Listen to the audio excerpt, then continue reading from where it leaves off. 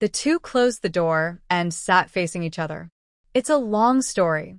In her previous life, after returning from studying abroad, Shu threw herself into the vigorous revolution. Tong Xiangxiao was a classmate she met in the United States. The two came back together and agreed to contribute to the revolution. In this way, they all became underground party members, specializing in collecting intelligence for the group. At first her work went smoothly, but after a few years, something started to go wrong. Her work was nearly exposed several times. The last time she barely escaped death and happened to meet Tong Xiangxiao. I originally thought I was going to be saved, but before she could be happy, she pointed a gun at her. At that moment, Shu finally understood why she was almost exposed several times. It turned out that Tong Xiangxiao was instigated to rebel. She betrayed her and the group. Unfortunately, she realized it was too late. Shu died at the hands of Tong Xiangxiao. Before she was reincarnated, she had an accident and her soul was damaged. This allowed Tong Xiangxiao to take advantage of the opportunity and snatch her body when she was a child. After hearing these bizarre words, Qiu felt that his 3 views were about to be overturned. It took him a long while to digest what she said. After a pause, Qiu said, "Zhu, are you saying that person has disappeared and will never come back?" Shu felt helpless when she saw him calling her Zhu again. But she didn't try to correct him and just nodded. That's right. After hearing this, Qiu finally breathed a sigh of relief. He had no sympathy at all for Tong Xiangxiao's experience. From the day she betrayed her country and her people, she was their enemy. It has been a blessing for her to enjoy the new Chinese life for so long. The person in front of him is pitiful. Not only was he betrayed by Tong Xiangxiao in his previous life, but his life was also robbed by her in this life. I dare not think about how she has been through all these years. Zhu, you have suffered. Ever since he knew that she was a young lady from a wealthy family who studied abroad in her previous life and returned to join the revolution, Qiu heart has been surging and has never calmed down for a second. Such an outstanding girl, she turned out to be his wife. No wonder she could piece together a radio so easily. No wonder her every move reveals her good upbringing. Respect, love, and admiration surged in his heart, and the look he gave Shu was incredibly hot. Shu's face turned red when she looked at her, and she couldn't help but glared at him. "Why do you keep looking at me?" Obviously, he didn't look like such a reckless person before. "You are my wife." It was obviously the same face, but Qiu couldn't seem to get enough of looking at it. Shu was helpless. In the end, she didn't plan to say anything more to him and just stood up to leave. "I'm going out now, go and do your own thing." In broad daylight, it is inappropriate even for a couple to stay in the same room for so long. But as soon as she stood up, someone grabbed her hand. Zhu. Shu's heart skipped a beat. Worried about being caught by her mother-in-law, she tried to break free from his hand. But I didn't expect that his hands were like a pair of pliers and I couldn't get them free. "Let go of me. I'm going to stew radishes." The radish should be boiled first, then simmered in the pot until the afternoon, and then stewed again. The radish stewed in this way is fragrant and tasty. Shu didn't understand any of these things before, but later when she was doing underground work and life was hard, she learned a little bit of everything. Qiu didn't want to let go. He wanted to chat with her for a while longer. However, before he could say anything, he heard Wang Guifen's voice coming from outside. "Where did they go? Why is there no one here?" "Qiu. He is simply shooting himself in the foot." At this moment, Qiu regretted extremely that he should not have let his mother come. Shu couldn't help laughing when she saw how depressed he looked. Don't discuss it with yourself before asking him to do something. Lin Wan Shu was going to treat Tang Xiangdong's legs spread not only throughout the family compound, but even to the health center. When the health center heard that she was going to treat an elderly man's leg injury who had been broken for 3 years and also had rheumatoid arthritis, the whole place went wild. She didn't perform surgery on the patient, but just straightened his bones. Qi Honglian felt that this was a bit too absurd. Since the fracture, the leg must be deformed, right? And she didn't even have any surgery but just gave it to someone else like that?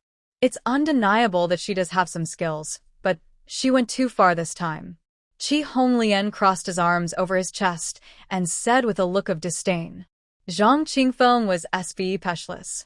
What does it have to do with you if she does something wrong? She's not in our clinic, so why should you care about her? Chi Honglien was specialist. But I don't know what she thought of, she snorted again. She is still just an intern, right? She doesn't even have a medical license, yet she dares to treat patients in the family housing. However, not having a medical license is not a serious matter in this day and age. After all, there is such a huge shortage of doctors. It's good enough to be able to see a doctor. Who cares about so many things? However, Chi Honglien suddenly stopped talking, and a dark light flashed in her eyes. Zhang Qingfeng didn't know what she was thinking, and when he saw that she stopped talking, he couldn't help but feel relieved. I don't know what's going on with this person, but he has to make things difficult for Lin Wan Shu. But he didn't think too much about it. Instead, he became interested in Lin Wan Shu's treatment plan. He already had a certain understanding of Lin Wan Shu. If she was not sure, she would definitely not do this. After work, Chi Honglien, who was originally supposed to work the night shift, found someone to switch shifts and took a bus to Wen City.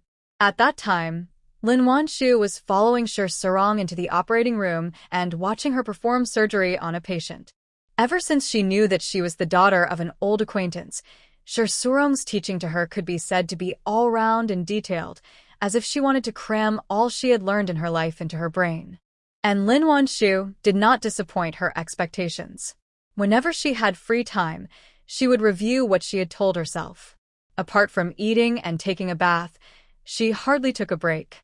She already had a solid foundation, and with a period of experience, her medical skills made a qualitative leap. Not only did she study herself, she also gave guidance to this group of students on a daily basis. It was so busy that December came quickly. It gets dark earlier and earlier, and every time I get off work, I can hardly see the road. Qin Yan was reluctant to let her travel back and forth, but Lin Wan Shu still had to treat Tang's father's leg, so she still insisted on going back to the family compound once a week. Unable to persuade her, Qin Yan had to prepare a military coat for her to prevent her from getting cold when she came back. Meng Yuanshuang hasn't returned to Lan County for a long time, not sure if it's because of the cold weather or some other reason. Lin Wan Shu asked twice, and she said she couldn't answer. She didn't ask again. That day, Lin Wan Shu had just given Tang Xiangdong acupuncture and was about to change his medicine when she saw Ji Hualan walk in with a serious look on her face. Tang Qian subconsciously began to reflect on herself. But after thinking about it, she didn't realize that she had done anything out of the ordinary recently. Finally, I had no choice but to ask her, "Hualan, what's wrong with you?" Lin Wan Shu evenly applied the ointment in the box on Tang Xiangdong's legs. After 20 days of treatment, his legs recovered very well. It is estimated that by the end of December, his fracture will be mostly healed. This also made the military wives who had originally doubted her shut up. Zhang Qingfeng even looked for her more than once. At this moment, Lin Wan Shu was treating Tang Xiangdong, and he was watching from the side. In the room was very bright. It was the light bulb from the wind turbine made by He Wenju. Since there was no electricity bill, Tang Qian was very generous and directly used a 20-watt light bulb. Ji Hualan looked at Lin Wan Shu, who was carefully applying the medicine, pursed her lips, and said in a deep voice, "Someone reported that Wan Shu was practicing medicine illegally." Hearing this, everyone in the room gasped. Who reported it? Darn it, I'm going to beat his head off. Tang Qian was so angry that her face turned red. She rolled up her sleeves and looked like she was ready to fight someone to the death. This is outrageous. Her father's leg finally looked like it had hope of recovery. Who on earth was so jealous of others' success that he dared to report Lin Wan Shu? Yes, Hualan, do you know who reported it? Let's go and argue with him. On what basis did he report us, Wan Shu? The weather has been cold these days, and the children in the family compound often catch colds and fevers. Whenever Lin Wan Shu returns home, the military wives usually ask her to prescribe some medicine. His medical skills are really amazing. No matter it's a fever or a cough, a massage and 1 or 2 patches of medicine will basically make it better quickly. To put it bluntly, they even think it is more reliable than going to the health center to get medicine. After all, the clinic mainly treats adults and prescribes pills. The child may get better after taking a bunch of colorful pills, but the side effects are really serious. Now that they heard that someone had actually reported Lin Wan Shu, the military wives were even angrier than the person involved. Even Zhang Qingfeng didn't look very good. Comrade Ji, just tell me who reported it. I will only report the situation to the team. Ji Hualan shook her head. I don't know who reported it, I just know it was someone from Wan City. Director Ma asked Wan Shu to come over. Hearing this, Lin Wan Shu was not in a hurry and continued to apply the medicine to Tang Xiangdong carefully. After wiping it, she didn't hesitate and asked Zhang Qingfeng to help bandage it. Okay, I'll do it. You go and see what's going on. I'll be there later. Zhang Qingfeng nodded and took over her work. Ever since he learned that traditional Chinese medicine is just as effective as Western medicine in treating trauma, he's been studying it a lot these days. Whenever Lin Wan Shu returned home, he would definitely come over to ask for advice. Therefore, he is now very familiar with Lin Wan Shu, and their conversation is no longer as awkward and polite as it was at the beginning. Good. With Zhang Qingfeng around, Lin Wan Shu had nothing to worry about. After washing his hands, he left with Ji Hualan. Several military wives were worried, so they followed to see which jerk had reported the person. Tang Qian no longer cared about her father. At this moment, she had only one thought in her mind, which was to protect Lin Wan Shu. On the way, they met a few military wives. When they heard that someone had reported Lin Wan Shu, their faces looked very ugly. Let us go and take a look. In a short while, the team grew from 4 or 5 people to more than a dozen. Lin Wan Shu looked at the military wife who followed behind her and said she wanted to protect her, and she would be lying if she said she wasn't touched. But she knew her own situation, so she advised them not to go. But the military wives refused to listen and insisted on going to see who was secretly doing bad things behind the scenes. Seeing that she couldn't persuade them, Lin Wan Shu could only let them go. The group soon arrived at the Parent-Teacher Association office. Ma Qiuping was talking to a few people in uniform. When she saw Lin Wan Shu coming, she hurriedly invited her in. Ji Hualan was the director of the Parents' Committee, and she accompanied Lin Wan Shu directly inside. The other military wives also wanted to follow, but were stopped by Ma Qiuping. Director Ma, we also want to hear what's going on. Tang Qian stood at the door and refused to go out. The other military wives also looked at the men in uniform as if they were facing a great enemy, as if they were looking at someone with bad intentions. The leading captain, Mu Weiguang, was silent for a moment before he said helplessly, "Don't worry, comrades. We are here just to ask Comrade Lin a few questions." But the military wives who heard this didn't believe it at all. Is there anything you can't say in front of all of us? This is a military family compound. If anyone wants to bully us military wives, I'll be the first to say no. That's right. We all heard that someone reported her for practicing medicine illegally.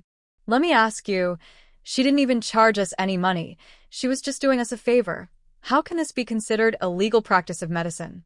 Whoever reported her, please ask him to come out and confront us.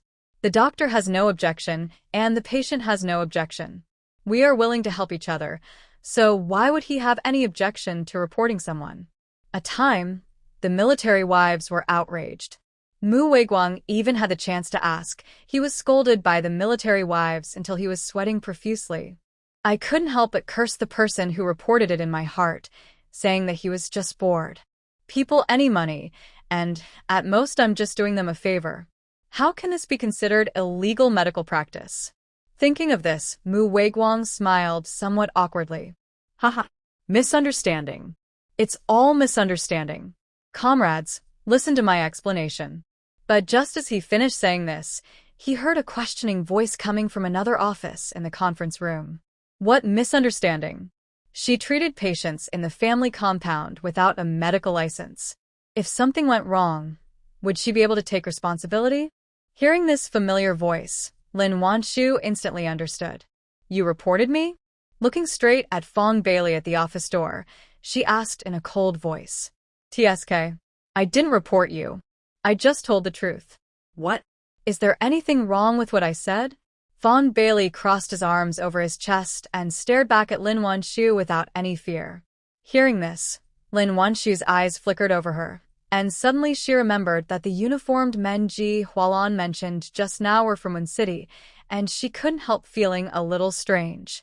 If it was Fong Bailey who reported it, would she have to run so far? But if it wasn't her, then who is it? Although she was full of doubts, Lin Wan Shu did not show them on her face. Instead, she said sarcastically, I don't know who secretly asked me to prescribe medicine for you a few days ago.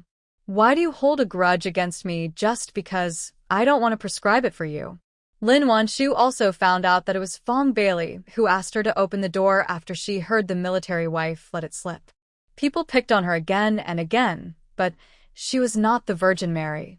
Knowing that it was Fong Bailey who asked someone to find her, she refused directly. Hearing this, Fong Bailey's face suddenly froze. You.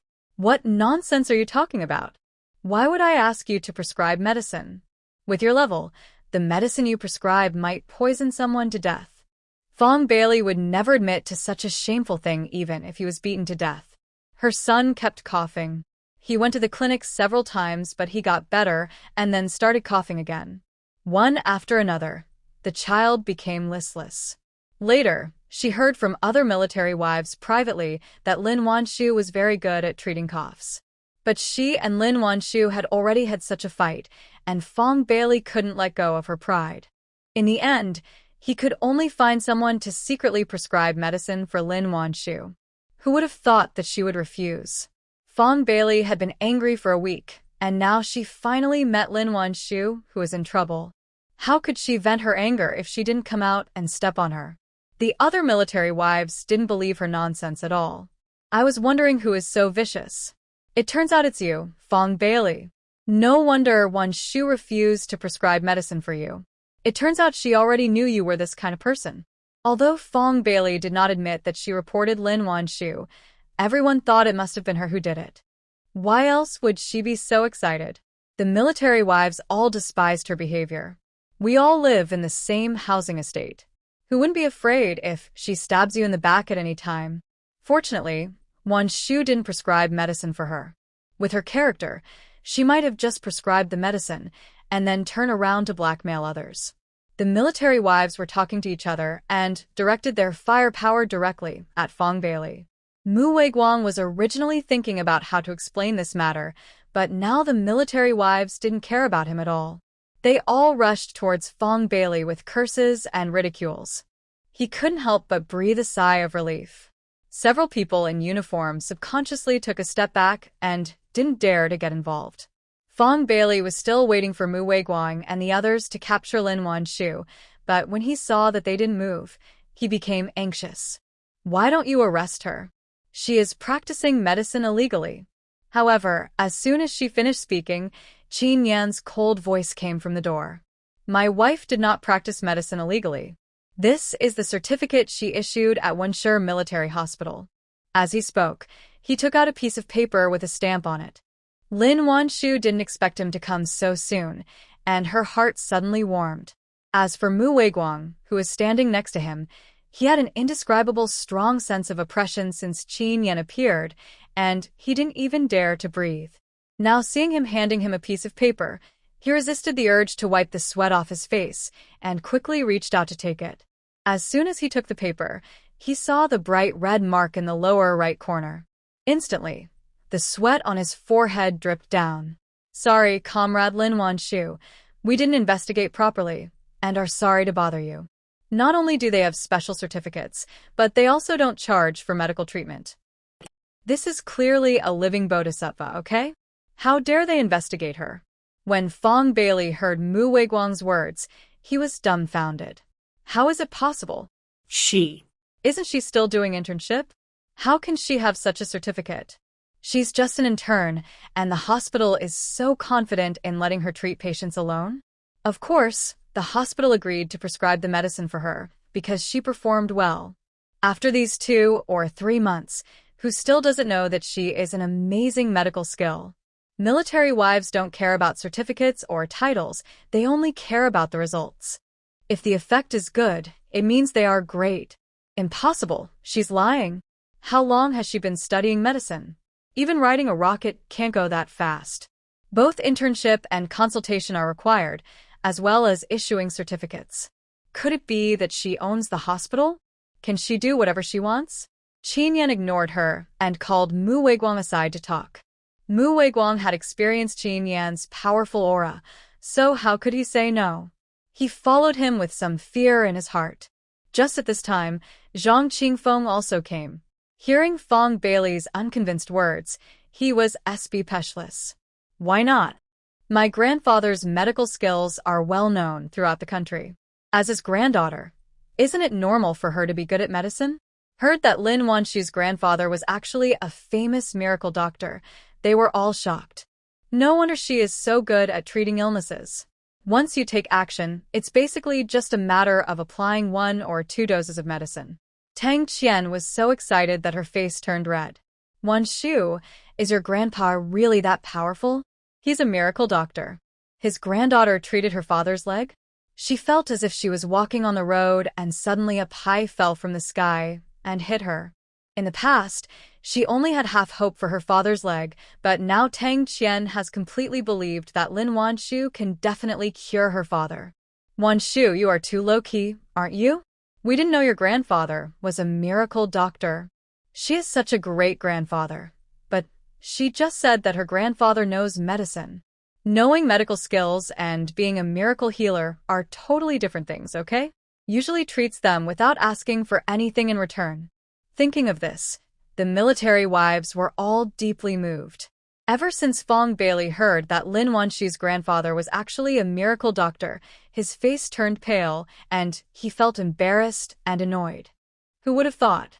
She usually doesn't show off her talents, but how could she have such a powerful grandfather? All rules can be broken in front of talented people. Not to mention that it was just a temporary certificate. Fong Bailey suspected that it would not be strange even if she wanted to get a medical license in advance. Not long after, Qin Yan and Mu Weiguang came back again. No one knows what they said in private. But when he came back, Mu Weiguang looked a little strange. He said sorry to Lin Wan Shu several times before leading the others away. This report started inexplicably and ended in confusion. Originally wanted Lin Wan Shu to be in trouble, ended up becoming the target of public criticism.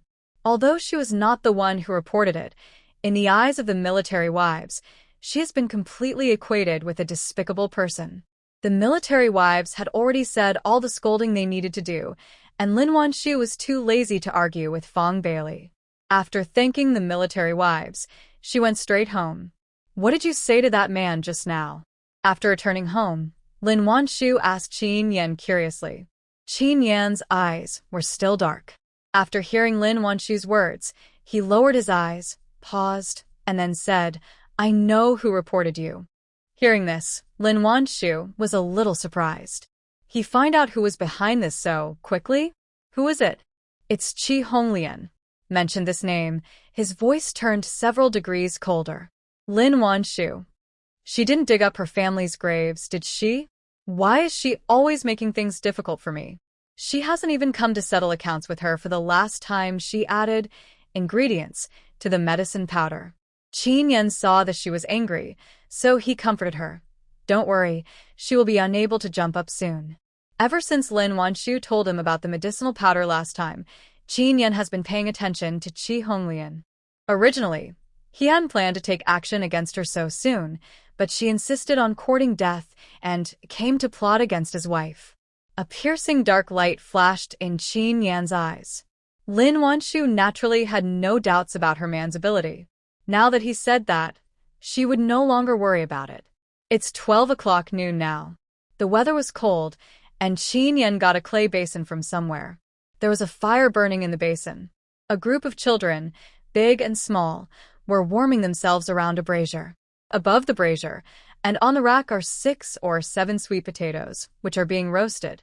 The sweet potatoes are probably almost cooked now, and the unique aroma of roasted sweet potatoes fills the yard. Little Meow Meow stared at the sweet potatoes on the shelf with her round eyes, swallowing her saliva from time to time. Brother Shu, Xiaoping pointed at the shelf and turned to Shen Xiai and said. Shen Xiai took a stick and gently poked her sweet potato. Finding that it was not yet ripe, he comforted her. Not yet. Wait a little longer, it will be ready soon.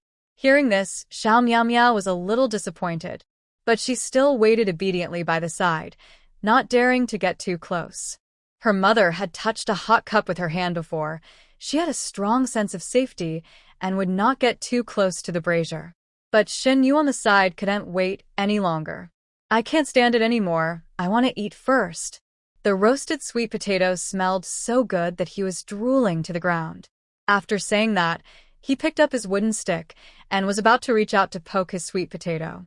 However, before he could insert it, he was hit by Shen Xiai with a stick. Wait a little longer. Shen Yu's eyebrows stood up after being beaten. Why should I listen to you? Said it lightly. If you don't agree, let's fight. Shen Yu. He have the nerve to bully the weak? Knowing that he couldn't beat Shen Xiai, Shen Yu had to reluctantly take back his stick. Other children who were originally eager to try did not dare to use the sticks to poke their own sweet potatoes. Although they felt that it didn't need to be cooked too well to be eaten, Shen Xiai wouldn't let them, so they had to hold it in no matter how greedy they were. Even Xiao Tingting now subconsciously obeys Shen Xi's command. There's nothing I can do. This guy is so sinister. She was no match for him. In this way, a group of children looked at the sweet potatoes eagerly, and only when Shen Xiai gave his say would they dare to plant their own sweet potatoes. Lin Wan Shu knew that Shen Xiai was there, and she didn't have to worry about the children, so she went back to the kitchen to prepare the ingredients. The weather was cold and she was too lazy to cook, so she decided to grill some fish. Qin Yan brought back a big fish this morning, and he had just cleaned it. Now all you have to do is wash some side dishes and prepare the seasonings. But it was so cold that day that even the water was icy. Lin Wan Shu put her hand into the water. She couldn't help but let out a hiss. Since winter, she has rarely used such cold water to wash things. Either Qin Yan washed it, or she would boil some hot water and wash it. It had been a long time since I had touched such cold water, and Lin Wan Shu couldn't help but shudder. Qin Yan had just taken her certificate back into the house. When he entered the kitchen, he saw that his wife's hands were frozen red, and he immediately felt very distressed. Let me wash, and you go warm yourself by the fire. Hearing this, Lin Wan Shu did not try to be stubborn and gave up her seat. Then you wash it, I'm going to grill the fish. Washing vegetables in this weather is simply a torture. Fortunately, the water in the river was warm, not as cold as the water in the water tank. Qin Yan also made her an iron rack for grilling fish. Lin Wan Shu put the fish on the rack and took it outside. In the yard, the children as sweet potatoes have been roasted, and they are eating them happily. When Xiao Miao Miao saw her mother coming out, she happily held up the sweet potato she had peled in front of Lin Wan Shu. Delicious. Hearing this, Lin Wan Shu was immediately moved. Pretending to take a bite, she said to Xiao Miao Miao exaggeratedly, Wow, this sweet potato is so delicious. Thank you, Meow Meow. Xiao Miao Miao was very happy to be praised, and a bright smile appeared on her little face. Lin Wan Shu moved the rack to the brazier. Next, take down the rack that was used to roast the sweet potatoes. The children saw that she wanted to grill fish. Their mouths almost opened into O shapes. Wan, is the grilled fish delicious? When Xiao Jianxi saw the grilled fish on the brazier, his face was full of eagerness to try it. Ever since his mother tricked him into making pancakes last time, he has now learned how to cook. From the moment he made his first dish, Feng Jianxi felt like he had opened up a new world. He didn't need Fong Fong to fool him at all.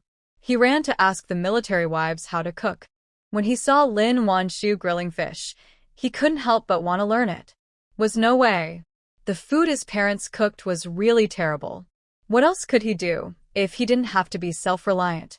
Lin Wan Shu knew that he now had an extraordinary interest in cooking, so she was not reluctant to teach him. It's delicious. You'll know when I make it later.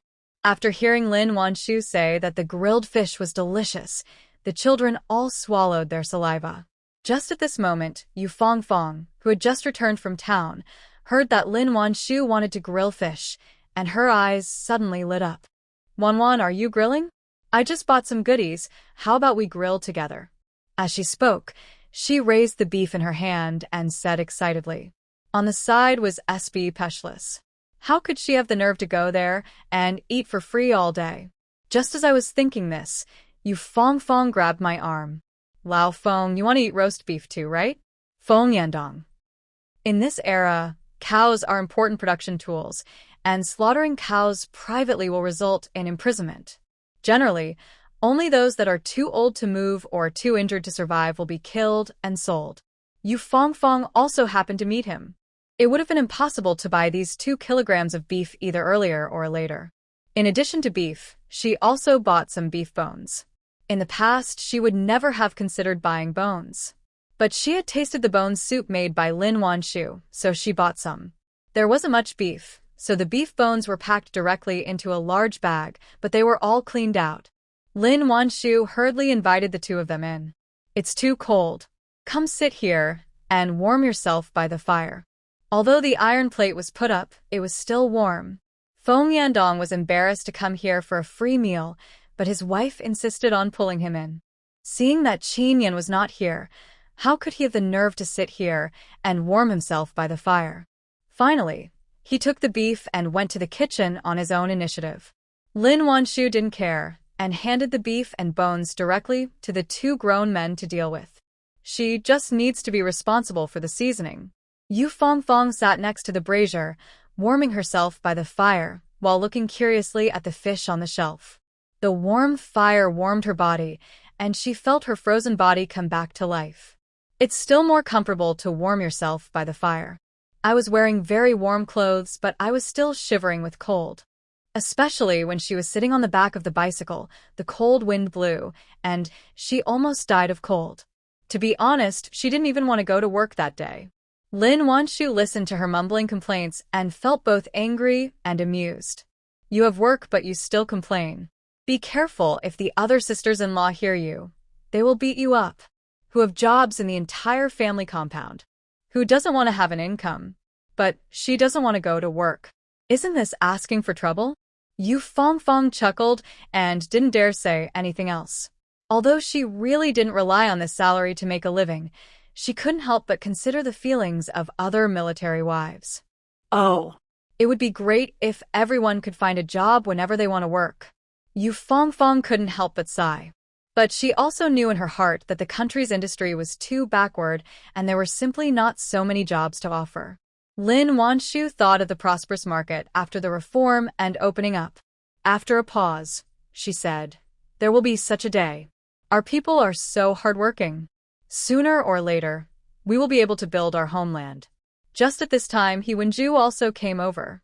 Hearing what the 2 said, she couldn't help but be stunned. Although there is no war or unrest now. But compared with another country on the other side of the ocean, they are still too backward. It's so backward that it seems like it's not even from the same century. Building the country and boosting industry is urgent. Lin Wan Shu saw her coming. She waved quickly. "Wenju, come quickly, we're going to grill fish today." He Wenju was holding a wind turbine in her hand. It turned out that Lin Wan Shu had asked her to help with it, and it happened to be finished today, so she brought it to her to install. Xiao Tingting was sitting next to Lin Wan Shu. When she saw He Wenju coming, she couldn't help but look up at her quietly. He Wenju pretended not to know and only joked with Lin Wan Shu. "Look, my timing is really perfect. How come I caught up with your grilled fish? It seems that I am destined to be blessed." After spending some time together, they have become very familiar with each other. Last week, He Wenju also cooked delicious food for them, so she didn't mind when Lin Wan Shu invited her to eat grilled fish. Most importantly, Ting is here. Although she was no longer as scared of her as she was at the beginning, she still didn't talk to her. In order to avoid herself, she was rarely at home during the day and was always outside playing with other children. On weekdays, He Wenju only dared to be nice to her in a subtle way and didn't dare to be too radical. After saying that, she took the motor to install it. Lin Wan Shu wanted was relatively large, and its battery was also relatively large. One battery can power 2 or 3 light bulbs. However, the generator is large and a bit troublesome to install. Seeing this, Lin Wan Shu hurriedly handed the grilled fish to Shinxiai, asked Feng Jianqi to help, and went to move a stool to help install the motor. Xiao Tingting hid behind Yu Fongfong and secretly stuck her head out to look at the two of them. But He Wenju was installing the motor seriously and attentively, as if she didn't notice she was here at all. Xiao Tingting couldn't help feeling a little disappointed. It was clearly her who pinched herself, so why didn't she come over and talk to her? Did she really not love her anymore? Xiao Tingting felt very aggrieved, and her eyes were a little red. But she was concerned about her reputation and was afraid of being seen, so she turned her head away quietly. Xiao Miao Miao, who was standing by, sensitively noticed that she was in a bad mood. After thinking about it, she reached into her pocket again. After finally taking out a few peanuts, she pulled at her clothes. Sister. When Xiao Tingting turned her head, she saw the peanuts lying in her small hand and was stunned. Xiao Miao Miao took her hand, then put the peanuts into her hand with a big smile on her face. Here, delicious. Seeing this, how could Xiao Tingting not know that she was comforting herself? Suddenly, her heart felt warm. Blinking her sore eyes, she said in an unsteady voice, "Thank you, sister. If you don't want it, I'll peel it for you to eat." She spent with her. The more guilty Xiao Tingting felt that she shouldn't have bullied her. She is so cute and caring. Xiao Miao Miao shook her head and clasped her hands together. Sister, eat. After thinking about it, he added another sentence. Happy. Being comforted by her like this, Xiao Tingting's eyes became redder. Forced a smile and paused before saying, "Okay, sister, eat it." "Thank you." Seeing that she finally accepted the peanuts, Xiao Miao Miao happily went back to look at her roasted sweet potatoes. This is the third motor He Wenju has installed, and practice makes perfect. Complex circuits are no problem for her, let alone simple assembly. The children all knew that she could perform magic. Not only can he make radios, he can also make generators. At this time, everyone gathered around the two of them to watch the fun, and asked all kinds of questions out of curiosity. He Wenju did not get impatient, and answered the children's questions one by one. Xiao Tingting was comforted. She was still not in a good mood. Seeing that He Wenju was so nice to other children but still didn't talk to her, she felt depressed. Finally, she stared at her with some resentment. She thought that if she didn't talk to her today, she would never forgive her. He Wenju finally heard her thoughts. Just when she was sulking, she suddenly heard He Wenju calling her. "Tingting, can you come over and help me?" Xiao Tingting didn't expect that she was really calling her, and she was a little slow to react for a moment. "Tingting?" He Wenju called out again tentatively, and the voice sounded as gentle as it could be. But Xiao Tingting, who was expecting He Wenju to pay attention to her just now, turned her head away awkwardly after hearing her calling her. Snort. An expression that showed he was still very angry. But when He Wenju saw her like this, she couldn't help but feel happy. With a pitiful expression on her face, she pleaded again. "I have encountered a difficult problem, and I need your help. Are you really unwilling to help me?" Hearing this, Xiao Tingting reluctantly turned her head. She raised her head somewhat proudly, paused, and then said, reluctantly, "Okay then." After saying that, Xiao Tingting stood up suddenly, but just when she couldn't wait to run over, she thought of something and slowed down her pace. When He Wenju saw this, she became even more excited. But she still restrained herself and waited for her to come to her step by step. Lin Wan Shu also knew the knot between the mother and daughter, and at this moment, she hoped that they could get better soon. Therefore, after Tingting came over, she hurriedly gave up her seat to her. "Tingting, come here quickly. I don't know how to do this.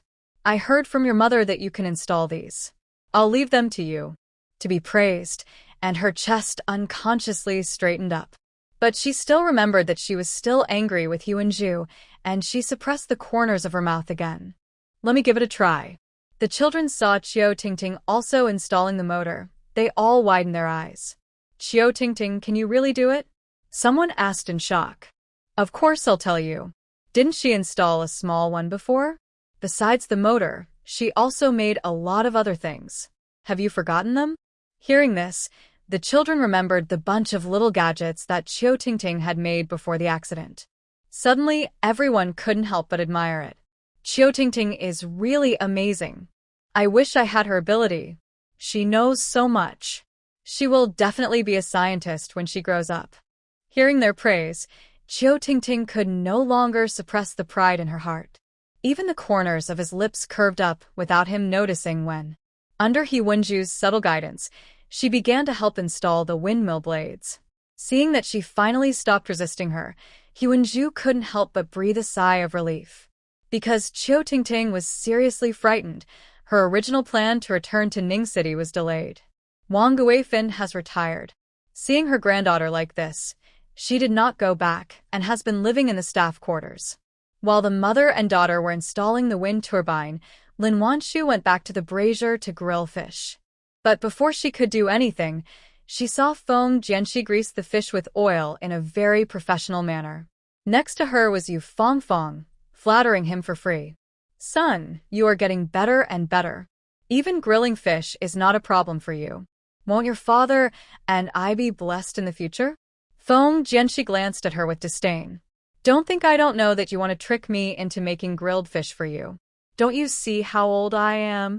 Was so overwhelmed by her praise last time, but now he has learned his lesson and is not so easily fooled. "It's because you're young that you seem so good.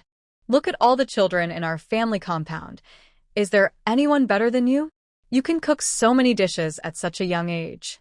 Yu Fongfong continued to praise without feeling guilty at all. Originally had a look of disdain on his face, soon became flattered by the mother's flattery. "Okay, I'll study hard and bake it for you next time." Lin Wan Shu. Well, this is falling into the pit again. Yu Fongfong was not ashamed but proud of it, and asked Lin Wan Shu to teach Feng Jianxi well. "Son, do you want me to go home and get a notebook to help you write down the steps?" Worried that he had not learned it thoroughly enough, Yu Fongfong asked seriously. But Feng Jianxi rolled his eyes in return. "I don't need that. He will understand it after reading it once." After hearing this, Yu Fongfong naturally started praising him highly again. Lin Wan Shu. Looking at this funny mother and son, she couldn't help but shake her head and laugh. Seeing that Feng Jianxi had grilled the meat very well, she went back to the kitchen to prepare the sauce. Seeing her return to the kitchen, Yu Fongfong asked Shen Xiai to help watch the fire and followed her in. After all, Lin Wan Shu had to go to Wen City again in the afternoon. She hasn't even said a few words to her yet. It's nothing unusual for her son, who she sees every day. The two of them entered the kitchen one after the other and saw that Qin Yan had already washed and cut all the side dishes. Feng Jianxi was chopping bones on the side. He was indeed a soldier, very strong, and could cut a big bone into pieces with just one stroke of his sword. Neither of them is talkative, and their conversation was haphazard. Yu Fongfong. She suspected that if they didn't come in, the two of them would end up talking to death. Sure enough, with the addition of two women, the atmosphere in the kitchen became relaxed. Lin Wan Shu told Qin Yan to put the washed and cut side dishes on a plate and then went to prepare the sauce. When Yu Fongfong saw that she wanted to use the pot, she helped her light the fire without saying a word. "Next time I go back to Beijing, my grandfather will be shocked. She is now quite skilled at making fire," Yu Fongfong said proudly. "Isn't it? Even I was surprised. You are becoming more and more capable now." Lin Wan Shu also praised him generously. She still can't cook or wash clothes. She has now learned how to make fire and grow vegetables. She planted a lot of tomatoes in the triangular piece of land. Each one was juicy and looked very pleasing to the eye. Hee, it's just SOSO. I'm not that good." After being praised, Yu Fongfong was a little embarrassed and said modestly. Had never seen his wife being so humble. Unable to help himself, he glanced at her, as if he wanted to confirm whether her core had been replaced. Yu Fongfong happened to see his gaze and was immediately speechless. What does that mean? Is she a shameless person? Snort. She made a face at him, then looked away and went back to light the fire seriously. Feng Yandong. The pot was quickly heated up, and Lin Wan Shu put a large piece of lard into the pot. Next, put the spices prepared in advance into the pot. The spices emitted a strong aroma while frying in the oil, which attracted the attention of the children in the yard. What smells so good? It's coming from a kitchen. Could it be the smell of beef? When they heard it was beef, the kids no longer cared about wind turbines. He ran straight to the kitchen, and even Xiao Miao Miao followed him. Suddenly, there were only 4 people left in the yard. On one side were Shin Xiai and Feng Jianxi, who were grilling fish, and on the other side were Wen Zhu and her daughter. The children ran away. The two of them stared at each other, feeling inexplicably awkward. Snort. Tingting's mouth was puffed up, and it was obvious that she was still very angry. But when Wen Zhu saw it, she couldn't help feeling a pang of sadness in her heart. This is the child she gave birth to in excruciating pain. How could she resist trying to comfort her for so long? Thinking of this, Wen Zhu could no longer restrain herself and reached out to hold her in her arms. Tink Tink, I'm sorry. I was wrong before. I will never treat you like that again. Can you forgive me? Although she didn't do it in Xiao Tingting's eyes, she and Tong Xiangxiao are the same person. The damage had been done, and she had to make amends. Xiao Tingting didn't expect that she would suddenly apologize and hug herself. She was stunned, as if she couldn't react to what was happening. When she smelled the faint fragrance, her eyes suddenly became red for some reason. Xiao Tingting didn't say anything, just leaned quietly in her arms. Wen Zhu became more and more excited. I'm sorry. I'm sorry. Kept saying sorry and held her tightly in her arms, as if she was holding a lost treasure. I don't know how long it took, but just when Wen Zhu thought she wouldn't respond to me, 2 thin hands quietly hugged her waist. You can't pinch me like you did last time, Xiao Tingting said in a low voice. Wen Zhu felt a growing pain in her heart. No, it won't happen again. Don't be afraid. She couldn't love her enough. This is the child she gave birth to at great pains. Wen Zhu's love is so passionate. How could Xiao Tingting not feel it? Suddenly, all the fear in her heart disappeared. Her hands unconsciously tightened a little. After thinking for a while, she said, If you still want to pinch me, can you be gentler? She was afraid that she wouldn't be able to hold on, and she would never see her again. Hearing this, Wen Zhu's heart was broken. Silly child. How could she possibly hurt her? She would rather be the one being strangled. Mom has asked Aunt Wan Shu to prescribe some medicine. You know she is a very good doctor, right? After taking the medicine she prescribes, Mom will never get sick again. This is, of course, a white lie. Wen Zhu did ask Lin Wan Shu for prescription medicine, but it was only for regulating menstruation. I don't know if it's because of the switching of souls and bodies, but her menstruation has been irregular for the past 2 months. Then she asked Lin Wan Shu to adjust it for her. But Xiao Tingting believed her words without a doubt. She was relieved to hear that she would never have an attack again. Then, Mom, you have to take your medicine on time. She hopes she will always be as good as she is now. Not only did he make his grandmother very happy, but he also never quarreled with his father. Xiao Tingting, who used to be extremely afraid of her grandmother, now dares to talk to her. Because Grandma smiled more often and looked less fierce. Okay, Mommy makes a pinky promise with you. Wen Zhu had finally restored her relationship with her daughter, so naturally she agreed to whatever she said. The two of them stretched out their little fingers and hooked them. Seeing that they had finally reconciled, Lin Wan Shu couldn't help but feel happy for the mother and daughter. During this period of time, she had seen Wen Zhu's overt and covert concern for Xiao Tingting, and she felt anxious. It's a great thing that the mother and daughter can reconcile now. Yu Fong was like a follower. When Lin Wan Shu came out, she followed him out too. Lin Wan Shu took the almost baked fish into the kitchen, and Yu Fong followed her in. Not only did she go in, but Feng Jianxi followed her. Don't worry, son. Although you didn't see how Aunt Wanwan made the sauce just now, I saw it, and I will teach you. Feng Jianxi. Why does he feel unreliable? Don't lead him into the ditch later. I'd better learn from my aunt. Yu Fong. Lin Wan Shu put the grilled fish on an iron plate and poured the sauce on it. In an instant, the whole kitchen was filled with a delicious smell. The children looked at Feng Jianxi, who was watching from a close distance, and were all filled with envy. Lin Wan Shu didn't let them wait any longer and reached out to pick up the iron plate, but was stopped by Qin Yan. "I'll carry it. Be careful not to burn yourself." Hearing this, Lin Wan Shu quickly stepped aside and let him take it. Has been set up in the yard. Lin Wan Shu lit the charcoal that had been put in earlier, then asked Qin Yan to put the grilled fish on it, and then covered it with a lid. The children were disappointed to see that the delicious grilled fish was covered up. Lin Wan Shu comforted them. "We'll be ready to eat in a few more minutes. Let's go warm up by the fire first." Fortunately, the children were obedient. Although they were not very willing, they all went back to the brazier to warm themselves by the fire. Since they couldn't see the grilled fish, they could only continue to grill their sweet potatoes. Shen Xiai was helping to watch the grilled fish while also busy roasting sweet potatoes. At this time, Xiao Miao Miao came back and he put the roasted sweet potatoes in front of her. Shen Yu. Insidious. So insidious. Secretly roasted sweet potatoes for her sister while he was away.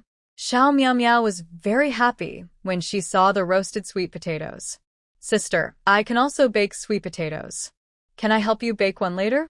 Anyway, he can't be outdone. Whatever Shen Xiai can do, he must be able to do too. Xiao Miao Miao smiled with her eyes curved, and she didn't understand what rejection meant at all. When she heard that Shen Yu also wanted to help her roast sweet potatoes, she clapped her hands happily. Baked potato. Seeing that his sister wanted to roast sweet potatoes by herself, Shen Yu immediately became interested. "Roll up your sleeves and start grilling." Shen Xiai ignored him and waited until the sweet potatoes cooled down a little before peeling them and feeding them to Xiao Miao Miao. After eating 2 sweet potatoes in a row, Xiao Miao Miao was so full that she couldn't eat anymore. After Shen Yu finished roasting, she couldn't eat anymore. Shen Yu's face suddenly fell. "Sister, you are biased." He couldn't help but accuse. "Why is it always like this? My brother has to give me all the food and toys, so why doesn't he want them when it's his turn?" Shen Yu felt very depressed when he thought about Jianqiang, Zuehua, and Xiaowei, who were not sent away from home. Xiao Miao Miao didn't understand his accusations. She saw that Shen Yu was unhappy. After thinking for a while, he took out a few peanuts from his pocket and handed them to him. "Brother here." When Shen Yu saw her feeding him peanuts, he immediately felt that he was okay again. He happily took the peanuts and gave Shen Xiai a smug look. Shenqi. Virtue. The grilled fish was soon ready as everyone was eagerly waiting. After a while, Qin Yan and Feng Yandong also came out. The grill is detachable. Qin Yan simply took down the rack and brought it to the table along with the grilled fish. Planned to eat it while grilling. Lin Wan Shu opened the lid, and instantly, a rich fragrance hit her nose. The children couldn't help but exclaimed, "Wow," in unison. "It smells so good. And Wan Shu, can we eat now?" Amid the chatter of the crowd, Lin Wan Shu gave each child a set of bowls and chopsticks. Then, with a shout of "Let's eat," the children couldn't help but cheer. Xiao Miao Miao was short and couldn't reach the fruits at all. When she smelled the fragrant smell, she became anxious. Lin Wan Shu smiled and comforted her, picked up a piece of fish for Xiao Miao Miao, carefully picked out the bones on it, and put it in her bowl. "Be careful, it's hot." After saying that, she was about to pick up a piece for herself, but she found a piece of fish with the bones removed in her bowl. Glancing at the hand that the man next to her had just withdrawn, Lin Wan Shu curled her lips. "You eat too. Good." On the other side, Feng Yandong also picked up a fish eye and put it in Yu Fangfang's bowl. "Yu Fangfang, there is also a fish eye." Feng Yandong was a little specialist, but he still helped her to clip out the other fish eye. "He Wenju. Why do I feel full even though I haven't eaten yet?" Eating the grilled fish and drinking a bowl of beef bone soup, He Wenju went home with Qiu Tingting. After the meal just now, the two have returned to the intimacy they had before the accident. He Wenju held her hand, all the way. Qiu Tingting also chattered and asked all kinds of questions. Why is the breath we exhale white in winter? Why do my hair fly up when I comb it? He Wenju did not show any impatience and answered all the small questions she raised one by one. Hearing that these were physical phenomena, Chiu Tingting's eyes were full of amazement, and she felt that the world was so wonderful. If Tingting likes it, Mom will find a book for you next time I go to the county town, okay? Hearing this, Chiu Tingting's eyes lit up. Can I come with you? Sure. If she was willing to go with her. Seeing that she was willing to take her, Chiu Tingting was overjoyed.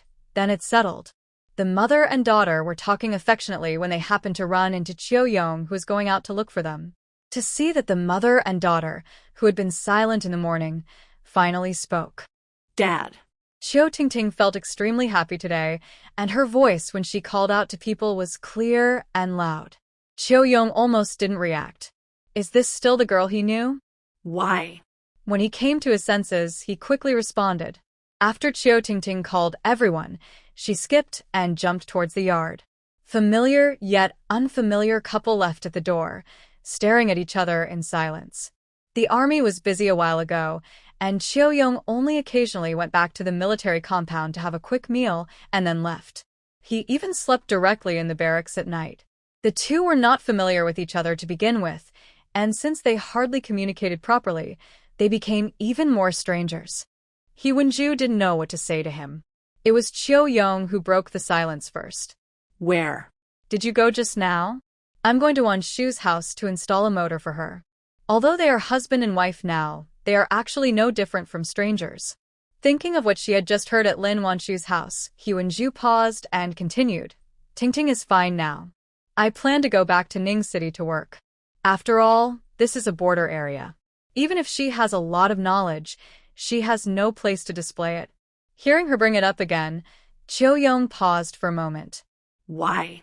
Did she really not want to stay here? Or did she really want to leave him? He Wenju looked at him apologetically and said, I want to work, but there are no suitable jobs here. For He Wenju, although family is important, building the country is more important. After all, wasn't this the reason she came all the way back from the United States? Hearing this, Chiu Yong also thought of her identity as a returned overseas student in her previous life. It would be a great injustice for such a talent to stay here. But going back means that they may still be a pair of strangers like they are now in 5 or 10 years. This is not the result Chiu Yong wanted. Zhu, wait a little longer. Don't rush back. There is a machinery factory in Wen City. Let me see if there are any jobs available. With her abilities, it would be perfect for her to work in a machinery factory.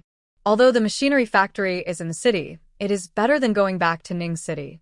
I can go and see her when I have time. Just like Qin Yan and Lin Wan Shu, it would be good to see each other every week. When He Wenju heard that there was a machinery factory in Wen City, his eyes lit up. Really? Then I'll go to Wen City tomorrow to have a look. Seeing that she was interested, Chiu Yong breathed a sigh of relief. Yes, it's true. It's only 200 or 300 meters away from Wensher Military Hospital. It will be convenient for you to go find Comrade Xiaolin.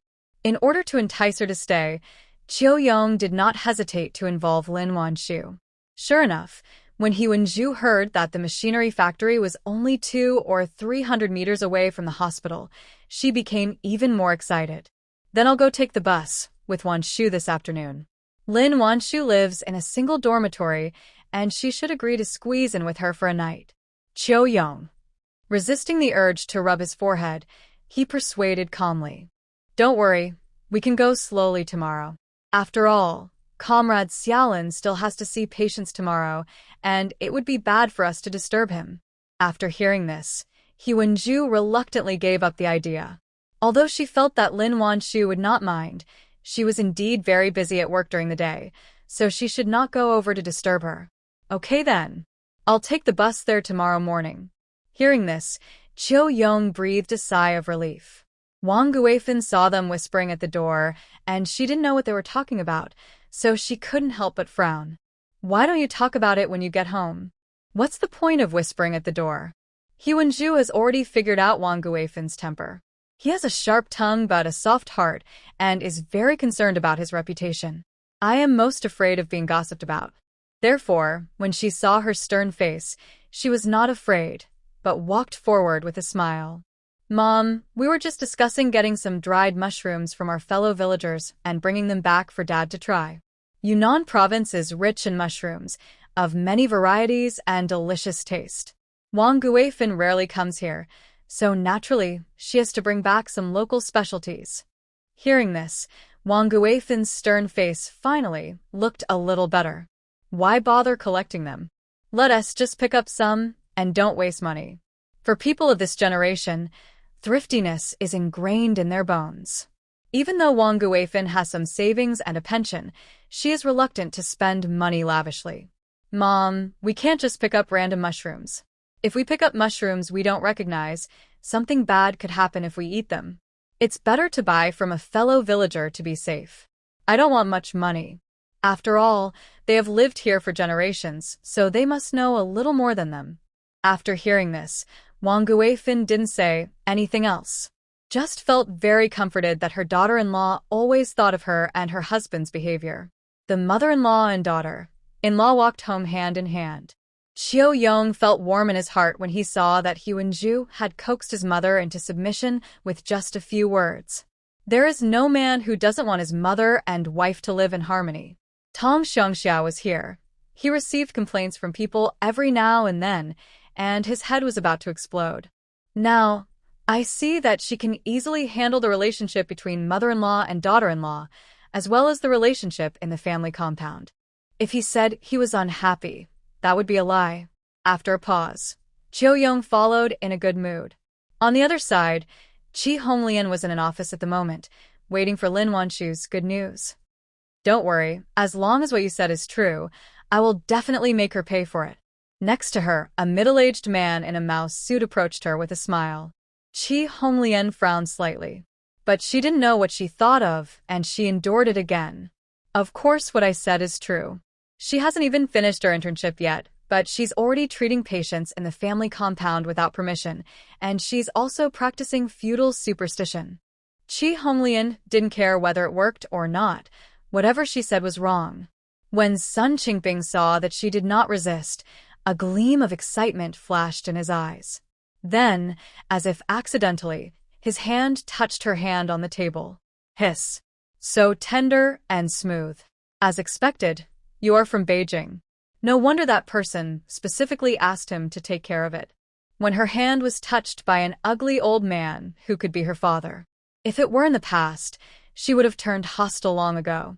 But when she thought about the fact that she couldn't get through to Beijing by phone during this period of time, and even the letters she wrote fell into the sea, Qi Honglian had no choice but to endure it. But her patience resulted in Sun Qingping becoming more and more demanding. Seeing that she didn't resist, he simply covered her hand with his entire hand. Honglian, what you said are just trivial matters. Even if she doesn't believe in feudal superstition, I still have ways to deal with her. Isn't she just the wife of a battalion commander? He didn't even take her seriously. His hint was so obvious, how could Qi Honglian not understand? But being clear is one thing, being able to accept it is another. She is from Beijing. How could she possibly be interested in a hideous guy like him? Deputy Director's son, I remember now that I have something else to do in Lan County. I'll come see you next time. Having said that, she stood up and was about to leave. Sun Qingping's face suddenly darkened. If you leave this door today, I can't guarantee what will happen next. He narrowed his eyes and looked at her back, and said in a lazy voice. Hearing this, Qi Honglian stopped reflexively. What? What do you mean? Sun Qingping smiled again and walked towards her slowly. The closer I got, the more I felt that her skin was much better than the women here. There is still a scent of vanishing cream on her body. Sun Qingping took a deep breath and then said contentedly, You let me take such a big risk to investigate a battalion commander's wife. You have to give me some sweet taste, right? As he spoke, his hands climbed restlessly up her waist. Besides, the people in Jing City who can protect you are now in trouble themselves. Don't you really want to make plans for yourself?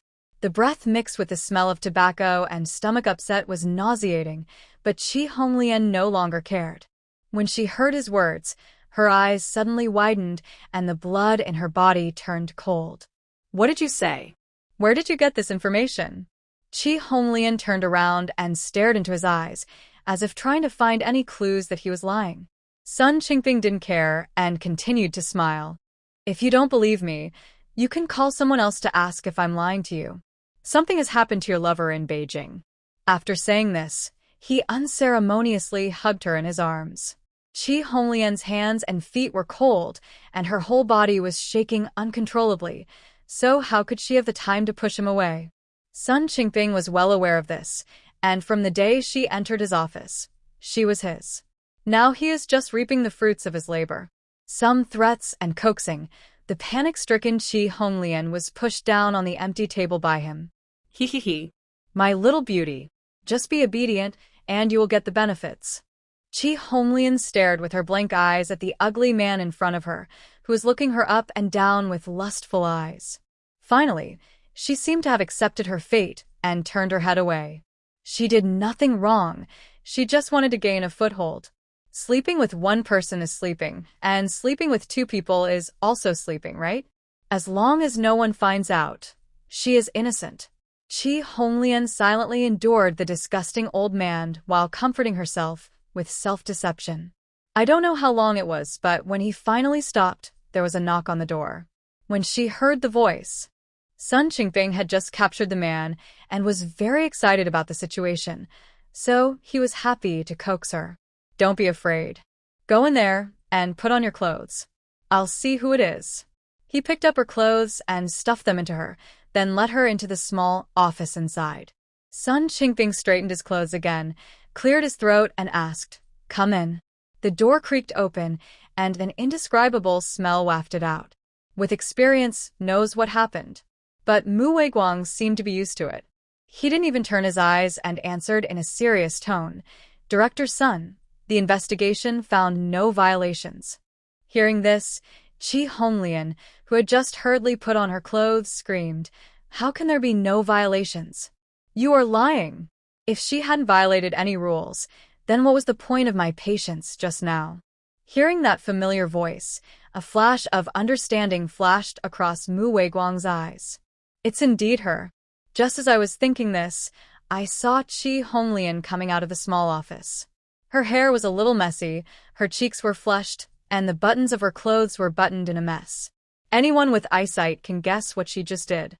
When Sun Qingping saw that she ran out without caring about her image, his face suddenly turned dark. "Comrade Qi, what's wrong with you? As a doctor, I asked you to examine my body. How did you get yourself into this state?" There were people present, so he pretended to be as serious as possible and simply ignored Qi Honglian. It was as if the pervert just now was not him. His words also made Qi Honglian suspected of seducing the deputy director of the cabinet committee. Qi Honglian had just slept with him and didn't get any benefits from him. Even the matter of getting her into the military hospital as he promised last time had not been fulfilled, but she was accused of such a crime. He almost broke his teeth. But she didn't care about all this and just stared at Mu Weiguang. "Tell me what happened. How come she didn't violate any rules?" Mu Weiguang couldn't help but sneer in his heart. Rules? Her behavior is morally corrupt at the least, and a power-hungry trade at the worst. But he knew that he was not even worth a penny and could not control such things at all. Lowering his eyes, Mu Weiguang told in a calm voice what had just happened in the staff quarters. When she heard that Lin Wan Shu had actually asked the hospital to issue a certificate in advance. How is that possible? She's just an intern. How could the hospital agree to issue her a certificate? Qi Honglian said in disbelief. Mu Weiguang ignored her and finished his report. After seeing Sun Qingping's look, he quietly stepped away. Sun Qingping looked at Qi Honglian, who was about to cry, and thought she was such a fool. But he still said with a look of pity, "I told you, we can't rush this matter. We have to find her more fatal handle and try to hit her in one go, so that she can't make any trouble." After hearing this, Qi Honglian, who originally hated and despised Sun Qingping, was quickly controlled again. "Do you have any other ideas?" Originally, she just wanted to see Lin Wan Shu in trouble, but now she has even given her body to this old man. If Lin Wan Shu doesn't suffer any loss, then wouldn't her sacrifice be in vain? "No, I'm already dirty. How can she live so carefree?" Sun Qingping took in her expression, in his eyes, and he hooked his finger at her. "Of course, come here, and I'll tell you." Looking at his expression, Chi Honglian knew what he was thinking. But maybe it was because she had lowered her bottom line. This time, she didn't refuse. Lin Wan Shu didn't know that she was being targeted again. After the holiday, she returned to her work in the hospital. There is a minor operation today, and she needs to perform it independently. This was Lin Wan Shu's first time performing surgery on a real person, but she was not nervous. Although she was the one performing the operation, Sume would still watch from the side. In addition to her, Meng Yuanshuang, Tan Hongmei, and Zhou Xinshu were also there. They still come here to learn. Although they believed that her skills were definitely fine, the three of them still breathed a sigh of relief. He stared at her nervously the whole time. Even the battle-hardened Sume looked a little nervous. Lin Wan Shu was the calmest one. Not only was her breathing and heartbeat steady, but even her hands were as steady as if they were emotionless machines. I had an appendectomy today. This was not difficult at all for Lin Wan Shu. As everyone watched with bated breath, she calmly performed the operation, found the appendix, tied a ligature at the base of the appendix with silk thread, and then removed the appendix. After removing it, she sutured the patient's wound again with thin thread. It looks simple, but if you don't operate it properly, it will be no joke. After Lin Wan Shu sutured the wound and gave instructions to the patient's family, Sume smiled and praised her. Good, you are so stable in your first surgery, keep it up. Being praised, Lin Wan Shu's eyes curved and she said with some excitement, Thank you, teacher. I will continue to work hard. In the hospital, Lin Wan Shu still called her teacher instead of Ansher, afraid of causing bad influence. Behind her, Meng Yuanshuang looked at Lin Wan Shu, who was being praised repeatedly, and felt inexplicably uncomfortable. Why do some people have such a successful career and family? But this thought flashed through her mind, and she suppressed it firmly. She retracted her gaze, not daring to look at the frank girl. But there is still an indescribable bitterness in my heart. Lin Wan Shu didn't notice anything unusual about Meng Yuanshuang. After the operation, it was already time to get off work at noon. She was just about to pack up and go to the cafeteria to eat when she saw a head popping out of the door. Wan Shu. Lin Wan Shu turned around and saw He Wenju and almost dropped her jaw in shock. Wenju, why are you here? Without bothering to pack her things, she walked forward with some surprise. Only after he held her hand did she realize that she was not dreaming. I'll tell you later. I am starving. Do you have food in the cafeteria? For the bus in the morning, and only had time to eat a bun. She was extremely hungry now. Of course, there seems to be braised pork today. We have to go early. Braised pork is only available on Mondays and not at other times. What are we waiting for? Let's go. He Wenju was originally a quiet person, but after playing with Yu Fong Fong for a long time, she became a lot more lively. Wait, let me talk to the teacher. Lin Wan Shu eats with Sume almost every day, and she is currently waiting for her in the clinic. Okay, go ahead. When Sume heard that Lin Wan Shu's military wife friend had come, she tactfully did not disturb them and let the two of them eat by themselves. The two of them walked together to the window of the hospital cafeteria staff. Already quite a few people queuing in front of the window. When they saw Lin Wan Shu, they all greeted her. Great, Wan Shu, you actually know so many people. He Wenju was shocked at how popular she was. After hearing her say this, Lin Wan Shu suddenly realized that there were many people who greeted her whose names she couldn't remember. It turned out that without her knowing, her fame had spread throughout the hospital. Now everyone in the entire military hospital knows that this intern is not only good-looking but also has excellent medical skills. Two of the patients she cured were directly studied as typical cases. Lin Wan Shu is absorbed in study and work every day and doesn't pay too much attention to other things. The auntie who served the food was very fast, and it was their turn in a short while. Lin Wan Shu is an employee and doesn't have to pay for meals. However, He Wenju came from outside, so she needed food coupons and meat coupons.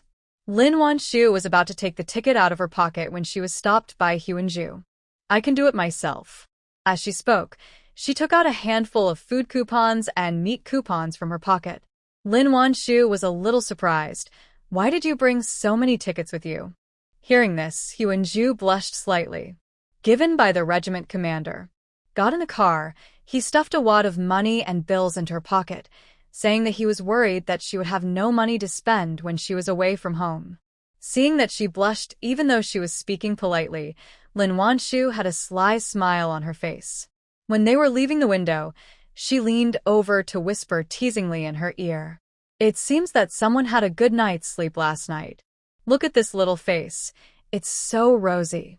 Being teased, Hyunju's face turned even redder, especially when she thought of the man's shamelessness and domineering behavior last night.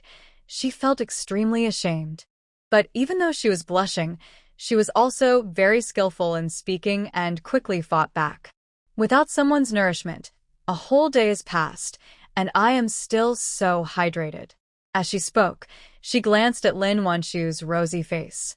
This time, the person who blushed became Lin Wan Shu. How could she dare to say that she and Qin Yan had fooled around in the space last night?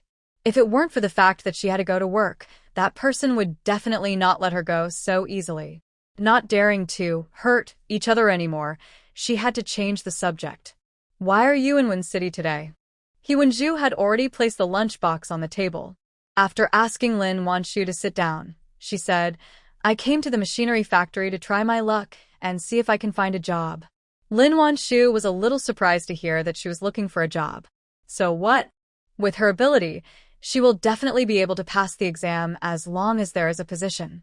It just takes a chance. Hyunju was extremely hungry, but she still maintained her good manners and did not start eating immediately. There are no positions, but when I went there, they had an imported machine that broke down and no one knew how to fix it. I fixed it, and they let me go to work tomorrow. Hearing this, Lin Wan Shu was very happy for her. That's great. You can work in a machinery factory in the future. Although she felt that the machinery factory was a bit of a waste of her talents. However, compared to working in a textile factory, the machinery factory was obviously more suitable for her. Hyunju was also very satisfied with the job she found. After chatting for a few more sentences, the two began to eat. But before Lin Wan Shu could take a few bites, suddenly, a sharp voice came from behind her. She was the one who damaged my husband's legs. Poor me, I still have 5 kids to take care of. There's no hope for him now.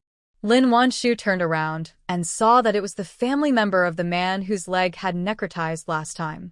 His name was Yang Donghua. I saw her with 3 or 4 people, walking towards me aggressively. Where was the grateful look on her face from before?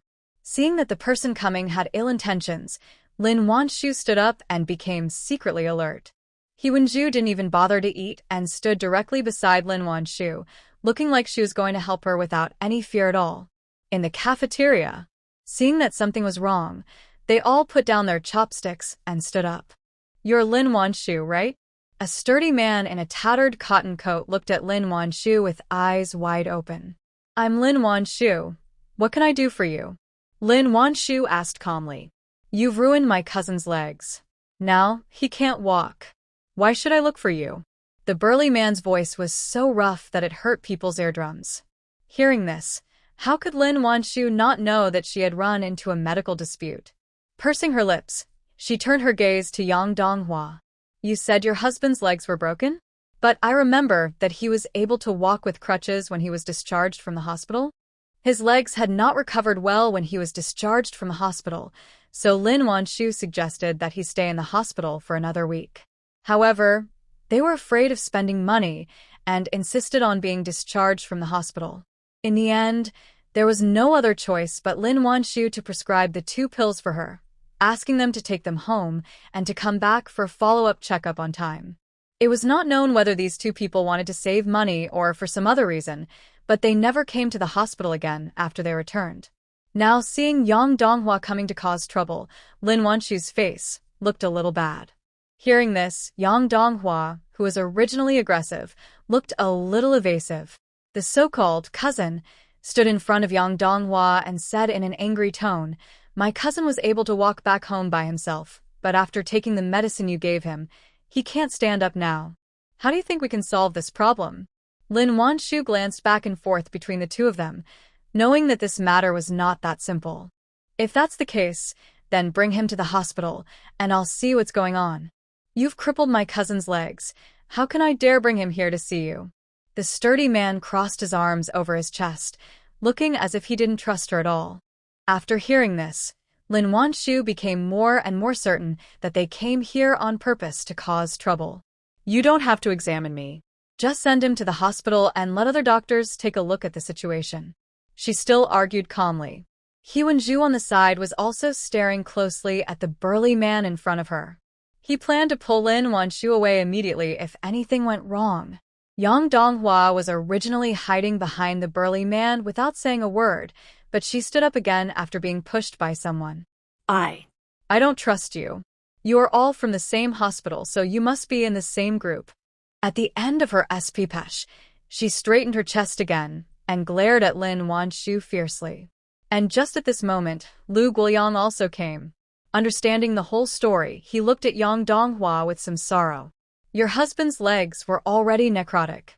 If it weren't for Comrade Lin, his legs would have been amputated long ago. We asked you to stay in the hospital for a few more days, but you didn't listen.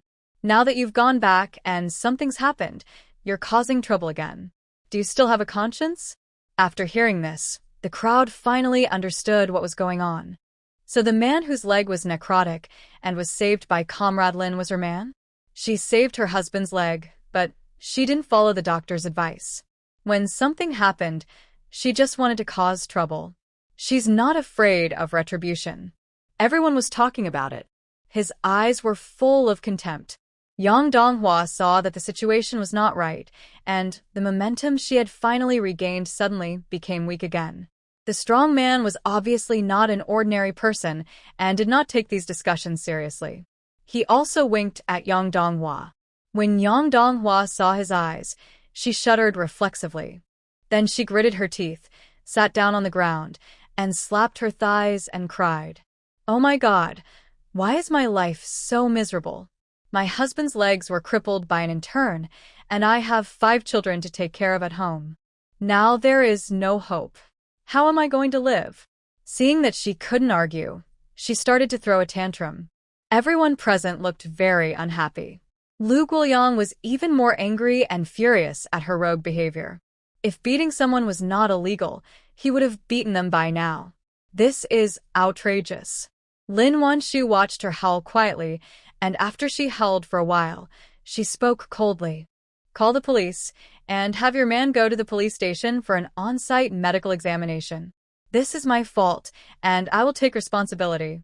Hearing this, the woman's howling paused for a moment, and then howled even louder. Don't think I don't know that your husband is an officer and you are powerful. We are just ordinary people. How can we fight against you? God, please open your eyes. Our family is going to be forced to have no way to survive.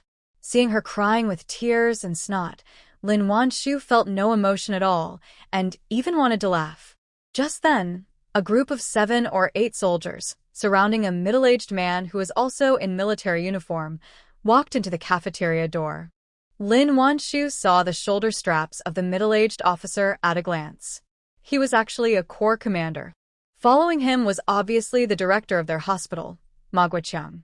Behind the dean is Shi Sumei. A group of soldiers came in. The originally noisy cafeteria suddenly became silent. Yang Donghua looked at the group of people in military uniforms and couldn't help but shrink her neck. Shi Sumei looked around the crowd, and when she saw the people in front of Lin Wan Shu who were obviously looking for trouble, she couldn't help but frown. Ma Guoqiang also saw Yang Donghua sitting on the ground and the people with ugly faces, and his heart suddenly skipped a beat.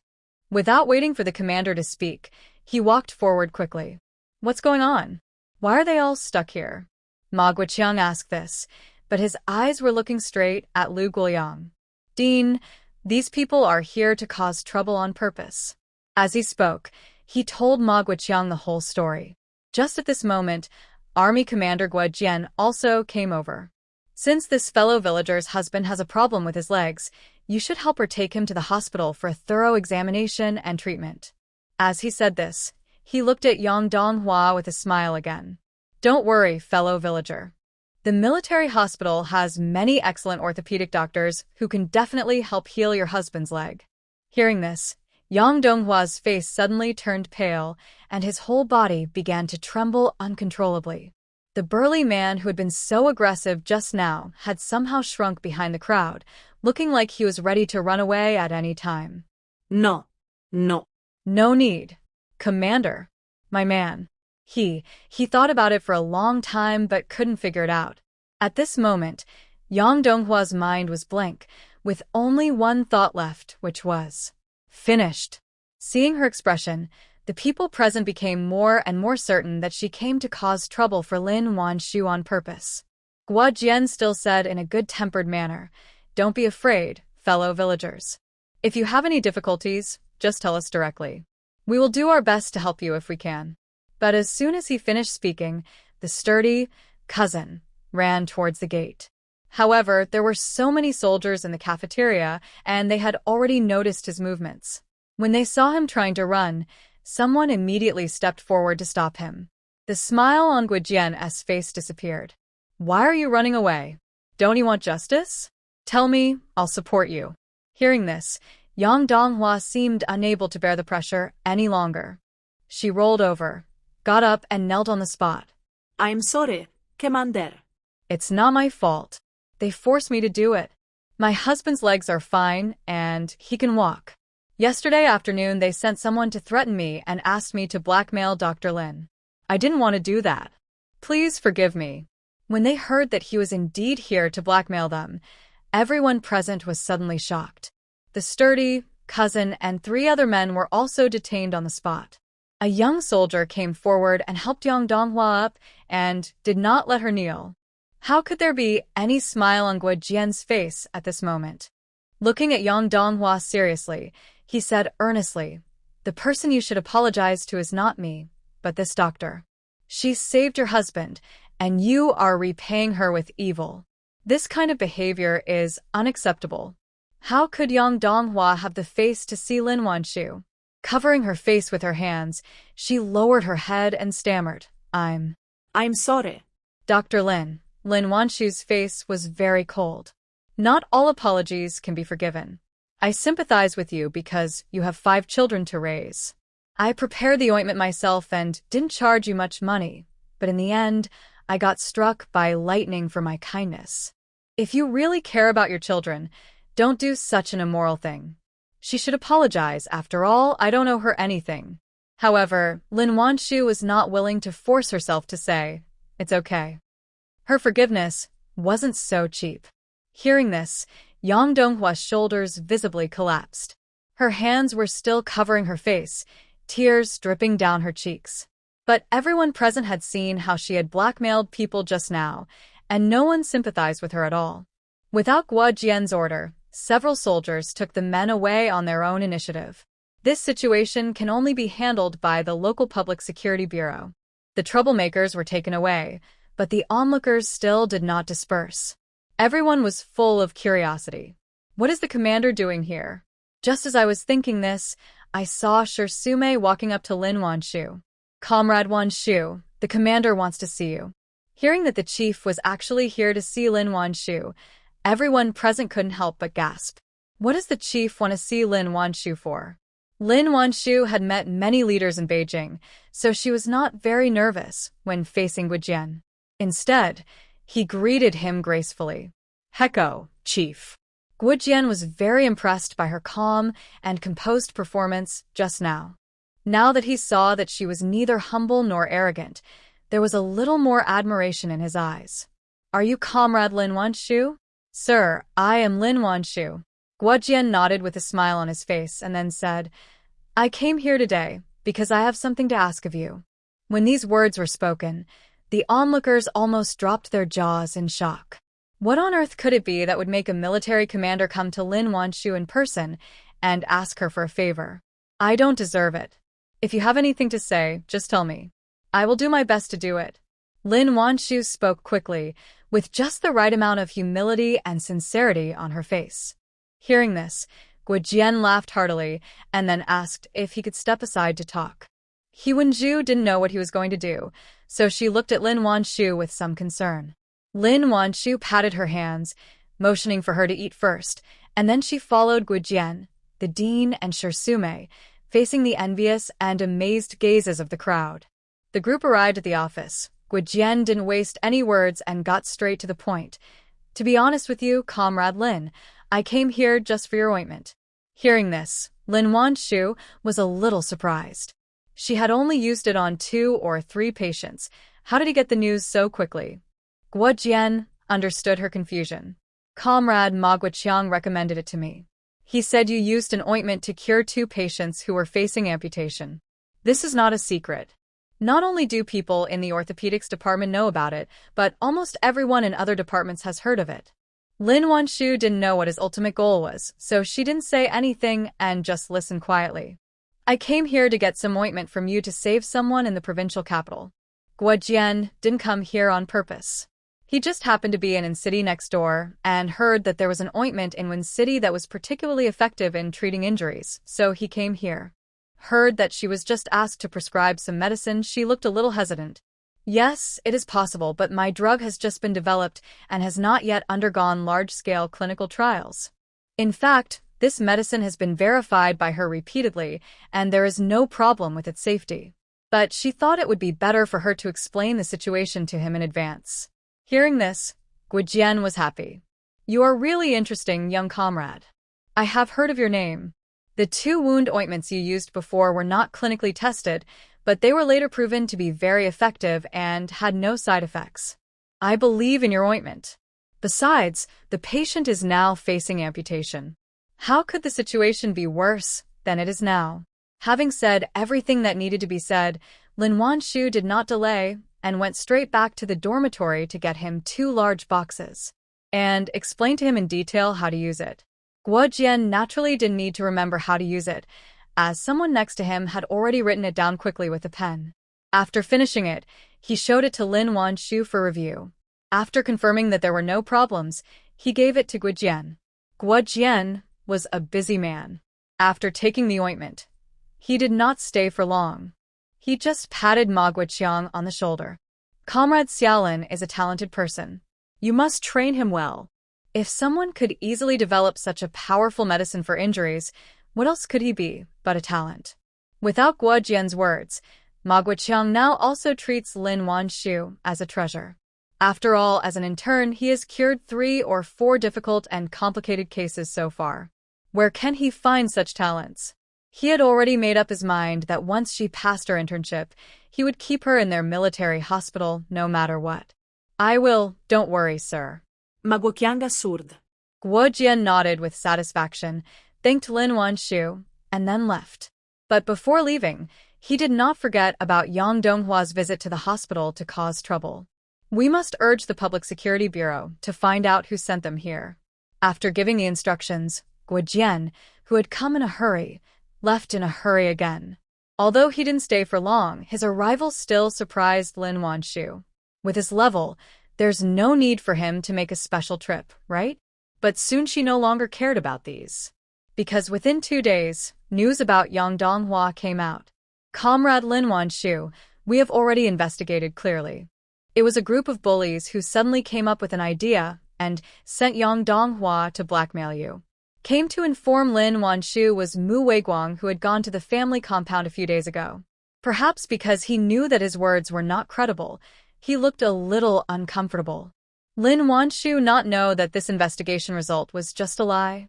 But precisely because she knew this, she couldn't help but feel a little frightened. They dared to fool even the army commander, so it seemed that the other party was from a prominent background, at least someone with real power. Although her heart was already surging with emotions, Lin Wan Shu remained calm. Okay, I understand. Thank you, comrade. Since the other party is not an ordinary person, it is impossible for her to argue with the person in front of her. Because there is no point in winning. He can't make the decision. However, Lin Wan Shu did not intend to let it go. Thinking of the person who reported her a few days ago, a hint of coldness flashed in Lin Wan Shu's eyes. Mu Weiguang. He already felt guilty, and when he felt the air suddenly become a little colder, how could he dare to stay any longer? He said goodbye to Lin Wan Shu in a hurry and went back. Only after the 2 of them walked away did Lin Wan Shu return to the hospital.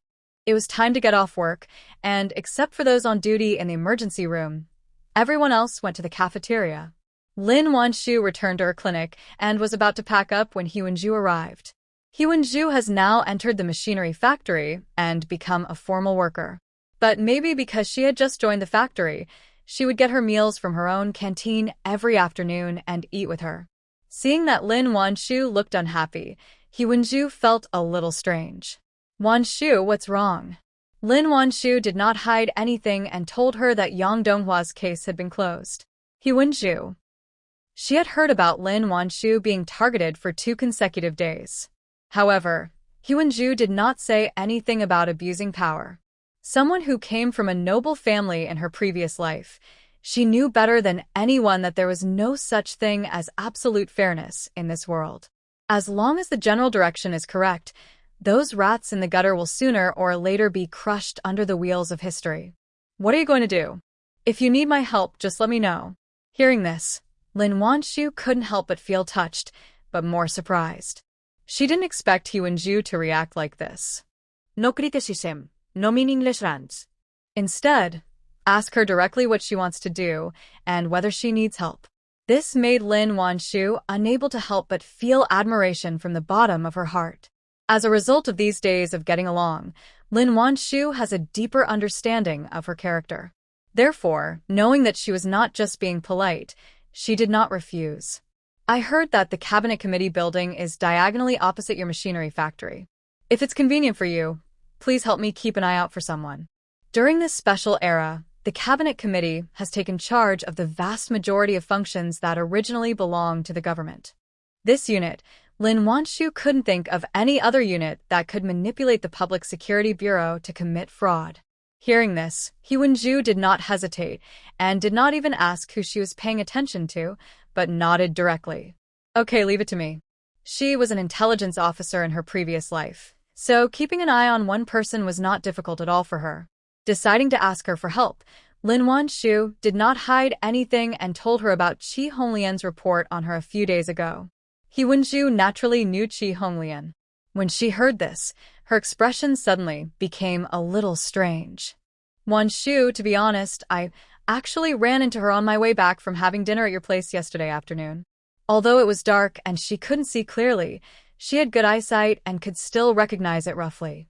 Originally, she thought Chi Honglian knew someone in the cabinet committee, but after hearing Lin Wan Shu's words, she couldn't help but have a subtle guess in her mind. Lin Wan Shu. Sure enough, it was most likely her who was behind this. But what hatred or grudge does she have against me? Why does she have to make things difficult for me again and again? Lin Wan Shu was puzzled. It's easy as long as we have clues. Leave the rest to me. I promise to find out everything for you. Seeing her confused expression, Hyun-ju comforted her. Collecting intelligence was just her job in her previous life. There is no impenetrable wall in this world. As long as there is something unclear between her and the people inside, she will be able to find out. Lin Wan Shu didn't know what Hyun-ju did in her previous life. When she heard her words, she subconsciously believed that she could definitely do it. Thank you for your help, Wen-ju. Chi Honglian had no idea that she was being targeted ever since she and Sun Qingping did that shameful thing. He seemed to have become addicted to it and would call her to City every now and then. That night, after the two of them rolled around in the lounge, Sun Qingping hugged Chi Honglian with a satisfied look on his face, savoring the moment. Chi Honglian could hardly hide the disgust in her heart, but she suppressed it tightly. Her fingers drew circles on his sagging chest, and she said in a tender voice, "When are you going to get me to the military hospital? It's so cold, and I'm freezing from running around." It is said that the power of pillow talk is enormous. A man's physical needs are met. He can usually be easily satisfied as long as he doesn't make excessive demands. But Sun Qingping was a shrewd man, and Chi Honglian's disgust was so obvious. How could he agree to her so easily? If he immediately sent her to the military hospital, would she still care about him? Honglian, it's not that I don't want you to go to the military hospital. I also want to see you every day, but this can't be rushed. I'm already looking for connections, and I'll be able to get you in soon. Just be patient and wait. Hearing this, Chi Honglian suddenly felt lost. Wait again, you say this every time. I'm beginning to doubt whether you are lying to me. Chi Honglian was so angry that she gnashed her teeth at the fact that he, a ugly guy, could sleep with her, but she didn't cherish him. Seeing that she dared to lose her temper, the smile on Sun Qingfeng's face disappeared immediately. Since you don't trust me, I have nothing to say. After saying that, he pushed Chi Honglian away and began to put on his clothes. Chi Honglian never expected that he would change his expressions so suddenly right after he slept with her, and she felt suddenly panicked. Not caring that she was still naked, she reached out and grabbed his clothes. Qingfeng. I didn't mean that. Don't leave. If he left like this, she would have no hope of finding a job in the future. She gave her body to him, but got nothing in return. How could Chi Honglian accept this? Sun Qingfeng was very proud to see that she was controlled again. But he really had to go back, because there was a tigress waiting for him at home. His expression relaxed a little, and he rubbed the oil with his hands restlessly. Then he comforted her. I'm keeping your matter in mind. Don't worry, I will get you into the military hospital soon. Chi Honglian almost annoyed him off just now, so how could she dare to show any disgust now? She just let him take advantage of her obediently. Until he felt satisfied, he patted her head like coaxing a puppy. Be obedient, and you'll get some benefits. After saying this meaningfully, he left the lounge in a neatly dressed manner. In the empty lounge, only Chi Honglian, who was trembling all over, was left. I don't know if it's because I'm angry or cold. On Sunday, He Wenju went back home by bus with Lin Wan Shu. Meng Yuanshuang also returned to the Shapa Brigade today, so they took the same bus. Because she had been inexplicably distant from her recently, when she got in the car, Lin Wan Shu sat next to He Wenju without hesitation. Meng Yuanshuang sat alone in the back row behind them. It is already mid-December, and although the winter solstice has not yet arrived, it is getting dark earlier. It was just past 6 o'clock, but it was pitch black outside the car window. When a car is driving on the road, even with the lights on, it can't illuminate very far. Fortunately, the driver was very familiar with this road. It can be said that I know how many times to turn the steering wheel for the next turn with my eyes closed. Although it was the last bus, there were still quite a few people on it. Moreover, people of this generation like to chat with each other regardless of whether they know each other or not, so the car is noisy all the way. He Wenju originally wanted to talk to Lin Wan Shu about Chi Honglian, but the car was too noisy, so she had to give up. The two chatted about He Wenju's work at the machinery factory all the way. I have to say, she is indeed a person of outstanding abilities. After entering the factory, he became friends with everyone in the factory. Even the factory manager attaches great importance to her. I don't know if Tingting misses me. Now I understand how you feel about going back to the family compound every week. Hadn't seen Xiao Tingting for many days and missed her very much. No wonder Lin Wan Shu had to run back and forth in such a cold weather. With a baby at home, which mother wouldn't worry about him? Lin Wan Shu can see Xiao Miao Miao every night now. The baby is asleep most of the time. Therefore, she couldn't wait to go back home to play with the little guy. In the second half of the conversation, the two of them started talking about their respective children. This is probably a common problem for mothers. They just want to talk about their children whenever they have nothing to do. His words were full of pride. My daughter Tingting is very talented in physics. I plan to take her to the machinery factory to study next semester. Good talent and a friendly environment. She believes that Xiao Tingting will bring her unexpected surprises in time. Hearing this, Lin Wan Shu also expressed her deep agreement. Tingting really needs to be trained well. Don't waste her talent. The two were talking about Xiao Tingting's future study at the machinery factory, but as soon as they got off the car, they saw two men in military uniforms. Ian. Even though she could see him every night, Lin Wan Shu was still very happy. The joy in the corners of her eyes and eyebrows could not be hidden. Qin Yan's originally tough and cold face softened the moment he saw Lin Wan Shu. Are you cold? Although Lin Wan Shu was already wearing a thick military coat, Qin Yan still couldn't help but show concern. If there weren't so many people here, he would probably have touched her hands to see if they were cold. Lin Wan Shu smiled and shook her head. It's not cold. I'm wearing 3 layers of clothing. After hearing this, Qin Yan finally felt relieved. He took her bag and hung it on the handlebars before saying, "Get in the car first." Good. The couple clearly didn't do anything out of the ordinary, but the sweet atmosphere made people unable to help but look sideways. Comparatively speaking, Chiu Yong and He Wenju were much more reserved.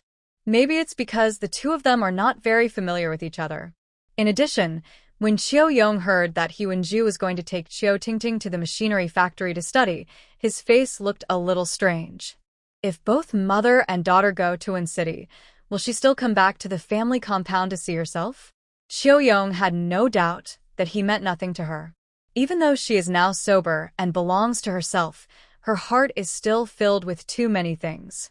His daughter, work, and even Lin Wan Shu all come before him. He Wenju did not notice that Chiu Yong was in a bad mood.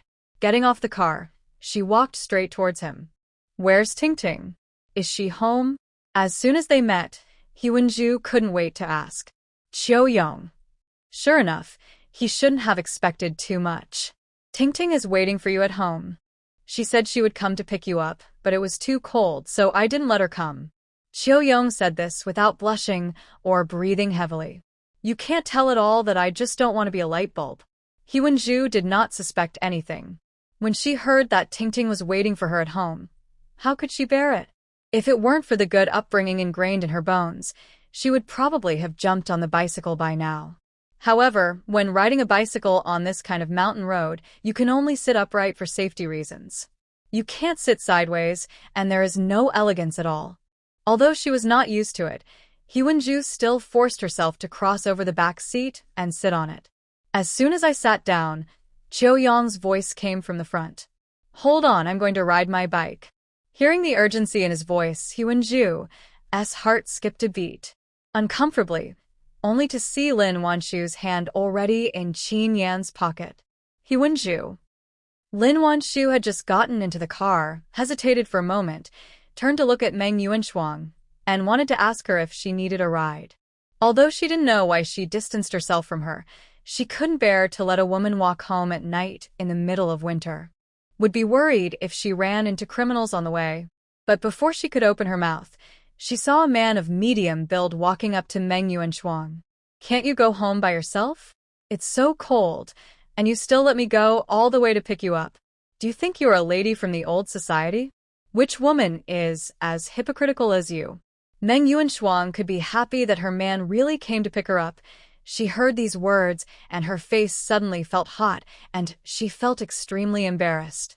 "We are both men, so why can others come and pick up their wives without any complaints? Why is it that when it's my turn, I only feel disgust and complaints?" Although her heart was overwhelmed with embarrassment, Meng Yuanshuang still tried to reason with him in a low voice. "Kaigui, it's too dark now. It's not safe for me to go back alone, so I called you."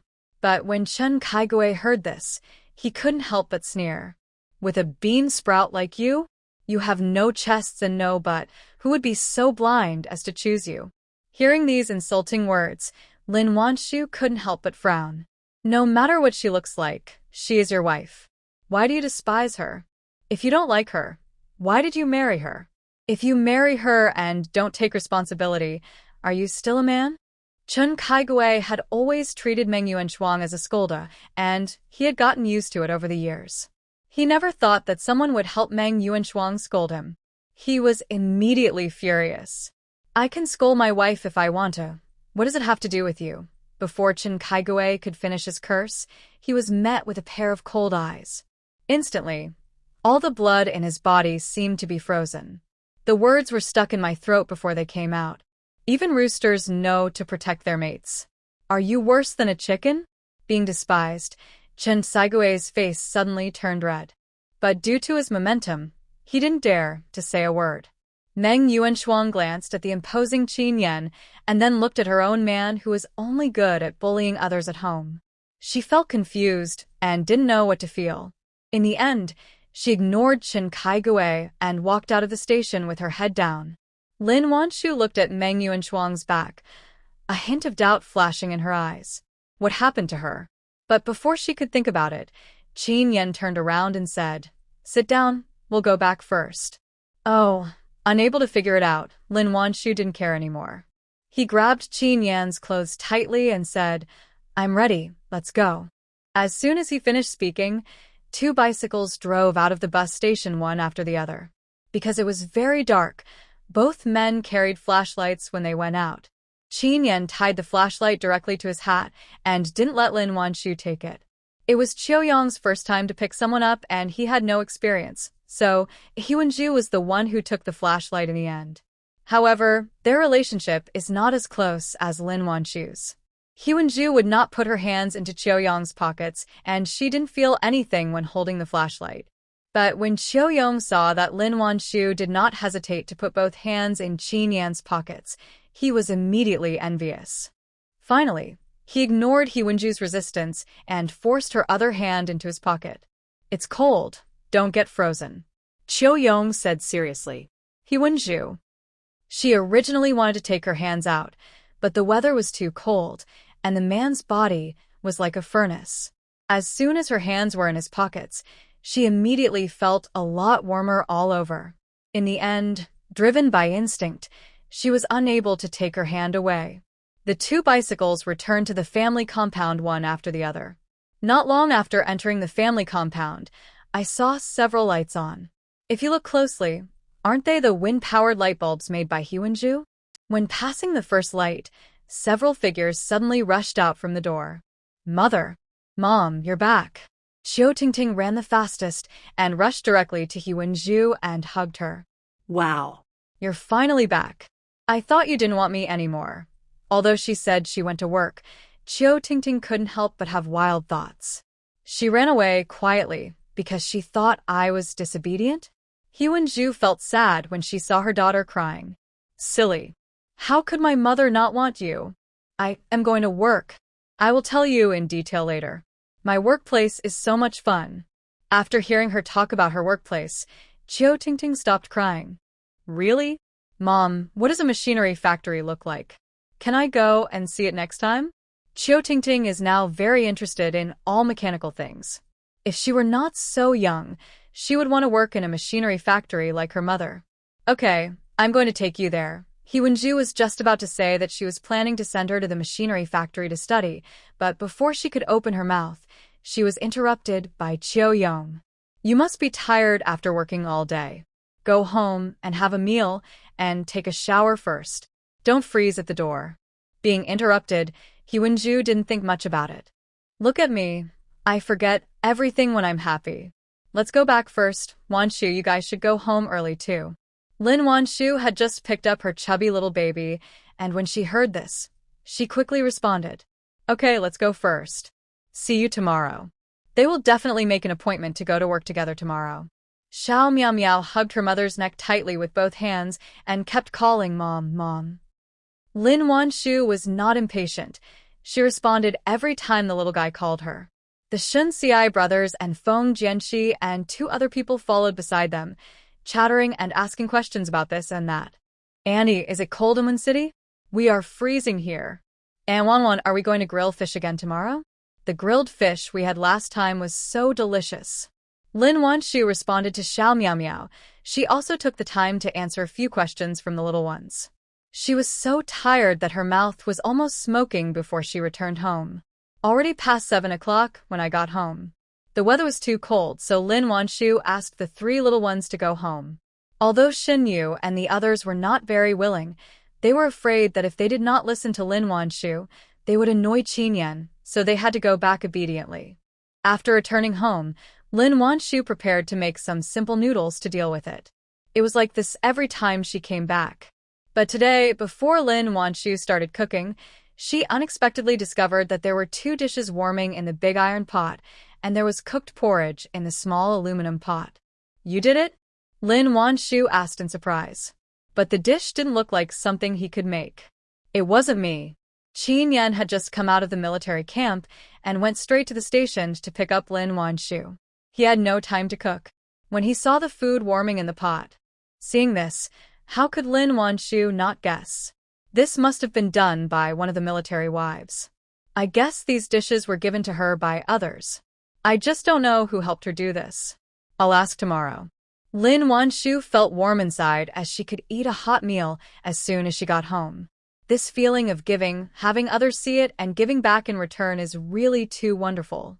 Although there are occasionally some people who repay kindness with enmity, the vast majority of people are kind and friendly. Lin Wan Shu also likes the current atmosphere of the family compound more and more. Thinking of the ointment she gave to the leader a few days ago, Lin Wan Shu's eyes flashed with determination again. After dinner, Lin Wan Shu washed Xiao Miao Miao's face, feet, and butt, then took off her heavy cotton jacket and stuffed it into the quilt. She herself hasn't showered yet. The weather was too cold, so Lin Wan Shu planned to coax Xiao Miao Miao to sleep before going into the space to take a shower. After a while, Qin Yan also came back. He usually took cold showers even in winter, but unexpectedly, he didn't take one today. Lin Wan Shu raised her eyebrows slightly, a little surprised. But Xiao Miao Miao didn't want to sleep at all today. She kept crawling around in the quilt, playing hide-and-seek with her. Lin Wan Shu indulged her. Whenever she saw a bulge in the quilt, she would reach out and grab it, making the baby giggle. We were having fun when suddenly, an urgent voice came from the door. "Captain Qin, is your sister-in-law home?" "I'm here." Seeing someone was looking for her, Lin Wan Shu said something to Xiao Miao Miao before walking out. At the door, Qin Yan had just gone out and was now standing and talking with another man in military uniform. It was dark outside, and Lin Wan Shu couldn't see who it was. It's Lao Feng. His wife is not feeling well. Qin Yan was afraid that Lin Wan Shu would trip over the threshold, so when he saw her come out, he reached out to help her. After hearing this, Lin Wan Shu finally saw clearly that if the person coming was not Feng Zhuqing, then who else could it be? And his daughter-in-law was none other than Du Fuling. Feng Zhuqing looked very anxious, and without waiting for Lin Wan Shu to ask, he quickly said, "Sister-in-law, I came to you because I really had no other choice. My wife is rolling around on the bed in stomach pain. Can you help me take a look?" Lin Wan Shu was a little surprised. "Did you eat something bad? Why don't you go to the clinic?" Given her personality, she probably wouldn't mind having me treat her. Hearing this, Feng Zhuqing's expression suddenly became a little more awkward. He glanced at Qin Yan and said hesitantly, It's a woman's physiological problem. She refused to go to the clinic." Hearing this, Lin Wan Shu immediately understood. Is this dysmenorrhea? If it were in the past, Lin Wan Shu would definitely ask him to go to the clinic. But she is a doctor now, and no matter what grudges there are between them, it is her responsibility to save lives and heal the wounded. "Wait a minute, I'll get the medicine box." Qin Yan made a medicine box for her so that she could carry medicine when she went out to see a doctor. Seeing that she was willing to go, Feng Zhuqing breathed a sigh of relief and hurriedly thanked her.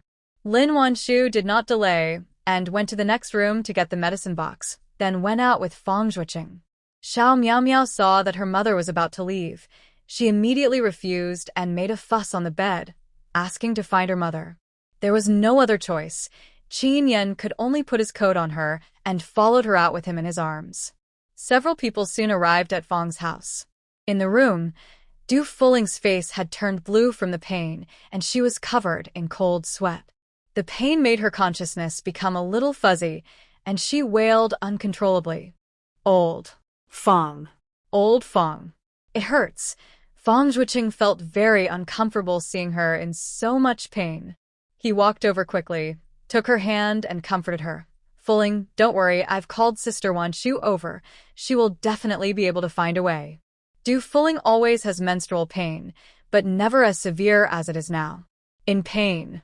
Hearing that Lin Wan Shu was coming, Du Fuling, whose consciousness was already blurred, suddenly widened her eyes. She looked at the figure carrying the medicine box in some disbelief. You. Why would she be willing to come? Du Fuling suspected that she was hallucinating because of the pain. Lin Wan Shu didn't know what she wanted to say. She just fulfilled her duty as a doctor and went forward to examine her. "Please stretch out your hand so I can feel your pulse." It wasn't until her hand touched her pulse that Du Fuling dared to believe it was true. She really came to treat herself. In the family compound, who doesn't know Lin Wan Shu's name? Any married woman will have some unspeakable problems. Most people are too embarrassed to go to the health clinic. Not to mention going to the health center. In this conservative era, it is embarrassing for women to just mention gynecological diseases.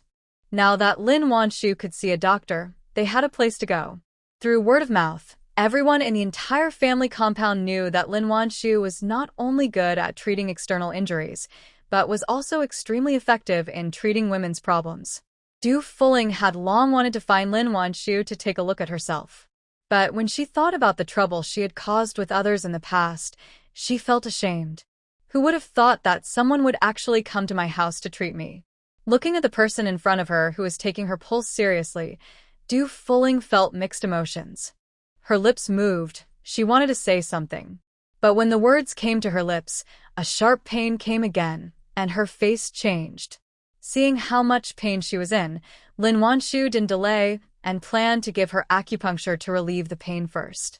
When Du Fuling saw the rows of long and thin needles she took out from the box, her face suddenly changed. Will it hurt? She has been afraid of injections since she was a child. It would hurt her to death if this thing was inserted into her body, right? Lin Wan Shu was helpless. Can it be more painful than it is now? Do you want to be pricked? If not, I will leave. She wasn't so willing to come and see the doctor. Hearing that she was leaving, Du Fuling became anxious. I'm stabbed. Ouch. I'm stabbed. Do and leave. As she spoke, she covered her stomach and wailed again. Seeing that she no longer resisted, Lin Wan Shu began to give her acupuncture. As the needles in her hand were inserted into the acupuncture points one by one, Du Fuling slowly felt the pain in her lower abdomen begin to ease. Such a change made her feel frightened. Those military wives were not talking nonsense. Her medical skills were indeed amazing. To be honest, she had seen a doctor for her dysmenorrhea, but it had never been cured. Sometimes even seeing a doctor and taking medicine doesn't help much. It's not like now. After a few injections, the pain was relieved a lot. Lin Wan Shu gave her acupuncture. She also gave her a massage. After a massage, Du Fuling, who had been wailing in pain with her face turning blue, finally felt a lot better. Although my stomach still hurts a little, it is much better than before. Unable to hold back, she said to Lin Wan Shu with gratitude, "Thank you for being willing to help me." Lin Wan Shu was already packing her things. Upon hearing this, she did not react much and only nodded faintly. "You're welcome." Seeing her so distant, Du Fuling felt very lost. She had seen how she interacted with other military wives on a daily basis, chatting and laughing with them, not at all as cold as she was now. But Du Fuling knew in her heart that the reason why she was so cold to her was her own fault. Who made her look down on others and mock her as a country bumpkin. Lin Wan Shu packed up her things. She said to Fang Zhuqing, "Come back to my house with me later, and I'll prescribe some medicine for you." In addition to acupuncture and massage, internal conditioning, foot bathing, and plastering are also required to achieve the effect of regulating qi and blood, activating blood circulation, and relieving pain. Fang Zhuqing didn't understand these professional terms. He just instinctively thought she was amazing. After all, he only made a slight move and relieved his wife's dysmenorrhea. Therefore, he did not dare to take Lin Wan Shu's instructions lightly and pricked up his ears to listen carefully. After giving the instructions, Lin Wan Shu had no plans to stay any longer. He picked up his medicine box and was about to leave. Du Fuling looked at Lin Wan Shu's back. A complex and indistinguishable emotion flashed in her eyes. Just a moment later, she suddenly thought of something and hurriedly called Fang Zhuqing. "What's wrong?" Fang Zhuqing was about to go get medicine with Lin Wan Shu, but when he heard his wife calling him, he had to stop and ask. Du Fuling took out an iron box from the cabinet beside the bed, opened it, and inside was colorful bills. She took out a few industrial tickets and handed them to Fang Zhuqing. "I heard that Comrade Wan Shu doesn't charge for her medical treatment. We can't not show some appreciation. Take this and give it to her." Looking at the bill she handed to him, Fang Zhuqing was a little surprised. No one knew better than him how arrogant his wife was. Not to mention sending gifts to others. Even if someone came to treat her, she would probably think it was an honor for them. Now seeing that she actually took the initiative to send tickets to Lin Wan Shu, how could he not be shocked? When he came to his senses, he took the ticket with a complicated expression. I see. Outside the yard, Qin Yan was coaxing Xiao Miao Miao. As a man, he certainly couldn't go in and see someone else's wife. She just strolled around the yard holding the baby. When she saw Lin Wan Shu coming out, Xiao Miao Miao's eyes suddenly lit up. Mother! As she shouted, she opened her two short little hands towards her, as if asking for a hug. The cotton coats of this era were bulky and thick. Not only did the children look chubby when wearing them, but even Lin Wan Shu herself found it very inconvenient. But even so, she did not refuse the baby's request to be held. After handing the medicine box to Qin Yan, she reached out to take the baby. Xiao Miao Miao finally returned to her mother's arms, and her big eyes curved into crescents from smiling. The two little feet were kicking, looking very happy. 3 adults and a baby walked back in the cold wind. Xiao Miao Miao to see her mother, so she kept chattering all the way. I don't know if it's because there are so many children in the family compound, but Xiao Miao Miao's speech is becoming clearer and clearer.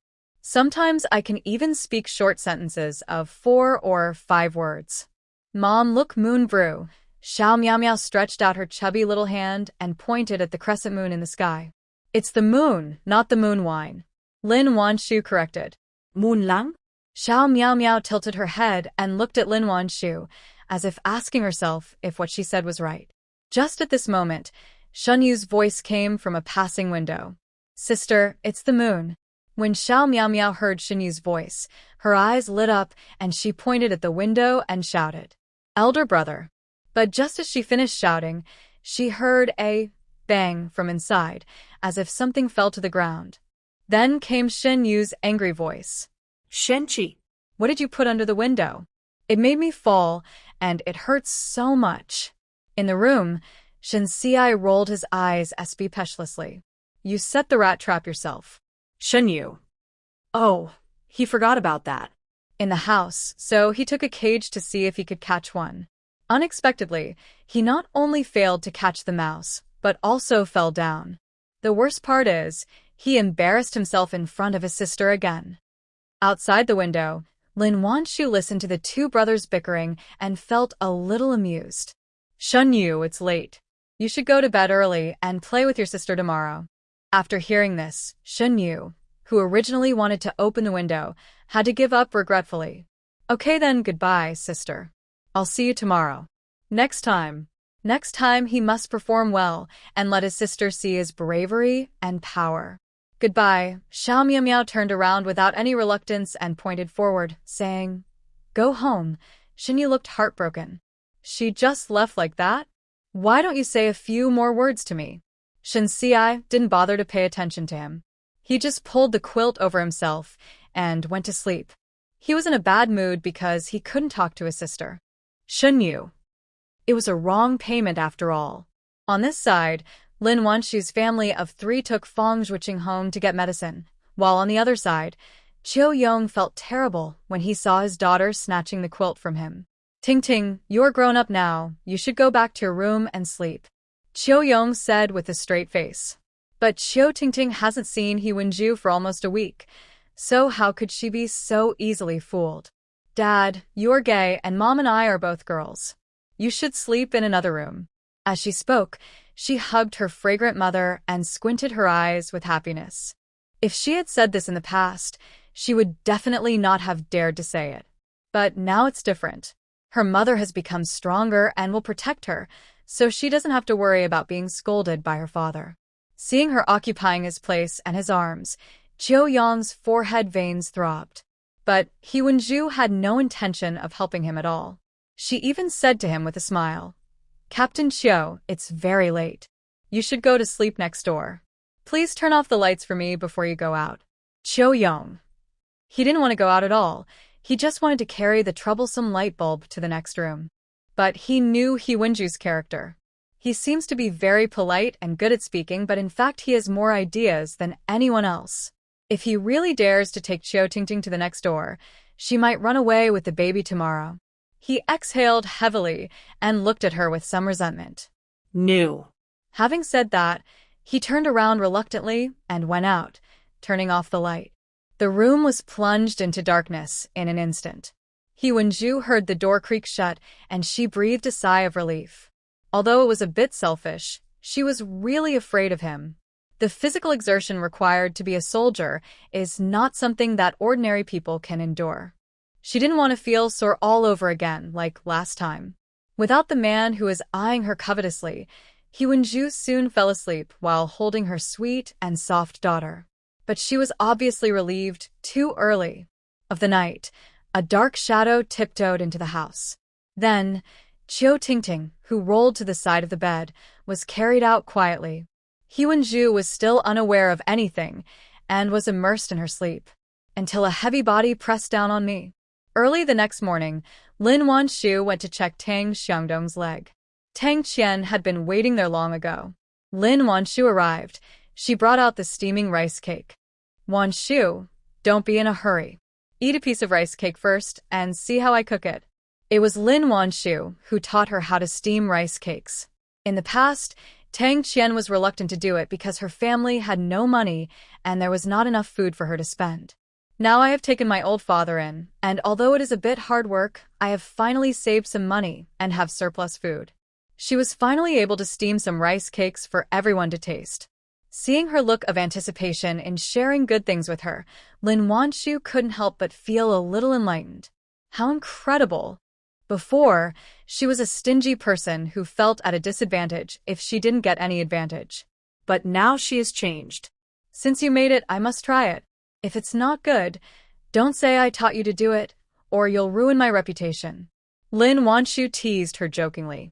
Tang Qian was not annoyed, and instead urged her to eat quickly.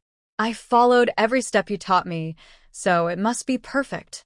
There were a few military wives nearby, already eating the rice cake she made. The soft and glutinous rice cake paired with the fragrant sauce has a really unique flavor. Tang Qian, that's great. Your cooking skills are almost as good as Wan Shu's. Tang Qian called her home mysteriously early in the morning. It turned out that she wanted to treat her to rice cakes. Yang Zheng felt very complicated. However, she was not used to showing her sentimental side, so she just joked about it. Yang Zheng, you are wrong. Tang Qian's cooking skills are better than hers. I think she can go to a state-owned restaurant to make rice cakes and sell them. Lin Wan Shu said exaggeratedly after taking a bite. This immediately made Tang Qian blush. Just keep teasing me, but be careful, or I won't treat you guys next time I have something delicious. Seeing that Tang Qian, who is usually thick-skinned, got angry, everyone hurriedly begged for mercy and said, "We dare not." The whole yard was filled with laughter. Zhang Wegang looked at his wife, who seemed like a different person, with a gratified smile on his face. He should have brought his father-in-law over a long time ago. This is what life is like. It's a bit tiring, but at least there's hope. Lin Wan Shu finished eating the rice cake.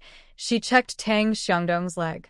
After almost 2 months of applying medicine, his fracture has basically recovered. Left is the rheumatoid problem. Tang Qian heard that her father's leg bones had almost recovered. She couldn't help but feel happy. Her father would be able to stand up again soon in the foreseeable future. Dad, did you hear that? Your leg bones are healed. You can walk and jump again in the future. Tang Qian held Tang Xiangdong's hand, her eyes a little red. She didn't expect that there would be a day when he could really be cured. Tang Xiangdong was also very excited. I heard it. I heard it. His leg bones were reconnected and were no longer deformed as before, and he no longer felt the severe pain from the dislocated leg bones. This was something he had never dared to think about before, but now it has become a reality. Thank you, doctor. If it weren't for you, my leg bones would have been broken. When they can live well. Lin Wan Shu looked at the excited father and daughter and was very happy for them. Uncle Tang, you're welcome. Tang Qian and I are from the same family compound. She has helped me a lot. We are all family, so we should keep our distance. She just found out that Tang Qian had helped her prepare yesterday's dishes. Hearing Lin Wan Shu say this, Tang Qian was even more moved. What a good person. He helped her so much, but he never mentioned it and never asked for anything in return. After Tang Xiangdong's legs rest for a while, He can have massage. During this period, she only gave him medicine and acupuncture. Yunnan province is a natural storehouse of medicinal materials, and the medicinal effects of these materials are extraordinary. A period of time, Tang Xiangdong's rheumatism-like pain was relieved a lot. However, this disease cannot be cured so quickly in the short term, and it will take some time. As long as it can be cured, I am willing to spend as much time as possible. Tang Qian patted her chest and said. Lin Wan Shu was aware of her feelings for Tang Xiangdong, so she naturally knew that she was not just talking casually. I guess no one here knows better than Tang Qian how hard it is to take care of an elderly person with limited mobility. But she never complained and was cheerful every day. It seems as if he has endless energy. This was something that not only Lin Wan Shu admired, but others also admired him with all their heart. After examining Tang Xiangdong's leg, Lin Wan Shu went straight home. But who would have thought that as soon as I walked into the yard, I would see Wenju, who looked a little depressed. Wenju, what's wrong with you? Didn't you sleep well last night? Lin Wan Shu was still thinking about Tang Xiangdong's leg, so she asked casually. But as soon as she asked, she saw Wenju's face suddenly turn red. Don't mention it. Someone is so insidious and cunning that he actually launched a sneak attack in the middle of the night. And I don't know if it was revenge. He didn't let her rest at all last night. Seeing her embarrassed and angry expression, Lin Wan Shu instantly realized something, and a trace of discomfort appeared on her face.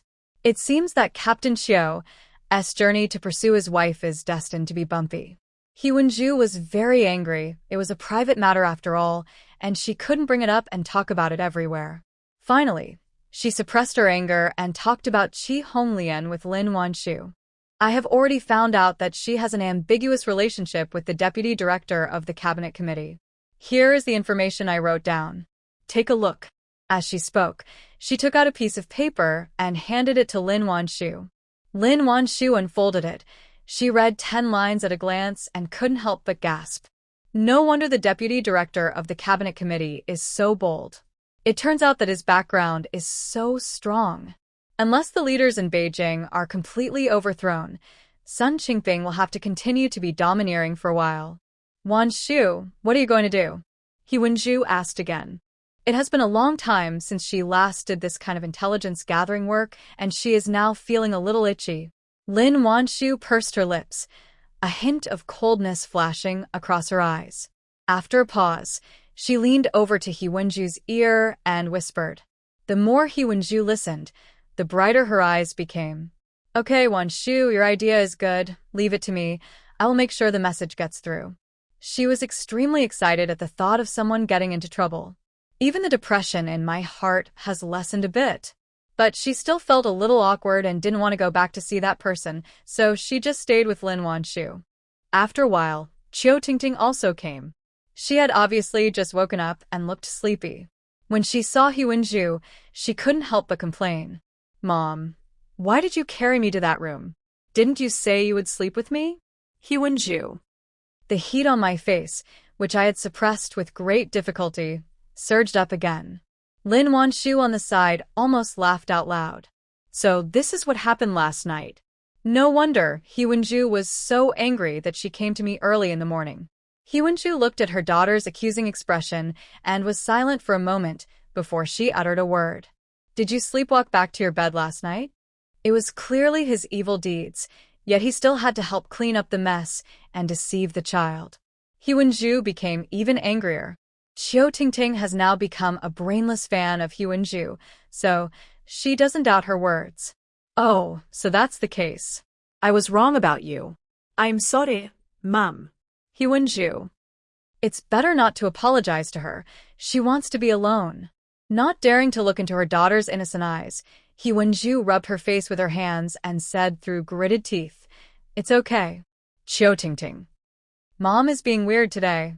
Lin Wan Shu felt both sympathy and amusement when she saw Wenju's face full of shame and anger. Finally, out of fear of embarrassment, she would go back to the kitchen. But who knew that as soon as she entered the door, she would meet her man's somewhat ambiguous eyes. Lin Wan Shu. Oh no. I don't know what happened last night. I suddenly felt very sleepy, and I don't even know when I fell asleep. Qin Yan went out early in the morning. When she came back just now, she was talking to Huan Ju in the pharmacy and didn't notice when he came back.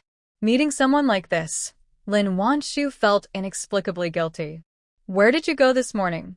Blinking, she asked as if nothing had happened. It was as if I wasn't the one who fell asleep in the middle of flirting last night. The man looked at her with deep eyes, paused, and then said, "I'll go catch some fish for you." Hearing this, Lin Wan Shu's eyes suddenly lit up. Where? "Of the grilled fish I made last week, and they were all looking forward to having another meal of it this week." Lin Wan Shu was just about to ask Qin Yan to go see if his fellow villagers had any fish, but she never expected that he actually caught one. "I put it in the bucket." Hearing this, Lin Wan Shu went to look at the bucket. Sure enough, wasn't there a big crucian carp swimming in it? "This fish looks like it weighs at least 3 or 4 pounds, right? He just caught it back like that? How did you catch it?" Lin Wan Shu asked curiously, her eyes full of amazement. "I got a fishing rod and fished for it." In fact, he caught more than one fish. Qin Yan disliked the fish because they had too many bones, so he threw them back and only brought back one without any bones. "You're so awesome, aren't you?" Unable to help herself, Lin Wan Shu looked at him with admiration. Being praised by her like this, Qin Yan's originally dark eyes instantly filled with soft waves. Barely perceptible smile in his eyes. "If you like, I'll catch it for you later." Lin Wan Shu's heart softened instantly. To see that there was no one there, she stood on tiptoes and gave him a quick kiss. "Thank you, I love it. Nowadays, we often have people coming over to our house, and the kitchen has almost become a public area." Her action was really too bold. After the kiss, Lin Wan Shu's ears felt hot. Not daring to stay here any longer, she turned around and wanted to leave. Qin Yan didn't expect that she would kiss him here, and he was a little overwhelmed for a moment. When he came to his senses, he quickly grabbed the person. Lin Wan Shu had never expected that she would be caught like this. Her heart skipped a beat. What happened? Looking at her ears that looked like they were carved from pink jade, Qin Yan's Adam's apple rolled up and down unconsciously. "That us all?" Lin Wan Shu. "Otherwise, this is the kitchen." The watery eyes seemed to be able to speak, looking at him in shock. The smile in Qin Yan's eyes deepened a little. After a pause, he spoke in an ambiguous tone. "Last night." Hearing that he was going to mention what happened last night, Lin Wan Shu slid to her knees in an instant. "I'm sorry about last night. I didn't mean it." She didn't know what happened. She was fine, but suddenly she felt very sleepy and fell asleep accidentally. How could Qin Yan care about her standing him up halfway? He was just worried that her body couldn't handle it. Seeing that she looked guilty, he no longer had the heart to scare her. After rubbing the woman's head, Qin Yan reached out and hugged her, then said, "You are too tired from work. After you finish talking to them, go back to your room and have a rest." Seeing the worry and heartache in his eyes, Lin Wan Shu felt warmed. But it is impossible for her to rest, because the military wives will come to find her soon. It's impossible to be free before noon. But she didn't say that. Her heart, and seeing that no one was coming in, she couldn't help but stood on tiptoe and kissed him again. "I see." After saying that, she ran away. Qin Yan. To have a wife who is flirtatious and irresponsible? He has finally learned his lesson. Lin Wan Shu ran out of the kitchen. Yang Zheng came in carrying a backpack. "Wan Shu, I brought you some herbs. I've processed them according to the method you told me. Do you think it works?" Every weekend, the military wives would bring her the herbs they collected. At the beginning, after Lin Wan Shu collected enough medical fees, she stopped allowing the military wives to continue collecting. But the military wives refused to do so. As soon as they went up the mountain and saw something suitable that she needed, they would pick it and process it and wait for her to come back. After a period of collecting herbs, most of the military wives in the family compound have gained a basic understanding of these herbs. Lin Wan Shu hurriedly took the backpack and was about to see how her batch of medicine was being processed, but unexpectedly saw a special plant on the top of the basket. Yang Zheng picked up the strange plant and handed it to Lin Wan Shu. Wan Shu, can you please see if this medicine is useful? I found it by chance in the mountains. In the mountains for so long, and had seen most of the medicinal herbs, but this kind of grass was the only one she had never seen. She picked them and showed them to Lin Wan Shu. Yongzheng, this grass is Dendrobium officinale. Where did you pick it? It's a good thing. When Yongzheng heard that it was a good thing, her eyes lit up. I saw it on Dongtu Mountain. It grew on the rock wall, and you couldn't see it unless you paid attention. After that, she asked curiously, Wan Shu, what is the use of this thing? Lin Wan Shu did not hide it either. Dendrobium was called a magical herb in ancient times. It is very nourishing for men, women, young and old. Hearing that this thing is very nutritious, Yongzheng immediately became interested. Then I'll go collect the rest, and you can teach me how to do it later. Ever since she took the medicinal food prescribed by Lin Wan Shu, she now feels a lot lighter. When Yongzheng heard the word nutritious, he became excited and wanted to pick all the dendrobiums immediately. Didn't expect that she could get such a big bargain by learning to collect herbs from Lin Wan Shu. She is now full of energy. Lin Wan Shu allow her to do this? Wild medicinal herbs are hard to come by, and if you pick them all, there won't even be any seeds left. Hearing this, Yongzheng patted his head and said in annoyance, If you hadn't told me, I would have forgotten about this. I should have saved some. As she also comes from a peasant family, she understands the significance of saving seeds even better. Lin Wan Shu carefully taught her how to pick the dendrobiums without damaging the remaining ones. Yongzheng now admires Lin Wan Shu very much. Naturally, she listened to whatever she said. By the way, once you've finished mining this spot, don't tell anyone else. We'll prevent everyone from rushing in and leaving nothing behind. Yongzheng nodded repeatedly again and again. Wan Shu, wait a minute. I'll pick some and give them to you. After saying that, she couldn't wait to run away. Lin Wan Shu. Not long after Yongzheng left, other military wives also came. Without exception, all the herbs they collected were processed. And knowing that they would most likely take the medicine themselves, the military wives were particularly careful in handling it. He also explained various processing methods in detail. If you don't know, you might think that all the military wives in the family compound know medical skills. Wan Shu, I feel like if I continue to learn from you for a few more months, I'll be able to prescribe medicine for myself. Zhong Fengshu said jokingly. Who says it's not? I can tell what any medicine I pick up is used for. The military wives never dared to imagine that one day they would understand so much. Although they are not professional medical staff, they cannot treat diseases. However, knowing some pharmacological knowledge is a rare blessing for them. This is another reason why the military wives insisted on picking herbs for Lin Wan Shu. All morning, the military wives came and went, and Lin Wan Shu's yard was always bustling. The whole morning was spent in this busy work. The weather was cold and it was getting dark quickly, so Lin Wan Shu planned to go to the hospital early today and make grilled fish for lunch. Had already killed the fish while she was chatting. Huan Zhu is helping to wash and cut vegetables. Coming and carrying a fish and a bag. Wan, I didn't enjoy the fish I had last week. My family has been arguing about it for a week. I'll bring one today, and we can grill it together. Who was following behind, couldn't help but roll his eyes. It's obviously what you want to eat, okay? Put the blame on him. Hearing this, Yu Fongfong was not embarrassed at all by being exposed. Instead, she said confidently, Son, don't say that. Don't you want to learn how to grill this fish? Look at you. You failed to grill it a few days ago. Feng Jianxi. Don't you know why I didn't bake it successfully?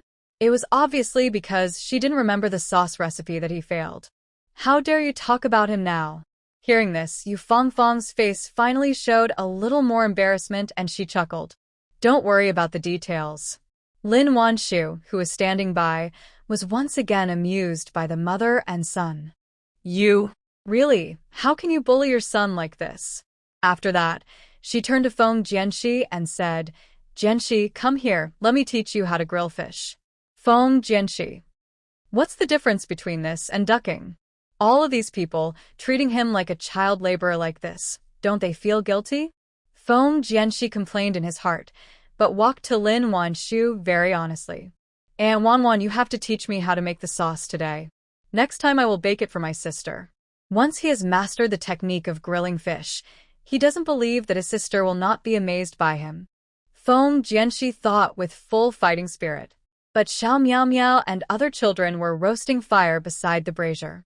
The whole yard was still bustling with activity. Wenju listened to the laughter and chatter full of life, and a smile appeared on the corner of her lips. Without war and terror. Even though her life now is not as affluent as in her previous life, Wenju is still very satisfied. At least here you don't have to worry about a bomb dropping on your head at any time, nor do you have to worry about being displaced one day. Wenju was cutting vegetables while listening to their conversation, feeling the seemingly ordinary yet precious humility of life. Just as she was immersed in the excitement, suddenly, Lin Wan Shu's enthusiastic voice came from the grill. "Hey, Captain Xiao, you're here. Come in and sit down. We're grilling fish. I heard that Wenju and Tingting were here, and I just happened to see a fellow villager catching fish, so I exchanged 2 fish for you and grilled them together for you to eat." Qiu Yong was also holding a crucian carp in his hand. However, they were a little smaller than the ones Qin Yan caught. Both looked to be more than 1 or 2 kilograms each. Lin Wan Shu naturally made some polite remarks before taking the fish and inviting him in to sit down. Wenju didn't expect Qiu Yong to come here, and she suddenly felt unwell. "I almost cut my hand accidentally." As soon as Qiu Yong entered the door, his attention was on Wenju. Seeing that she almost cut her hand, his face suddenly changed. "Wenju, be careful." He walked forward and said, "This is too dangerous. Let me do the cutting." Wenju didn't want to pay attention to him yet.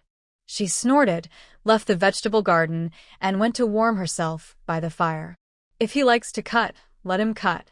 Seeing that she was still angry, Qiu Yong touched his nose, his face looking a little embarrassed. Although he did go a little too far last night, Qiu Yong did not regret it. He didn't mean much to her in the first place. They only met once a week, and if they had to sleep in separate rooms, how could they cultivate their relationship? But she ignored him now, and Qiu Yong felt a little headache. He wanted to say a few words to Wenju, but there were too many people around, so he could only bear it and resigned himself to picking up the kitchen knife and starting to cut the side dishes. Lin Wan Shu already had 1 fish, and now there were 3 more. The children were very happy. Last week's grilled fish was delicious, but the portion was too small. So many today, so they can pick up a few more with their chopsticks. The 3 extra fish were killed swiftly by Qin Yan. Feng Yandong has also come and is helping to set up the rack to grill fish. There were 3 men there, and the fish were quickly put on the racks. Lin Wan Shu also called Ji Hualan and Shin Shuwen, but seeing that they had not arrived yet, she urged Shinyu again. "Shinyu, where are your parents? Why haven't they come yet?" Shinyu was promoting his new pet to Xiao Miao Miao. Upon hearing this, he responded without even turning his head. "They said they would be here soon, so I guess it will be soon." Anyway, he had finally squeezed in to sit next to his sister, so there was no way he could get up again. After saying that, he put the fluffy little chick in front of Miao Miao. "Look, sister, this is Xiao Huang. Isn't he cute?" The chick was just a few days old when it hatched.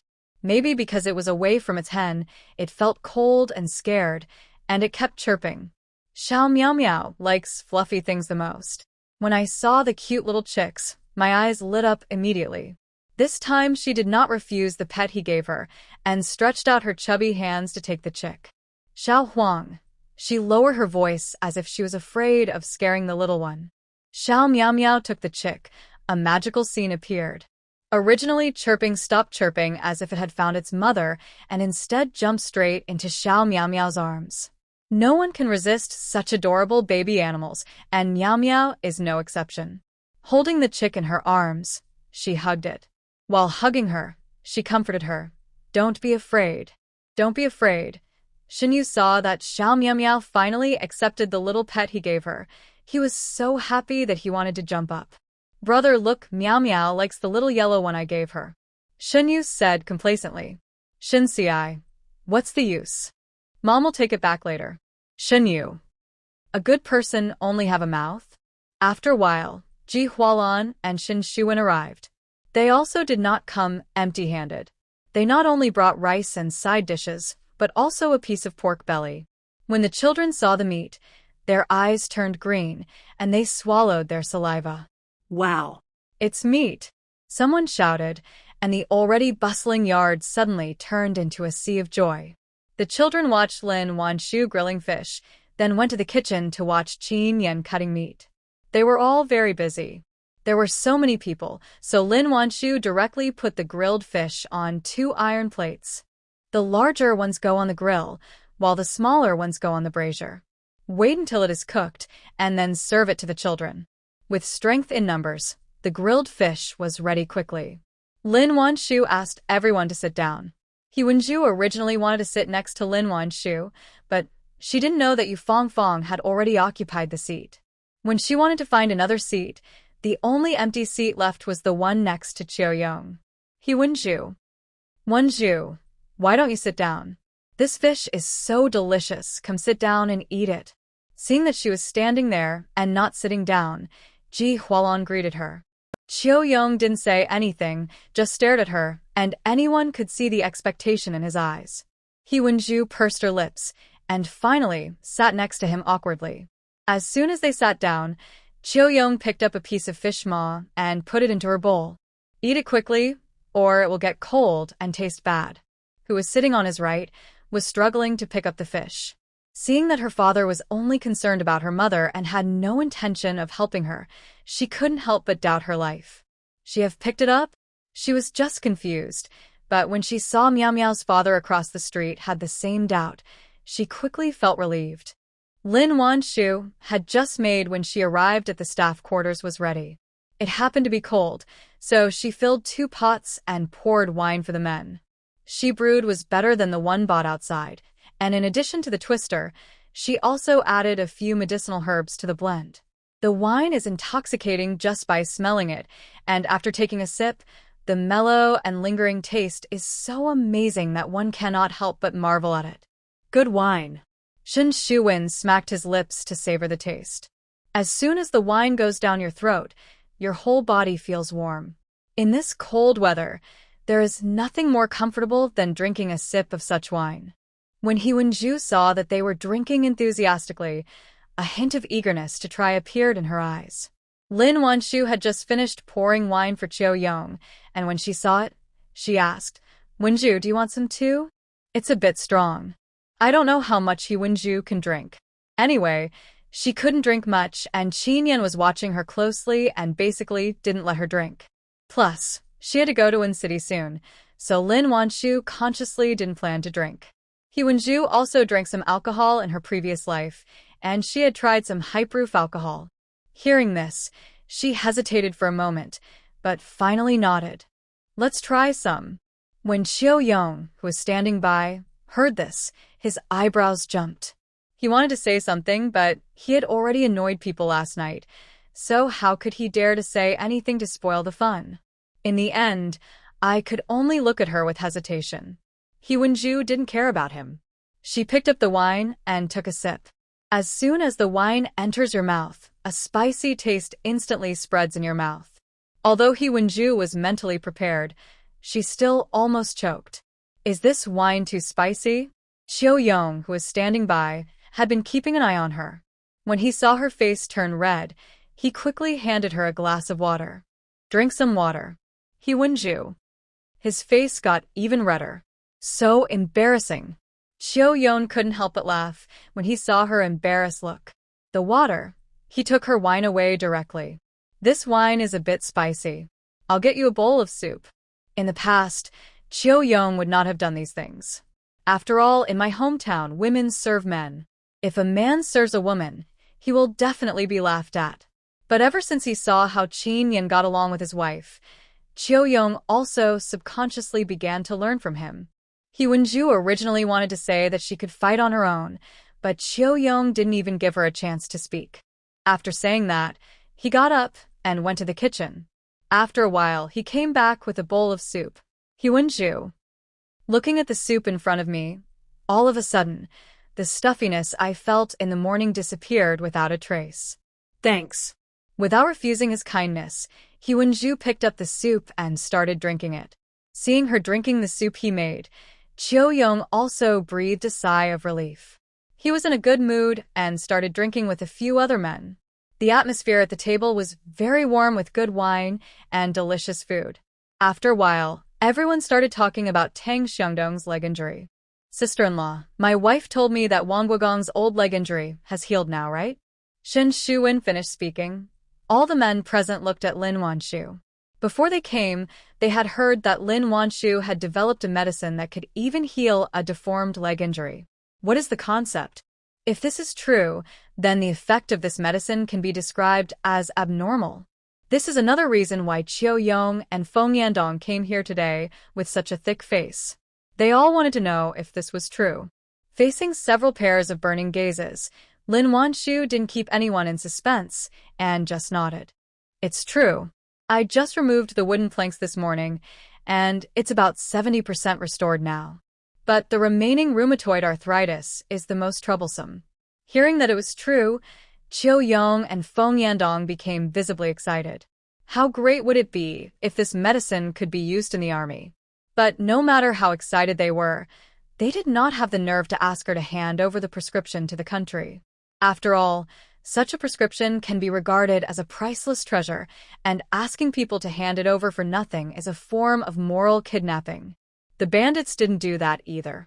What's more, she had already handed it over once, so they didn't have the face to ask for it. Comrade Xiaolin, do you plan to make more of this medicine? Our regiment can buy it from you. After considering it for a while, Qiu Yong asked. Previous prescriptions can be used in the rear, and this quick-to-use ointment can be used on the front line. This will not harm Lin Wan Shu's interests and will also save more injured people. Hearing this, Lin Wan Shu was a little surprised. She didn't expect that he would ask to buy ointment from her. This touched her heart to some extent. After all, the other person did not take it for granted that she had to contribute this precious medicine for the sake of justice, but would rather spend money to buy it from her. She was very lucky. Most of the people she met, whether they were soldiers or their wives, were of noble character. How could she not be moved when meeting such a group of lovely people? To be honest, I do want to mass-produce this medicine, but I can't do so much work by myself. I wanted to ask you something, but now that you've brought it up, I'll just tell you what I think. Hearing this, the people present no longer cared about eating fish and turned to look at her. Comrade Xiaolin, please feel free to tell me what you think. Qiu Yong said quickly. Lin Wan Shu did not keep the secret, and after a pause, she continued, I want to set up a pharmaceutical factory in the family compound to produce this wound medicine and some commonly used Chinese medicine pills. Hearing this, everyone was stunned. Wan, what did you say? You said you wanted to open a pharmaceutical factory? Yu Feng's eyes widened. He is worthy of being her idol. His courage is simply amazing. Lin Wan Shu nodded. That's right, we're going to set up a pharmaceutical factory. I've already investigated. We have abundant medicinal materials here, but there are many mountains and little flat land. The grain output is also low, and the life of the team below is very difficult. Here can help the villagers use some of the mountain land to grow some medicinal herbs, solving their economic difficulties. It can also solve the employment problem of the sisters-in-law. During this period, they have also mastered the basic methods of processing medicinal materials. After further training, they can directly start working. From how to solve the problem of funding for opening a factory, to how to grow medicinal materials, how to produce them, and finally how to sell them, Lin Wan Shu explained everything clearly. Everyone present was so shocked that their mouths could almost fit an egg. Lao Qin, what kind of wife did you marry? After she finished speaking, Shen Shuwen couldn't help but touch Qin Yan's arm with a look of amazement. What is the structure of people's brains? Can he make medicine? He also has such deep insights into running a factory. Just by hearing her say this, Shen Shuwen could imagine how many people would be able to live a good life if this factory was established. Lin Wan Shu had not yet had time to tell Qin Yan about the idea of setting up a factory. At this moment, Qin Yan was as shocked as Shen Shuwen. But at the same time as I was shocked, the pride in my heart couldn't help but surge up. This is the person he has been thinking about for 2 lifetimes. My wife has always been very capable, but she is relatively low-key. Whenever he met his wife, Qin Yan, who had never known what humility was, would boast proudly. Shin Shuwen's teeth were almost falling out from the sourness of him. Although I feel jealous, I am also really envious. On the other hand, Chiu Yong did not expect that Lin Wan Shu would have such a plan. Faced with such huge benefits, she did not consider herself, but first thought about solving the employment problems of the military wives and the livelihoods of the villagers. What kind of selflessness is this? Comrade Xiaolin, on behalf of the troops, the family compound, and the brigade below, I would like to express my gratitude to you. Chiu Yong stood up and saluted her solemnly. The captain has saluted, so how can the others just sit there? Immediately, they all stood up and saluted Lin Wan Shu. Even Qin Yan was no exception. This scene directly scared Lin Wan Shu. She quickly stood up and said to them, "You're welcome. As a member of the Republic, it is my honor to contribute a little to the country's development." Although when she died, the country was still far behind the West. But she believed that with their hard work and efforts, sooner or later they would catch up with the countries on the other side of the ocean. To achieve this goal, many people have been working silently and anonymously. She just gave 2 prescriptions, which is really not worth mentioning. But in this age that advocates selfless dedication, her spirit still moves everyone.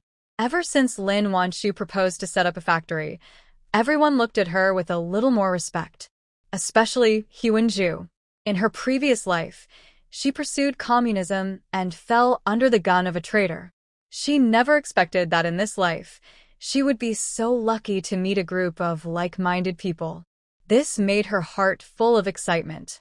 "Wan Shu, if the pharmaceutical factory needs any help from me, just tell me. I don't have any other abilities, but connecting the power supply and making a mold are no problem for me. Since it is a factory, it is natural to have machinery. Otherwise, if you rub it with your hands, how much ointment can you make in a day? No matter what, as long as it can create employment and boost the economy, Huan Zhu wants to try it." Although Ji Hualan knew that Lin Wan Shu was a person with ideals and aspirations, at this moment, she was still moved by her. "And me, Wan Shu, if there's anything you need me to coordinate, just let me know." When Yu Fongfong saw that everyone had expressed their opinions, she suddenly became anxious. "And me, too. I work at the county government. If you need me to run errands, don't hesitate to ask me." Although she already had a job, she didn't need the job in the pharmaceutical factory. But it is such an exciting thing to be able to personally participate in the construction of a pharmaceutical factory. Lin Wan Shu heard the words of the military wives. She was immediately moved. Blinking her sore eyes, she joked, "Needless to say, I will definitely trouble you. Just don't think I'm annoying when the time comes."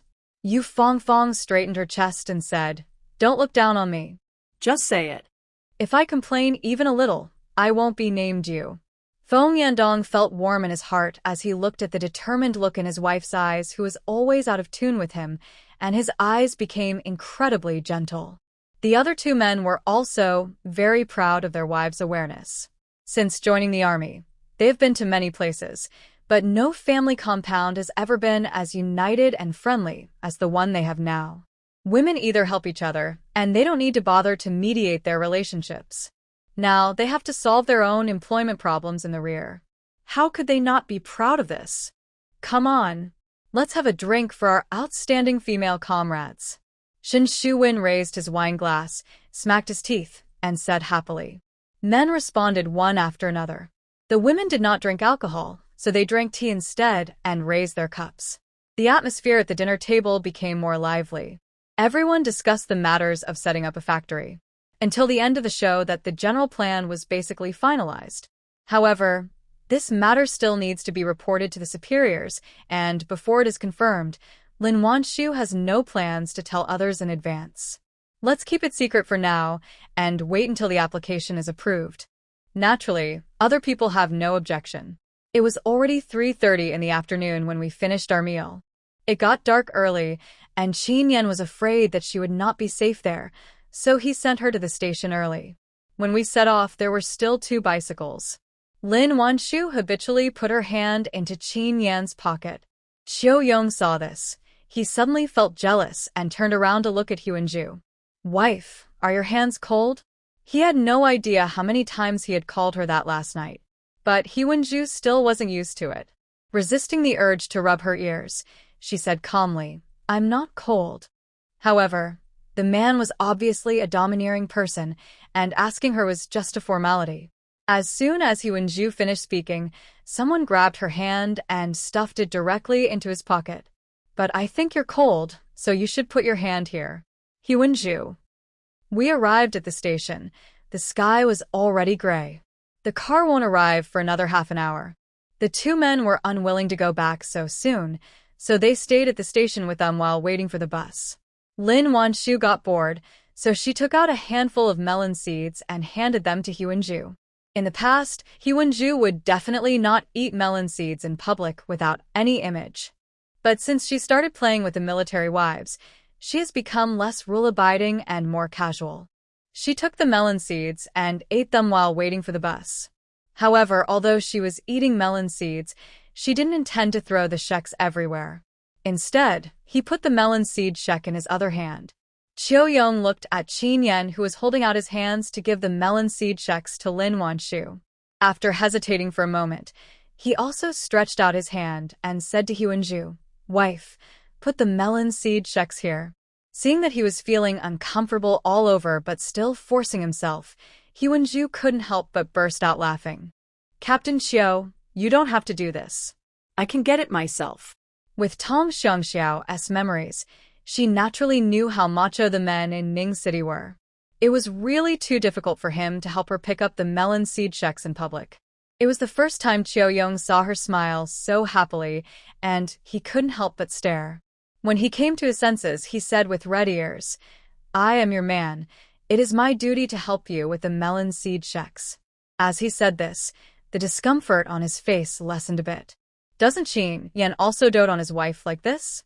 Everyone jokes that he dotes on his wife too much. Who doesn't envy him in private? Seeing that he really wanted to give her the melon seed shecks, Hyun-ju did not refuse and directly put all the melon seed shecks into his hands. The soft hand slid across the calloused hand, and an invisible and intangible electric current came from the rough palm. Hyun-ju's heart skipped a beat. Her face couldn't help but blush slightly. She quickly withdrew her hand, and in order to hide her discomfort, she pretended to be calm and continued to eat melon seeds. However, the feeling between men and women is so mysterious. Although she didn't say anything, Cheo-young could still sense that something was different. Instantly, his eyes were filled with excitement and joy, and his burning gaze was looking at people without any mistakes. Hyun-ju was so annoyed that she couldn't even eat melon seeds. Finally, she couldn't help it and started to chase people away. You should go back quickly. It's dark outside, and it's hard to walk. It's okay. I brought a flashlight. Besides, Chin-yen hasn't left yet. Hyun-ju. I couldn't persuade him, so I could only ignore his burning gaze. Fortunately, the car was not delayed for too long. After I finished cracking a handful of melon seeds, the bus appeared at the station. Lin Wan Shu took her bag and stuffed the last melon seed she peled into Chin-yen's mouth before saying, You go back. I can get in the car by myself. Hyun-ju ran even faster. When the car came, she waved to Cheo-young randomly and walked in front of Lin Wan Shu. Cheo-young. Chin-yen. Lin Wan Shu got on the bus. She found that there were already quite a few people on the bus, so she sat in the last row with Hyun-ju. It was already late, and it was getting darker outside. Not long after, a few more people got on the car, and Meng Yuan-shuang happened to be among them. Yuan-shuang, there's a seat here. Lin Wan Shu saw it and waved at her. Even though she left without saying hecko yesterday, we all knew each other after all, and it wouldn't be nice to just ignore her. However, Meng Yuan-shuang, who heard her call, turned her head subconsciously and said in a somewhat stiff voice, No need, Wan Shu. I'll just stand here for a while. Lin Wan Shu. Well, once again I've been rejected for my efforts. Since the other person didn't want to come, Lin Wan Shu didn't force him. After all, they had only lived together in a dormitory for half a month. It would be a lie to say that they had deep feelings for each other. After being alienated inexplicably several times, Lin Wan Shu's heart grew cold. After all, she has done everything right and has never let anyone down, so there is no need for her to waste her time on internal energy. She ignored Meng Yuanshuang and chatted with He Wenju in the back row. We arrived at Wen City. It was already completely dark. When getting off the bus, Meng Yuanshuang walked in front of them. Lin Wan Shu followed the crowd and slowly moved towards the door. But before she reached the car door, she suddenly saw that one side of Meng Yuanshuang's face was swollen. Meng Yuanshuang seemed to feel her gaze, and her face suddenly became very embarrassed. She covered her face as if trying to cover up her mistakes, quickly got out of the car and ran away. Lin Wan Shu. She was beaten, wasn't she? He Wenju also saw it and couldn't help but guess. Fierce look of that man yesterday is still vivid in my mind. Could it be that after what they said, he went back to vent his anger on his wife? Lin Wan Shu frowned slightly, then shook her head. I don't know. If it was domestic violence, it would be too tragic. She clearly had a bright future, but she still had to endure the abuse from the man at home. I have to say, this is indeed a very sad thing. Because not everyone has the courage like Huang Fengying to get a divorce. The two of them got out of the car soon. There were already quite a few people queuing at the station waiting to get on the train back to Lan County. Lin Wan Shu followed the crowd and walked out of the station. But before they had walked far, they suddenly saw Chi Honglian queuing up to get on the bus. Thinking about the information He Wenju collected for her, Lin Wan Shu soon discovered that her lips were abnormally red and swollen. Although it was a cold winter day, her face had a strange blush on it. Lin Wan Shu narrowed her eyes slightly, paused, and then retracted her gaze. He Wenju also saw Chi Honglian, and a sneer appeared on his face. Do you really think what she did is perfect? Little do you know that there is no such thing as a wall that is impenetrable. A few days ago, He Wenju not only found out that Chi Honglian and Sun Qingfeng had an unclear relationship. At the same time, it was also found out that both times Lin Wan Shu was reported were caused by her.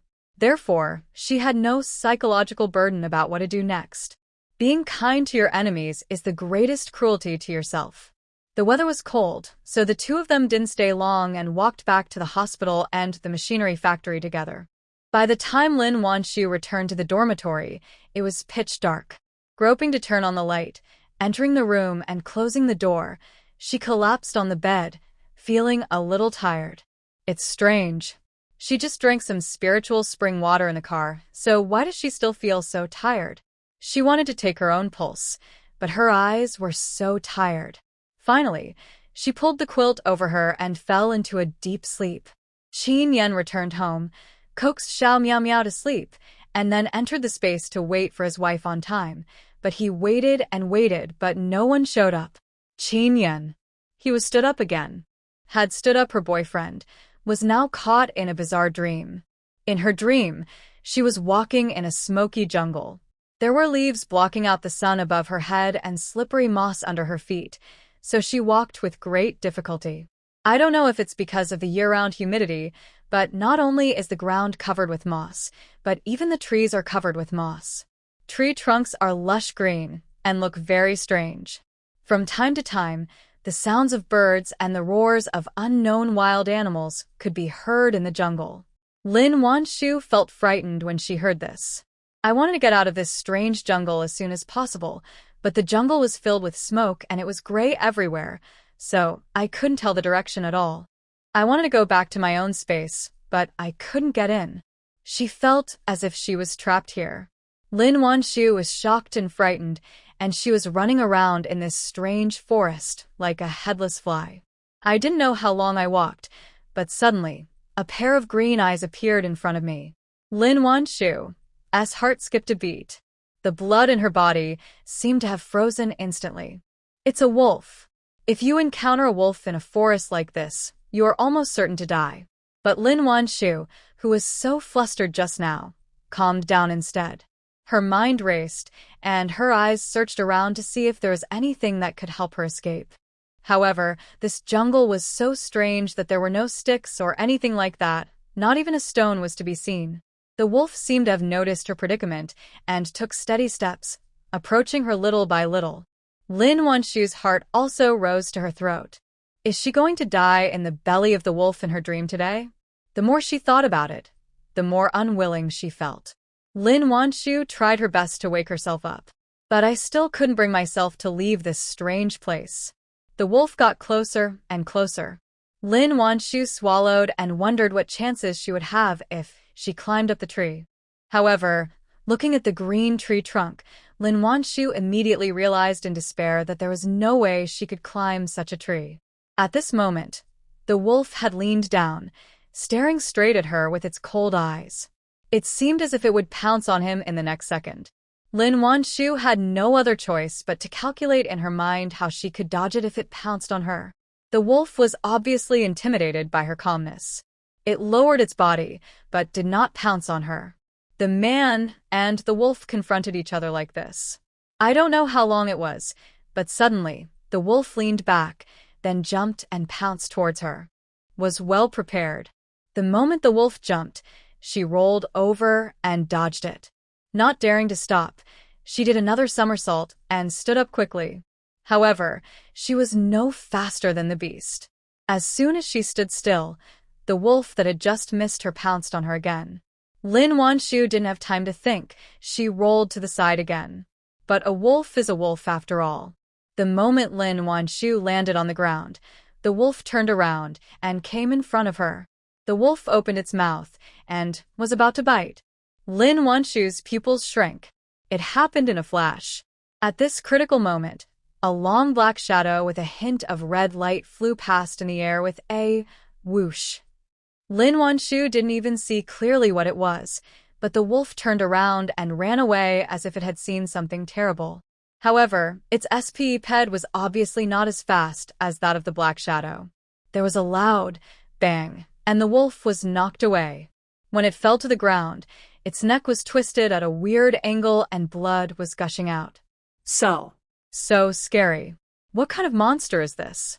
Just as I was thinking this, I saw a black snake with 2 horns on its head slowly crawling towards me.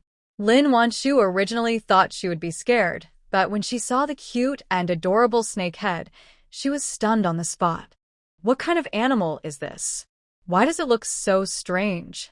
Just as he was thinking this, the snake had already crawled in front of him. And Lin Wan Shu only then saw that there was a bright red fruit rolled up in his tail. So, the red light just now was this red fruit? It was not known whether it was because she felt that the snake had no ill intentions, or because even if it had malicious intentions, she could not escape.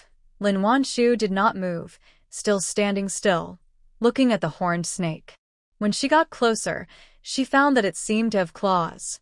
Lin Wan Shu, snake, tilted its head and looked at her. Its eyes were round like black gems, sparkling with strange light. Lin Wan Shu didn't know what it was going to do, so she just stood there without moving.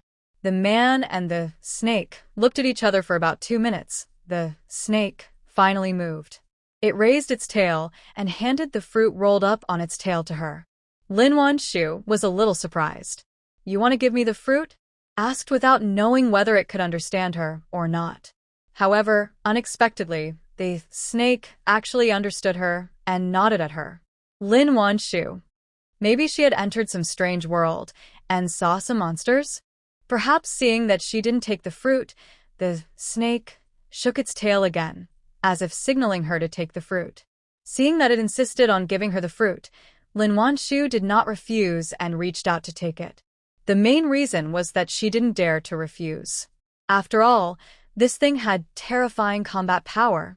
The fruit looks about the same size as an apple, but is shaped like an orange. I could smell a sweet flavor even before eating it.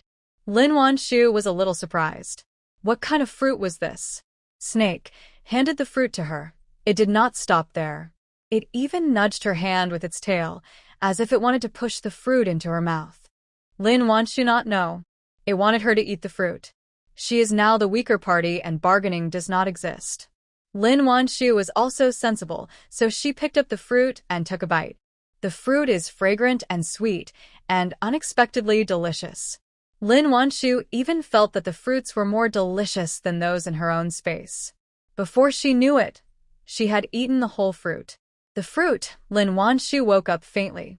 Blinking her eyes and looking at the white ceiling above her head, she felt as if she couldn't distinguish between reality and dreams. After finally coming back to her senses, Lin Wan Shu felt even more tired. There is no difference between sleeping and not sleeping. Rubbing her forehead, she took out a bottle of diluted spiritual spring water from the space and drank it up. Feeling that she had finally recovered some of her spirits, she washed, changed her clothes, and went out. It was already a little late when I got up. After taking a few bites of breakfast, Lin Wan Shu hurried to the clinic. Shi Serong had arrived a long time ago and was shocked to see Lin Wan Shu's listless appearance. "Why do you look so tired? Didn't you sleep well?" she asked with concern. Lin Wan Shu nodded. "I had a nightmare last night and didn't get enough rest. I'll just take a nap after work at noon. Anyway, there is no surgery today, so I just need to sit and see patients." But Shi Serong was worried. "Come here, I'll take your pulse and see what's going on." Hearing this, Lin Wan Shu didn't think much about it, just sat down and stretched out her hand. Coincidentally, Tan Hongmei, Qin Jiji, and Zhuo Xinshu also came in. Seeing that Lin Wan Shu looked a little strange, everyone couldn't help but show concern. Lin Wan Shu smiled. "I'm fine. I just had a nightmare and didn't sleep well." But just as she finished her words, she heard Shi Serong say with some anger, You are so careless that you don't even know you are pregnant?" Hearing this, Lin Wan Shu was a little surprised. Since Qin Yan always took precautions, how come she suddenly got pregnant? And she had eaten fish yesterday and didn't feel nauseous. She couldn't believe it and subconsciously took her own pulse. Sure enough, the pulse was a little smooth, like beads rolling on a jade plate. If it wasn't pregnancy, then what else could it be? Although the time is still short, this is definitely a slippery pulse.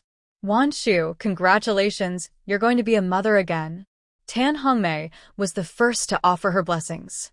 The other two were not to be outdone and congratulated her one after another. Lin Wan Shu was still a little confused and only responded subconsciously with a few, "Thank you. Since you are not feeling well, you should take a rest today, go back and get some sleep, and come back tomorrow." Shi Serong felt so distressed when she saw the dark circles under her eyes. In public terms, Lin Wan Shu is the best among the students she has taught, and in private terms, she is the daughter of an old acquaintance of hers, so Shi Serong will naturally take extra care of her. Hearing this, Lin Wan Shu did not try to be brave.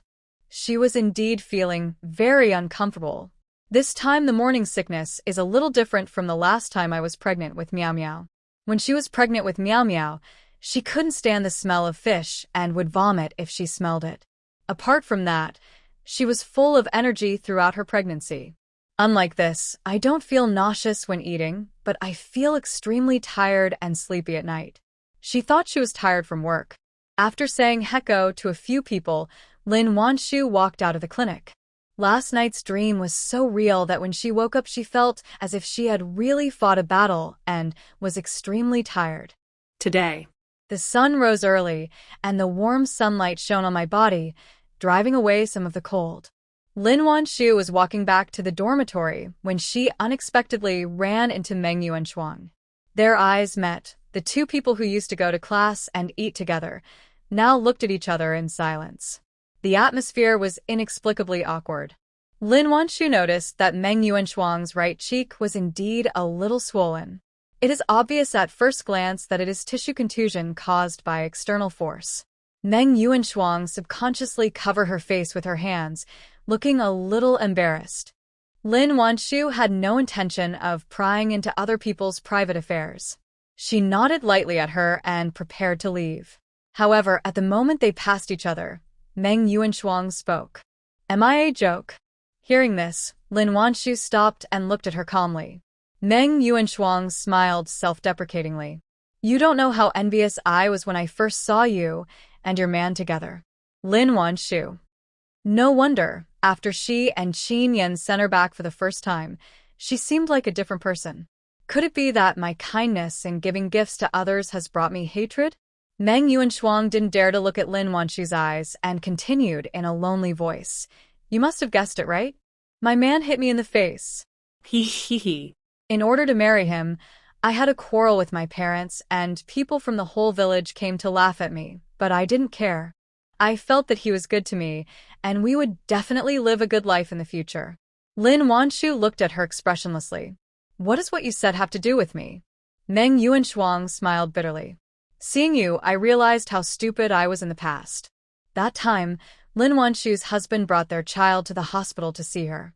Meng Yuanshuang finally understood what it meant to be really good to someone.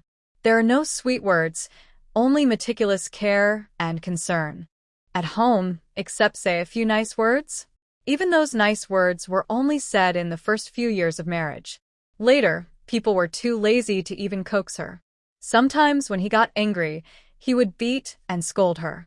At first, Meng Yuanshuang could still comfort herself that everyone's marriage would end up like this. It was not until she saw Lin Wan Shu and her man that Meng Yuanshuang felt that her marriage was a joke. The more Meng Yuanshuang saw her face, which was nourished by love, the more uncomfortable she felt.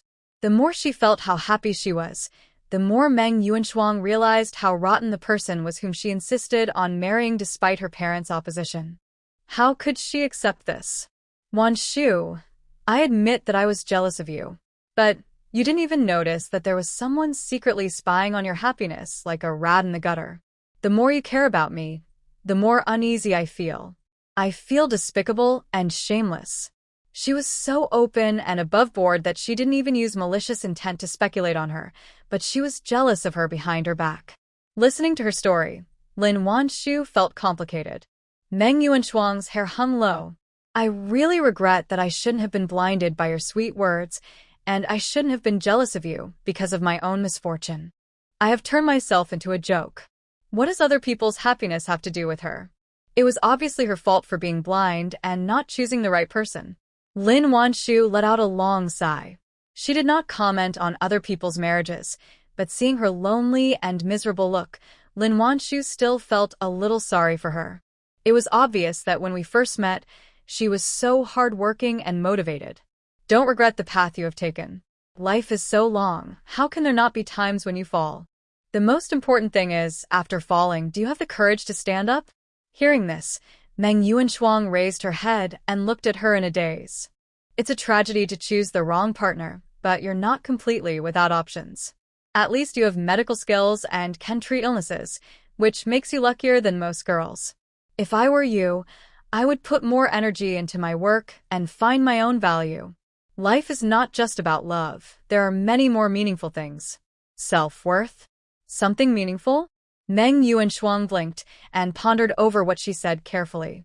And those words were like beams of light, piercing through the confusion and shining into her heart. The fog that had troubled her for so long disappeared in an instant. I figured it out. Thank you, Wan Shu. She was right. She could work and save people. She was no worse than anyone else. Why should I waste my energy on a bad man?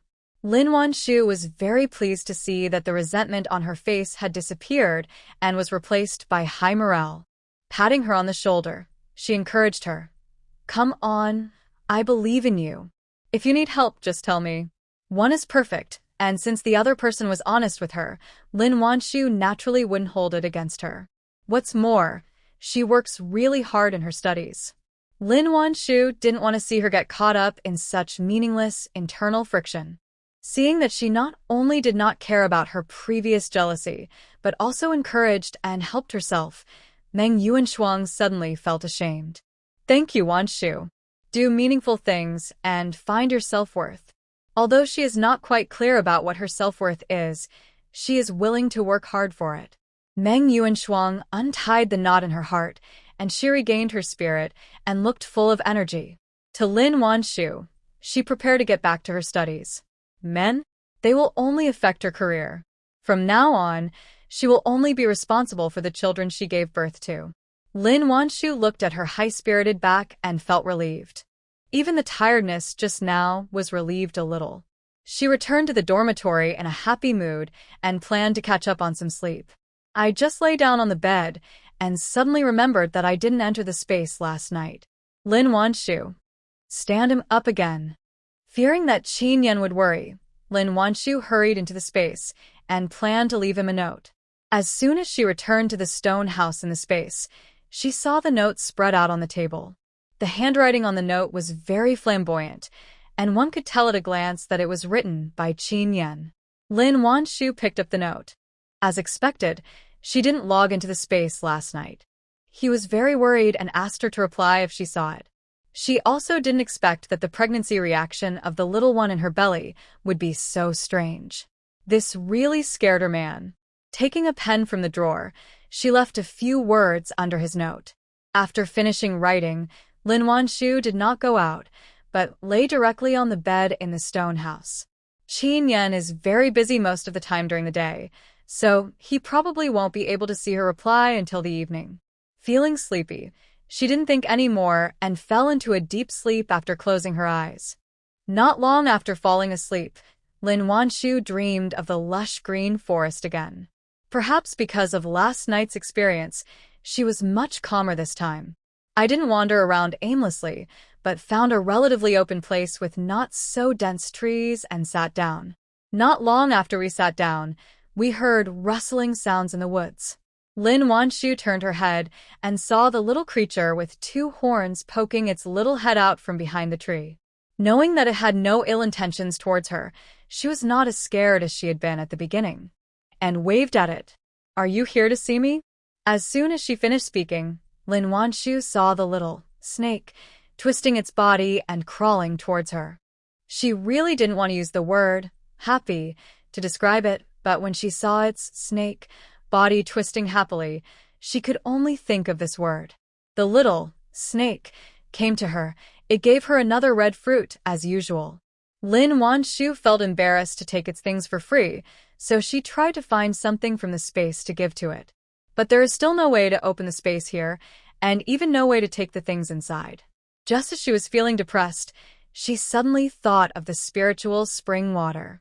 I don't know if that thing can be made. Just as she was thinking this, a drop of spiritual spring water condensed on her fingertips.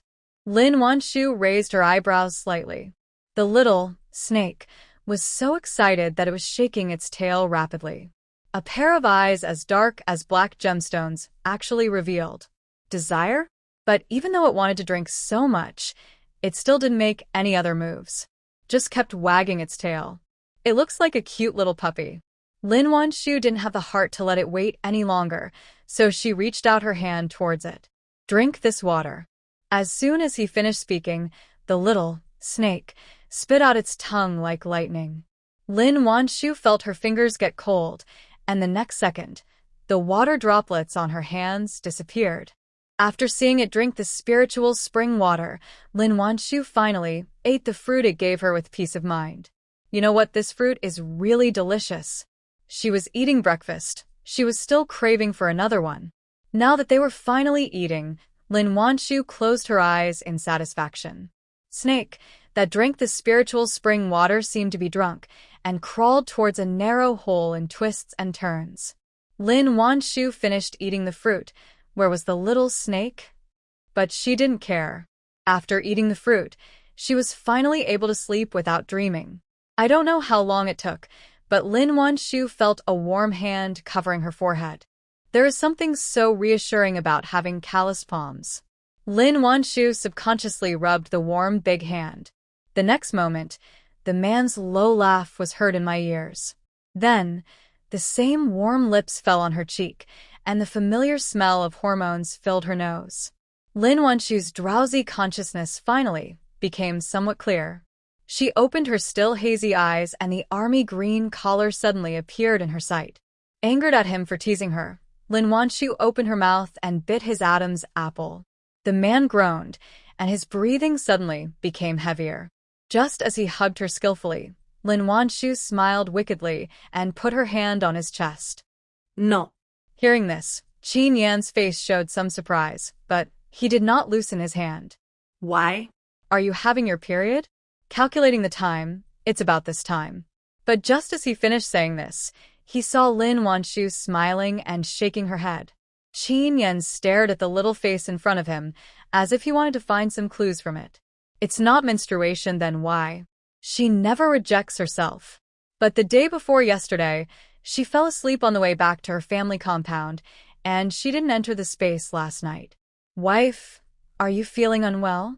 As he spoke, Qin Yan carefully picked the person up, wanting to see what her condition was. Lin Wan Shu did not resist, and even put her arms around his neck. After unceremoniously finding a comfortable position in his arms, she grabbed his hand and placed it on her belly. There's another little guy here. Hearing this, Qin Yan was stunned on the spot. His eyes were fixed on her flat belly, shock written all over his face. How could it be? He had clearly already taken measures. This thought had just flashed through his mind when Qin Yan suddenly remembered a time before when the woman in his arms flirted too much, and he lost control. Just that one time and during the safe period, and he got infected? Lin Wan Shu saw that he didn't react right. The smile on her face disappeared without her knowing. Isn't he happy that I'm pregnant? Just as I was thinking this, I heard the man say apologetically, "Wife, I'm sorry. I have to make you suffer again." In fact, Qin Yan originally didn't plan to have any more children.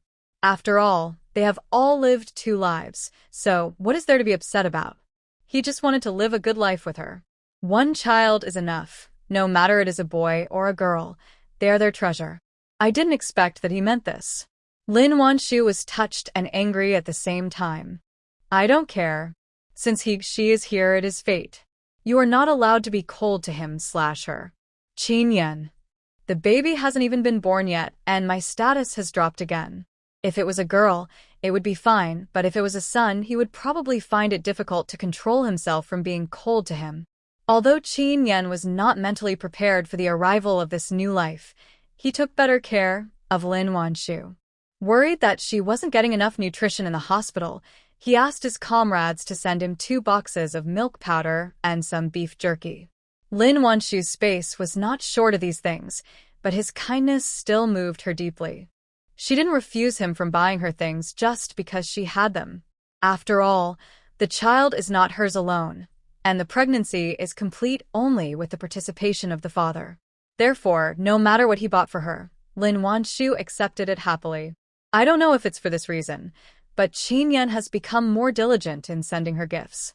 Sometimes I buy them, sometimes I make them myself. No matter what it is, Lin Wan Shu treasures it.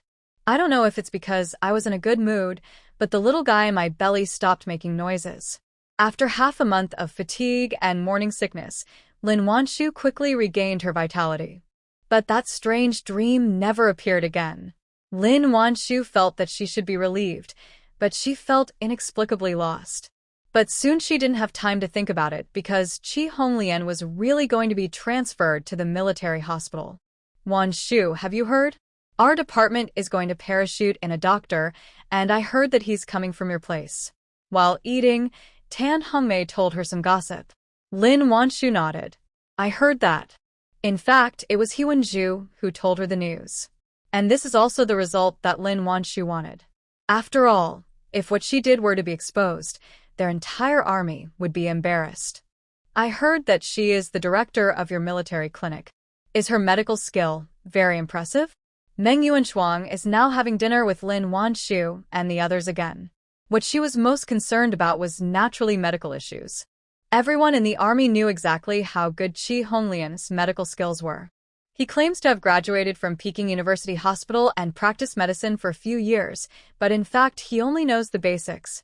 To put it bluntly, he is worse than the trainees in the military hospital. However, Lin Wan Shu couldn't discuss her strengths and weaknesses behind her back. I don't know. Hearing this, the few people who wanted to find out the news were suddenly disappointed. But she'll come to the hospital in a few days, and we will know then, right? Hope it's an easygoing one. A few people whispered a few words, but Lin Wan Shu didn't care. After finishing her meal, she went back to the dormitory. It is already January, and the Chinese New Year is just over a month away. The weather has become much warmer recently. When the temperature is around 10 or 20 degrees, a sweater is enough. Lin Wan Shu didn't feel any discomfort now, so she returned to her studies and work. There are many medicinal herbs collected by the military wives in the space. Using these medicinal herbs, Lin Wan Shu made a lot of pills for some common diseases. She didn't need to research these pills herself. The recipes were all in the space. All she had to do was see if there was any room for improvement. Apart from seeing patients during the day, she spends the rest of her time in the space laboratory. Here, Lin Wan Shu was busy preparing medicine. On the other side, there is a staff housing compound of a certain unit. Pan Fingjia had just returned from work, and the house was pitch dark.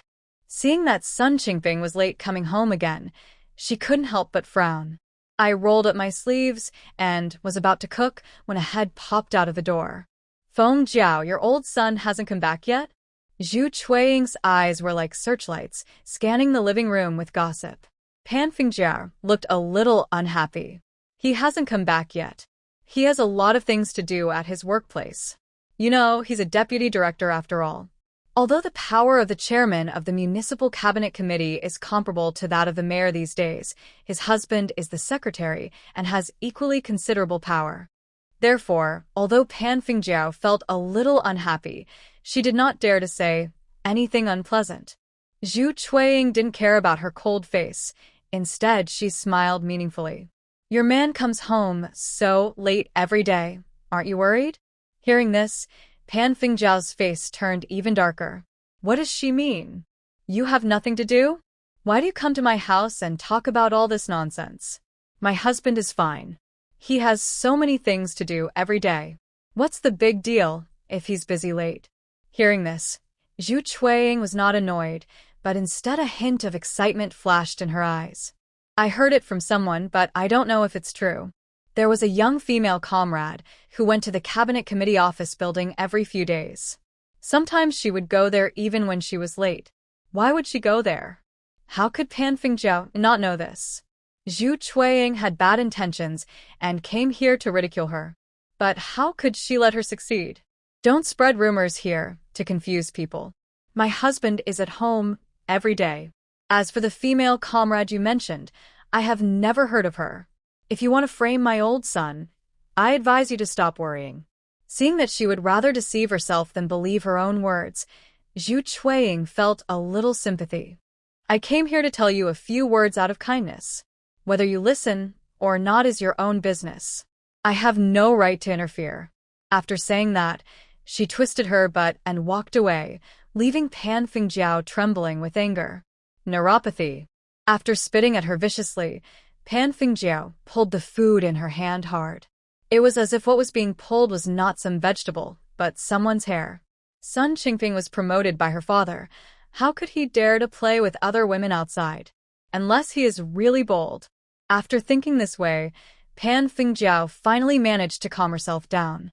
But there always seemed to be a thorn in her heart, and Pan Fingjiao felt extremely uncomfortable. At the same time, Qi Honglian pushed open the office door with ease. She was reluctant in the past, but today she seemed particularly proactive.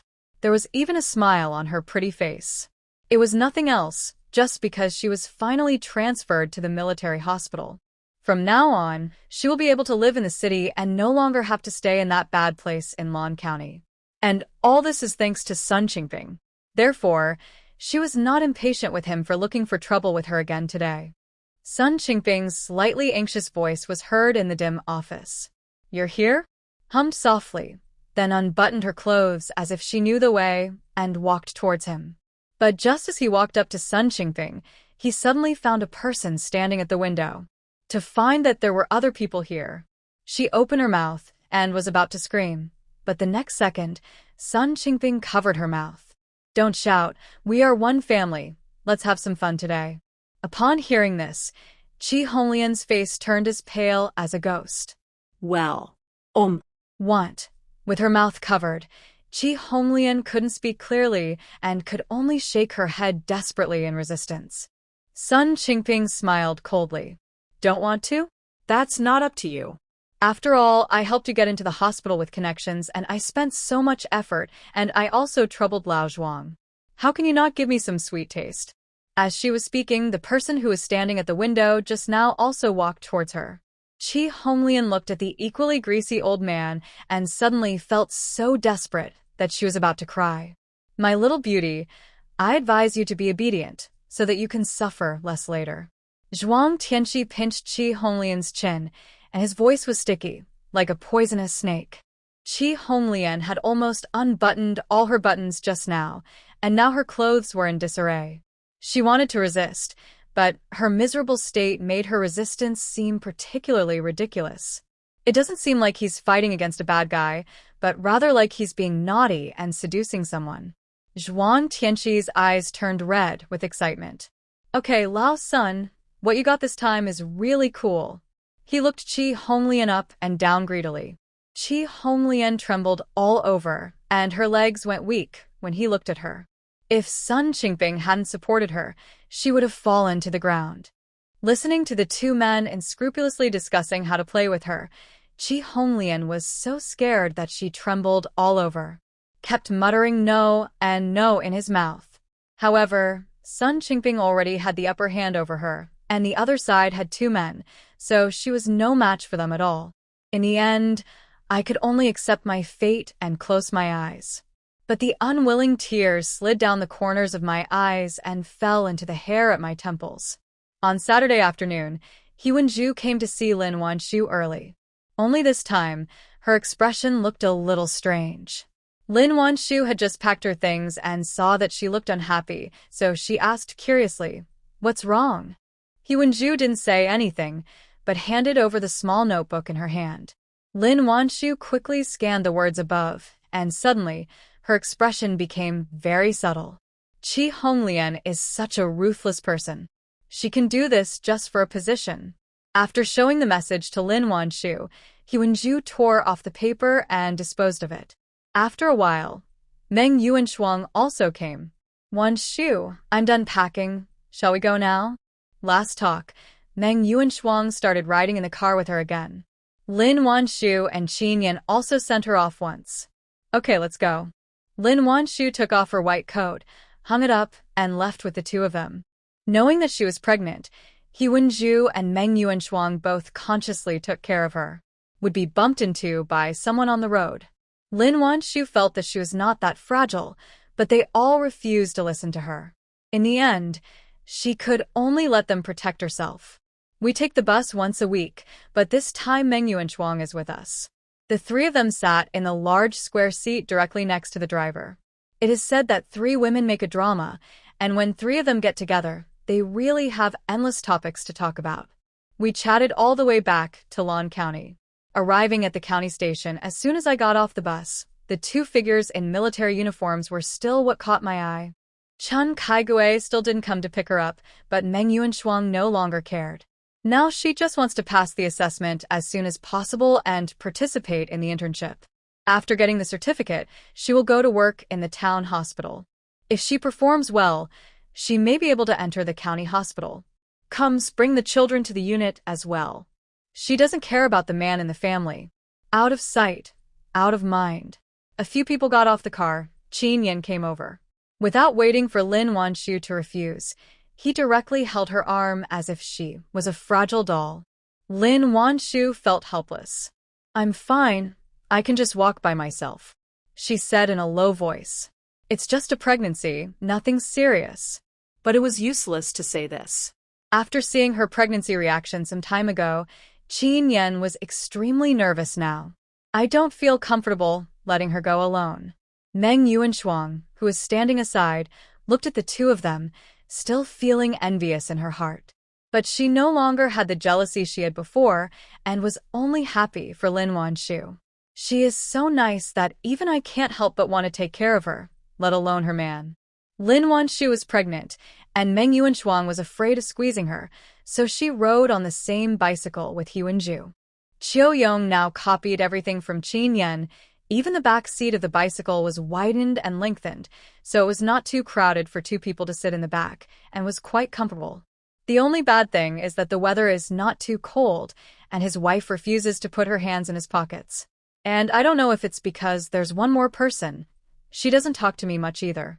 Instead, he kept chatting with the female comrade behind him. Chiu Yong was a little depressed. Lin Wan Shu didn't feel tired recently, but rather felt particularly bitter. Qin Yan came, He picked some green oranges for her. The green-orange varieties these days have not been improved, and the taste is so sour that it can make your teeth fall out. But Lin Wan Shu ate with gusto, without even frowning.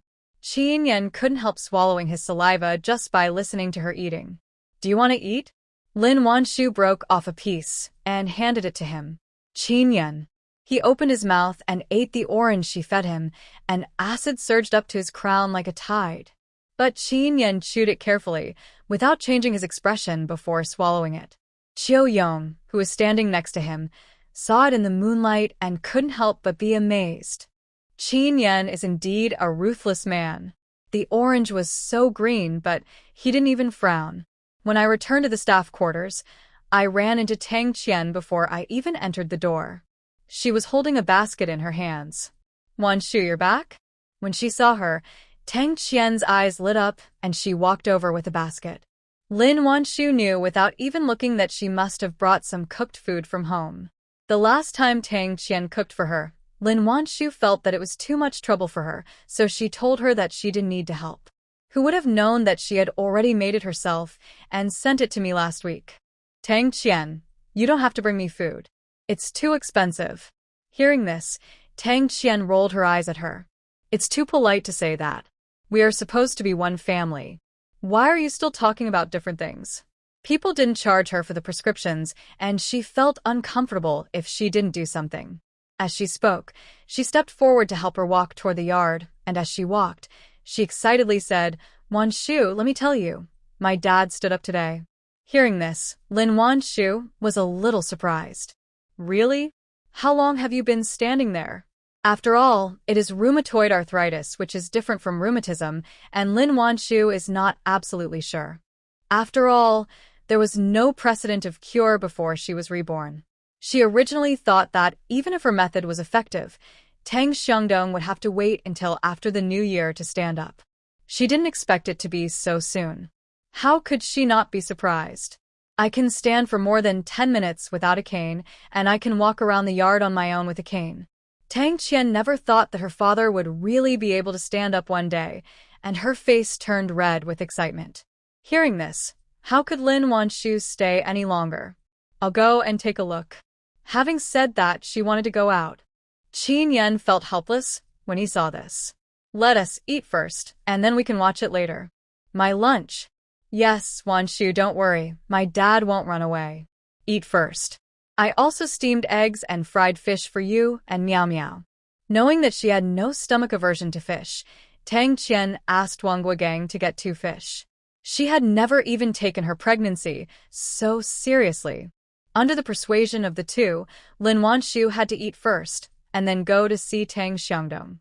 Xiao Miao Miao had just eaten some food at Ji Hualan's house, so she wasn't hungry now. Just seeing her mother eating, she became jealous. So she took a small bowl and joined her. On the table was her favorite egg custard. The little guy picked up his spoon and stretched out his short hands to scoop up the egg custard. But she was too short and couldn't reach it. Stepped directly onto the stool. Qin Yan saw this. He quickly reached out to help her. Lin Wan Shu touched her little head and said disapprovingly, "Meow Meow, you can't step on the stool. Do you remember what your mother taught you?" Although she dotes on Xiao Miao Miao, she does not spoil her too much and educates her as she should. Xiao Miao Miao has also gotten used to it, and usually she listens carefully to what she says. But today, just as Lin Wan Shu finished saying this, the little guy's mouth pouted, his eyes turned red, and he started crying on the spot. Lin Wan Shu was startled. He quickly picked up Meow Meow. "Meow Meow, what's wrong with you? Are you feeling unwell?" Obviously, she was not the kind of child who would cry when criticized, and this abnormal behavior made Lin Wan Shu worry. Qin Yan became a little nervous when he saw Lin Wan Shu holding Xiao Miao Miao. "Let me hold you. She is pregnant, so it's better to be careful." However, when Xiao Miao Miao heard this, she turned around and crawled into her mother's arms, looking as if she was afraid of being taken away by her father.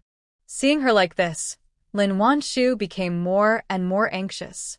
"Meow Meow, tell Mom, what's wrong with you?" As she spoke, she touched her forehead and took her pulse. I felt slightly relieved after confirming that the baby was not feeling unwell. She was not feeling unwell.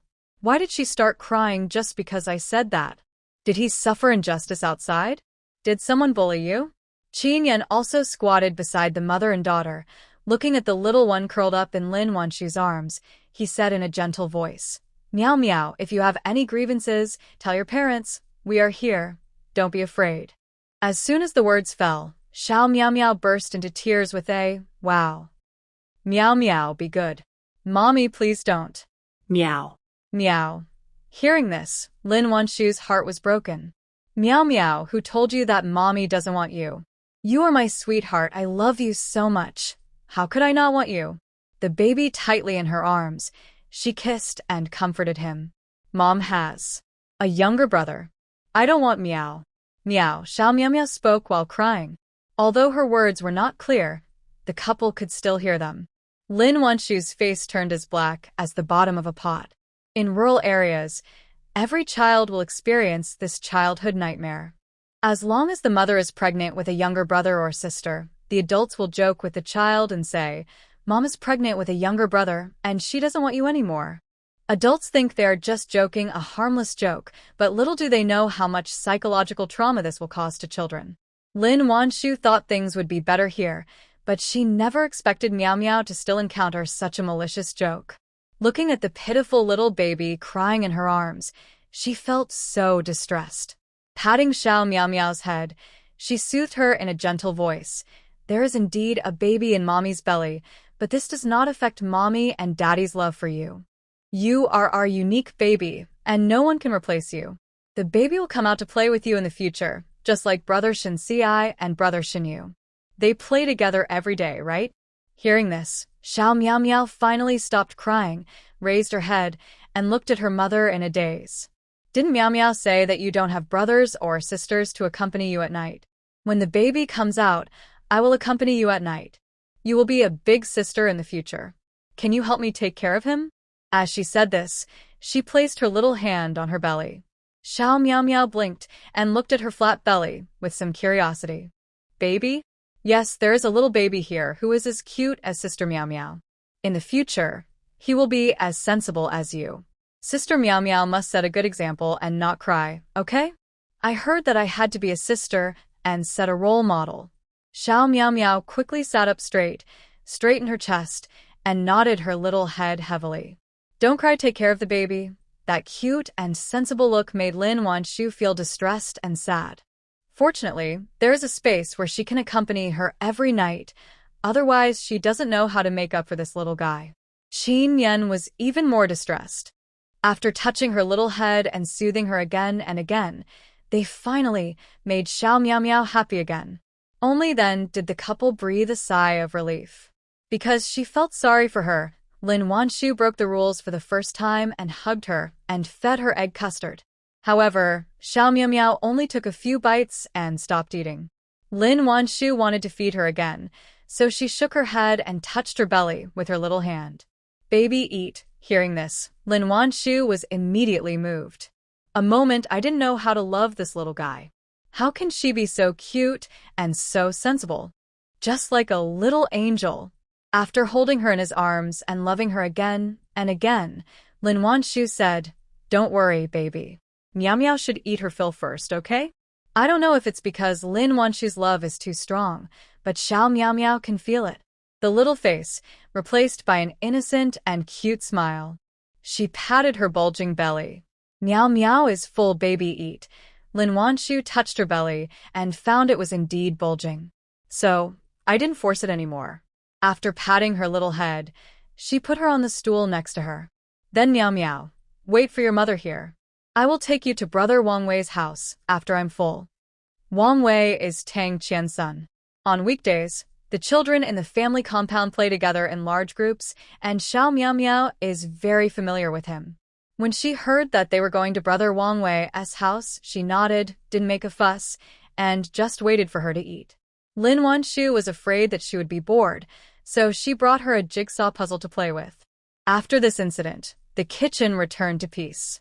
But the mood of the couple was affected to some extent. Xiao Meow Meow has been comforted now, but what if someone talks nonsense in her ear again? their precious child so much that they cannot wait to see how she will be hurt. How could they tolerate others hurting her like this? Qin Yan comforted her. Don't worry, I will check this matter later. No matter whether it was said by the military wife or the children, he would go directly to the men in their family. If anyone makes his wife and daughter unhappy, don't blame him for finding the head of the family to practice with. Lin Wan Shu knew that her man was always reliable and didn't worry about it anymore. Just ask him to pay more attention to Miao Miao's condition. Qin Yan nodded. Okay, I'll pay attention. After dinner, Lin Wan Shu took Xiao Miao Miao to Tang Qian's house, and Qin Yan followed them. It's already past 8 o'clock in the evening. The lights in Tang Qian's yard were still on, and it looked bright. The weather is not cold today, and 2 children, a boy and a girl, are playing in the yard. They were both very happy to see Xiao Miao Miao coming. Sister, are you here to see me? Wang Wei rushed to the front, looking at Xiao Miao Miao with sparkling eyes. But he was slapped by his sister and thrown back. Get out of the way, Sister Miao Miao is here to see me. Wang Qingqing rolled her eyes. After saying that, she walked up to Xiao Miao Miao and held her hand. Wang Wei got beaten but didn't dare to say anything. He just followed the 2 men feeling aggrieved. When Xiao Miao Miao saw how powerful her sister was, her eyes lit up.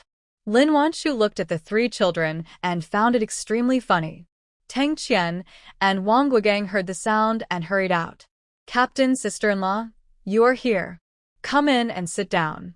Today, his father-in-law was able to stand up and walk in the yard with the help of crutches. Wang Guogang was extremely grateful to Lin Wan Shu. Although it is the daughter-in-law who takes care of her father-in-law most of the time, she still has to help with the moving and lifting when he comes back. Only those who take care of him personally know the hardships involved. Lin Wan Shu smiled and nodded to him, then said, Captain Wang, you're welcome. I'll check Uncle Tang's legs, and then I'll go back. In the room, Tang Xiangdong was also very excited when he heard that Lin Wan Shu was coming. Before she entered the house, he walked out on his own, supported by his crutches. Seeing that he could really walk, Lin Wan Shu was very excited and walked towards him. Although there was a light, the ground was still dark. Qin Yan was afraid that something on the ground would trip his wife, so he reached out to hold her. The 2 men just arrived in front of Tang Xiangdong. He threw away his crutches and was about to kneel on the ground. Thank you, Dr. Lin. You are my great benefactor. Lin Wan Shu was startled, but Qin Yan quickly stretched out his other hand and held him up. Uncle Tang, you can't do that. Lin Wan Shu was about to reach out to hold his other arm, but was blocked by Qin Yan. Lin Wan Shu. She finally understood that he would not let her move at all if it required any effort. Tang Xiangdong, who was helped up, burst into tears and kept saying, "Thank you," over and over. Tang Qian felt sad. No one knew better than her how much pain her father was in. When he first came here, he didn't even want to eat more, and he looked lifeless. If it weren't for the fact that he was in the army and was afraid of affecting her man, Tang Qian felt that he would not want to continue living. Now that he can stand up again, you can imagine how excited and happy he is. Qin Yan helped Tang Xiangdong sit on the stool. Lin Wan Shu also walked forward and examined him. Bones have completely healed, and the disordered systems in the body have returned to balance. Rheumatoid arthritis is actually a disease in which the immune system mistakenly attacks normal joints, which is different from ordinary rheumatism. Lin Wan Shu tried to use the 5 elements theory of traditional Chinese medicine to give him systematic conditioning from a holistic perspective to restore the balance of yin and yang in his body. I didn't expect the effect to be so good. Uncle Tang, your leg is almost healed. This is a good thing. You should be happy, not crying. After the examination, Lin Wan Shu said to him with a smile, Yes, don't cry. This is a happy thing. I, an old man, never thought that I would be able to stand up again. Tang Xiangdong wiped his tears and spoke while crying and laughing. Uncle Tang, don't say that. You are in your prime and have a long life ahead of you. Just take good care of yourself. Good fortune is waiting for you in the future. After 2 months of Tang Qian's meticulous care, he has not only gained weight again, but his complexion has also improved a lot. He looks to be around 60 years old at most. If you take good care of it, it can definitely live another 20 to 30 years.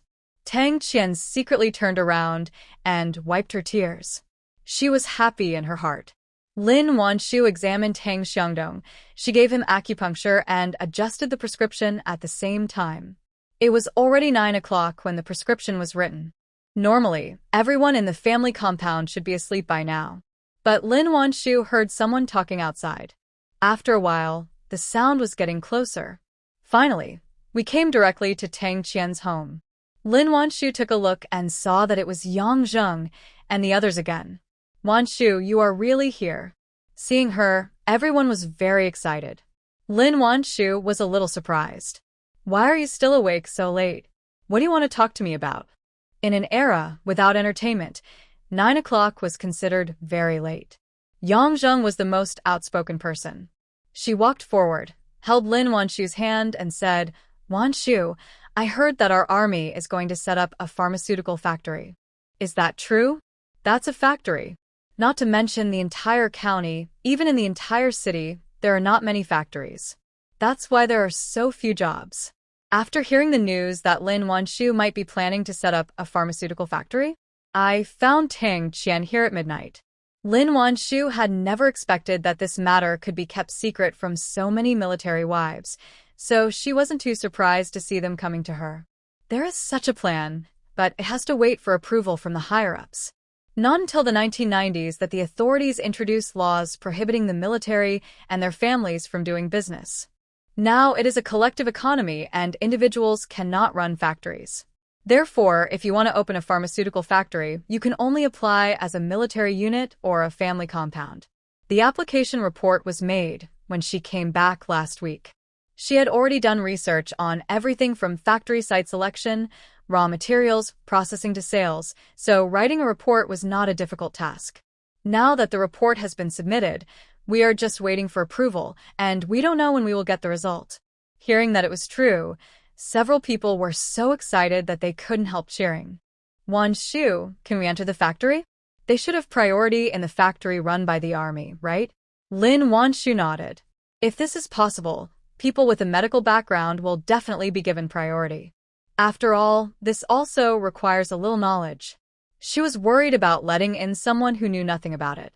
Hearing her say this, the military wives were immediately moved. Wan Shu, have you had this plan for a long time? Is that why they were asked to collect herbs and learn how to process them? Of course, Wan Shu must want to help us. Otherwise, who would go to the trouble of teaching us so many things? Isn't she busy enough in the hospital? After coming back, he treated them and taught them how to handle medicinal herbs. It's obvious that they had planned this long ago, to train them. A moment, the military wives were so moved that their eyes were filled with tears. How can a person be so good? Wan Shu, if I can get in, you will be my benefactor. Jian Hongmian was so excited that she was a little incoherent. Zhong Fengshu was both angry and amused. If she didn't go in, does that mean she's not your benefactor? How many times has she treated your child's illness? Hearing this, Jian Hongmian chuckled, feeling a little embarrassed. Yes, Wan Shu is my benefactor. She didn't know what was wrong with her son. He had been weak since childhood, prone to allergies and illnesses. Seeing Lin Wan Shu for treatment several times, his health has gradually improved. Yang Zheng looked back at the other military wives, paused, and said, Let me be frank with you. Whether we can get into the factory or not, it's not Wan Shu's fault. If anyone is resentful, don't come to my house in the future. People worked hard to teach them how to collect herbs and make medicine, and also tried to set up factories. She did so much for them, but she never mentioned it. If they end up blaming her because they can't get into the factory, are they still human beings? If anyone really does this, don't associate with her in the future. After hearing this, the people who were originally full of passion calmed down instantly. Yes, no one can say for sure whether you can enter the factory. Suppose one of them really failed to get in, could they still come and blame Lin Wan Shu? I, Jian Hongmian, swear here that whether I can enter the factory or not, I will not complain. If she can't get in this time, then she will work harder and study more. Maybe she'll have a chance next time. After hearing what Jian Hongmian said, the other people also patted their chests and made promises. Wan Shu, whether I can get in or not, I have to thank you because I picked up a lot of good things while picking herbs. They are all precious medicinal herbs that nourish the body. If Lin Wan Shu didn't teach them, how would they know these things? After hearing what they said, Lin Wan Shu was deeply moved. She even said anything. They had already thought of everything for her. How could she resist not being nice to such a sincere group of people? The factory is not big enough at the beginning and may not be able to accommodate all the people in our family compound. But I believe that as long as the factory is established, the scale will gradually expand, and then you will definitely have the opportunity to go in. It's hard to say about others, but these military wives who know how to make medicine will definitely be the first group to go in. Hearing her say this, everyone felt relieved. Wan Shu, I believe you.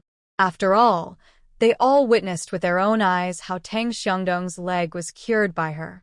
They don't believe that such a good medicine will not be able to sell. Not to mention anything else, the army alone will need to order a lot. I believe in you, too. We can definitely make the pharmaceutical factory bigger and stronger. They all looked very motivated, as if they were going to do something big and exciting. Being among them, it was hard for Lin Wan Shu not to be moved by their enthusiasm. Opening a pharmaceutical factory and producing high-quality and low-cost medicines can not only solve the employment problem, but also enable the troops to use better medicines for injuries and help more villagers increase their income. Just thinking about it makes me full of energy. She also did business in her previous life. It was more for herself. However, once you have earned a certain amount of money, no matter how much wealth you have, it is just data on the books. This is also the reason why some wealthy people spend their money lavishly in private. Because everything that should be experienced has already been experienced, the numb senses need more stimulation. But these are not what Lin Wan Shu wants. Some people pursue excitement, while others pursue spiritual enrichment. She lacks nothing, so naturally she wants to pursue higher things. Even if this road will be difficult. Lin Wan Shu chatted with the military wives for a while. She said, "The pharmaceutical factory matter hasn't been approved yet, so don't tell anyone about it yet."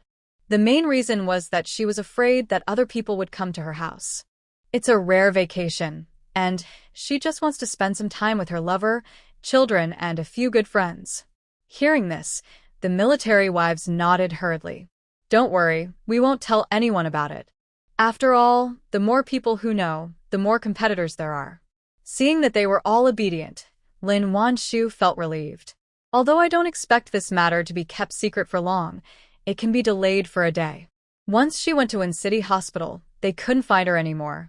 However, even though Lin Wan Shu had reminded everyone of everything she needed to, the news still spread throughout the family compound the next day. Have you heard? Lin Wan Shu wants to use her prescription to open a pharmaceutical factory. The military wives started talking to each other early in the morning. Really? Where did you hear that? Hey, everyone in the family compound knows everything they need to know, and everyone is talking about it. Now, everyone was upset.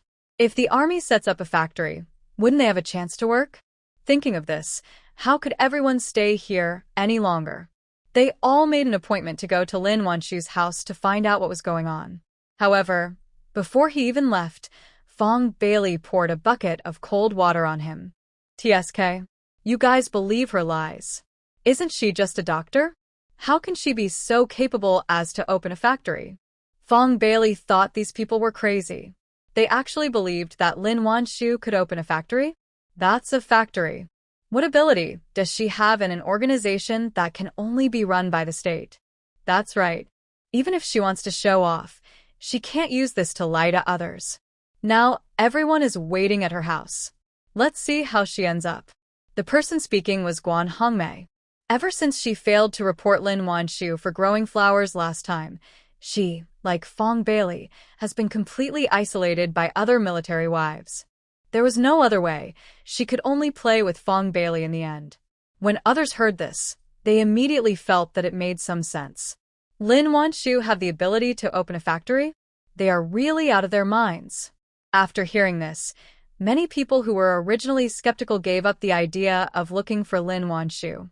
However, there was still a large number of people who, holding the idea of preferring to believe it rather than miss it, flocked to Lin Wan Shu's house. Are you kidding? If I go late and don't get the job, wouldn't that be a big loss?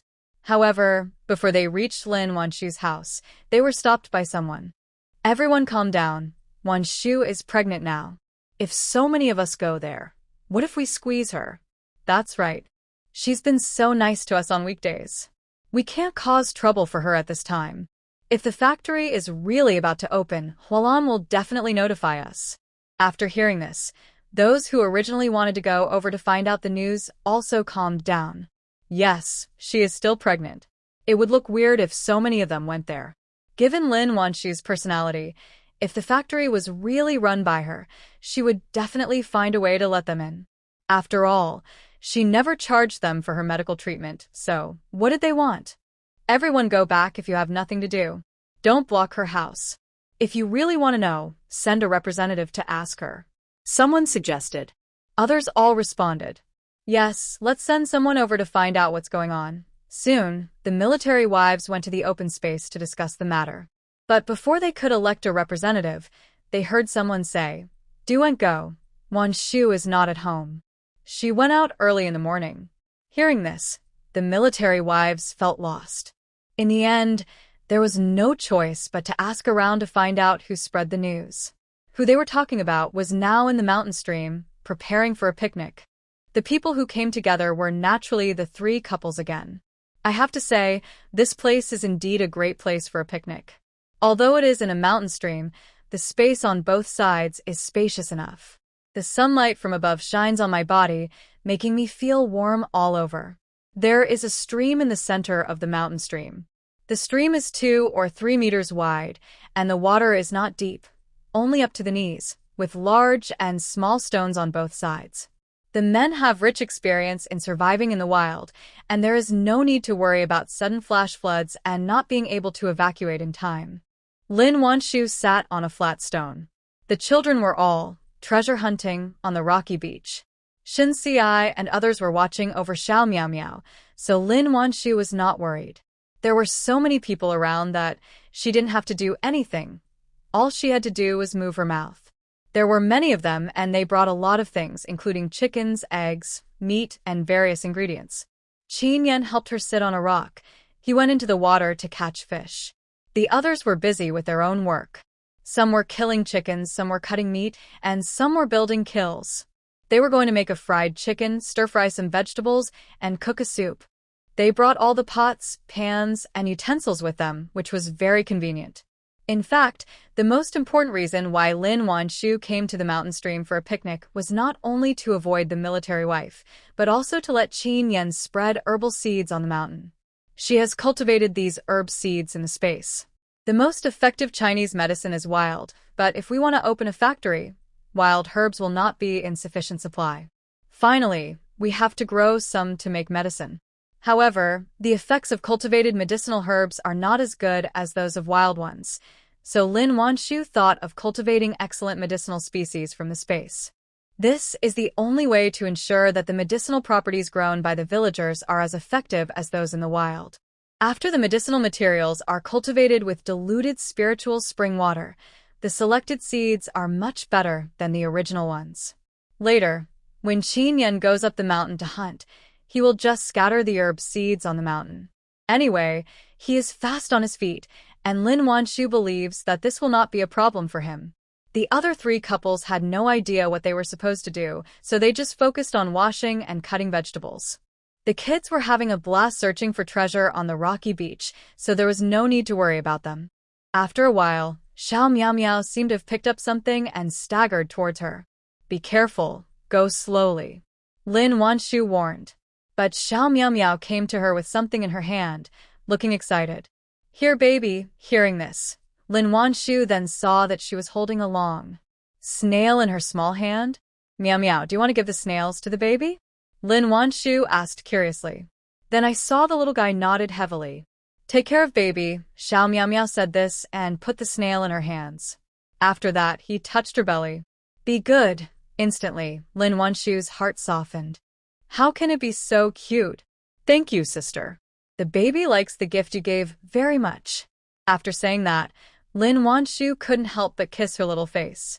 Xiao Miao Miao was very proud and held her little chest high. She also wants to be as awesome as brother Shinsiai. Not far away, Shinyu sneezed loudly. Who is secretly cursing me behind my back? He rubbed his nose and muttered. Shinsiai glanced at him. Hold the bamboo cage well, and drive the fish. It turned out that they had made a simple trap, and were catching fish and shrimp. Shinsiai finished weaving the bamboo cage. He handed it over to the two of them. One is responsible for waiting at the gap, and the other is responsible for rushing above. Oh, I see. I've done it, haven't I? Hee. He must catch a colorful little fish to give his sister a surprise. Jianxi, hurry up. Without Shinsi's instruction, he gave orders to Feng Jianxi again. No. Feng Jianxi also obeyed and started to drive the fish up from above. For fear of getting his clothes wet, he rolled up his trouser legs. The two were working hard to catch fish when suddenly, Shinyu felt like something was wrong. We agreed to go fishing together. Where is Shinsiai? Shinsiai is currently accompanying Xiao Miao Miao to pick snails. Lin Wan Shu did a lot of work for her last night, and now the little one has immersed herself in the role of a big sister. The baby is long, and the baby is short in the mouth. Not only did she pick snails for the baby, she also picked flowers for the baby, and even gave away the grasshoppers that Shinsiai caught for her. Shinsiai was a little depressed. The little baby hasn't even come out yet, but the little sister's attention has been completely taken away. He is really born one day.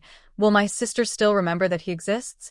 Thinking of this, Shinsiai began to quietly divert Xiao Miao Miao's attention.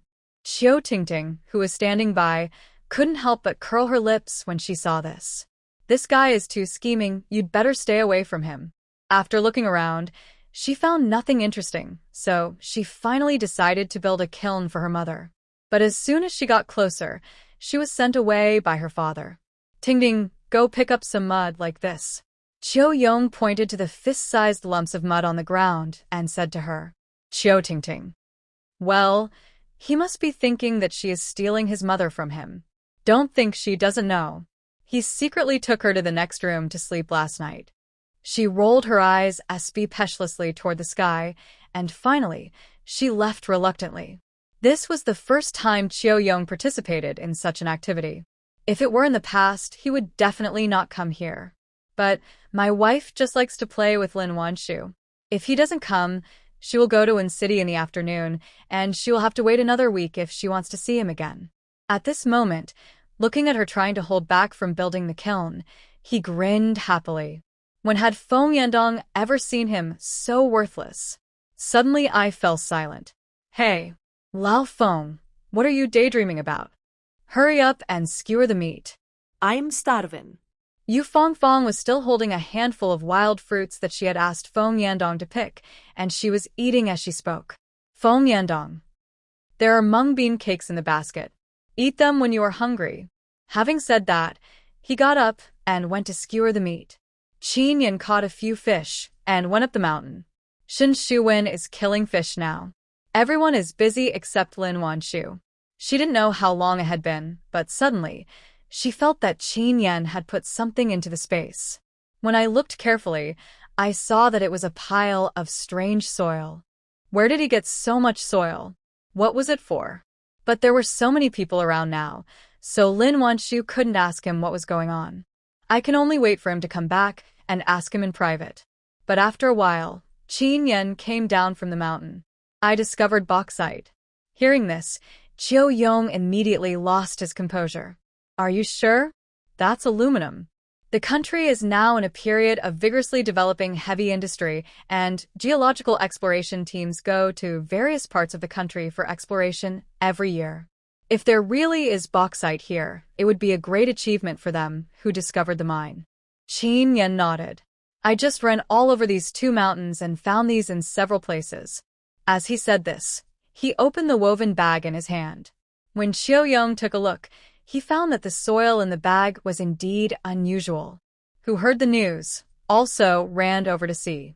Okay, Lao Qin, I can find treasures for you, even if I go up a mountain. Shen Shuwen patted Qin Yan on the shoulder and said admiringly. After discovering the mineral deposits, how could the men have time to cook? They all followed Qin Yan to take a look. Ji Hualan waved at them. Go ahead, we can finish this in no time. All the ingredients have been processed. Even the chicken has been put into the cave. Now all we have to do is stir-fry some dishes and stew some soup. A few men went to look for mineral deposits, and the remaining women were busy cooking. Yu Fongfong is responsible for making fire. She is now an expert at making fire and can manage 2 stoves by herself. Ji Hualan and He Wenju were cooking and stewing soup respectively. Soon, the entire mountain stream was filled with a fragrant smell. The children smell the fragrance. How can they care about playing? They all gathered around. The men just brought in a large, flat stone. All the prepared dishes were placed on the temporary stone table.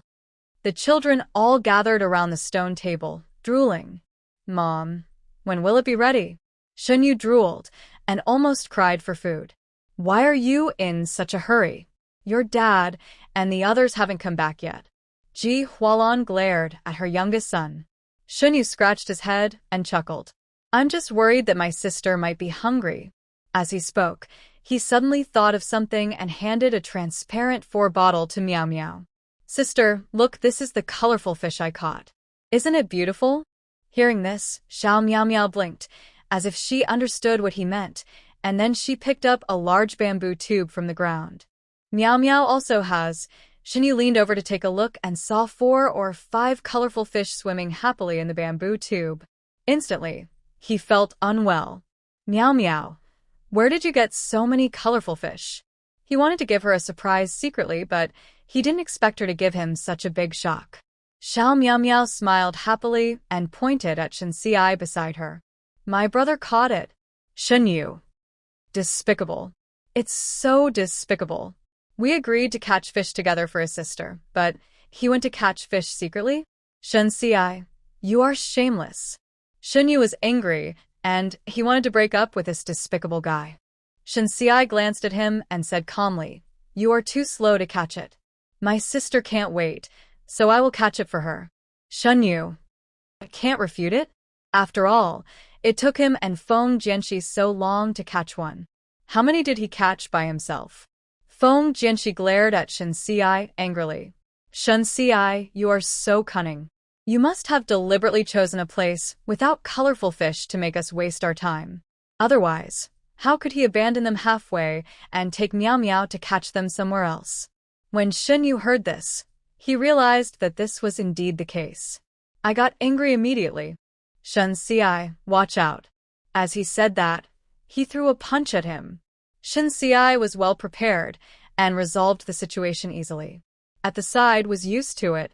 Without even turning her head, she said to the 2 of them, If you want to fight, do it over there. Don't hit the food, or I'll cut you. Upon hearing this, the 2 brothers stood up at the same time. He actually ran to the open space to fight. Feng Jianxi was tricked and was very angry, so he rushed forward to help beat people. After a while, a few men came back and saw the 3 boys fighting. They didn't stop them, but instead started to give instructions. Qin Yan's face turned black when he found out that these brats had started fighting over Xiao Meow Meow again. Xiao Yong patted his shoulder and teased, You have to get used to it. Your Meow Meow is cute and well-behaved. I don't have a son, but if I did, I would also like to arrange a marriage with you. The more I talk about it, the more I think this is a good idea. Or I'll give birth to a son as soon as possible, and then I'll arrange a marriage for him with your family. As soon as he finished speaking, the boys stopped fighting and ran to Meow Meow, protecting her and looking at Xiao Yong with vigilance. Shin Shuwen laughed out loud. Captain Xiao, wait until you give birth to a son first. I have 2 boys in my family, so I have a better chance of winning anyway. Not to mention his friendship with Qin Yan, just talking about Lin Wan Shu's personality, the children she raises will definitely not be too bad. If Xiao Meow Meow really marries into their family, it would be such a great blessing that their ancestors would be filled with joy. Who has always been taciturn, was not willing to fall behind. My family's Jianxi can cook and take care of people, so it's hard to say who has a better chance of winning. Qin Yan's face turned even darker. When he died, if he were to say, his Meow Meow is so beautiful and cute, no one is worthy of her. Lin Wan Shu felt a little amused and quickly changed the subject. What did you guys see when you went up there? Is it bauxite? When talking about this, the men suddenly became excited again. It is indeed bauxite. If it weren't for the last mudslide, this mine would not have been discovered. Let's eat quickly. After we finish eating, I will go back and report this matter. The world is big, but food is the biggest. The mineral deposits are here, and it won't be too late for them to report after they finish their meal.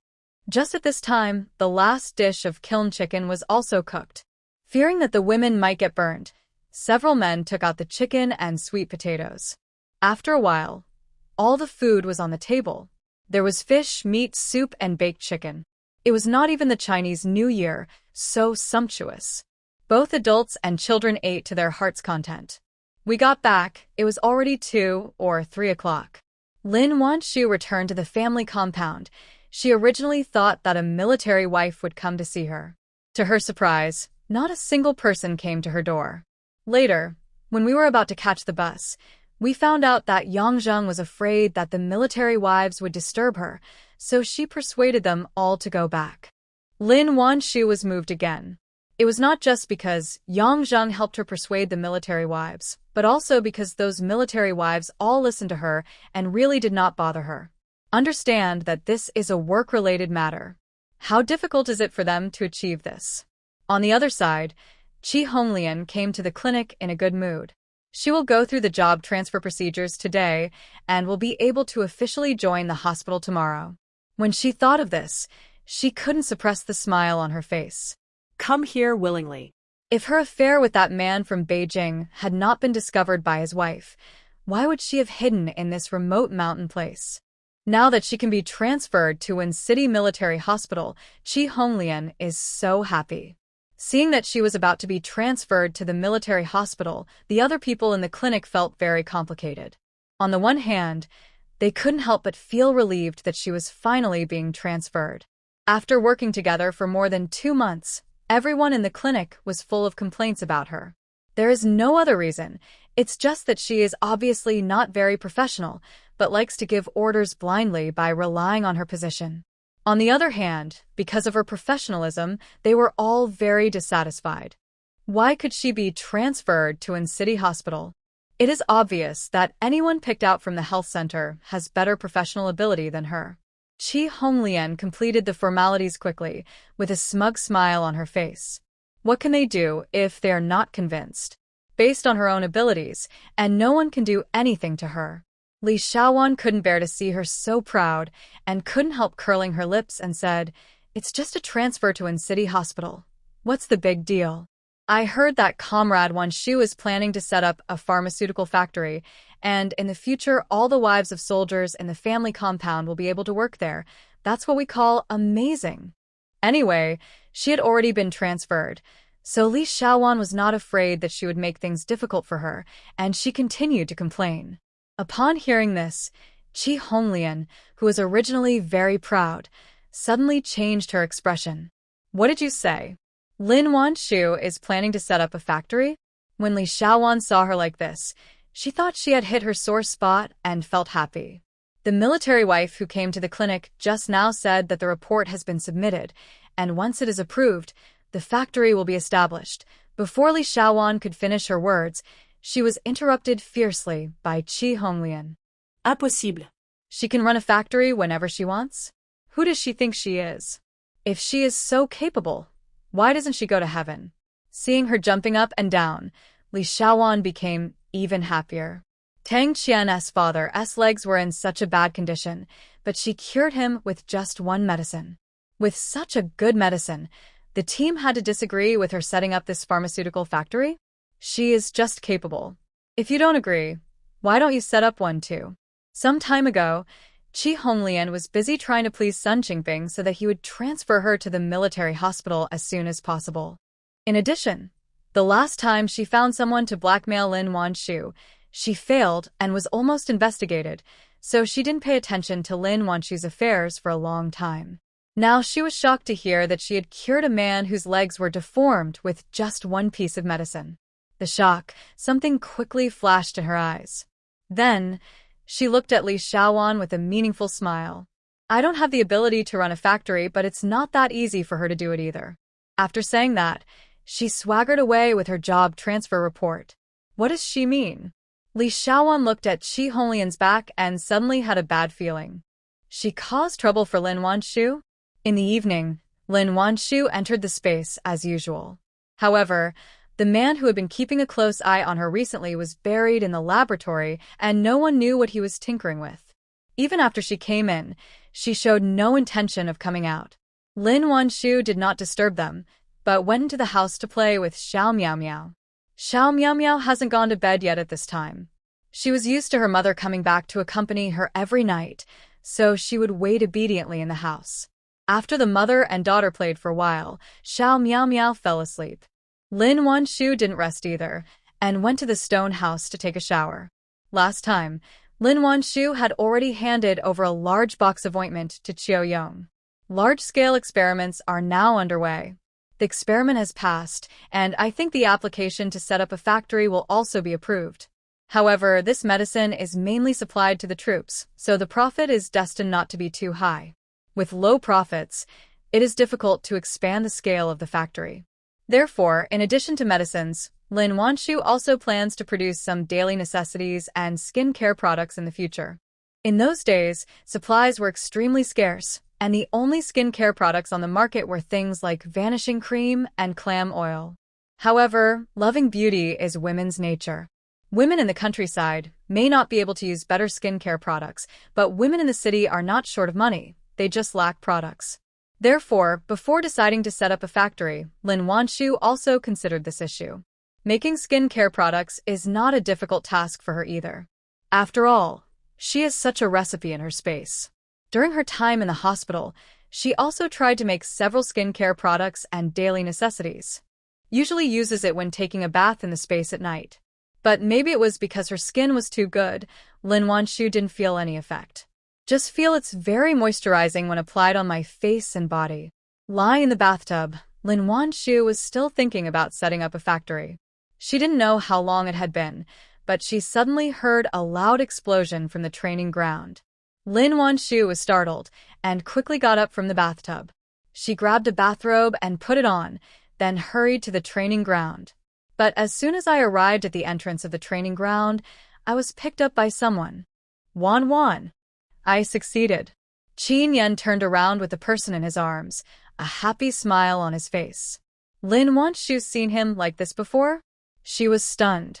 Ian, what success? What did you do just now? Qin Yan lowered his head and kissed her heavily, his face still showing an excitement that was hard to conceal.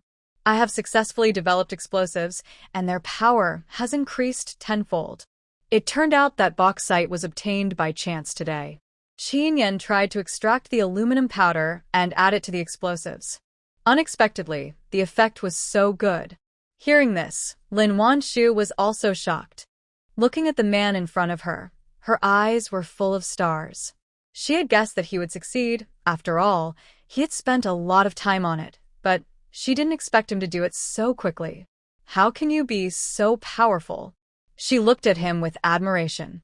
However, just as she finished her words, she saw that the man who had looked excited just now had his eyes dimmed without her knowing when. Seeing this familiar look, Lin Wan Shu's heart skipped a beat, and she suddenly had a bad feeling. Second, her face suddenly started burning. It turned out that I was in too much of a hurry and didn't tie the bathrobe tightly. Now that he hugged me like that, it must have become loose. When Lin Wan Shu thought about how she had just spoken to him, she felt like she was going to die. Although they were already husband and wife, they had experienced even the most intimate things. But it's still a bit embarrassing in such a situation. Lin Wan Shu blushed and tried to pull up her clothes, but the man was one step faster than her. Qin Yan put her on the ground, pulled her bathrobe tightly around him, and fastened her belt around her waist before saying, "You go back to sleep first. I'll take a shower and come back later." Because of concerns about her pregnancy, the two of them haven't been intimate for a long time. Seeing that he was obviously tense but still restrained himself, Lin Wan Shu's heart softened instantly. Instead of leaving obediently, she reached out and hugged him, rubbing her head against his chest. Qin Yan took a deep breath, and his whole body almost tensed up like a stone. Wan, Be good, and don't be naughty. He couldn't bear to say anything to her, so he coaxed her patiently. What responded to him was a woman's gentle, charming smile. Sure, I'll help you. The next day, as soon as Lin Wan Shu arrived at the hospital, she ran into Chi Honglian. Comrade Lin, what a coincidence, we meet again. When their eyes met, Chi Honglian spoke first, smiling with some pride. Hearing this, Lin Wan Shu's lips curled up into a smile, and she looked her up and down with an ambiguous look. It's a coincidence indeed. I thought that if I transferred to a military hospital, I would have to work in a military clinic for at least 3 years. I didn't expect that you, Dr. Chi, made the transfer so quickly. I really have to admire you. She said she admired him, but her eyes said otherwise. Chi Honglian had something to hide, and when she heard her words, she felt that she was hinting at something. But on second thought, how could she know about my relationship with Sun Qingping? A battalion commander. What other powers could she have? I'm able to come here because of my own abilities. Unlike some people, I'm still an intern. I heard that it's hard to get a military hospital medical license. I'm here to wish you a SBPD license. Hearing this, Lin Wan Shu smiled. It's really hard to get a military hospital medical license because the assessment here is very strict. Even if you enter the hospital, you have to take the assessment every once in a while. But I heard that Dr. Chi's medical skills are amazing, so I guess this small assessment won't be difficult for you, right? Hearing this, Chi Honglian's expression changed. There are assessments here every once in a while? How come she doesn't know? Lin Wan Shu didn't care about her surprise. After saying this, she went back to her own clinic. Assessment originally, but Lin Wan Shu raised the idea with Shursurong some time ago, so it is now in place. It is mainly aimed at new doctors entering the hospital. Since she was so depressed, she had to come here. Then she would naturally let her experience what it feels like to be socially dead. After all, treating patients is not a trivial matter. If someone comes to take advantage of the situation, wouldn't it damage the reputation of the hospital? Lin Wan Shu left. Chi Honglian immediately asked someone about it. After learning that she really had to undergo an assessment at regular intervals and that the hospital would advise her to withdraw if she failed 2 consecutive assessments, she felt like she was falling into an icy cave. How so? She had gone through so much trouble to come here, and if she was persuaded to leave, what would all the grievances she had suffered matter? Because she was worried about the assessment, Chi Honglian was a little absent-minded when she was treating the patient. Although people in the same department thought the medicine she prescribed was a bit strange, they didn't dare to question it because they knew she was a graduate of Peking University and had practiced medicine in Beijing for several years. Seeing that no one questioned her, Chi Honglian felt relieved. I feel that my level is not that bad. After finally getting off work, she did not go to the cafeteria, but walked out with her bag on her back. Lin Wan Shu took a look and ignored it. Ever since He Wenju came into being, Chi Honglian's whereabouts were basically under her control. However, Sun Qingping's backstage is now at its most frantic time, so it is not the time to deal with her yet. Let her be proud for a while. New Year's Day is just a few days away, and this turmoil will soon begin to be rectified. Chi Honglian came to the cabinet committee with familiarity.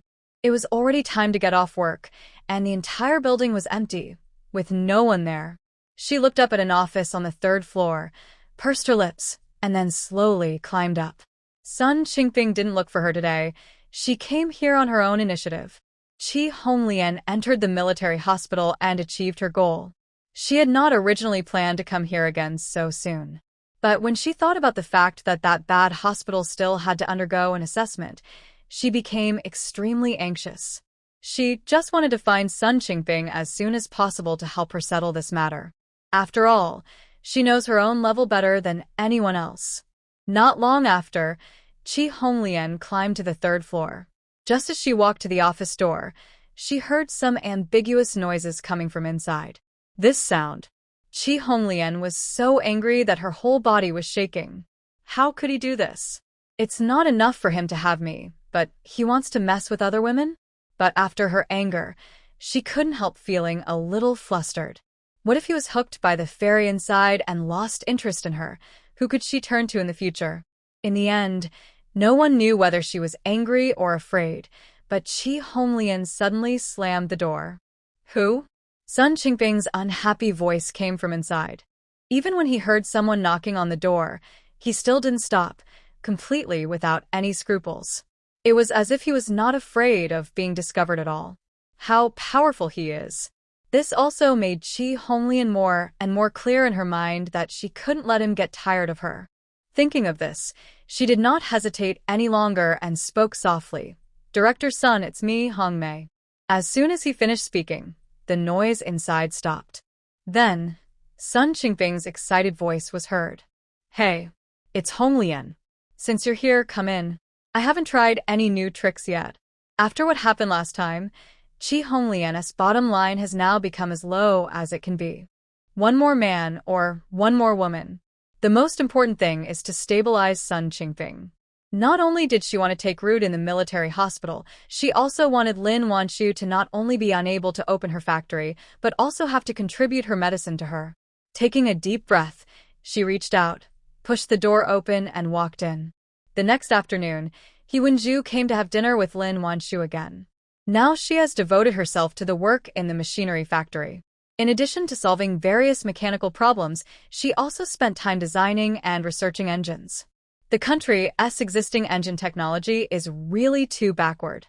Now that she has entered the machinery factory, she should do something meaningful. Because she was busy, she rarely came to see Lin Wan Shu in the afternoon. Occasionally to bring you some news about Chi Honglian.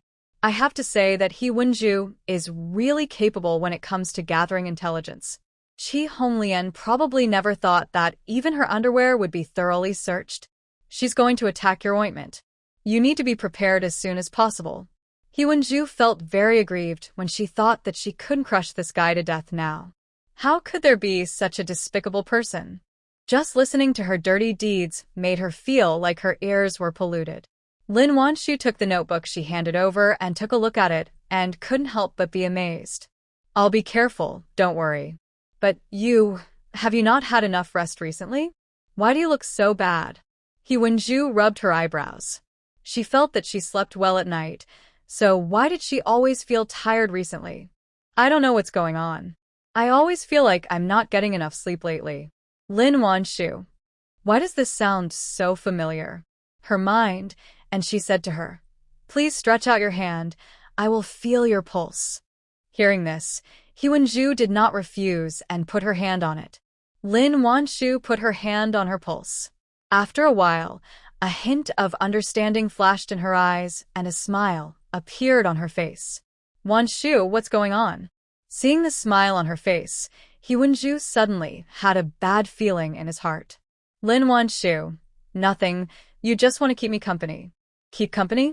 At first, He Wenju didn't understand what it meant. But soon, her eyes widened. She held her stomach with her hands and gritted her teeth. Qiu Yong. In the army, Qiu Yong sneezed loudly. Who was cursing him behind his back? Soon, Qiu Yong found out who was scolding him. He picked up his wife again. Before he could say anything, she twisted his arm hard. Hiss. Qiu Yong couldn't help but take a breath. She really pinched him hard, and it hurt him so much. But he didn't care about the pain in his arm and asked with concern, Wife, what's wrong? Who made you unhappy? Anyway, he felt that it definitely wasn't him. After all, they hadn't seen each other for a week. Just as he was thinking this, his arm was pinched again. It's all your fault. He Wenju was really angry. She was so angry that she wanted to bite him to death. How could he do this? She still has to work. How inconvenient would it be to be pregnant now? Qiu Yong was confused. What's wrong with me? Wife, tell me, if I have made you unhappy in some way, just hit me until you vent your anger. Seeing that he didn't know where he was wrong but was determined to admit it, He Wenju suddenly felt deflated. But she was so angry that she didn't want to talk to him, so she turned her head away. Qiu Yong was extremely anxious. Lin Wan Shu, who was standing by, looked at it and covered her mouth with her hands while laughing. Comrade Xiaolin, do you know what happened to my wife? I really don't know how I offended her. They have such a good relationship. Maybe she will tell Lin Wan Shu in private. I know. Lin Wan Shu nodded, smiling with her eyebrows curved, and said, "I know," and then didn't say anything else. Xiao Yong was extremely anxious. Qin Yan to see his wife being so naughty, and he found it extremely rare. But he also understood Xiao Yong's anxious mood, so he touched her head and coaxed her. "Wife, what's the situation? If it's inconvenient to tell, you can remind the head of the group. Since she knows it, it is no longer a private matter between husband and wife." Hearing this, Lin Wan Shu stopped making trouble and said to Xiao Yong with a smile, "Congratulations, Captain Xiao, you're going to be a father again." Hearing this, Xiao Yong froze on the spot, his mind going blank. What? "What did you say? Is he going to be a father again? She is pregnant with his baby?" Turned his head to look at He Wenju's belly in disbelief. "Wenju, is what she said true? He Wenju. That's fake. Are you going back? If not, I'm getting off the bus." She didn't want to pay any attention to him. But when Xiao Yong heard this, he just grinned. "It's true, you re-pregnant with my baby. I'm going to be a father again, ha ha ha." Although Ting was also pregnant by her, it was different after all. At that time, her consciousness was still asleep, and most of the time it was Tong Xiangxiao who was in control of her body. And this child belongs completely to both of them. How can he not be excited? He Wenju saw through his thoughts at a glance, and her expression immediately turned even worse. "I warn you, you can't be partial to my little one now. Ting is also my treasure. If you treat her badly, I will take her to Wen City to study."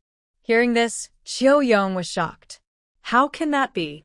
Ting is also my treasure. I promise you, no matter how many children I have in the future, I will treat them all equally. Xiao Yong patted his chest and almost swore to the sky.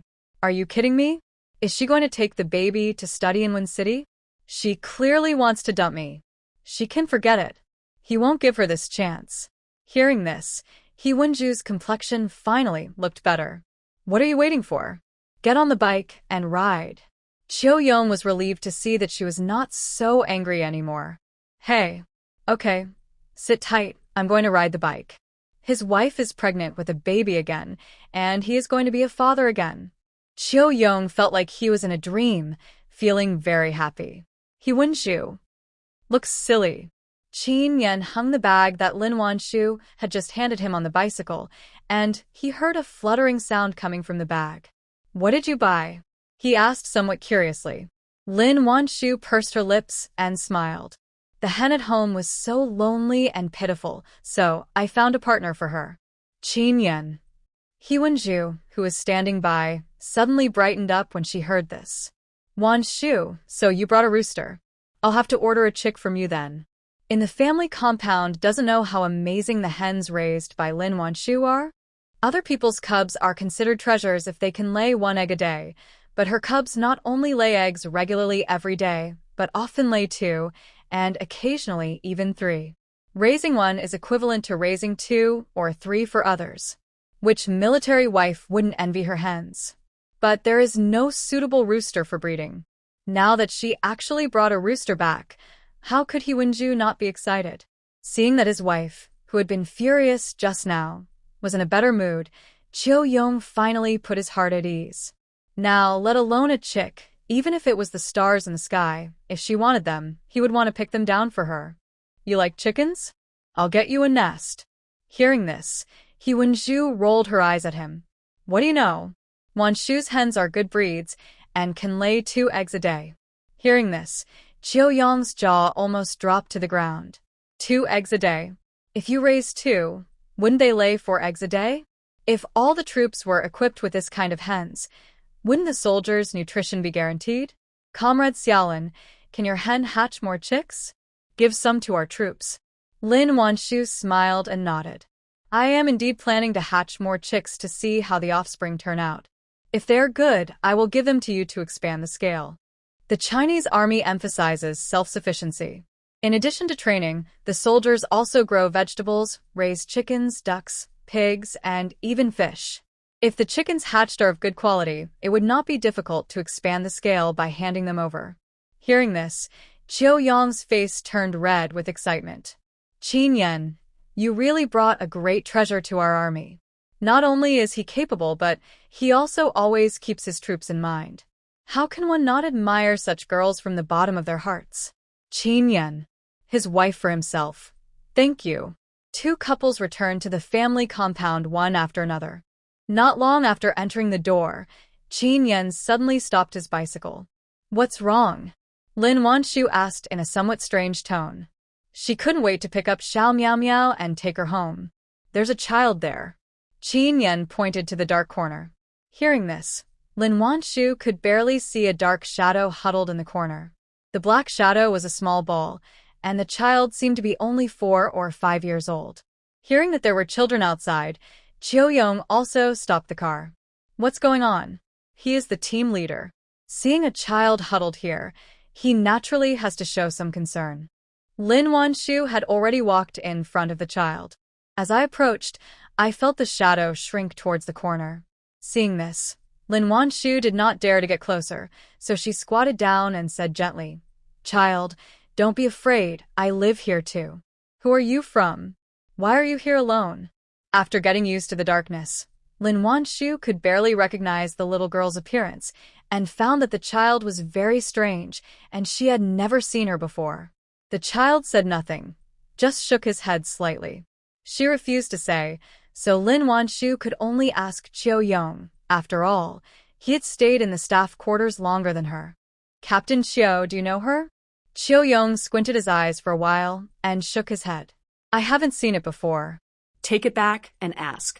Who appears in the family compound must be from here.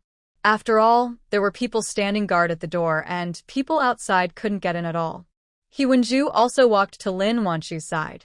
Although it was dark, she could still see that the child's clothes were a little thin and had several patches on them.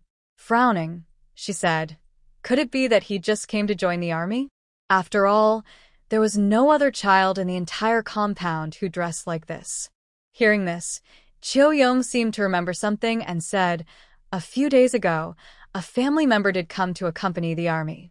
It seems to be Lu Jingsung's family from the 5th Battalion? I'll ask later to see if it's true. As he said this, he was about to go forward and pick up the child. But as soon as he touched someone, he hissed. This child has a fever and feels very hot to the touch. Hurry up and reduce her fever. Knowing that Lin Wan Shu was also very good at reducing fever, he did not run a long way to the clinic, but planned to take her directly to Lin Wan Shu's home. Hearing this, Lin Wan Shu touched her forehead and found that it was indeed very hot. Without any delay, the 4 of them carried the child all the way back to Lin Wan Shu's pharmacy. After entering the door, Lin Wan Shu took out a mask and put it on. I don't know what's going on. She's pregnant, so I have to be careful. After hearing this, Chiu Yong did not let Hu Wenju in, but just asked her to go home first. After all, it's cold outside, and it's not good to let her wait at the door. Hu Wenju was worried about Chiu Tingting, so she didn't force him and went back. She went out. Yang Zheng came over. Seeing Lin Wan Shu giving a massage to a child, she originally planned to wait outside, but when she saw the child's appearance, she exclaimed, Huh. Isn't this Fong Chiuyan's tofu pudding? Chiu Yong was just about to ask if it was Lu Jingsung's child, but when he heard Yang Zheng's words, he hurriedly asked, Do you know her? Yang Zheng nodded. I know her. How could I not know her? She is Lu Jingsung's daughter. She just came to the army a few days ago. How come she is sick? Heard that it was really Lu Jingsung's family. His first impression was not very good. How can you be a mother? You didn't even know your child was sick outside at this late hour. I'll go call her over. Seeing that Fong Chiuyan was not there, Yang Zheng spoke enthusiastically. After all, the child is sick with a fever. How can the mother not be here? Okay, thank you for your help. It just so happened that Chiu Yong was also worried about his wife. After all, she was pregnant. Seeing someone going to look for Fong Chiuyan, he didn't stay long and went back. Qin Yan just returned home with a few people and then went out to look for Xiao Miao Miao. He hasn't come back yet. The only ones left in the family now are Lin Wan Shu and the little girl named Do Hua. The little girl was very thin, and when you touched her, you could feel that she was just bones. Lin Wan Shu was afraid that if she used a little more strength, she would break her bones. She had just examined Dohua and found that the fever was caused by cold, so she just needed to do a massage. Lin Wan Shu's technique was naturally impeccable. After a while of massage, the child's forehead and body began to sweat. Just at this moment, Yangjun came back, followed by a strange girl. The female comrade was also very thin, with yellow skin and mud on her trouser legs and hands. You could tell at a glance that she had just returned from the fields. Wan Shu, Comrade Chuyen is here. Yangjun took her into the house. Fong Chuyen looked at the incredibly beautiful doctor in front of her and suddenly didn't know what to do with her hands and feet. Her sallow face was full of awkwardness.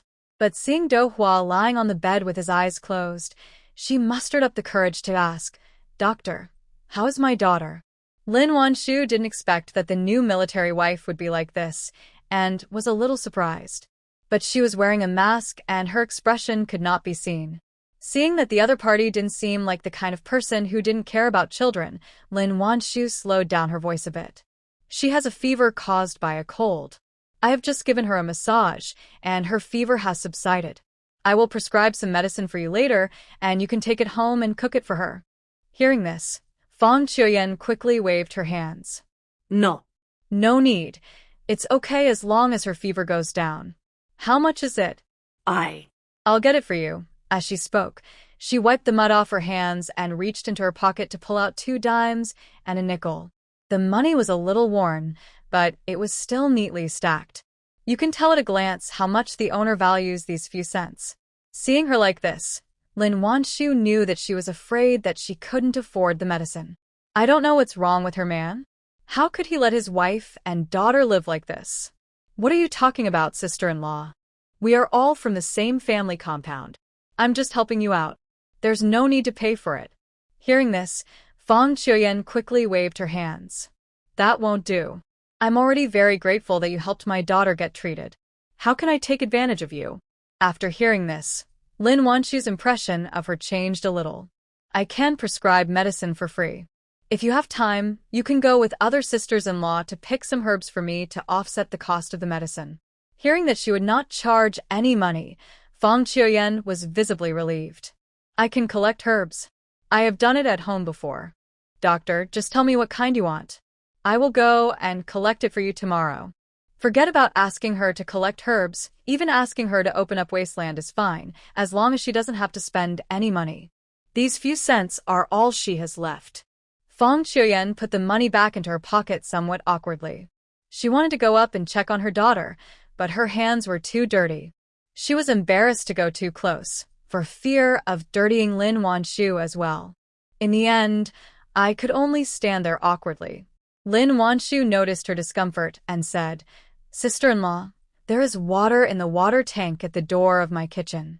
Wash your hands and carry her back later." Hearing this, Fong Chuyen nodded quickly. "Hey. Okay. I'll go wash my hands now." Having said that, she turned and walked towards the yard. The layout of all the houses in the family compound is the same, so she is not worried about not finding the water tank. However, before she reached the water tank, she ran into a tall man. Fong Chuyen, who had finally relaxed, suddenly froze in place again, not knowing whether to move or stop. "Heko, sister-in-law." Qin Yen nodded at her. Fong Chuyen swallowed and dared not move. She didn't even dare to speak. She just nodded randomly. This, Qin Yen didn't stay for long and carried Xiao Miao Miao into the kitchen. Xiao Miao Miao saw the strange ant. Her face was full of curiosity. Even after being carried into the kitchen, she still turned her head to look at others. The father and daughter went in. Fong Chuyen quickly went to the water tank to wash her hands. After washing, he ran back to the pharmacy quickly. I was afraid that if I ran too slowly, I would run into the man again. In the pharmacy, Lin Wan Shu had already prescribed the medicine. When she came back, he told her, "Take this medicine home and cook it for her to drink."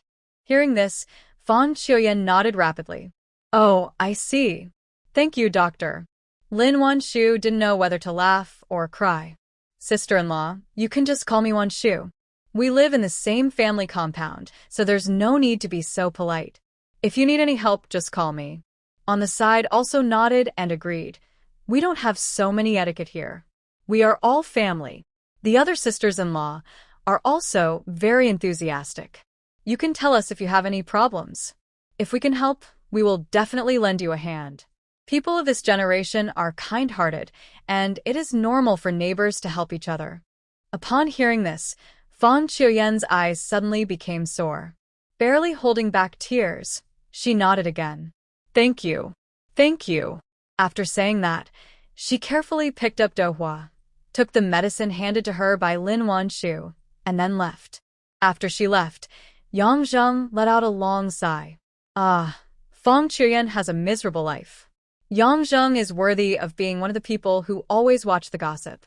In just a few days, she had found out everything about Fang Qiuyan. It turned out that the person who was going to marry Lu Jingsong was not her, but her sister. In the end, no one knew what happened, but she was the one who got married. It's not clear if it's because of this reason that Lu Jingsong doesn't like her.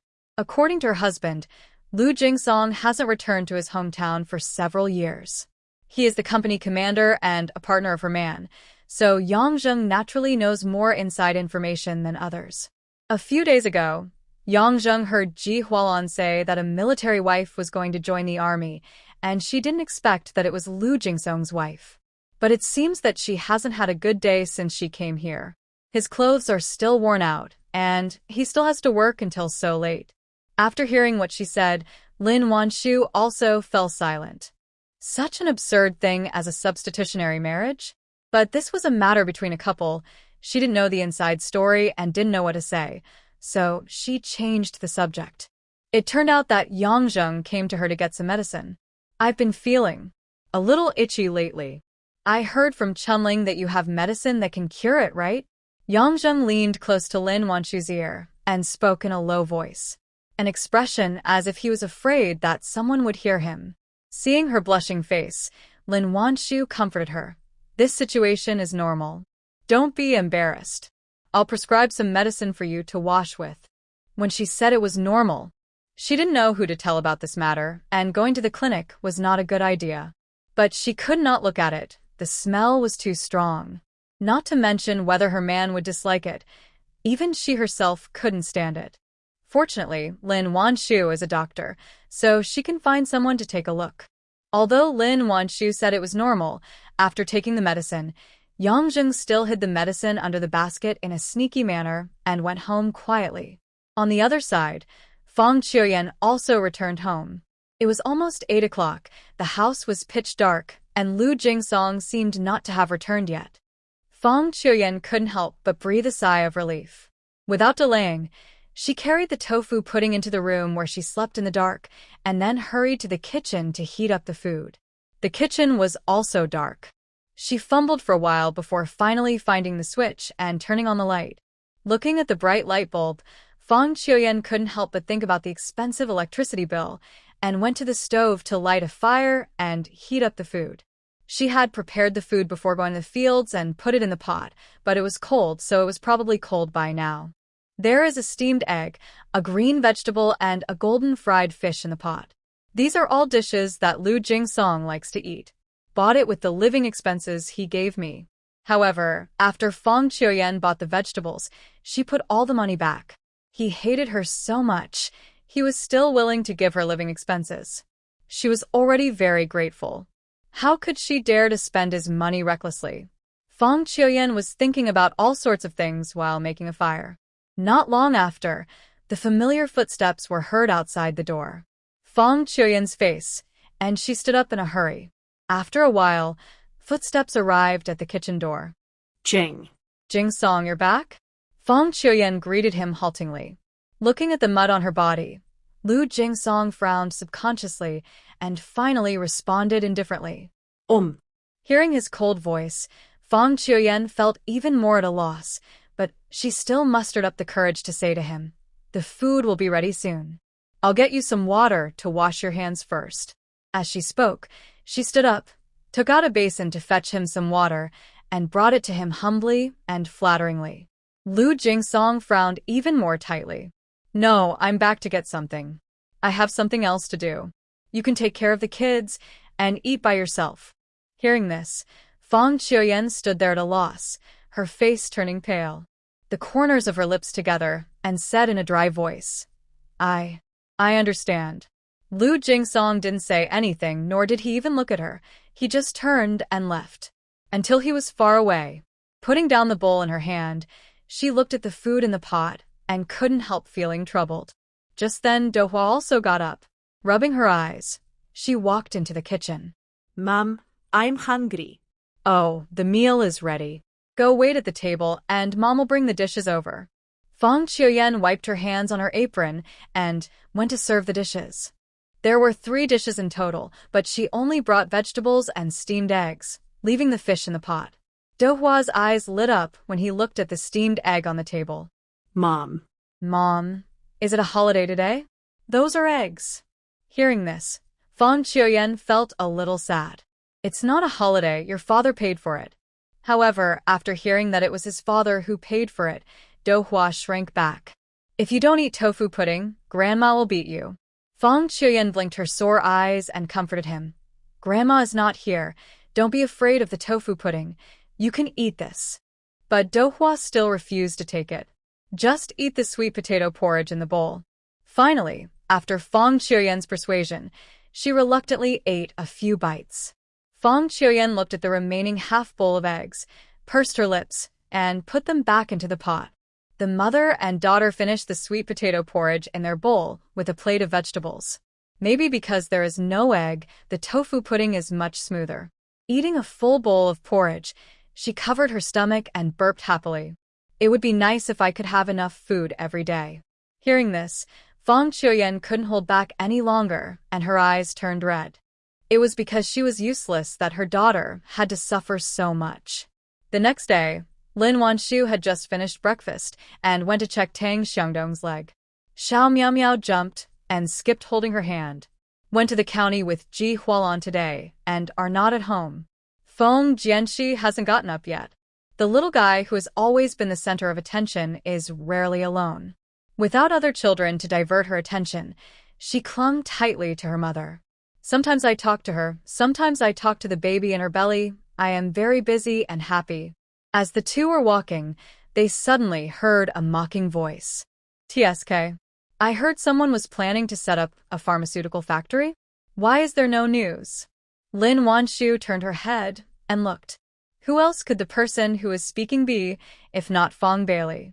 Whether I open a factory or not, and when I open it, what does it have to do with you? Are you the leader? Do I have to report the progress to you? Since she was mocking her in person, she didn't need to be polite to her. Hearing this, Fong Bailey sneered again. I see you didn't get the application. Otherwise, why did you go into hiding last week? Needless to say, setting up a factory is not a matter of lip service. How could the higher-ups agree to such an absurd thing? Some people are really unscrupulous in order to get attention. Now that the matter has become a big deal, the military wives are all waiting for the news of the factory opening.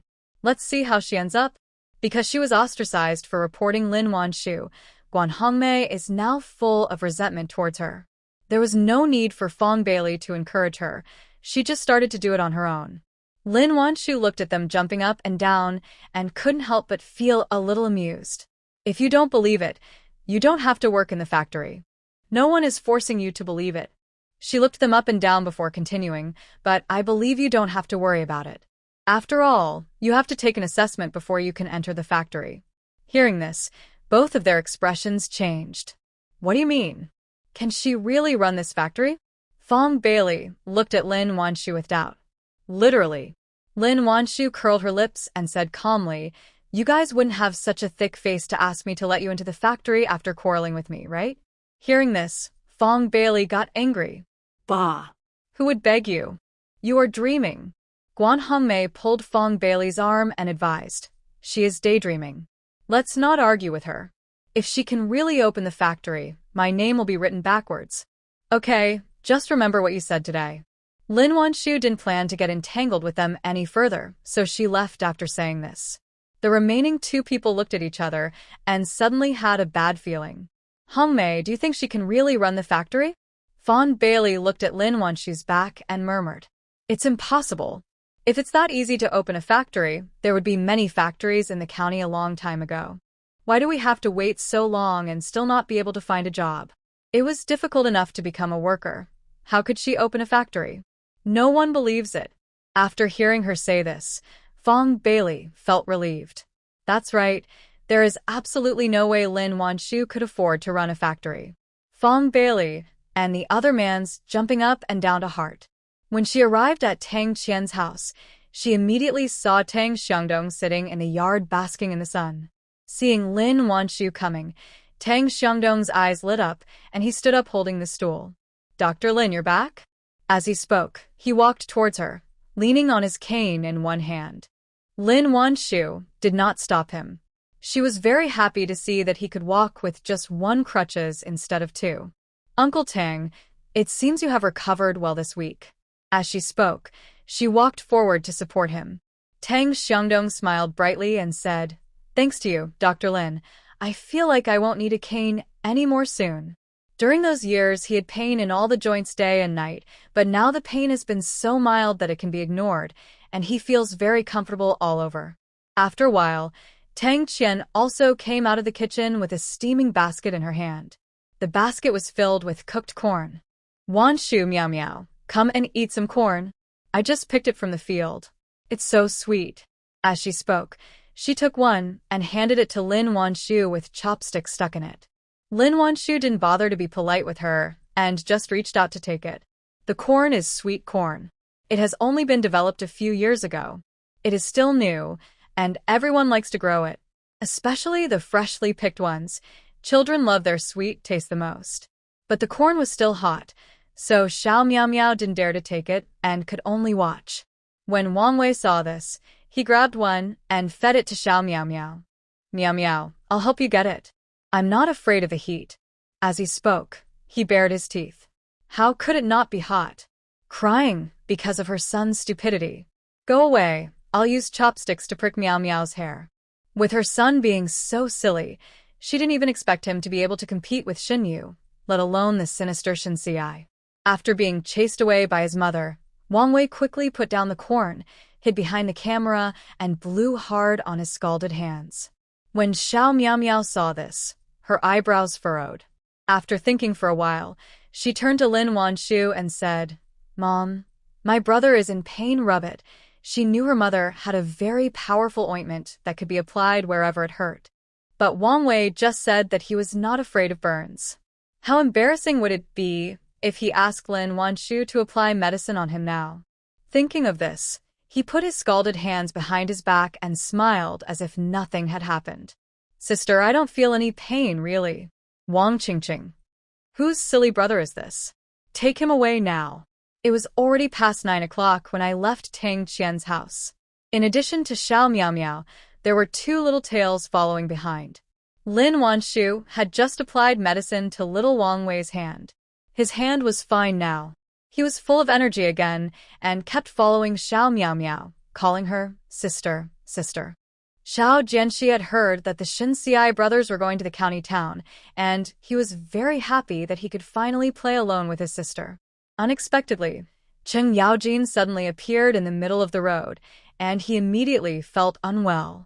Younger sister, Xiao Jianxi, who had just gotten up and had breakfast, rushed to the next-door house. Xiao Miao Miao was still holding a corn in her hand, and her face was covered with corn dregs from eating so much.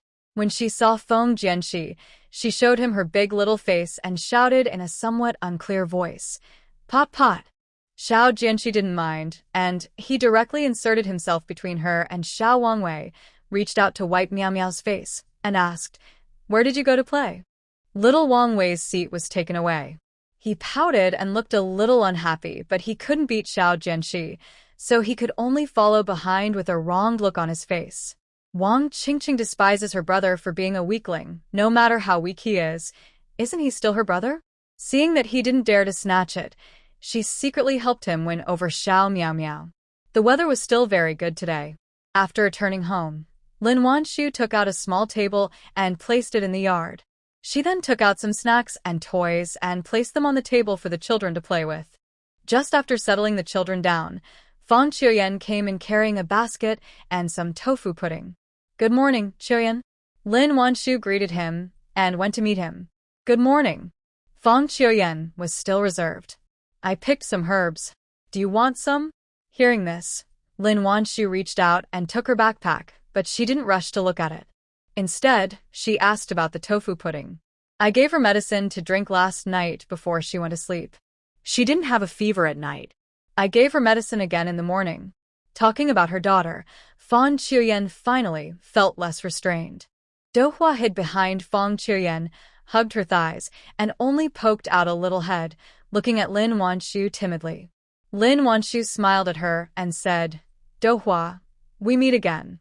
Dohua blinked and said nothing, just looking at Lin Wan Shu curiously. "Yesterday, Auntie gave you a kitten toy. Do you remember?" Hearing this, Dohua subconsciously reached out and touched her pocket. When she felt the soft touch, she nodded. "Annie has a lot of fun toys here. Do you want to come over and play?" It was not known whether it was because her smile was too friendly or her voice was too gentle, but Xiao Dohua, who had been hiding behind Fang Qiuyan, finally walked out slowly. Fang Qiuyan was a little surprised to see that her daughter was willing to talk to a stranger she didn't know. But when she saw so many toys and snacks on the table, she looked a little hesitant. Wan Shu, no need. I have to go back to work after I deliver the medicine to you. She has nothing. How can she have the nerve to take advantage of others? Lin Wan Shu knew what she was thinking as soon as she saw her expression. Knowing that she didn't like to take advantage of others, I comforted her. I want to check Dohua's health, but she seems a little shy, so I want to let her get familiar with other children first. After hearing this, Fang Qiuyan did not say anything to refuse. Lin Wan Shu coaxed Xiao Dohua a few more times, and when she felt that she had no resistance to her, she took her hand and walked towards the table in the yard. Xiao Miao Miao saw the tofu pudding first and ran over to it. "Elder sister?"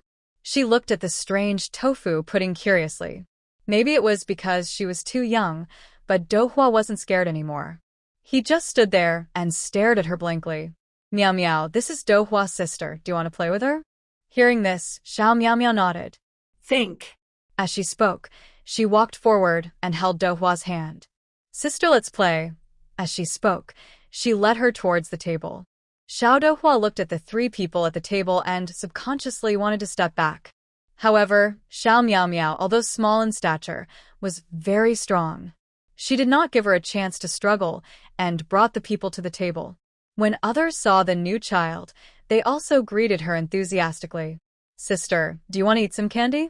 It's so sweet." Wang Qingqing handed her a candy. Dohua had always been bullied in the village before, so where had she seen so many enthusiastic children? For a moment, she didn't know how to react. Xiao Miao Miao was more straightforward. She grabbed a handful of candy with her little hand and put it directly into Dohua's hand. Sweet and delicious. Dohua looked at the candy in his hand and couldn't help but swallowed hard. Wang Qingqing encouraged her again. "Dohua sister, please try it. This candy tastes like milk and is fragrant and sweet. Children can't resist the temptation of sugar. What's more, I haven't eaten any good food for many years." Finally, she opened a candy and put it in her mouth. Rich, milky aroma and sweet taste, which had never tasted such delicious food before, suddenly felt like a new world had opened up and its eyes widened. Fang Qiuyan felt even more sad after watching this. Lin Wan Shu picked up her backpack and called her into the yard. Then she took out a large winnowing basket and poured the herbs in the basket into it. In the winnowing basket were all common herbs, no different from those picked by other military wives. Fang Qiuyan held the hem of her clothes with her hands and looked a little nervous. Wan Shu, did you pick the right medicine?" Lin Wan Shu unwrapped all the medicine. She spread it out in the sun and said with a smile, "They are all correct. It is enough to pay for the tofu pudding. There is still some left. I will get you some soybeans later.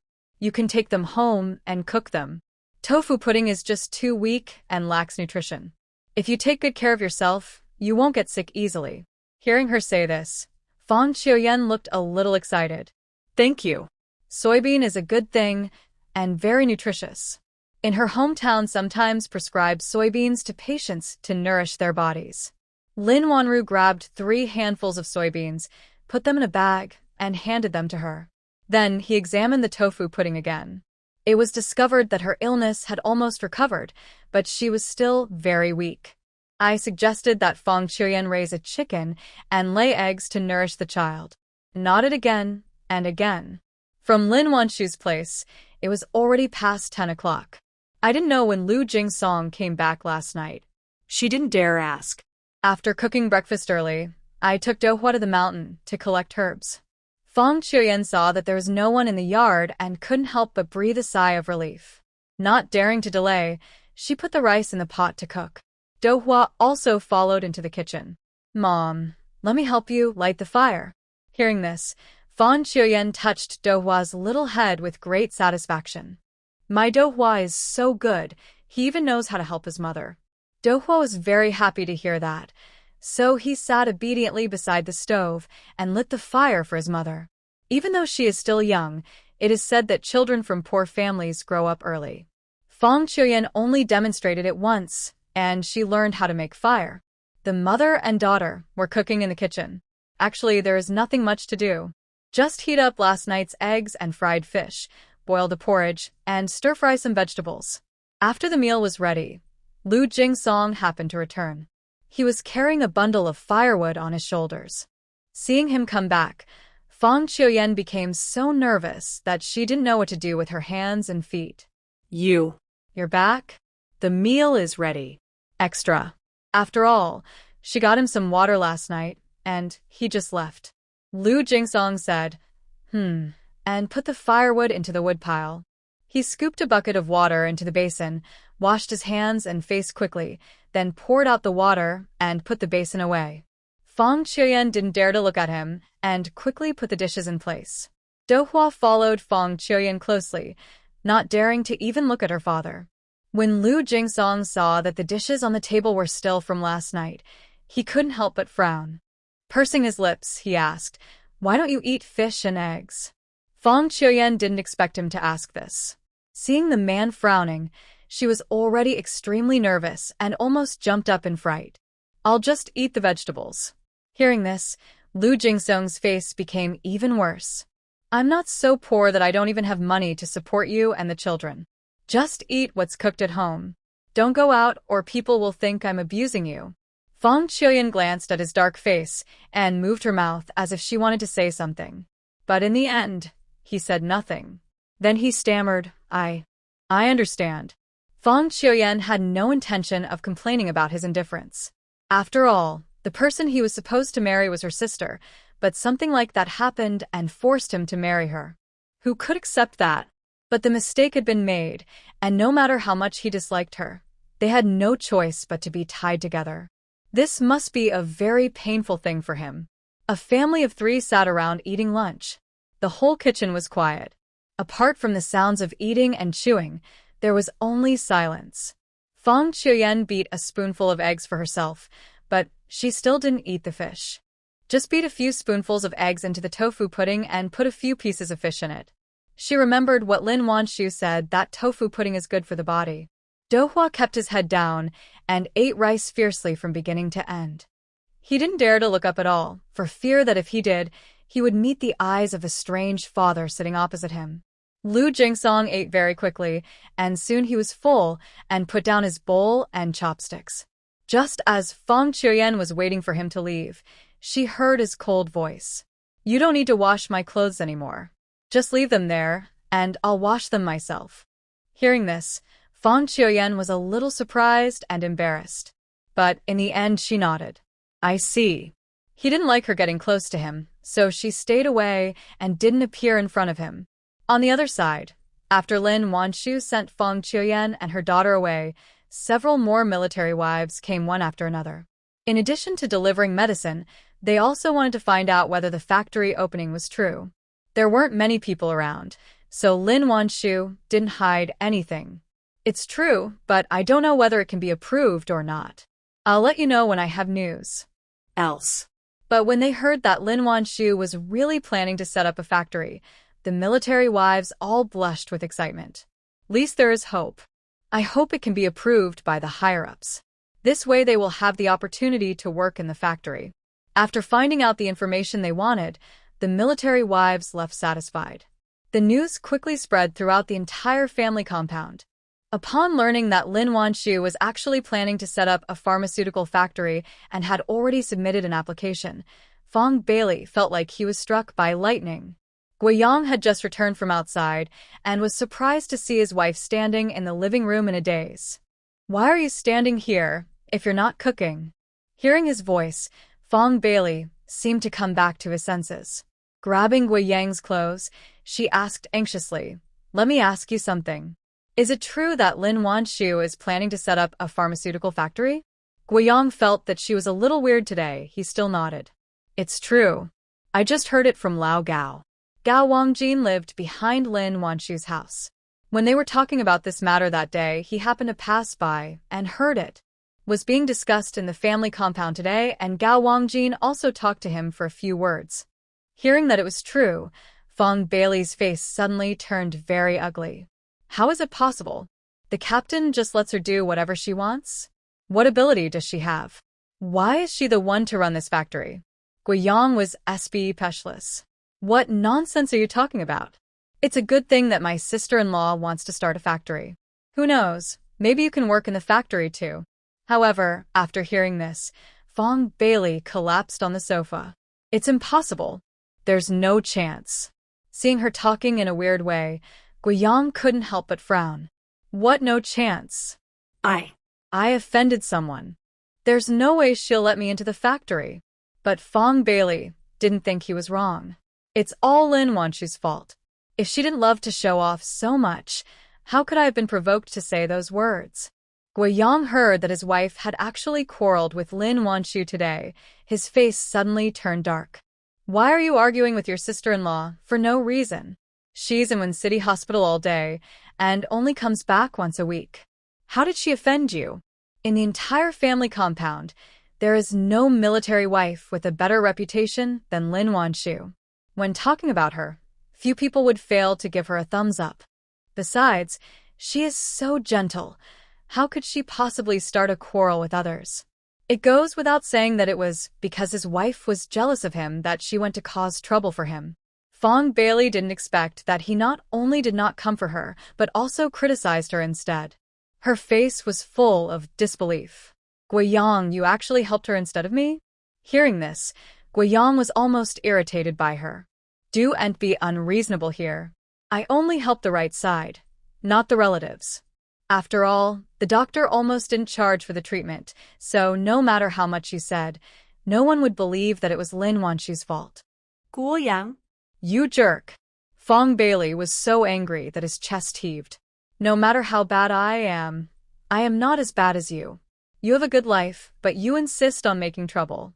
Go back and apologize to your sister-in-law. Whether she works or not is secondary.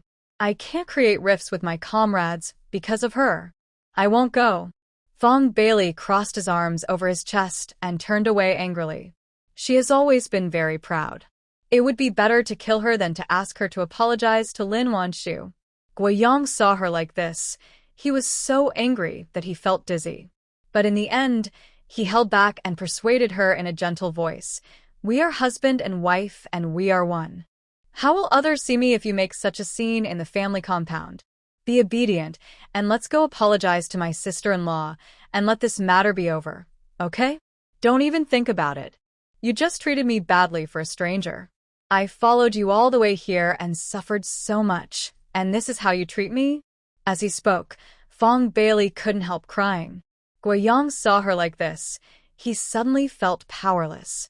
It was clearly her problem, so how come it all became my fault in the end? She had a quarrel with someone, so is it too much for him to ask her to apologize? You said so many nice things before we got married, but it turned out to be all lies. Guiyang, I see through you. You are a big liar. Today, he might beat her for a stranger tomorrow. Guiyang. What is going on? Fong Bailey, I beg you, can you please be reasonable? She was clearly talking about the quarrel between her and Lin Wan Shu, so why did she bring up the fact that he lied to her? What did he lie to her about? Haha, reasoning?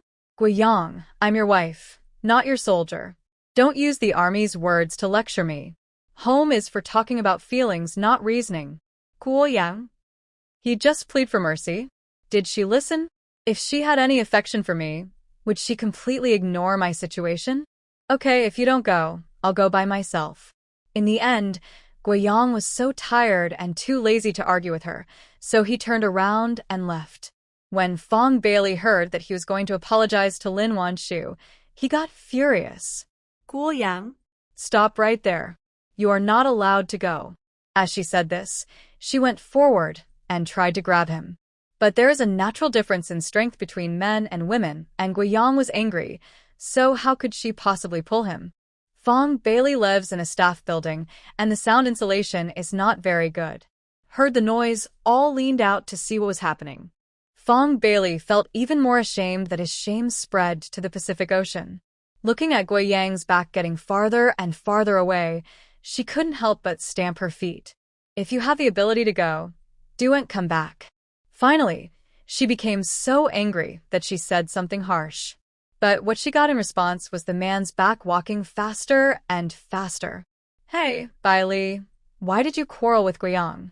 Su Xinran said with concern, but couldn't anyone tell that she was asking even though she knew the answer? I say, Bailey, this man still needs to be coaxed. It's not good for him to be so noisy like this. Wei Sui also said from the side. But isn't this exactly what Fong Bailey often uses to persuade others? There is no one in the entire residential compound who loves to show off more than her. She showed off her 4 major items, how good her relationship with Guiyang was, and how obedient her son was. The key is that she just shows off, and she also likes to pull others down.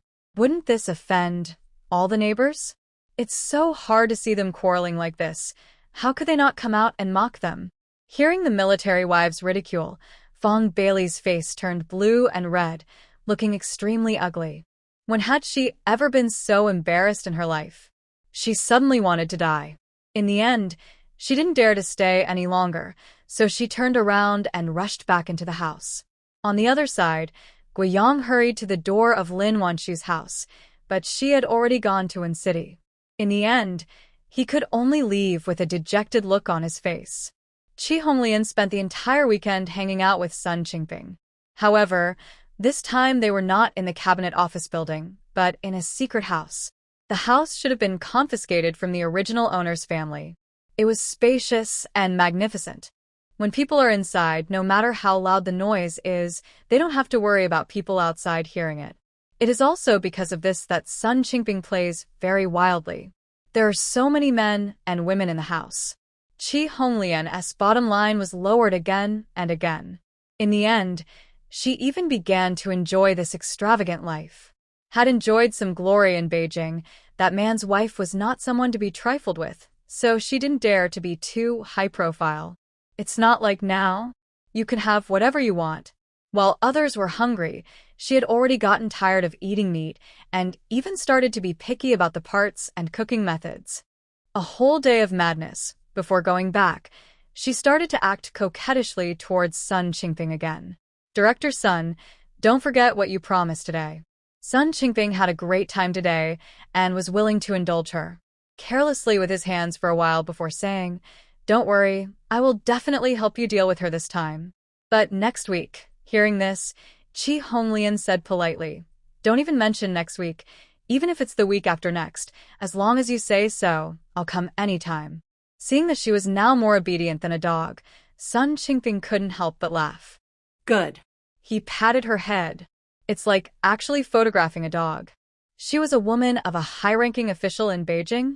In the end, she was still played with as she pleased. Chi Honglian felt extremely humiliated. But she knew that there was no turning back, and even if she was treated like a dog, she could only put on a smile. Okay, leave it to me. A slap in the face and a sweet date. Sun Qingping stuffed a handful of money into her collar. Chi Honglian was indeed coaxed. She held the money in her chest and smiled flatteringly. However, seeing her flattering smile, Sun Qingping suddenly felt bored. Forget it. After I help her deal with that woman, I'll give her to my brothers as a reward. After all, they were still hungry. The next day, Lin Wan Shu arrived at the outpatient clinic early.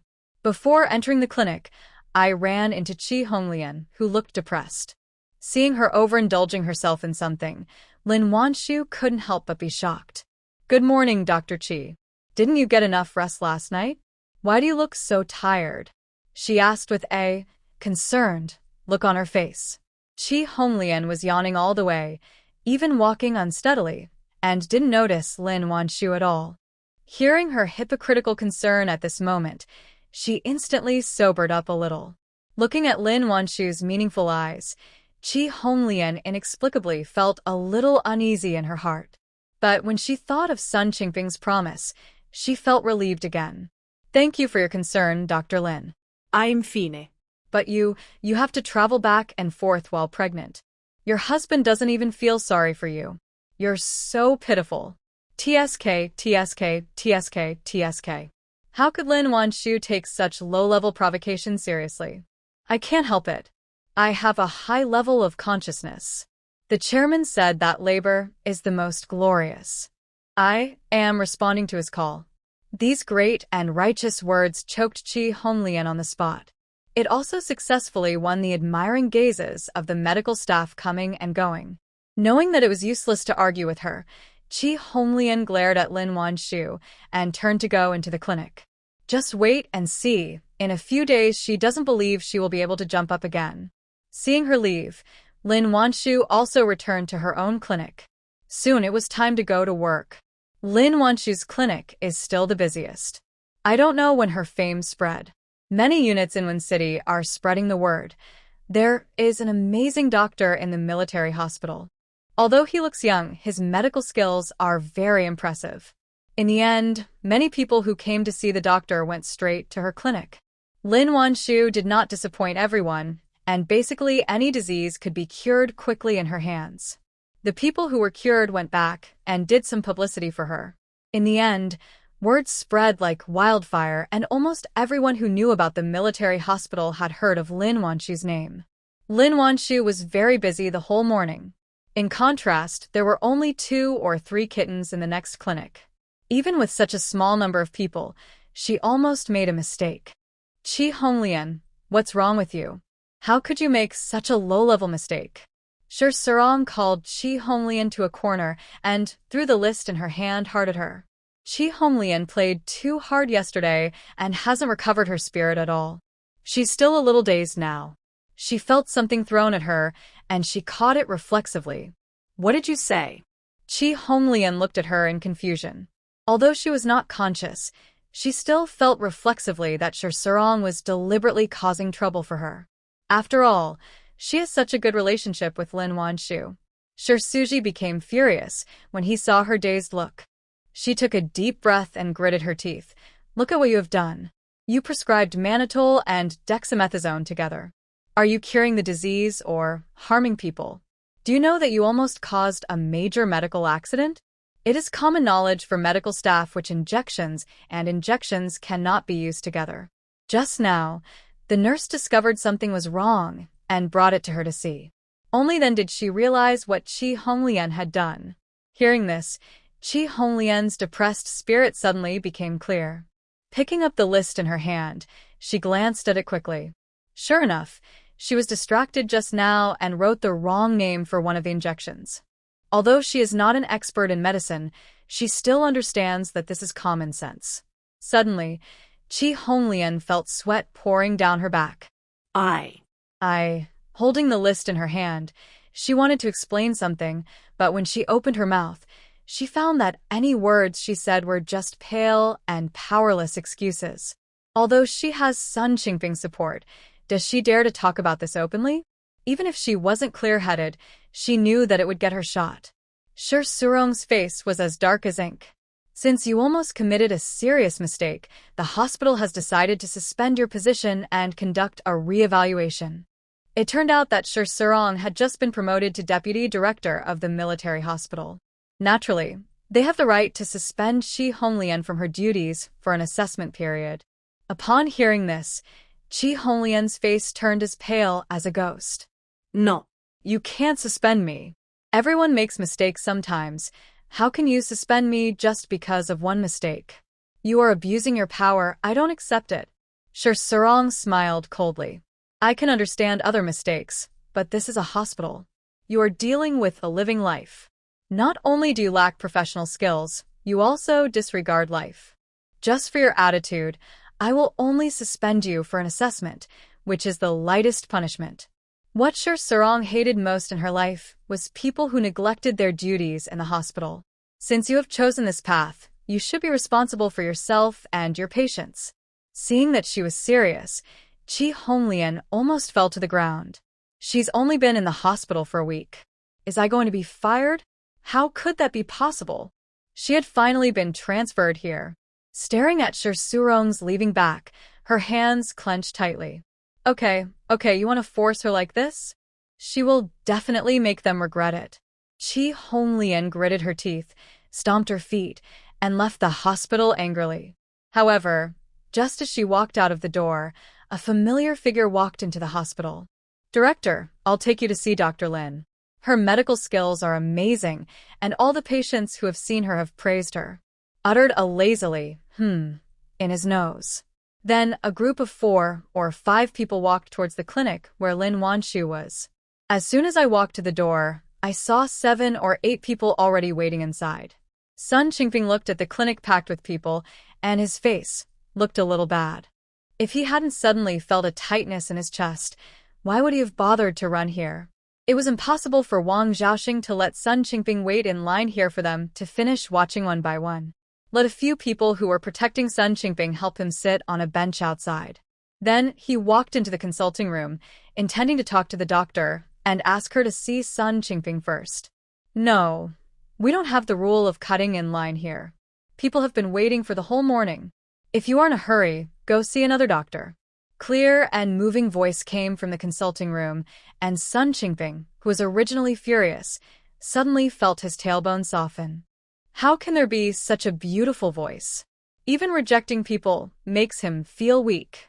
Wang Xiaoxing didn't expect that even though he had hinted so obviously, the other party was still so ungrateful, and his face suddenly darkened. But before he could get angry, he heard Sun Qingping's polite voice coming from outside. Xiaoxing, since the doctor said we have to wait in line, let's just wait. I'm not in a hurry. Of what was said. Was Sun Qingping having evil intentions again? But when he saw the female doctor in front of him with black hair and beautiful eyes, he couldn't help but be stunned. What a stunning beauty! It is said that beauty lies in the bones, not in the skin. A true beauty is impeccable no matter you look at her from the front, side, or back. Even a mask cannot conceal her peerless elegance. A moment, Wang Xiaoxing couldn't help but suspect that these people were not here to see a doctor, but to see this beauty. Lin Wan Shu had become accustomed to the attention and didn't take it to heart. Instead, he treats patients seriously. Sun Qingping became more and more impatient as he listened to the slow voice inside. Finally, he couldn't hold it in any longer, so he walked to the door and poked his head in. After seeing the woman with slim figure and fair skin, he was stunned. The whole person seemed to be acupunctured and was frozen on the spot. When did such a beautiful woman come to Wen City? Why didn't anyone tell him? After finally looking through all the eyesores, Sun Qingping hurriedly sat down in front of Lin Wan Shu. When I got closer, I realized that I couldn't even see her pores. Those long eyelashes are like a fan, and a gentle flutter makes people feel itchy. What's wrong with you? Lin Wan Shu was still recording the case just now, and asked without looking up. Hee. Doctor, my chest feels uncomfortable and stuffy. Sun Qingping said hurriedly, his head leaning forward involuntarily. It smells so good. Noticing his obscene actions, Lin Wan Shu frowned. Wang Xiaoxing was afraid that the beauty didn't know how powerful Sun Qingping was, so he introduced him. Dr. Lin, this is Arwensher Cabinet Committee's Deputy Director, Director Sun Qingping. Hearing this, Lin Wan Shu narrowed her eyes and finally raised her head to look at the person in front of her. So this person is Sun Qingping? The man behind Chi Honglian? Sun Qingping thought that Lin Wan Shu was also interested in him, so he sat up straight and put on a posture that he thought was cool. Then he reprimanded Wang Xiaoxing. Why are you saying this? You should keep a low profile when you are out, don't you? After being scolded, Wang Xiaoxing nodded and bowed quickly. Yes, Director's son, you are right. I was the one who said too much. After saying that, he took a step back and stood behind Sun Qingping. A hint of satisfaction flashed across Sun Qingping's face, and then he looked at Lin Wan Shu like a peacock spreading its feathers. Dr. Lin, can you see me now? As he spoke, he placed his hand on the table, imitating the other patients and waiting for Lin Wan Shu to take his pulse. He blushed with excitement at the thought of her delicate hand resting on his. However, the expected pulse diagnosis did not happen. Lin Wan Shu just asked him a few questions and then picked up the pen and started writing on the prescription. After writing, she tore off the paper and put it on the table. Here's the checkup form. Go to the injection room on the first floor to have your blood drawn, and then go to the second floor to get an X-ray. Hearing this, Sun Qingping was stunned. That's it? Don't you want to take their pulse? I just saw them taking their pulses outside. Lin Wan Shu, are you the doctor or am I the doctor? Hearing this, Sun Qingping hurriedly apologized with a smile. Okay, I'll go check it out now. A beauty is a beauty. Even when she looks cold, she is so pretty. Sun Qingping laughed so hard that he almost couldn't control his drooling. Lin Wan Shu was almost disgusted by him. Especially when she thought about what this person did in private, she felt as if the air was polluted. After he left the clinic, a hint of coldness flashed in her eyes. About half an hour later, Sun Qingping came back happily with 2 medical reports. Dr. Lin, take a look what's wrong with me. He sat down. Sun Qingping subconsciously wanted to move the stool forward. But under Lin Wan Shu's cold gaze, he couldn't help but freeze and suddenly felt that he had offended a beautiful woman. He smiled awkwardly and didn't dare to move forward for fear of leaving a bad impression on her. Lin Wan Shu took his medical examination form and took a look at it. It turned out to be just as she expected. This man was simply drained by alcohol and love, which led to his health problems. It's no big deal. I'll prescribe some medicine for you to take home. Lin Wan Shu spoke. She quickly wrote something on the prescription pad. Her handwriting is now on par with other doctors, but it is very illegible and impossible to understand unless you are a professional. Sun Qingping didn't understand it, but he thought Lin Wan Shu's handwriting looked really beautiful. Noticing his increasingly presumptuous gaze, Lin Wan Shu paused while writing, and then added another medicine at the end. After the opening, she said, "Pay attention to rest during this period." She emphasized the word, rest, on purpose. Sun Qingping's heart was immediately moved when he heard this, and he felt that the beauty was caring about him. I understand. I will definitely take good care of myself when I get back. Hearing this, Lin Wan Shu curled up the corners of her lips in a sneer. This medicine is a good medicine, but the side effect is that you need to cultivate your mind and cultivate your character. Once you have evil thoughts. Prescribing the medicine, she didn't even look at him again and went straight to the next person. Sun Qingping didn't want to leave at all, but he was afraid that being too impatient would upset the beauty, so he thanked her repeatedly before leaving the clinic. After going out, he had a bewildered smile on his face and winked at Wang Xiaoxing next to him. Go check up on her for me. Hey, don't worry, Director. I'll check it out right away. Having said that, he left quickly. Sun Qingping put his hands behind his back, turned his head and looked at the clinic he had just been in, a look of determination flashing in his eyes. After leaving the hospital, Sun Qingping returned to the cabinet committee in a good mood. As soon as he entered the lounge, a figure rushed towards him. Director, you're finally back. Qi Honglian's eyes were red, and she looked like she had suffered a great injustice. Sun Qingping was still thinking about the doctor, just now. When he saw Qi Honglian with a sad face, he suddenly felt unlucky. But when he thought that Qi Honglian worked in a military hospital, he immediately suppressed his annoyance and hugged her with a smile. What's wrong? Who made you angry? Upon hearing this, Qi Honglian started to complain without any hesitation. She did it on purpose. She knew that Lin Wan Shu and I didn't get along, so she made trouble for me to vent her anger. You must help me. Remove Shi Surong from her position as vice president and expel Lin Wan Shu. Hearing her calling Lin Wan Shu all the time, Sun Qingping had an idea. Is the Lin Wan Shu you are talking about the doctor in the internal medicine clinic? She looks to be in her early 20s, with very fair skin. Hearing this, how could Chi Honglian not know that he had just met Lin Wan Shu? And was he interested in her? She should have been unhappy. But what she had suffered in the past few days flashed through her mind, and suddenly, a hint of viciousness flashed in Chi Honglian's eyes. Why didn't she think of it? It was her. She relied on her beauty to charming all the men in the hospital. She also framed me and got me suspended. You have to help me make the decision. Hearing that she was still a restless person, Sun Qingping became even more excited. Of course I can help you. As for how to help, that's his business. Director Sun, you are so nice. Chi Honglian leaned softly in his arms. She trembled with excitement at the thought that Lin Wan Shu would be toyed with by so many disgusting men like herself. She was so stupid. She should have done this earlier. She is already so dirty. Why can she still act like a pure lotus? If her man could see the scene with his own eyes. Sun Qingping's heart was still burning with excitement when he saw Lin Wan Shu just now, but now that Chi Honglian leaned gently and attentively in his arms, he soon became interested again. Since I can't sleep with that beautiful female doctor, it would be nice to have a replacement. Soon, the two were entangled again.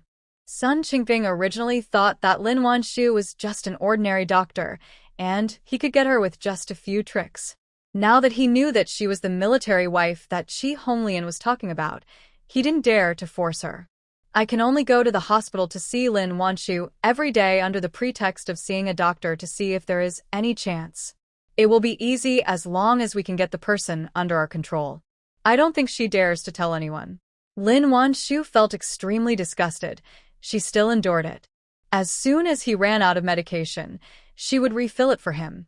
Sun Qingping didn't know if it was to please the beauty, but he took the medicine Lin Wan Shu prescribed seriously every time. The next day, he went to the hospital to try to please everyone. Taking the medicine for a few days, my chest no longer felt stuffy, but my heart was still restless and unbearable. But Sun Qingping could never find an opportunity to attack Lin Wan Shu. After all, she never leaves the hospital. She is either in the clinic or in the dormitory every day. In the end, he had no choice but to continue looking for Chi Honglian to vent his anger. Chi Honglian has been suspended from her job now. She has nothing to do, and since she is having a good time with Sun Qingping, she might as well just lie down. Hang out with him every day and provide him with entertainment. At first, Sun Qingping was able to keep track of the time and get home before 7 o'clock. But during this period of time, he felt that he had become much braver. As I played, I gradually forgot about time and got home later and later. That day, Pan Fingjiao sat on the sofa in the living room with a sullen face, waiting for Sun Qingping. But I waited and waited, but no one showed up. Until after 8 o'clock that the door was creaked open. Sun Qingping walked into the house with a beaming smile on his face, but he never expected to be met with Pan Fingjiao's fiery eyes. Where the heck have you been? Why do you come back so late every day? Pan Fingjiao glared at him angrily. If this had been said in the past, Sun Qingping would probably have explained it with a smile. But now, looking at the ordinary face in front of him, he didn't even have the heart to coax her. Men work hard outside. You just need to take care of the family. Why are you asking so many questions? Pan Fingjiao sneered. What kind of job requires you to work so late every day and even ignore your family? Sun Qingping, have you forgotten how you got to this position? How could Sun Qingping forget this? The fact that he relied on his father-in-law to get promoted has always been a thorn in his heart. The more glorious Sun Qingping is in daily life, the more prickly this thorn is. Now, when he heard this mentioned, he just found it extremely irritating. With a stern face, Sun Qingping scolded impatiently. Can you stop being unreasonable? Haha, am I being unreasonable? What did you tell my parents at the beginning? You said you would treat me well for the rest of my life, but it's only been a short time, and you've become so arrogant? After hearing this, Sun Qingping's face turned as black as the bottom of a pot. Pan Fingjiao. Have you said enough? Look at what you look like now. You are suspicious like a crazy woman. I am so tired from work every day, and you still suspect me. Since you don't like me so much, can I just leave? After saying that, he seemed unwilling to stay even a second longer and went straight out. Sun Qingping, do you dare to leave and try? Pan Fingjiao yelled in exasperation. But the man's resolute figure responded to her. The neighbors heard the noise and poked their heads out to eat the melons. Why are these two people arguing? Spectator number 1. Is there any need to explain? Sun Qingping must have been discovered for fooling around outside, right? Someone immediately speculated. Hearing this, Pan Fingjiao felt as if she had fallen into an icy cave, and her whole body was shaky. Is he really fooling around out there? She couldn't believe it and stumbled out to chase after him. It was dark outside and Sun Qingping didn't know where to go, so he just went back to his office lounge. Coincidentally, Chi Honglian hadn't left yet. Seeing him coming back, she immediately greeted him with a smile on her face. Director, why are you back again? During this period, you don't have to work hard. You can eat delicious food and drink spicy drinks every day and have endless beautiful clothes to wear. All you have to do is serve Sun Qingping well. Chi Honglian became more and more addicted to this kind of rich life. Now that she saw him coming back, she was happy and gentle. Sun Qingping had just been offended by the tigress, and now that he was back in the land of gentleness, his mood gradually improved. Holding the obedient woman in his arms, he felt that this was life. With Pan Fingjiao? You are still sensible. Having said that, Sun Qingping carried the person and rolled onto the bed in the lounge. At this moment, the door was pushed open with a bang. Who is it? Sun Qingping turned his head and cursed unhappily. But the next second, he saw a familiar figure standing at the door. In an instant, Sun Qingping froze in place. Pan Fingjiao looked at the disheveled couple hugging each other inside, her face full of disbelief. She clenched her fists, and her whole body was shaking with anger. Sun Qingping, you are such a jerk. Is this what you call overtime work every day? How dare you do this? In the cabinet committee at the beginning, but she believed what he said, thinking that building a career was a man's job and women only needed to take care of the family. To this end, she even used her mother's family connections to help him climb to a position on the cabinet committee. But this is how he repays himself?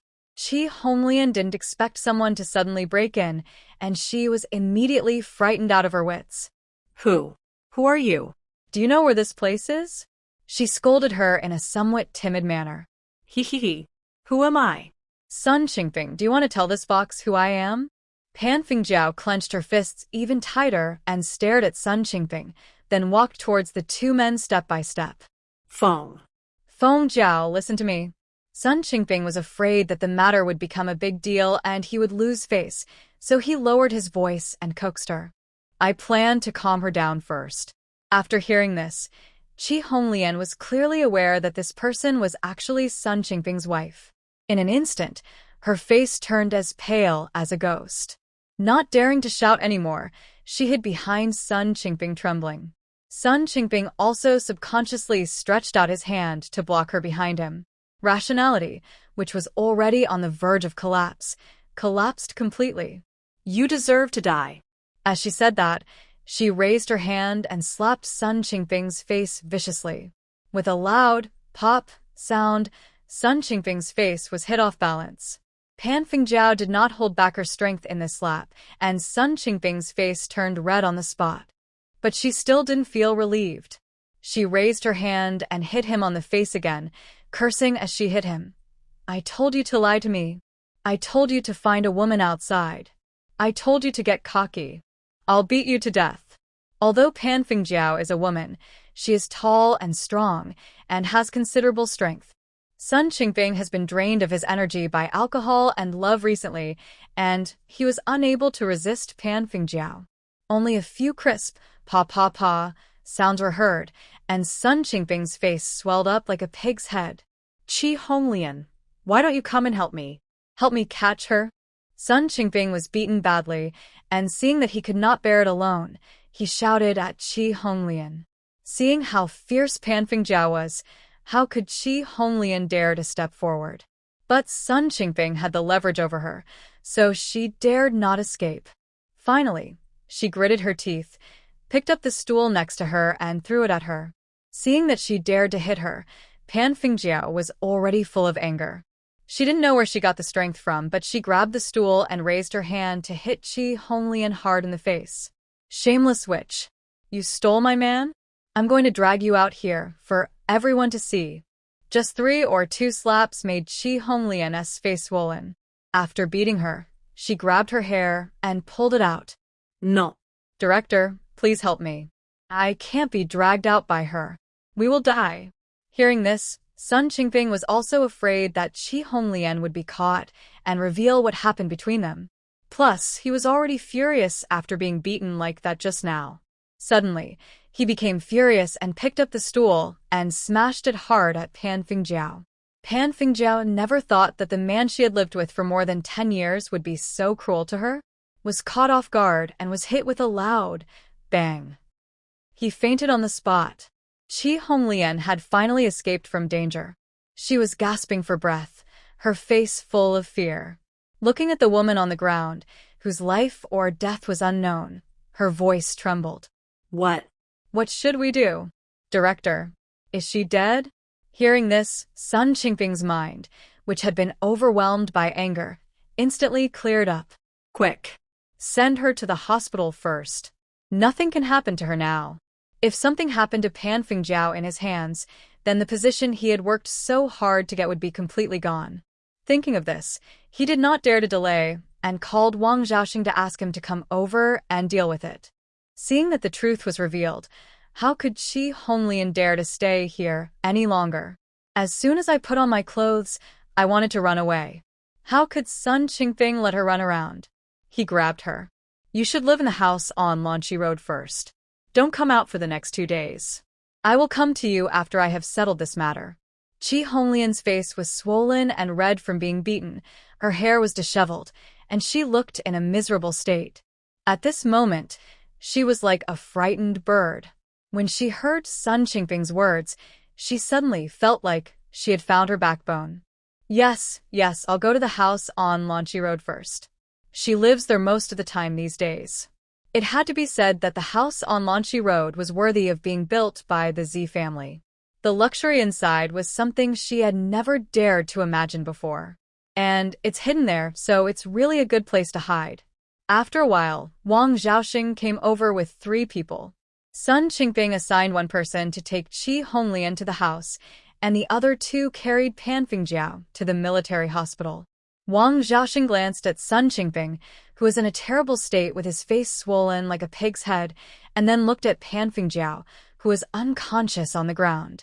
How could he not know what had happened? But he didn't dare to say anything more, so he took people to lift Pan Fingjiao up and sent her to the hospital. Sun Qingping's face was burning so much that he couldn't help gasping in pain even when speaking. Pan Fingjiao. If you dare to be so cruel to him, don't blame him for not considering the relationship between husband and wife. There is no way Sun Qingping would let her come back. With Pan Fingjiao's temper, she will definitely never let me off. In that case, the mental hospital is the best place for her. Once you get in, it's not easy to get out. Thinking of this, Sun Qingping curled the corners of his lips, and a hint of viciousness flashed in his eyes. But his face was badly injured, and this smile affected something, and he hissed and gasped in pain. His face was swollen, and Sun Qingping was afraid of leaving a bad impression on Lin Wan Shu, so he didn't go to the military hospital for several days. However, although he did not go to the hospital, he was still restless every day. I don't know what's going on. His body feels as if he has taken a tonic, and he always feels hot and uncomfortable. After finally waiting for the redness and swelling on his face to disappear, he couldn't wait to go to the hospital that same day. Coincidentally, Pan Fingjiao had just woken up.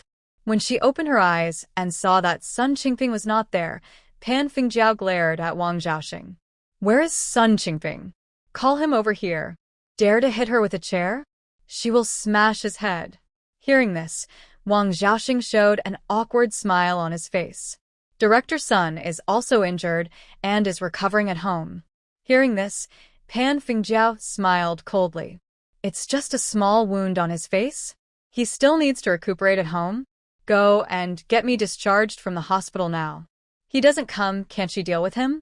The reason why Wang Xiaoxing came here to look after Pan Fingjiao was because he had received an order to prevent her from being discharged from the hospital and returning home. How could he listen to her now? Sister-in-law, don't be impulsive. The doctor said you might have a concussion, and you need to be observed for a few more days before you can be discharged from the hospital. As for where to go after being discharged from the hospital, it is not up to him to decide. After all, it's normal to hurt your brain after falling down. Although Pan Fingjiao wanted to go out and smash Sun Qingping's head off immediately, she was indeed seriously injured, with a headache and dizziness. After cursing, she fell back onto the bed. Wang Xiaoxing hurriedly said a few more words to comfort her, and only when she finally stopped clamoring to be discharged from the hospital did he breathe a sigh of relief. I just hope Sun Qingping can arrange it quickly, otherwise if this girl gets out, I'm afraid she'll tear down the cabinet committee building. Will he be able to have any good consequences then?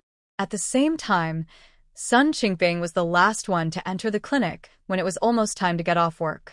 Afraid that someone else might come in, he asked two subordinates to guard outside the door. Lin Wan Shu was not panicked. Seeing the hint of dejection hidden beneath Sun Qingping's rosy face, she couldn't help but sneer in her heart. Director Sun, your chest tightness should be better now, right? What happened today? Sun Qingping chuckled, put his hands on the table, and leaned towards her. Thank you, Dr. Lin. Your medical skills are really amazing.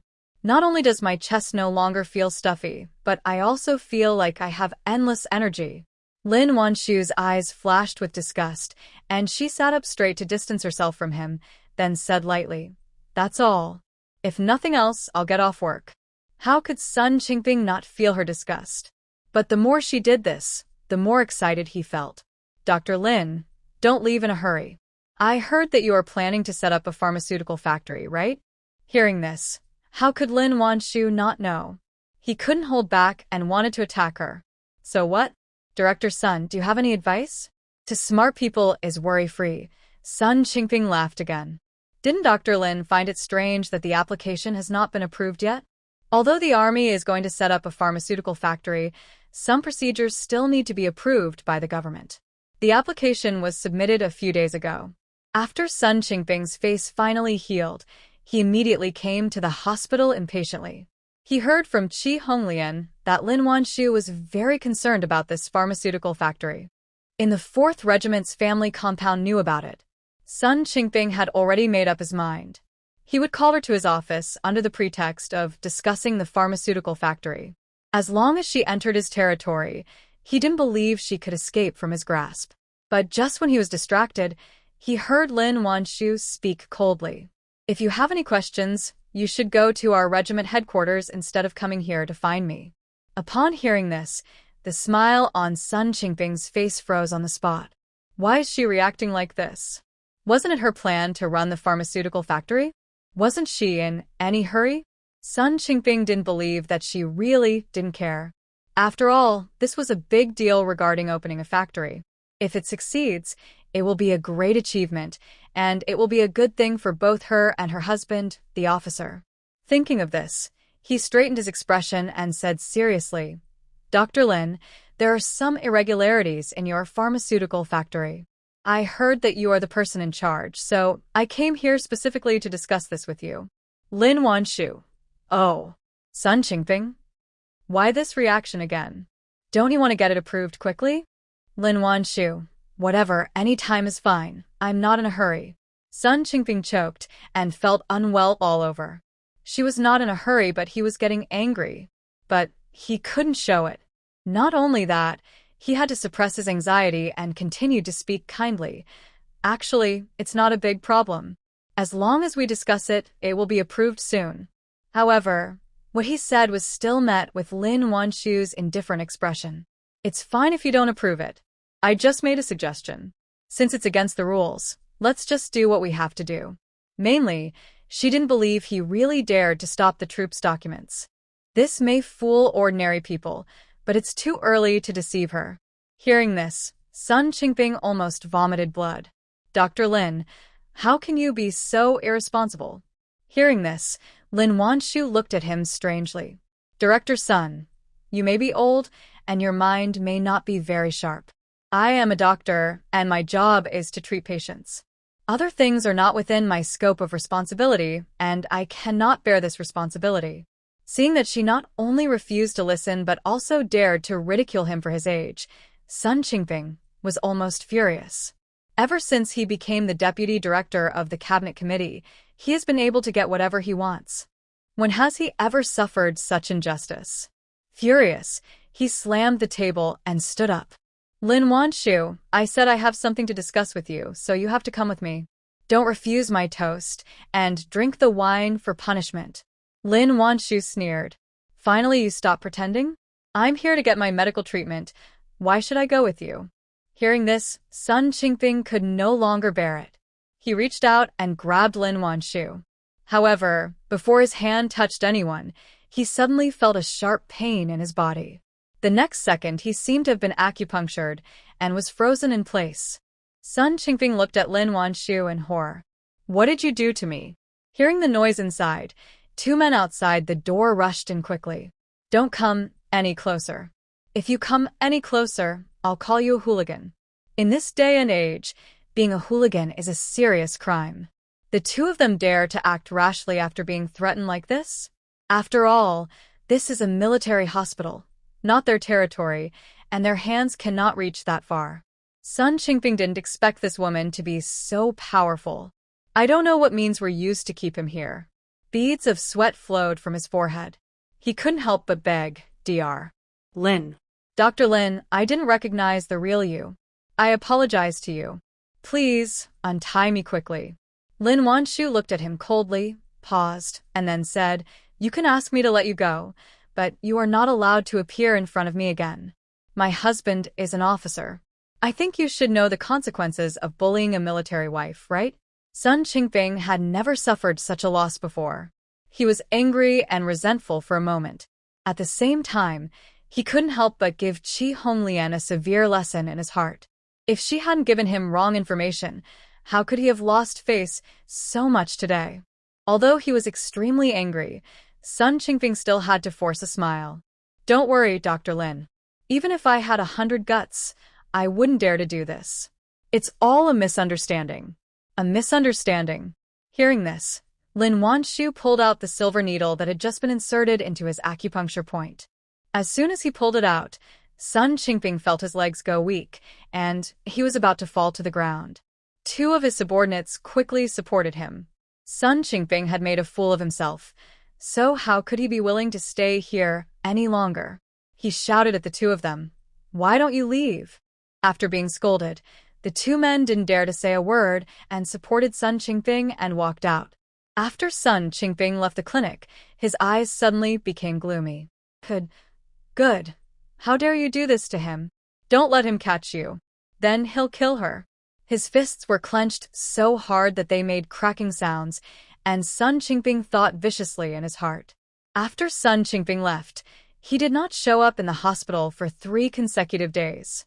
Pan Fingjiao finally couldn't stay any longer. You have to get me discharged from the hospital right now. If you don't, I'll leave on my own.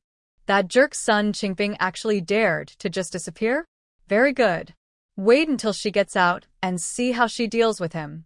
Wang Xiaoxing looked at her gloomy face and suddenly shuddered. Sister-in-law. Sister-in-law, don't worry.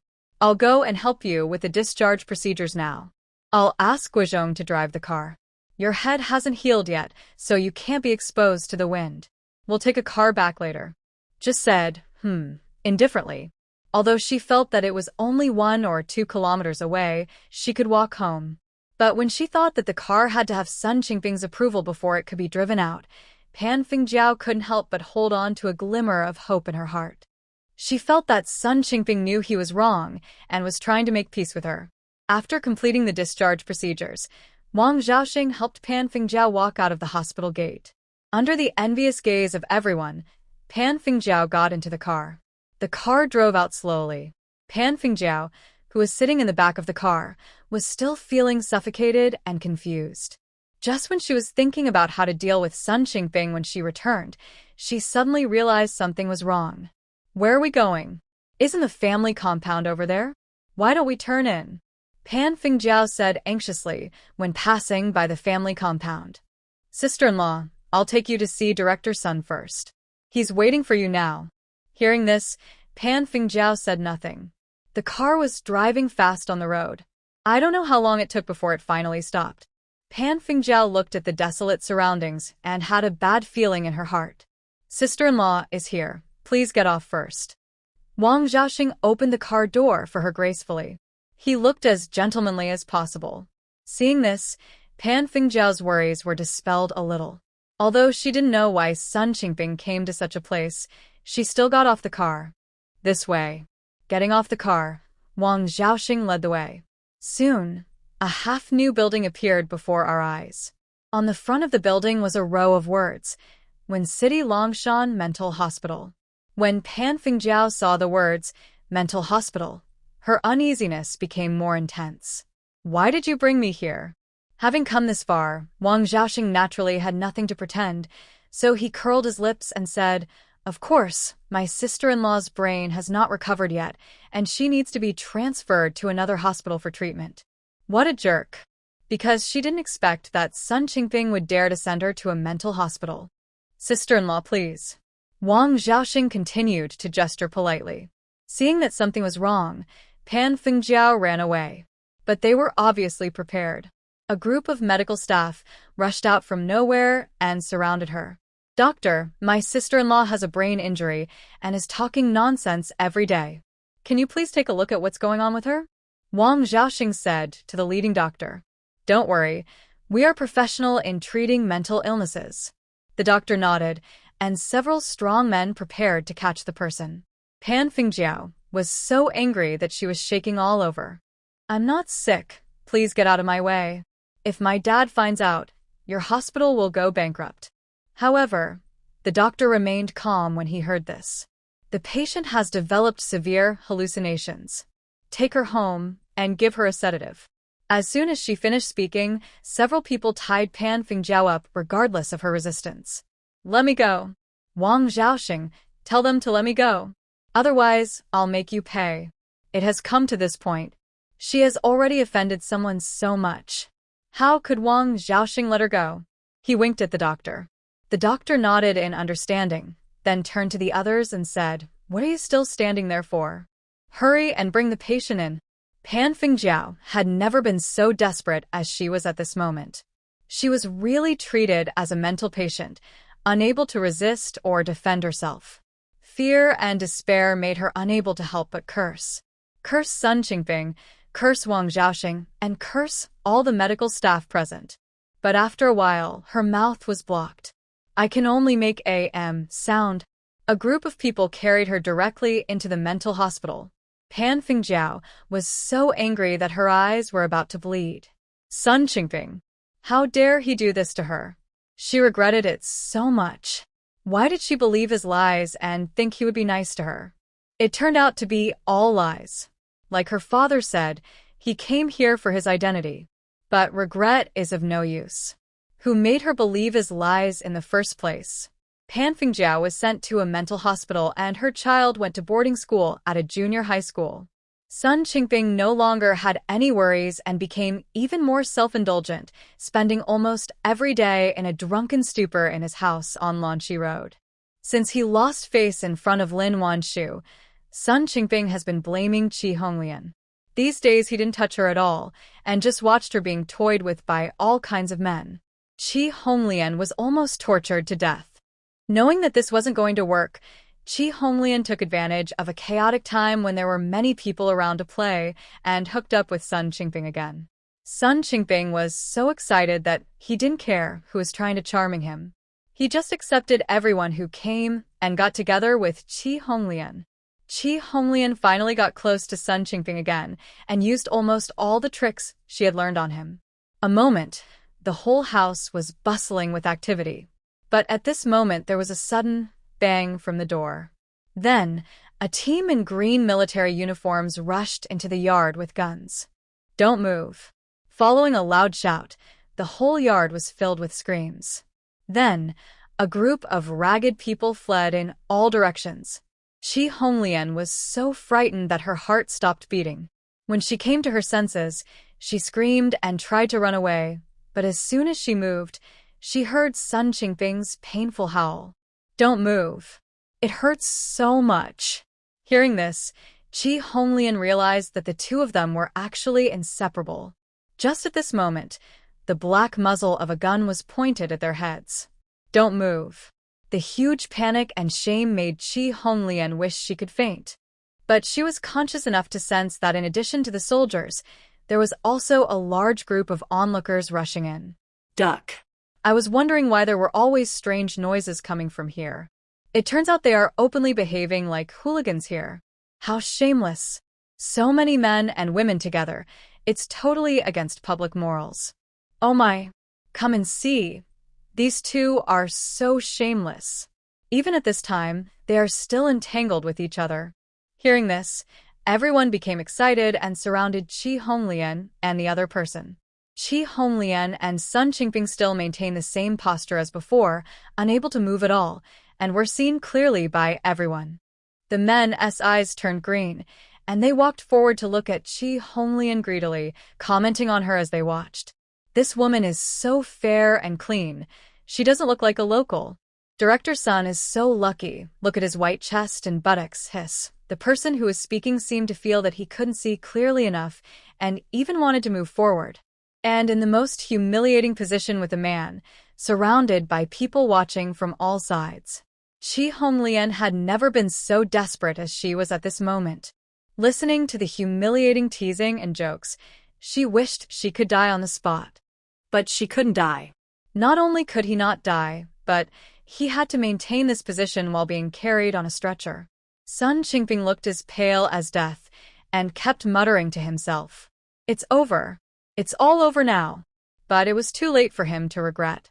After all, he was still connected with Chi Honglian in public, and he couldn't make any excuses. In this way, the two people were stacked one on top of the other and placed on the stretcher. I saw at the scene were scattered clothes all over the place. Carried them, just picked up 2 pieces of clothing at random and covered them with them. When had the onlookers ever seen such a grand scene? They were reluctant to leave.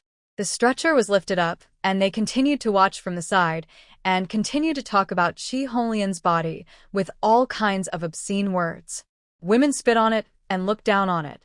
Some people even brought rotten vegetable leaves, and when they saw them being carried out, they picked up the rotten vegetable leaves and threw them at the two of them, throwing and cursing at the same time. "Shameless thing. Take them away and shoot them." Sun Qingping was carried out of the house like a dead dog. As soon as I went out, I met a pair of eyes as deep as an ancient pool. What kind of eyes are these? Although it looked calm, Sun Qingping could still clearly feel a fierce murderous aura. He suspected that if he hadn't been wearing a military uniform, he would have been covered in blood on the spot. I ever offended such a person? Chi Honglian also noticed something was wrong. When she turned around, she saw Qin Yan's cold and handsome face. Although he was looking at Sun Qingping, her was not in his eyes at all. But when Chi Honglian thought about how she was captured in such a humiliating manner by Lin Wan Shu's men, she couldn't help but feel a fishy and sweet taste rising in her throat. It shouldn't be like this. It should be Lin Wan Shu, who was being toyed with and watched. Chi Honglian and Sun Qingping were carried away among the rotten vegetable leaves and sent to the hospital. As luck would have it, the two were sent to the nearest military hospital. I heard that a man and a woman came to the hospital to have an affair and got stuck. The whole hospital was in an uproar. Who have always loved to eat melons, didn't even bother to check on their own illnesses, and all gathered together to watch. Some were even receiving intravenous drips, and they rushed out holding medicine bottles in their hands. Soon, the stretcher was surrounded by 3 layers of people inside and outside. A nurse recognized Chi Honglian and cried out, "How could it be Dr. Chi?" Chi Honglian didn't expect that they would carry her to the military hospital and she would be recognized by the nurse in the same department. She screamed and panically pulled her clothes to cover her face. But the clothes could barely cover the sensitive parts of the upper and lower bodies of the two people. When she pulled it like that, the lower part couldn't be covered anymore. When everyone saw that the two of them were indeed stuck in an affair, they couldn't help but start to make a noise. Everyone made strange noises from their mouths. Sun Qingping was too busy to scold Qi Honglian at this moment. Of course, covering your face is more important than covering your butt. In an age when even holding hands can make people blush, such things are truly too shocking. After a while, the onlookers blocked the passage completely. Qi Honglian was once again commented on from head to toe.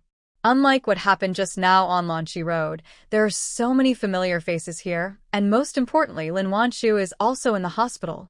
The huge humiliation made Qi Honglian a little mentally disturbed.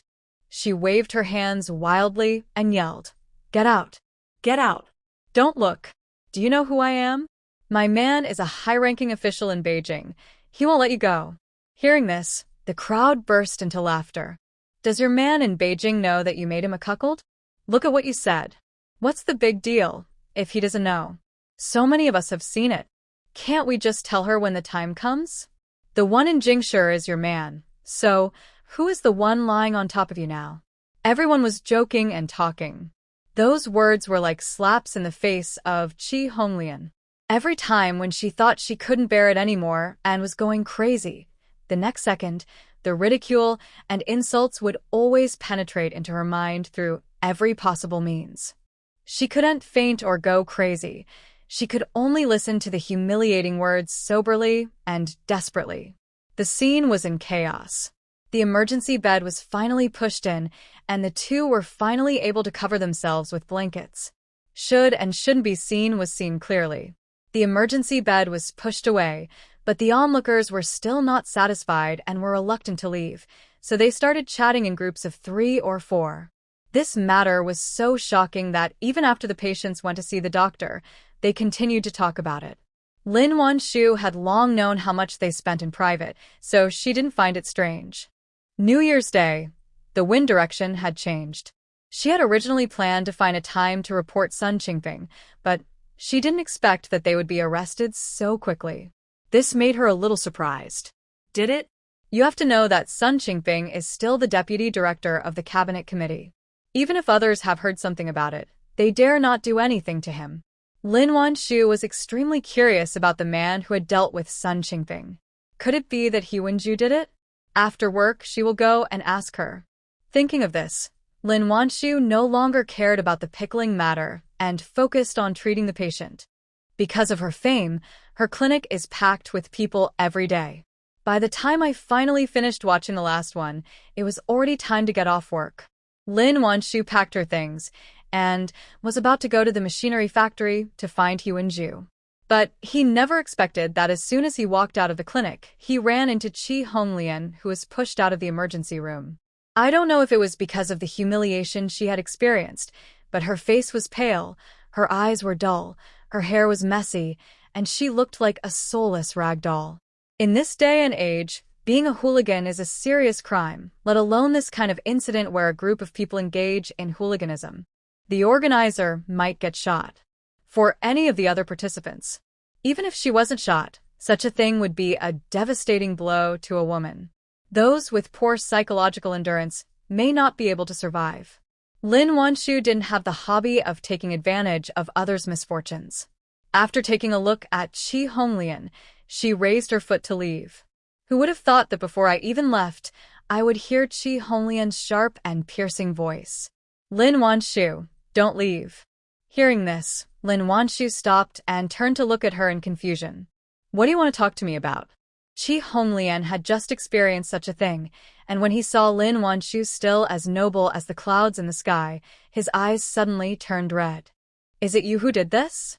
You're trying to hurt me, right?" Hearing this, Lin Wan Shu couldn't help but smile coldly. "What you said is really unreasonable. Did I force you to do those things? As the old saying goes, if you don't want others to know, then don't do it. Before you did this, didn't you think that there would be a day when your secret would be exposed?" How could Qi Honglian not know how dangerous what she did was? But she was blinded by the rich life. Only then did he gradually sink into the gorgeous dream woven by Sun Qingping. I thought that by relying on him, I could get everything I wanted. But unexpectedly, she was caught without even hurting Lin Wan Shu's fingernail. How could she accept this? Don't lecture me from a high position here. What do you know? My family is poor.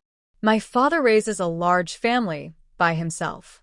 7 or 8 people live in a house of more than 10 square meters.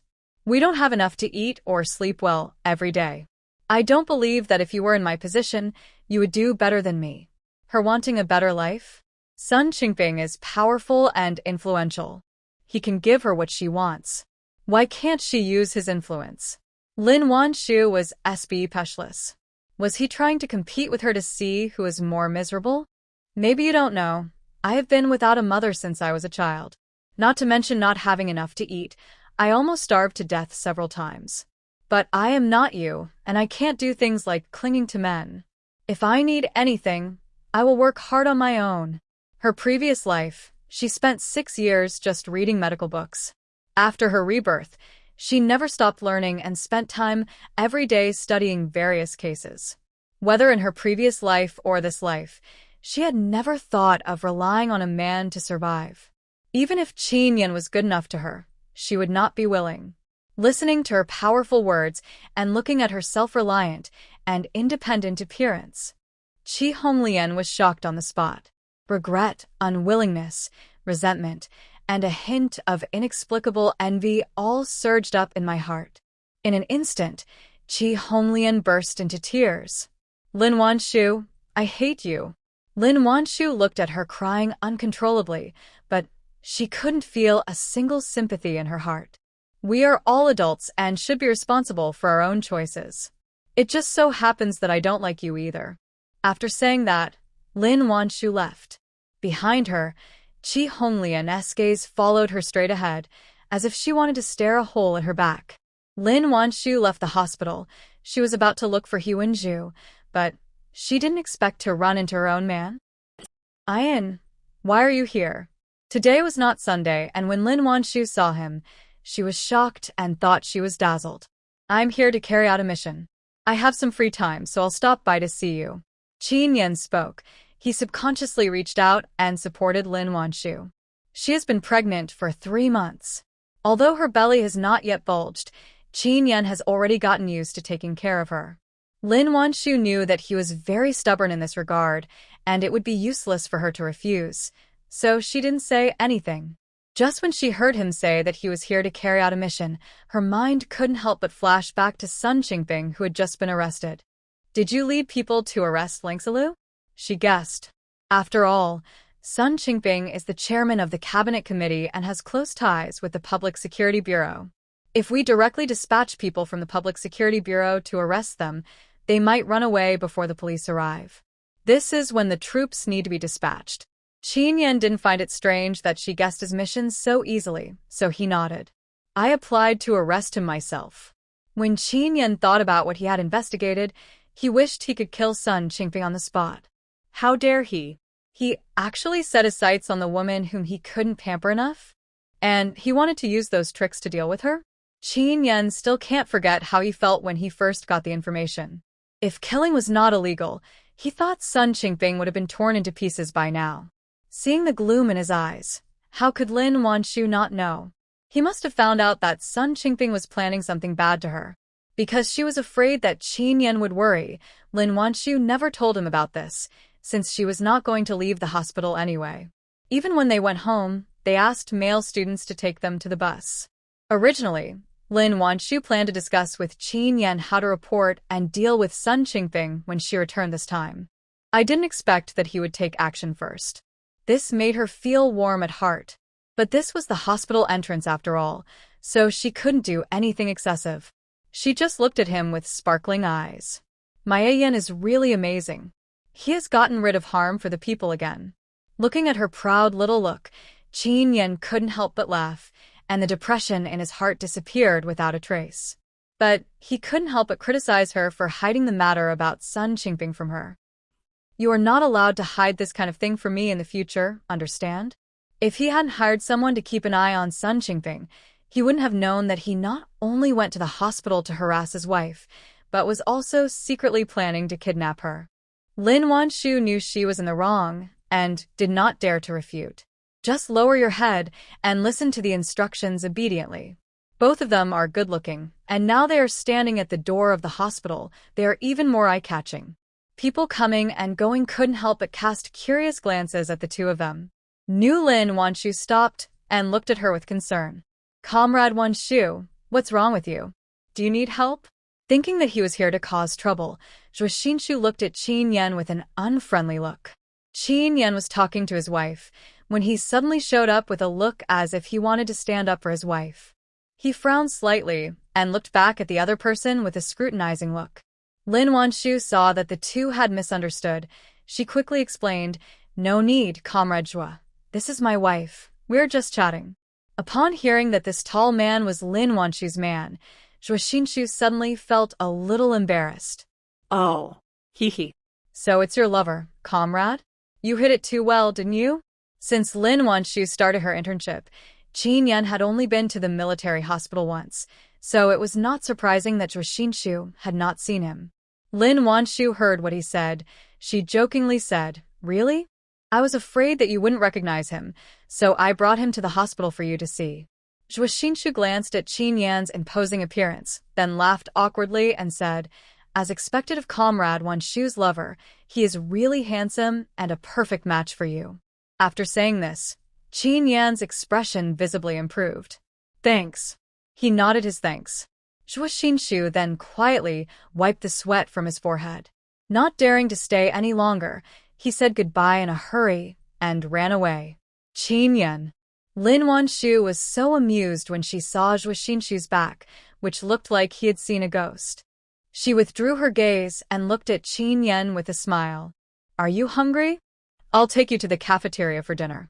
I have something else to do later. You can eat with your colleagues first." Hearing this, Lin Wan Shu guessed that Sun Qingping's matter must not have been dealt with yet, so she didn't say anything. "Okay then, go ahead and get busy. I'll be on vacation in 2 days. We'll talk then." There is only 1 week left until the Spring Festival.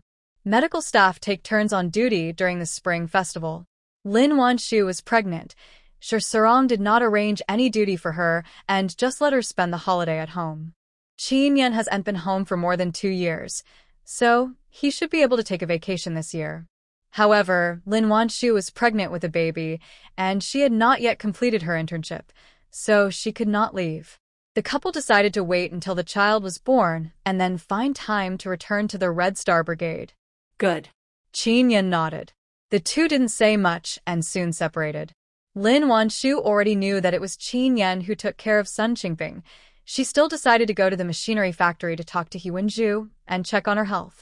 On the other side, Sun Qingping was lying on the hospital bed, his face looking like an ant on hot pot. "Can you help me make a phone call? Don't worry, you will definitely get some benefits." He had to find someone to help him quickly. Otherwise, he would definitely die this time. However, after hearing this, the soldier stood still at the door, not moving at all. Sun Qingping naturally knew that they would not listen to him, but his instinct for survival made him unable to help but continue begging. "Can you please help me find my son? I want to see him. Please."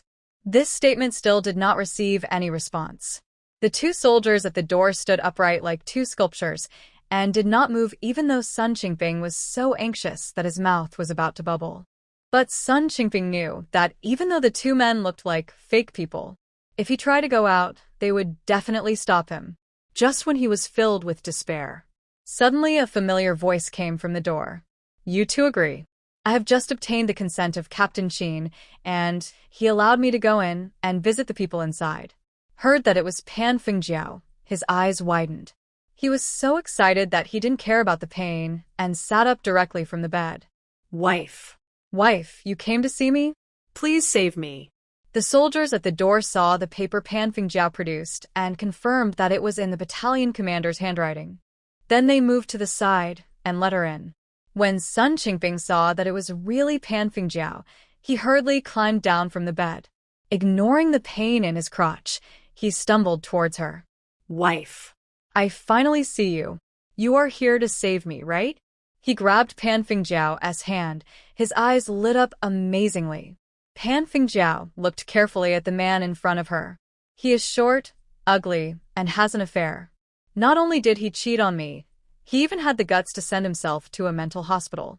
Now that something's happened, has he remembered that he has me as his wife? He. Sun Qingping, you really deserve it.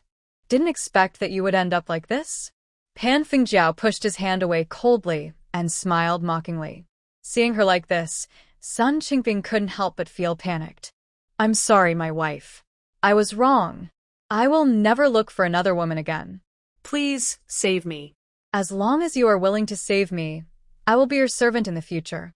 However, when Pan Fingjiao heard his pleading, she laughed, and laughed very loudly.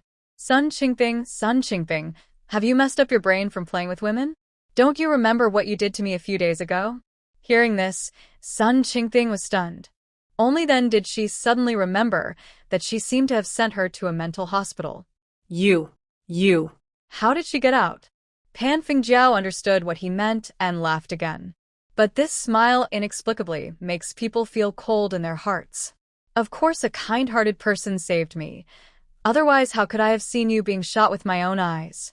Hearing this, Sun Qingping's eyes suddenly widened and his legs couldn't stop shaking. No. You are kidding, right? We have been married for so many years. Are you really willing to watch me die? Pan Fingjiao looked at him with a mocking expression. Now that you are about to die, you finally remember that we have been married for many years? When you cheated on me, why didn't you remember that you had a wife at home? When you sent me to the mental hospital, why didn't you remember that I was your wife? Every time Pan Fingjiao spoke a word, she took a step forward. Under her aggressive gaze, Sun Qingping could only step back step by step. Finally, with no way to retreat, he fell directly on the hospital bed. Wife. Please listen to my explanation. Sun Qingping racked his brains to think of an excuse. He. Wife. What a coincidence. I came here today to formally inform you that I have already announced my divorce in the newspaper on my way here. Please call me Comrade Pan from now on. Hearing this, Sun Qingping's face suddenly turned as pale as a ghost. I don't believe it. How could you divorce me? Don't you love me the most? She even gave up the opportunity to be promoted and went home to take care of her children. Would a woman like this divorce me? Don't say those angry words. Just rescue him, and we can live a good life as a family of 4 from now on, okay? Heard the word love. She felt as if she had heard something disgusting. She had been trying hard to calm herself down, but now she could no longer control herself. He raised his hand and slapped him hard several times. I love you so much. I was blind before and was deceived by a worthless person like you. You are a beautiful girl, and you still want to live a good life with me? You want nothing. I think you are dirty. You should just reincarnate. After a few slaps, Sun Qingping's face swelled up like a pig's head again. But he didn't dare to resist at all. He just wanted her to calm down and help him. You hit me well. You hit me brilliantly. You hit me so well. Do you feel relieved? If not, hit me a few more times. Sun Qingping stretched his red and swollen head in front of Pan Fingjiao. Pan Fingjiao was immediately disgusted. She must have been blinded by shoot, right? Why did she find such a thing? She took out a handkerchief and wiped her hands carefully, then threw it on the ground in disgust. Hit you? I feel like my hands are dirty. Sun Qingping, from the moment you sent me to the mental hospital, you are already a dead person in my heart. Save you? Haha, are you worthy? After spitting viciously, she turned and left. It was as if he came here just to see him get into trouble. How could Sun Qingping let her go like this? He immediately stumbled after her. Wife, please don't leave. I know I was wrong. I really know I was wrong. Please give me another chance. Help me. Help me. As he spoke, he reached out to grab the person. But before he could even touch the corner of his clothes, Pan Fingjiao turned around and kicked him to the ground. As if she was still not satisfied, she raised her foot and kicked him hard in the vital parts. A heart-wrenching howl was heard in the ward. Standing at the door seemed to have finally heard the noise. He walked forward and pulled Pan Fingjiao away. Comrade, please calm down. Pan Fingjie felt very happy when she saw Sun Qingping lying on the ground with a blue face due to pain. Sun Qingping, people always have to pay for the evil they have done. For the sake of the children, I will burn some paper money for you on Qingming Festival. After saying that, she withdrew her gaze, without even looking at him again, and turned and left. Seeing that she really had no intention of saving him, Sun Qingping suddenly felt as if the sky was falling. Ignoring the severe pain in his body, he struggled to crawl and chase Pan Fingjie. But when he finally crawled to the door, he was stopped by 2 soldiers. Director Sun, you can't go out. Being held down, Sun Qingping could only watch Pan Fingjie's determined back as she left, roaring in unwillingness and despair. But no one sympathized with him. As the Spring Festival was approaching, Lin Wan Shu finally had a holiday. She and He-Wen-ju went to the department store and bought a lot of things, planning to take them back to the staff quarters to celebrate the new year. Qin Yan and Xiao Yong also rushed to City early in the morning to pick up their wives. After all, both of them are pregnant, and as the year is coming to an end, there are people everywhere and they are worried. Meng Yuanchuang finally passed the assessment ahead of schedule and is now interning in the hospital. I was on duty at the hospital during the new year and had no plans to return to Lan County. Other students took the initiative to stay in the hospital to continue their studies. The closer it was to the new year, the more opportunities they had to start their internships in advance.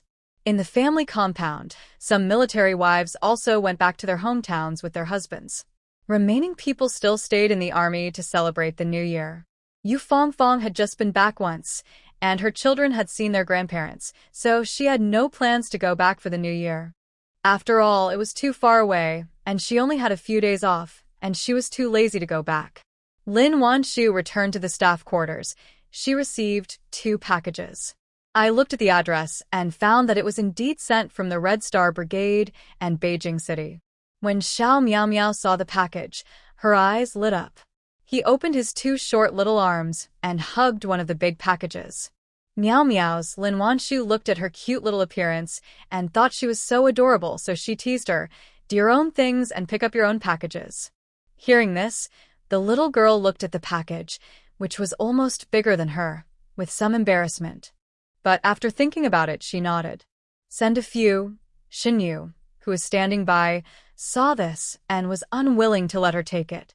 He quickly said, "Sister, please move aside. This package is heavy.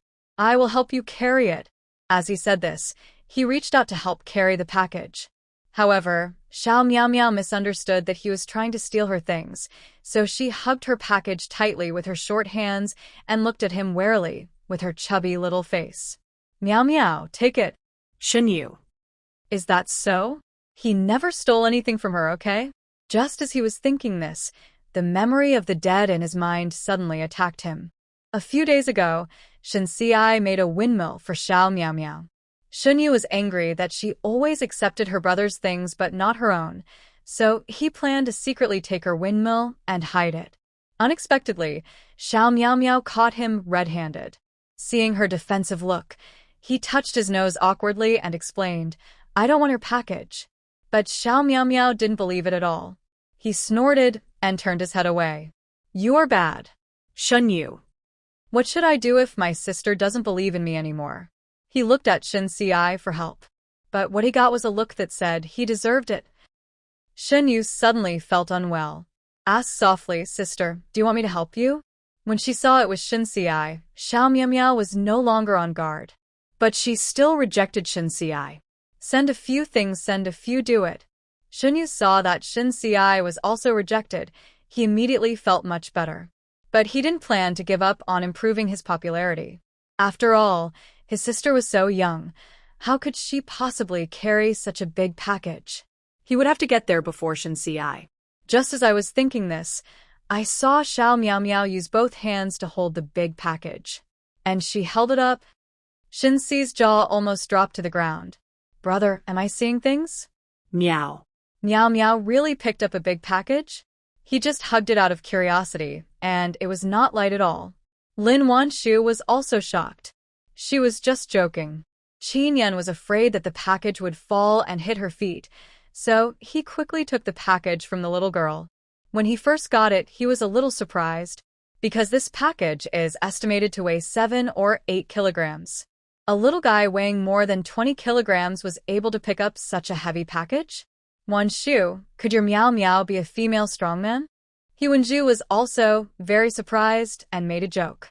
Lin Wan Shu knew that her daughter might be bigger than other children, but she didn't expect her to be this big. Glancing at her man, she said, "She probably looks like her dad." After all, Qin Yan is well known in the army for his great strength. Shun Yu had already taken Xiao Miao Miao's hand and was looking around curiously. But no matter how I look at it, I can't understand how such soft little hands can have so much strength. But before he could take a few more glances, Xiao Miao Miao's hand was taken away by Shen Xiai. Shun Yu didn't care about this and asked Miao Miao with a look of surprise. "Sister, where did you hide your strength?" Xiao Miao Miao ignored him and thought he was a bad guy who was going to steal her package. Qin Yan was also looking down at his little one at this moment. His eyes were surprisingly bright. Miao Miao is indeed a good candidate for the military. She will go to training with Dad tomorrow. Lin Wan Shu. Listen, is this human language? Miao Miao is only 1 year and 10 months old, not even 2 years old. What kind of training is this? Hearing this, a trace of regret flashed across Qin Yan's face. A few more months, then. Wan Shu, who was standing by, looked at Lin Wan Shu's helpless expression and couldn't help but burst out laughing. Patting her shoulder sympathetically, she consoled her. Maybe Xiao Miao Miao is also interested in joining the army? Lin Wan Shu. That was a good comfort. Don't comfort me next time.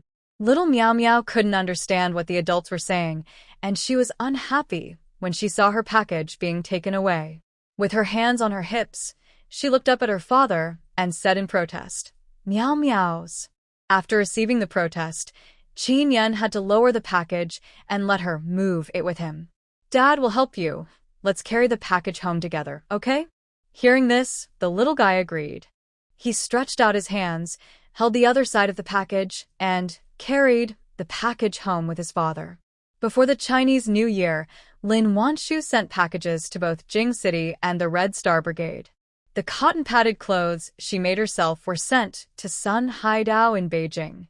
The cotton inside is special cotton found in space, which is soft and warm, no worse than down jackets.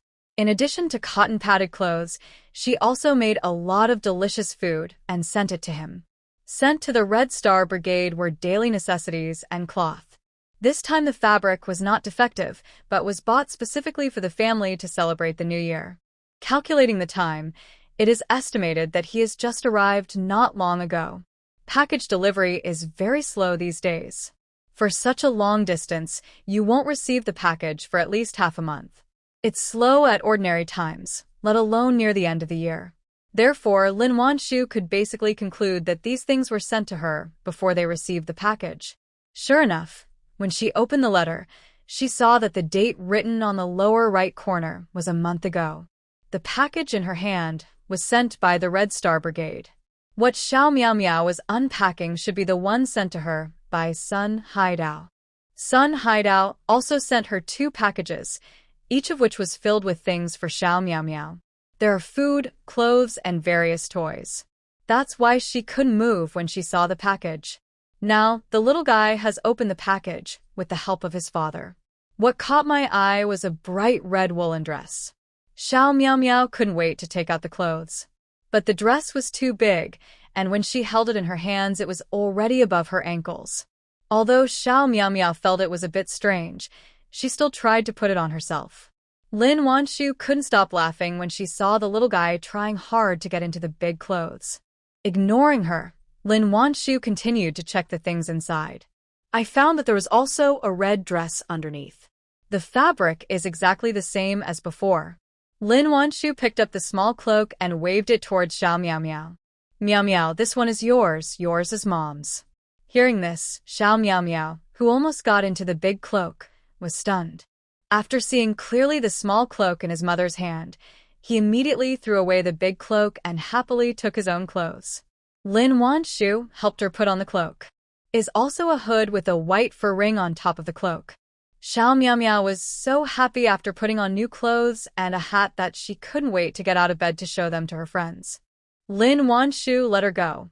Qin Yan had already taken out everything in the package. I found that there were 4 or 5 familiar notebooks. Lin Wan Shu raised her eyebrows and picked up a notebook and opened it. Sure enough, there was a house deed to a courtyard house on it. And the names of all the owners are hers without exception. Lin Wan Shu. Lin Wan Shu was shocked by these 5 house deeds. Fearing that something might have happened to Sun Haidao in Beijing, she quickly opened the letter to see what was going on. What did the uncle say? Qin Yan also asked with concern. Lin Wan Shu quickly scanned the letter, with a look of confusion on her face. My uncle said he didn't know I liked these dilapidated houses. He just happened to have quite a few, so he gave me a few. Although that's what the letter said. But Lin Wan Shu could still see that he was dissatisfied with Zheng Nan for giving her a house and asking for money. Only then did he come to support her angrily. In fact, Lin Wan Shu later received a call from Yu Zheng Nan, in which he said that he had torn up the IOU and that there was no reason to ask for more money since the house had been given away. In the end, Lin Wan Shu had no choice but to accept the old man's kindness. Now it seems that the uncle master didn't seem to know that Yu Zheng Nan had torn up the IOU later, and Lin Wan Shu felt a little embarrassed. Could it be that my uncle had a quarrel with Mr. Yu? If her actions caused the two to quarrel. Qin Yan couldn't help but laugh when he saw her worried and annoyed look. Don't worry, the old generation has a strong bond. They will stop quarreling today and get over it tomorrow. Lin Wan Shu thought so too, and didn't say anything else. I just made up my mind that I would call my uncle later. How could he just give away so many houses to himself? Putting the notebook down, she looked at the other things again, and sure enough, most of them were for Miao Miao. After putting away her toys and snacks, Lin Wan Shu checked another bag. As soon as I opened it, I saw 2 or 3 sets of miniature clothes, a small hat, and small shoes. The small clothes are short-sleeve summer clothes, and it is obvious that they were made on a specific date. The stitches are neatly sewn. The fabric is soft and comfortable to hold. Just by looking at it, you can tell how much care was put into sewing this dress. Lin Wan Shu had just read the letter and knew that it was sewn by her sister-in-law for the baby in her belly. She felt warm in her heart.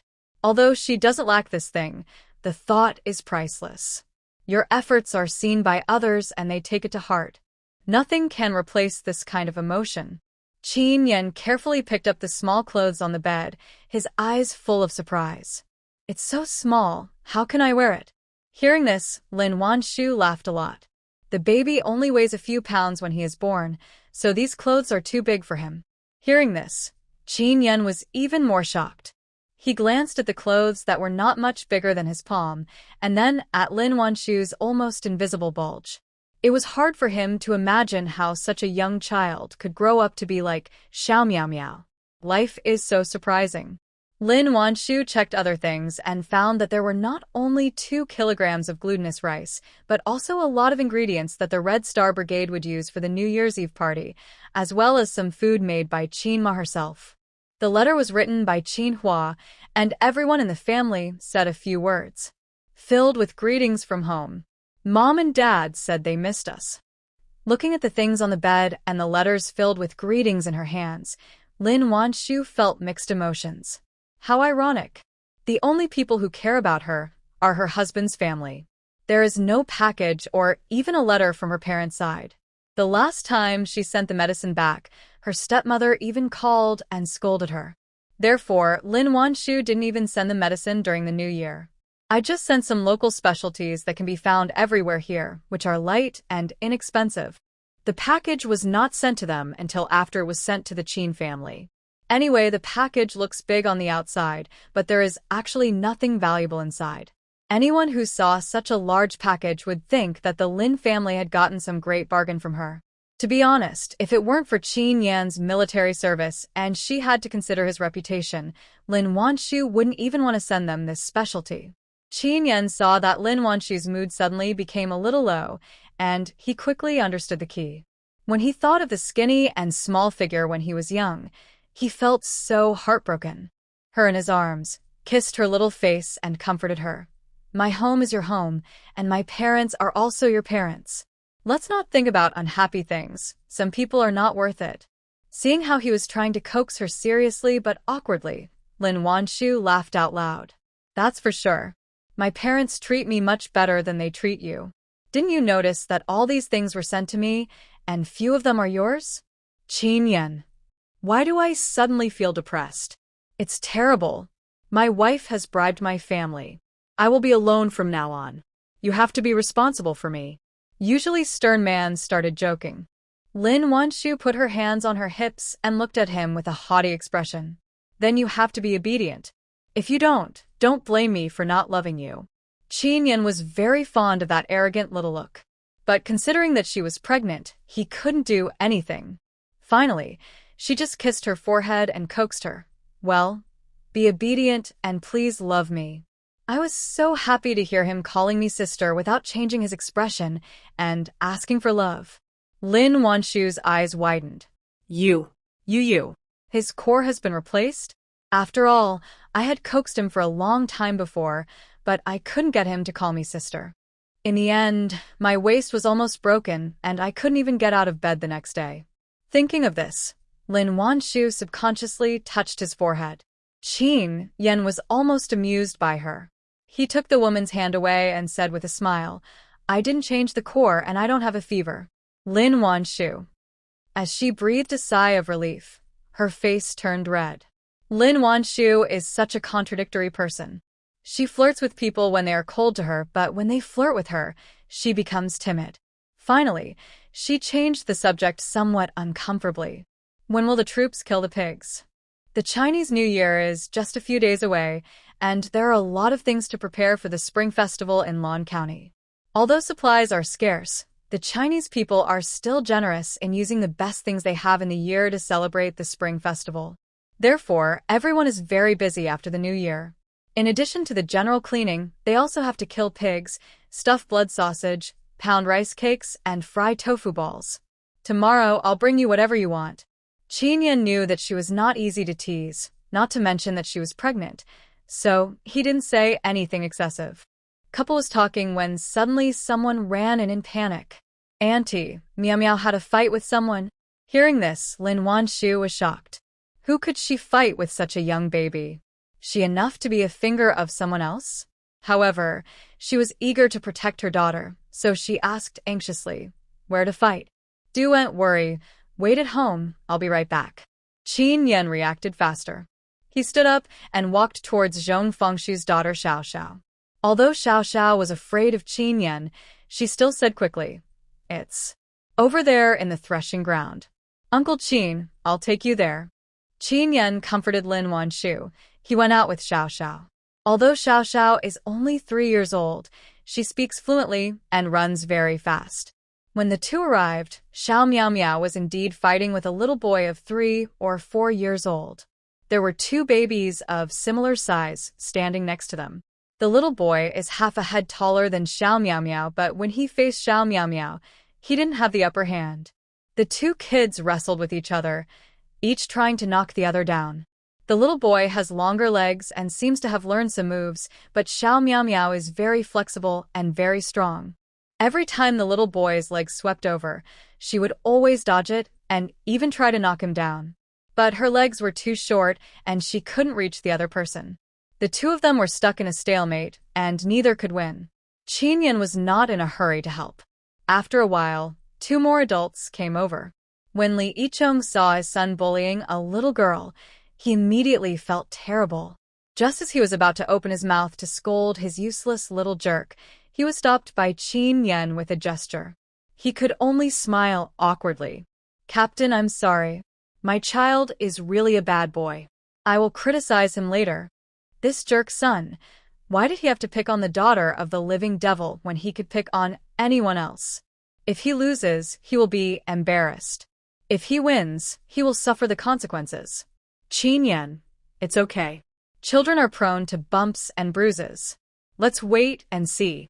Gao Wangjin, who was standing by, was so shocked that his jaw dropped. Is this still the Qin Yan who would feel distressed for a long time when his daughter got a little bump? But then again, Lao Qin, your daughter is really good. If you can give her some guidance, the outcome will be a foregone conclusion. It is really admirable that such a small kid can play with a 3 or 4-year-old boy for so long. Lee Chung was already extremely upset, but he had no choice but to stand there and watch them fight. 3 adults and 3 children just stood aside and watched. Xiao Xiao couldn't even help but cheer for Xiao Miao Miao. "Come on, Miao Miao. Hit him." The 2 little ones next to them also cheered for Xiao Miao Miao in their baby voices. I don't know if it was because the little friend was too strong, but Xiao Miao Miao actually grabbed the little boy's arm, bent down, and threw him to the ground. But she was too small. The moment the little boy threw her out, her body shook and she fell on her butt. Wow. Meow Meow won. Meow Meow is so amazing. Several little babies cheered. Face turned black as he looked at his son lying on the ground pretending to be dead. "Get up and run 5 laps for me. It's so shameful that I can't even beat such a young sister." Qin Yan had already stepped forward and picked up his little baby. After checking to see if there were any injuries, he said, "It's normal for children to fight and quarrel. Don't take it to heart." Li Chen. This is because his daughter didn't suffer any loss. If she really suffered any loss, would she try it? He suspected that if he turned around, he would be beaten until his legs became weak.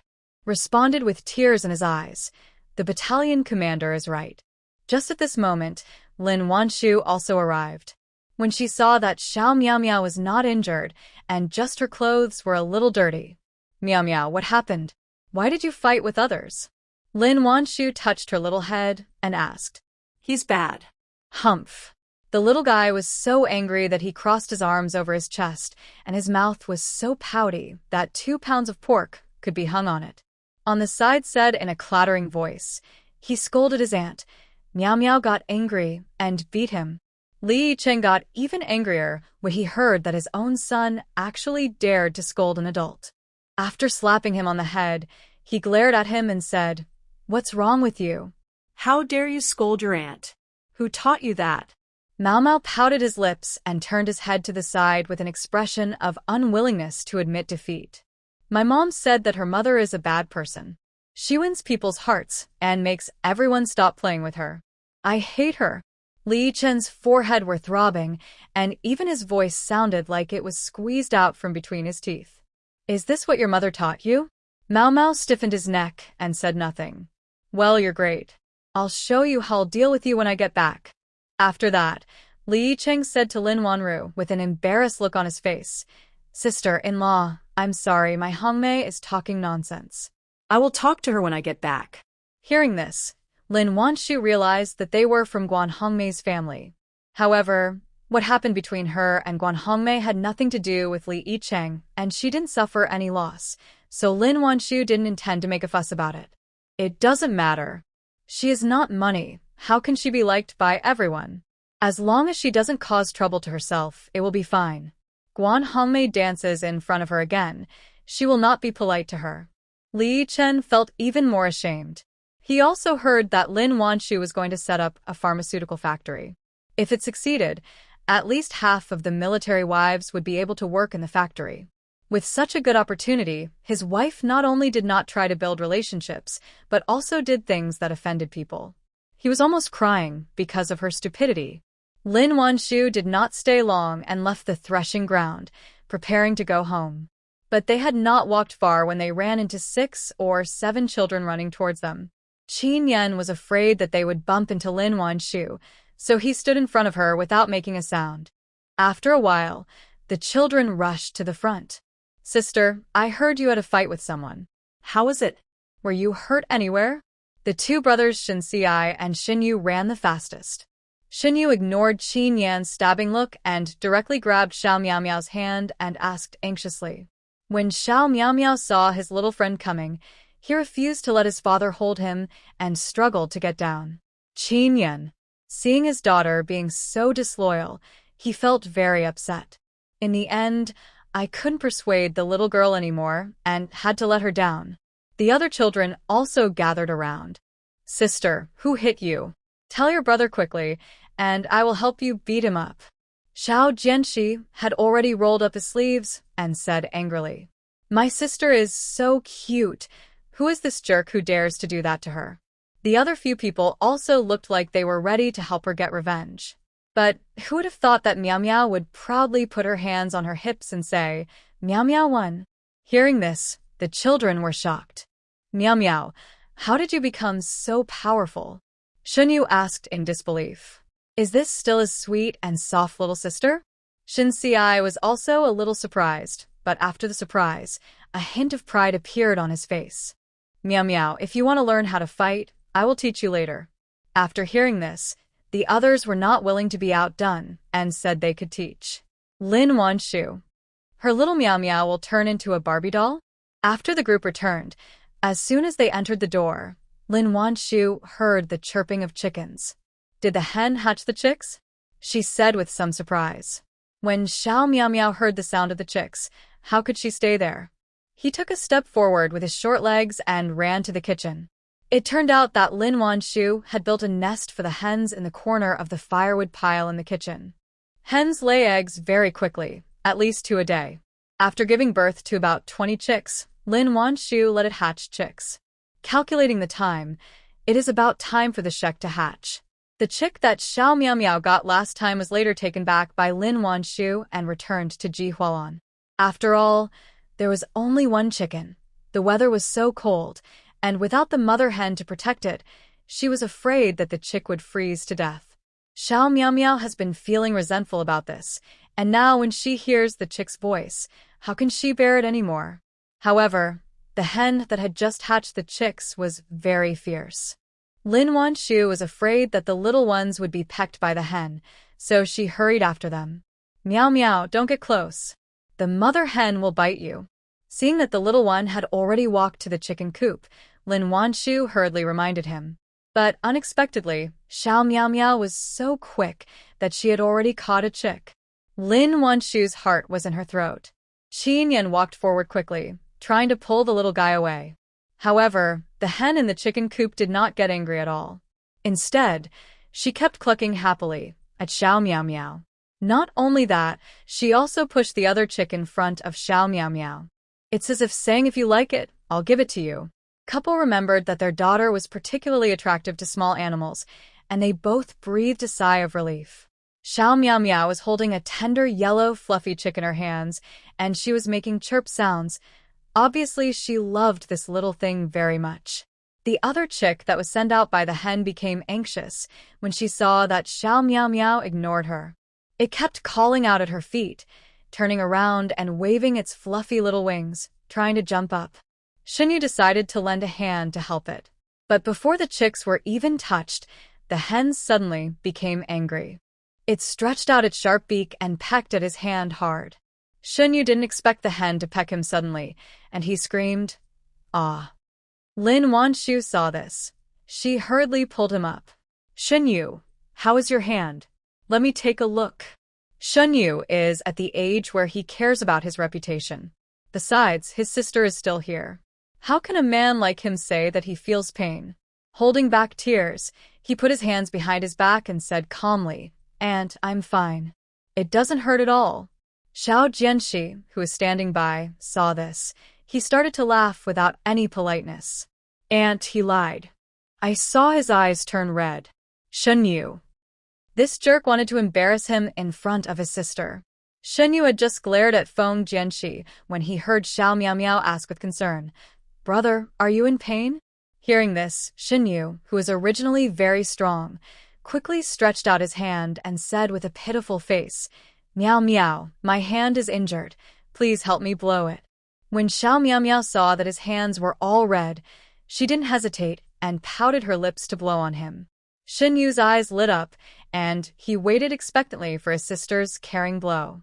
But he didn't expect that before Xiao Meow Meow could blow it, his hand was pulled away by Shinsiai. "I'll blow you." Shunyu's expectant expression was frozen on his face. When he came to his senses, he gritted his teeth and said, "Then I really, really want to thank you." Shinsiai. "You're welcome, we are brothers." Shunyu. Darn brother, he finally figured it out, he is a black-hearted guy. Xiao Meow Meow saw Shinsiai blowing Shunyu's hands. She ignored it and instead concentrated on playing with the chicken. After a while, more chicks came out. The chicks hatched, Lin Wan Shu put the hen and the chicks into the cage. The cage was quite spacious, with a long bamboo tube on the side and a small plate inside filled with some water. All the eggs the hen hatched this time were successful, and not a single one was bad. Lin Wan Shu poured the feed prepared in advance into the bamboo tube. After a while, the chicks came over and ate. The hen didn't eat the feed, so when the chicks were eating the feed, Lin Wan Shu put a basin with mixed chicken feed next to the chicken coop, and soon the hen jumped out to eat. Xiao Miao Miao looked at the hen, then at the chicks, and was so busy that she didn't even care about her brothers and sisters. Finally, Xin Yu and the others felt bored and went out to play, leaving Xin Xi and Wang Wei alone to play with Xiao Miao Miao. Xin Xi glanced at Wang Wei and suddenly spoke. Wang Wei. Wang Wei was watching the chicks with Xiao Miao Miao. Hearing this, he responded without turning his head. What do you want me to do? Xin Xi, I heard your sister calling you. Upon hearing this, Wang Wei stood up reflexively. Where? Xin Xi pointed westward. The sound came from the direction of your home. Oh, I see. Thank you. Knowing that his sister was calling him, Wang Wei dared not stay any longer and ran away. Soon, only Xin Xi and Xiao Miao Miao were left next to the chicken coop. Miao Miao played for a while and finally got bored.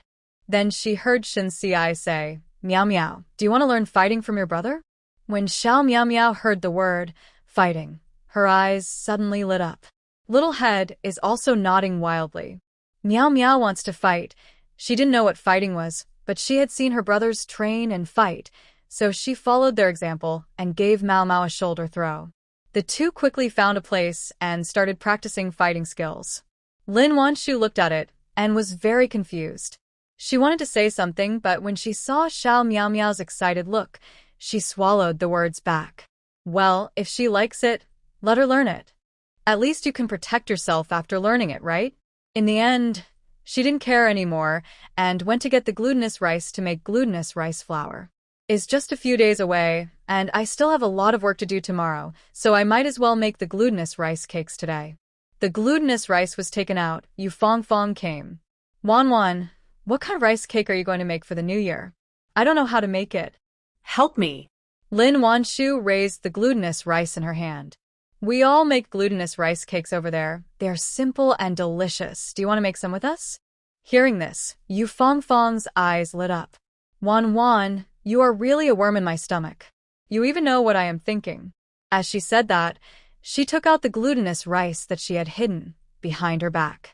I knew you would invite me, so I made preparations early. Lin Wan Shu. Small construction. Silently and pretend that you don't exist. Yu Fong Fong didn't feel guilty at all about having hooked up with Lin Wan Shu again. After asking her what she was going to do, he followed Lin Wan Shu happily and busied himself with her. The main character looks like a person who doesn't understand, but has a good attitude. After a while, many more military wives came over. Each of them was holding a basket of vegetables. But unlike Yu Fong Fong, the military wives' vegetable baskets were filled with rice cakes they made themselves. Wan Shu, this is fried dough sticks. We make this every Chinese New Year. I'll give you some to try. Zhong Fengshu opened her basket, revealing something yellow and orange-like inside.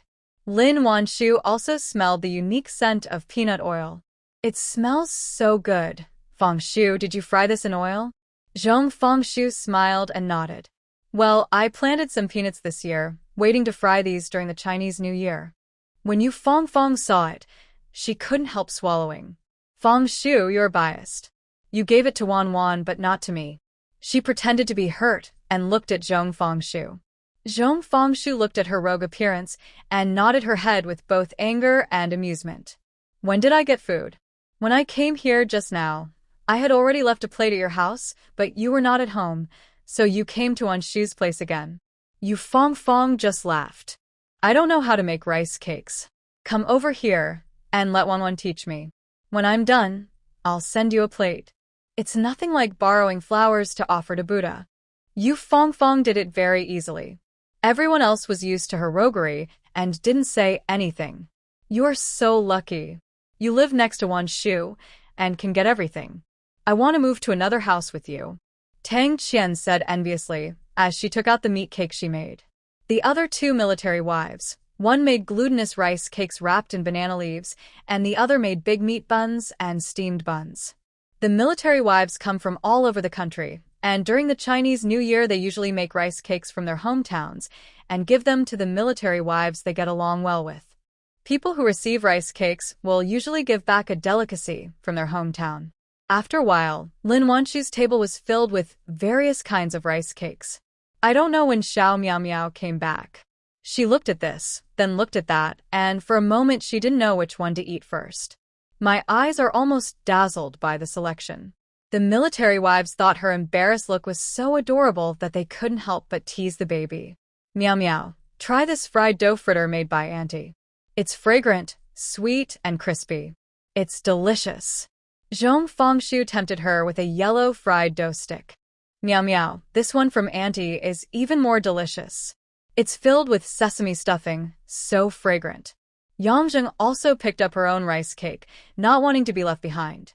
Xiao Miao Miao was so troubled that her eyebrows furrowed, but in the end, she just accepted them all.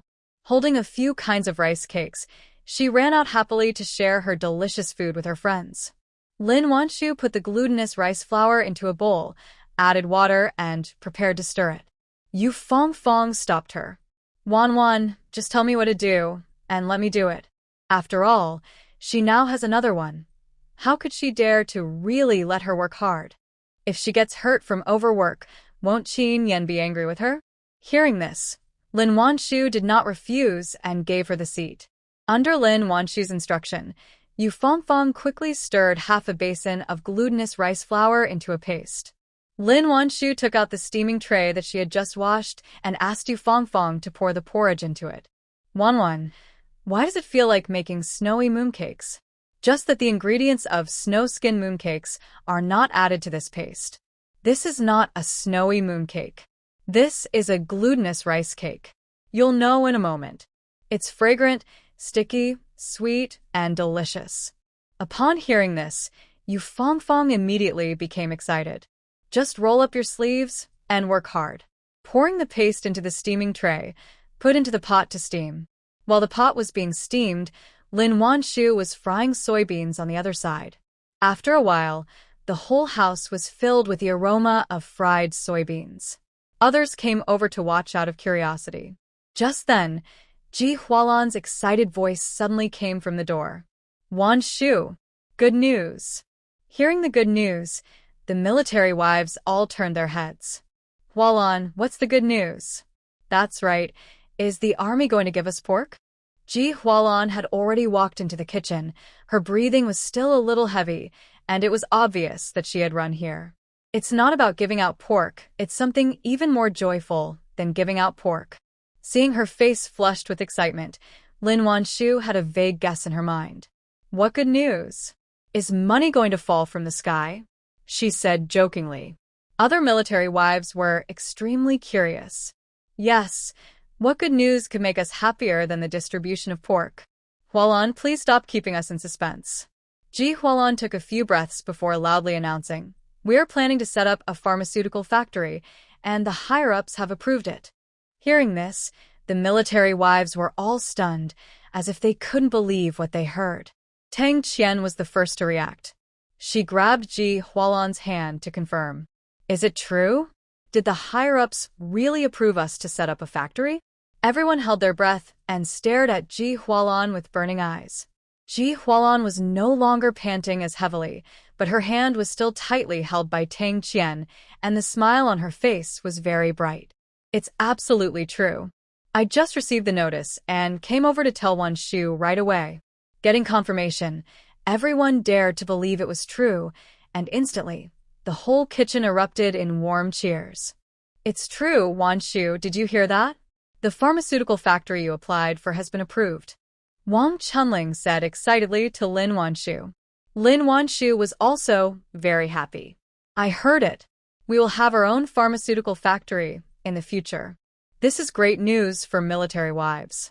Before, because they were afraid that Lin Wan Shu would feel stressed, no one dared to come and ask about her progress. After all, running a factory is not that simple. The application process may take a year or two. I didn't expect the approval to be so quick this time. How long has it been since the application was approved? How could the military wives not be happy about this?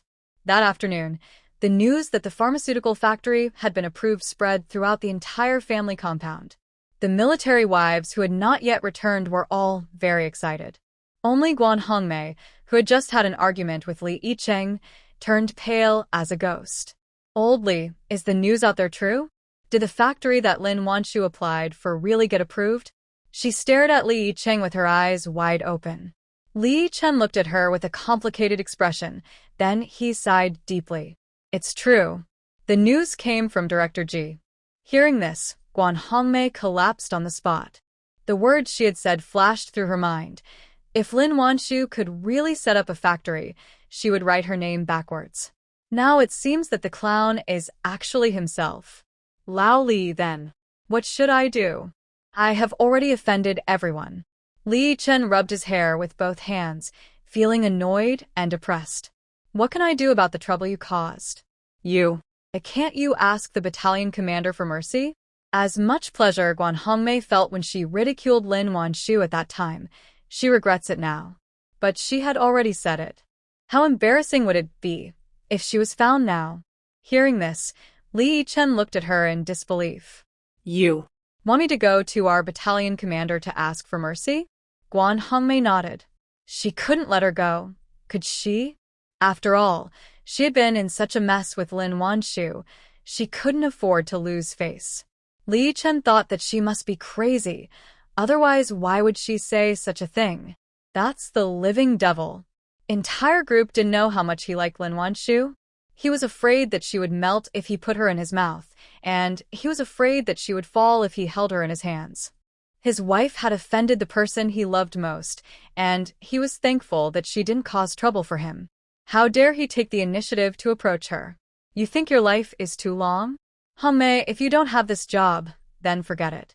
I can earn a salary and you won't starve. Saving your life is important. But that's a job. How can Guan Hongmei be willing to do that? He having a job is different from me having a job. Your own money however you want, with confidence, and without having to worry about other people's feelings. No one knows better than her how difficult it is to live with your hands held high. Li Cheng, why are you so useless? You refuse to talk to the battalion commander. Are you still a man?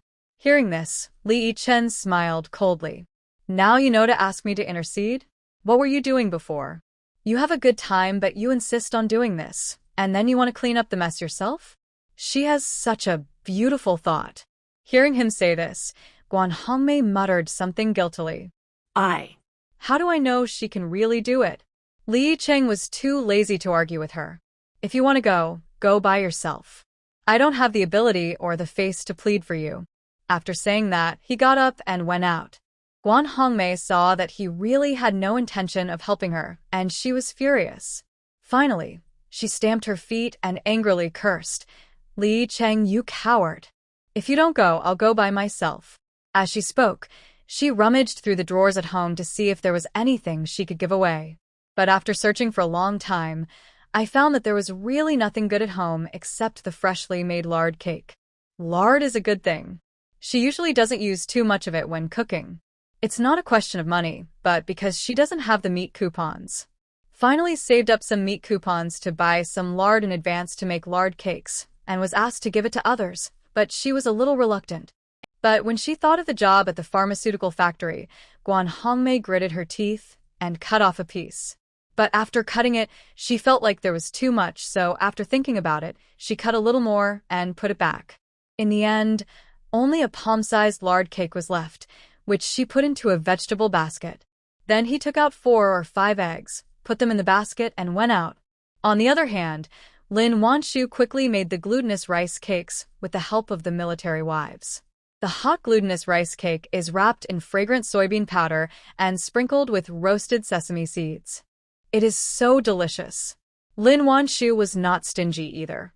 She cut out a large plate and served it to the military wives to taste. The children have been eating at various restaurants these past few days, and now they have finally waited for the rice cakes from Lin Wan Shu's house. They are all very happy.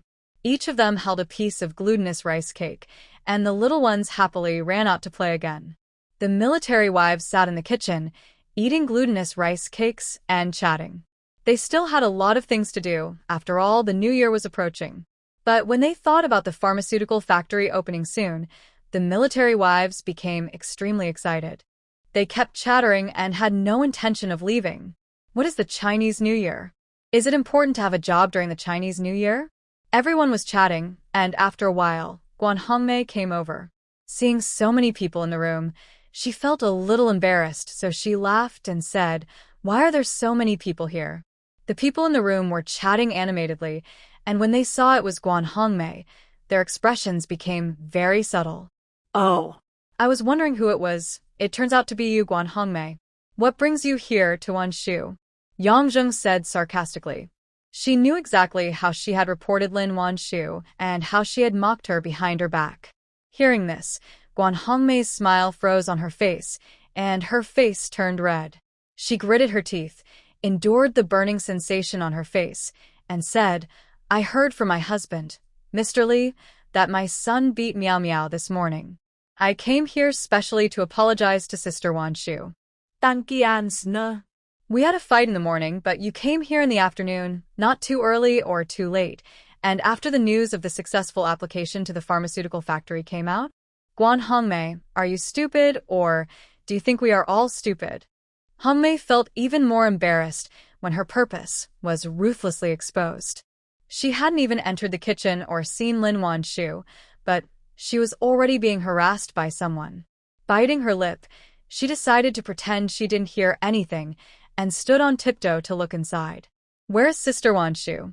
Is she in there?" Lin Wan Shu was standing next to the stove and was speechless when she heard her calling her sister-in-law all the time. Finally, he walked to the door reluctantly. "What do you want to talk to me about?" Lin Wan Shu asked calmly, with no intention of inviting her in. What else could it be? He must have seen that the pharmaceutical company had been approved, so he came here to use his connections. Wang Chunling rolled her eyes. She had no good face towards such people who would not do anything without profit. After being stepped on the face repeatedly, Guan Hongmei finally couldn't bear it anymore and retorted. "What's wrong with me coming here to use connections? Aren't you the same as me? Don't tell me that those things on the table were not given by you but were given by you because of connections. Who is more noble than who?" Hearing this, Yang Zheng was delighted. "No, we're different from you. Even if we don't have a factory, given our friendship with Wan Shu, we will definitely send her rice cakes during the Chinese New Year. We are not like some people." Just after they said that if the pharmaceutical factory is approved, the name will be written backwards, they came to our door with the goods in their hands. TSK, TSK, TSK, isn't it embarrassing? The most frightening scene finally came. Before was now used to slap Guan Hongmei in the face. Her face turned blue and red, and she felt embarrassed and awkward. In the end, she chose to ignore these people and instead looked at Lin Wan Shu with a pleading look. "Sister Wan Shu, I was blind and inexperienced. I came here to apologize to you this time. I hope you can be magnanimous and not take the nonsense I said before seriously." After saying that, Guan Hongmei opened the basket in her hand. "This is the lard cake I made. I brought it here specially for Miao Miao to try." She was obviously confident in the lard cake she made. After all, who could refuse such a good thing as lard? If it weren't for work, she wouldn't be willing to take it out. Lin Wan Shu was speechless as she watched her hand a palm-sized piece of lard cake to her with a painful look on her face. "It's just a few words. I won't take it seriously. You don't need the lard cake. You can take it back." Seeing that she was unmoved, Guan Hongmei began to doubt her ears. You haven't forgiven me at all? That's why you won't accept my lard cake?" Yang Zheng was amused by her words. "Just because you apologize doesn't mean others will forgive you. As for the fact that you reported someone before, Wan Shu didn't kick you out. She was already giving you face for the sake of your man. Do you have to be so blunt?" Whenever someone came to apologize in the morning, she would still look at her with a higher regard. But she chose to visit the pharmaceutical factory only after it was approved. Who can't see this utilitarian face? Heard her mention that she had reported Lin Wan Shu before. Her face turned purple. That's all misunderstanding. I'm doing this for sister-in-law, Wan Shu's own good. Aren't I afraid that someone might see this and do something bad to her? Upon hearing this, Yu Fong rolled her eyes. We are in the army. Who would dare to come here and cause trouble? I'm afraid the person you are talking about is not you, right? She reported the person before any outsiders arrived. After reporting it, she said it was for the other person's good. How can she be so shameless? If that's the case, since your family has 3 hens, I have to report this to Hualan. Don't thank me. I'm doing this for your own good. Tang Qian sneered back, without any politeness. If we strictly follow the outside standards, raising 3 hens will also be considered capitalist. Hearing this, Guan Hongmei's face changed. How do you know I have 3 chickens? She lives in a family building and cannot raise chickens upstairs. The military wives who live in the building can only raise chickens in the designated area downstairs. Everyone followed the rules and only kept 2. Guan Hongmei specially found a hidden place. One except herself. Even Li Yicheng didn't know about it. So, how did Tang Qian know? Yang Zheng found it somewhat amusing. If you don't want people to know, then don't do it. As for the things you did in private, who doesn't know about it? It's just that we live in the same family compound and don't want to make things so ugly, so people are too lazy to say anything about you. Hearing this, a trace of guilt flashed across Guan Hongmei's face. But soon, she calmed down again, glared at Yang Zheng and said, Don't accuse me here. What did I do? Are you trying to put the blame on me? Yang Zheng didn't expect that there would be people who wouldn't cry until they saw the coffin. Since she doesn't care about her face anymore, there is no need for her to be polite to her. Last August, there was a heavy rainstorm. Everyone was draining the crops. Who secretly dug a hole in the neighbor's field and drained the water into someone else's field, almost drowning their crops. You wouldn't say this was for others, right? I heard about it too. Everyone was cooking in the hallway, and you secretly scooped up a spoonful of oil from them. Some time ago, Shinran said that when you passed by her house, her baby started crying loudly, and her butt was bruised when she took a bath at night. Did you do that too? The military wives were talking one after another about all the bad things Guan Hongmei had done.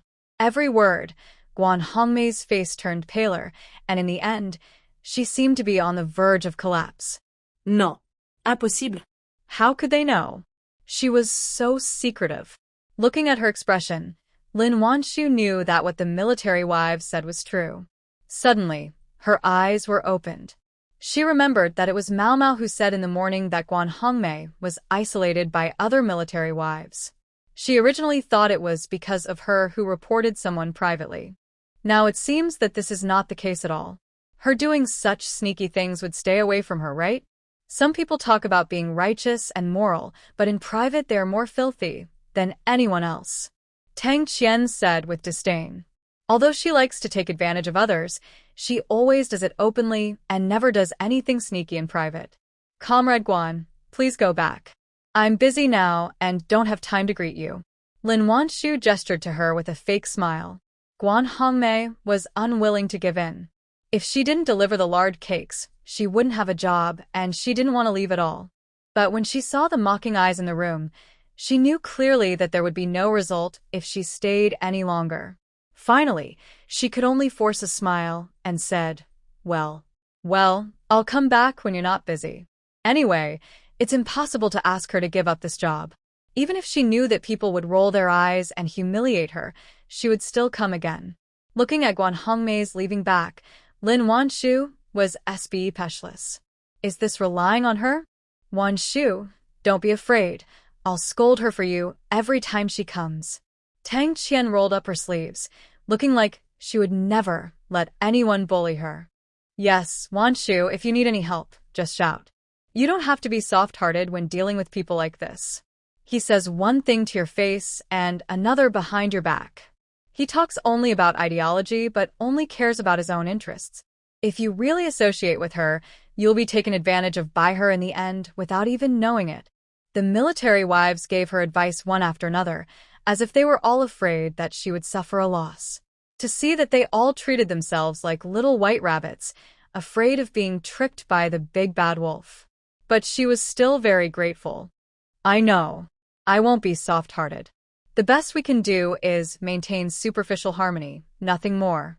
Seeing that she listened to advice, the military wives felt relieved. As the year was coming to an end, everyone actually had a lot of things to do, so in the end they didn't stay any longer and just said goodbye and left one by one. Lin Wan Shu packed a plate of glutinous rice cakes for each of them to take back. Only when there is give and take can a relationship last. The military wives said a few polite words and accepted the glutinous rice cakes she gave them.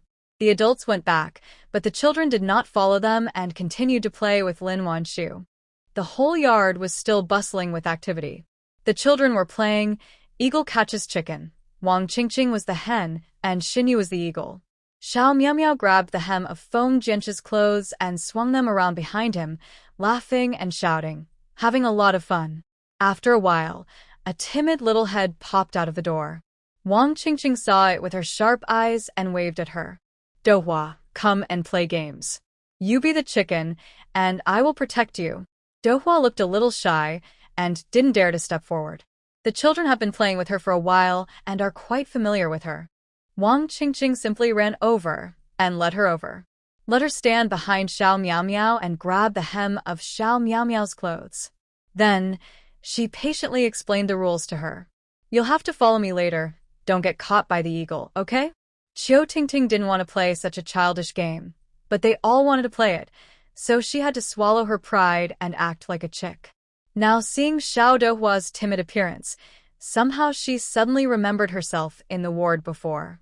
Her heart softened, and she said gently, Don't worry, Dohua, just follow closely, we will protect you. Xiao Miao also turned around, stood on tiptoe, imitated her mother, touched her head and said, Sister, don't be afraid. From the children made Dohua relax a lot. On the corner of her lips at some point. She nodded and grabbed Xiao Miao's clothes tightly. Soon, the game of eagle catching chickens began again. Wang Qingqing stretched out her arms, firmly guarding the group of chicks behind her. The long line swayed back and forth following her movements. And Xinyu is also a powerful eagle. I almost caught the chicken behind me several times. The tense and exciting game made the children scream and laugh. Even Dohua started laughing at some point. As soon as Feng Qiuyan entered the room, she saw her daughter smiling brightly, and her heart was immediately excited. Dohua's life. She seemed to have never seen her smile so happily. Lin Wan Shu happened to be walking out of the kitchen. Seeing her coming, she hurriedly called out, Qiuyan, come quickly. I made some glutinous rice cakes. Try them and see if they are delicious. Feng Qiuyan is now quite familiar with Lin Wan Shu and is no longer as nervous as she was at the beginning. Carrying the backpack, he walked towards her. No need, Wan Shu. I'm here to bring you medicine. She smiled shyly. I don't know if it's because she has eggs for every meal during this period, but her complexion looks a little better. But after all, she has been working hard for many years, so her skin is still a little dry and yellow. The girl is only in her 20s, but she looks like she is in her early 30s. Lin Wan Shu was already familiar with her temper, so she joked with a hint of resentment. So many sisters-in-law have eaten just now. Are you afraid that my cooking skills are not good enough for you to eat? Hearing this, Feng Qiuyan quickly waved her hands, her face filled with shock and panic. No, why would I think that? I just, she was good enough for her. Feng Qiuyan was afraid that because of her greed, she would lose this precious care. Lin Wan Shu looked at her at a loss and felt a little sad. What a simple person. Just like millions of Chinese farmers in this era, although they have no money and no education, they still maintain a simple heart. Qiuyan, you have helped me a lot by picking so many herbs. I will treat you to some glutinous rice cakes. It's not worth it. Please don't be so formal with me. After hearing this, Feng Qiuyan nodded in acceptance. Okay. Don't be shy. Lin Wan Shu brought out a small plate of glutinous rice cakes, put 2 skewers on it, and moved a stool for her. You sit here and eat. I'll take a look at the herbs you picked this time. Fang Chuyen held the small plate and sat down somewhat awkwardly. He carefully put a piece of glutinous rice cake into his mouth. The soft, sweet, and fragrant rice cake, mixed with the aroma of fried soybeans and sesame seeds, filled her mouth, and Fang Chuyen's eyes widened. Is this what glutinous rice cake tastes like? It's really delicious. In fact, Fang Chuyen's hometown also makes this kind of rice cake, but her family is poor, so they rarely make it. Even if they can barely make a little, they will give it away as a gift. Mother told her since she was a child that these glutinous rice cakes were to be given to others, and they were not to be eaten. But Fang Chuyen still caught it several times that her mother secretly gave glutinous rice cakes to her brother and sister. Fang Chuyen was ignorant when she was young, and even asked her mother about it. The result was just a beating. Later, Fang Chuyen found out that it wasn't everyone who couldn't eat the rice cake, it was just her. Later, she got married, and her husband was her sister's fiancé. From then on, her life became even more difficult. Not to mention glutinous rice cakes, even sweet potato porridge is a luxury. Only bland food every day, and when she was hungry, she could only go up the mountain to pick up something to fill her stomach. When she ate the sweet and soft glutinous rice cake, tears suddenly flowed down her face. Afraid that Lin Wan Shu would see it, Fang Chuyen secretly turned her head away and wiped the tears from her cheeks. Lin Wan Shu still heard the suppressed sob and immediately felt very uncomfortable. How much injustice had she suffered that she would cry just because of a bite of glutinous rice cake? But Lin Wan Shu didn't plan to say anything. She even pretended not to know that she was crying. Inappropriate concern may sometimes hurt others' sensitive and fragile self-esteem. She poured the herbs she had collected into the winnowing basket. Lin Wan Shu originally thought that she should be picking the same common herbs as last time. However, she didn't expect that there were some herbs in the winnowing basket that she had never told the military wives about. Lin Wan Shu picked up one of the bundles and asked in surprise, "Chuyen, do you know this herb?" Hearing this, Chuyen no longer cared about being sad and hurriedly asked, "Wan Shu, is there anything wrong with this medicine?" I also smelled that the medicine you prescribed for my daughter seemed to contain this, so I picked some back." Hearing this, Lin Wan Shu was somewhat shocked. "You mean you smelled it? You don't recognize these drugs?" Fang Chuyen nodded and couldn't help but pinch the hem of her clothes, looking extremely nervous. "Did I pick the wrong one?" Lin Wan Shu looked at her with a complicated expression. This medicine is not only correct, but also of high quality. In addition to the bundle in her hand, there were 2 other kinds of medicine that she prescribed for Dohua last time on the winnowing basket. Unable to hold back, she asked, "Chuyen, is your sense of smell particularly sensitive? Otherwise, how can you tell which herbs they are just by smelling them? After all, those medicines have been processed." Hearing this, Fang Chuyen nodded hesitantly. "I have had a different sense of smell since I was a child. When I passed by the brigade's granary, I could smell what kind of grain was stored inside." Lin Wan Shu. She had only seen this kind of extraordinary sense of smell in Qin Yan. Now, there's a female version? In order to verify her idea, Lin Wan Shu took her back to the pharmacy and took out a Chinese medicine pill for her to smell. "Smell it and see what kinds of medicine are used to make this pill." Although Fang Chuyen didn't know why Lin Wan Shu asked her to smell this, but she wouldn't argue with her. "I'll give it a try." As she said that, she took the pill and put it to her nose and sniffed it. Then, he walked to the row of medicine cabinets and began to search. Took out some herbs from the corresponding drawers according to Lin Wan Shu's request and placed them on the paper that Lin Wan Shu had spread out. By the time she had taken all the medicine, Lin Wan Shu was already numb. What kind of innate medicinal holy body is this? Fang Chuyen couldn't help but feel nervous again. Could it be that I did something wrong? If she messes up what she asked her to do, will she still be nice to herself in the future? Fang Chuyen looked at Lin Wan Shu eagerly. After a long while, Lin Wan Shu finally spoke. "Chuyen, do you want to learn medicine?"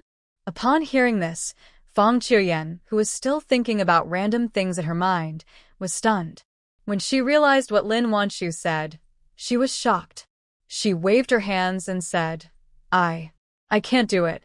I can't even read." How can I make medicine?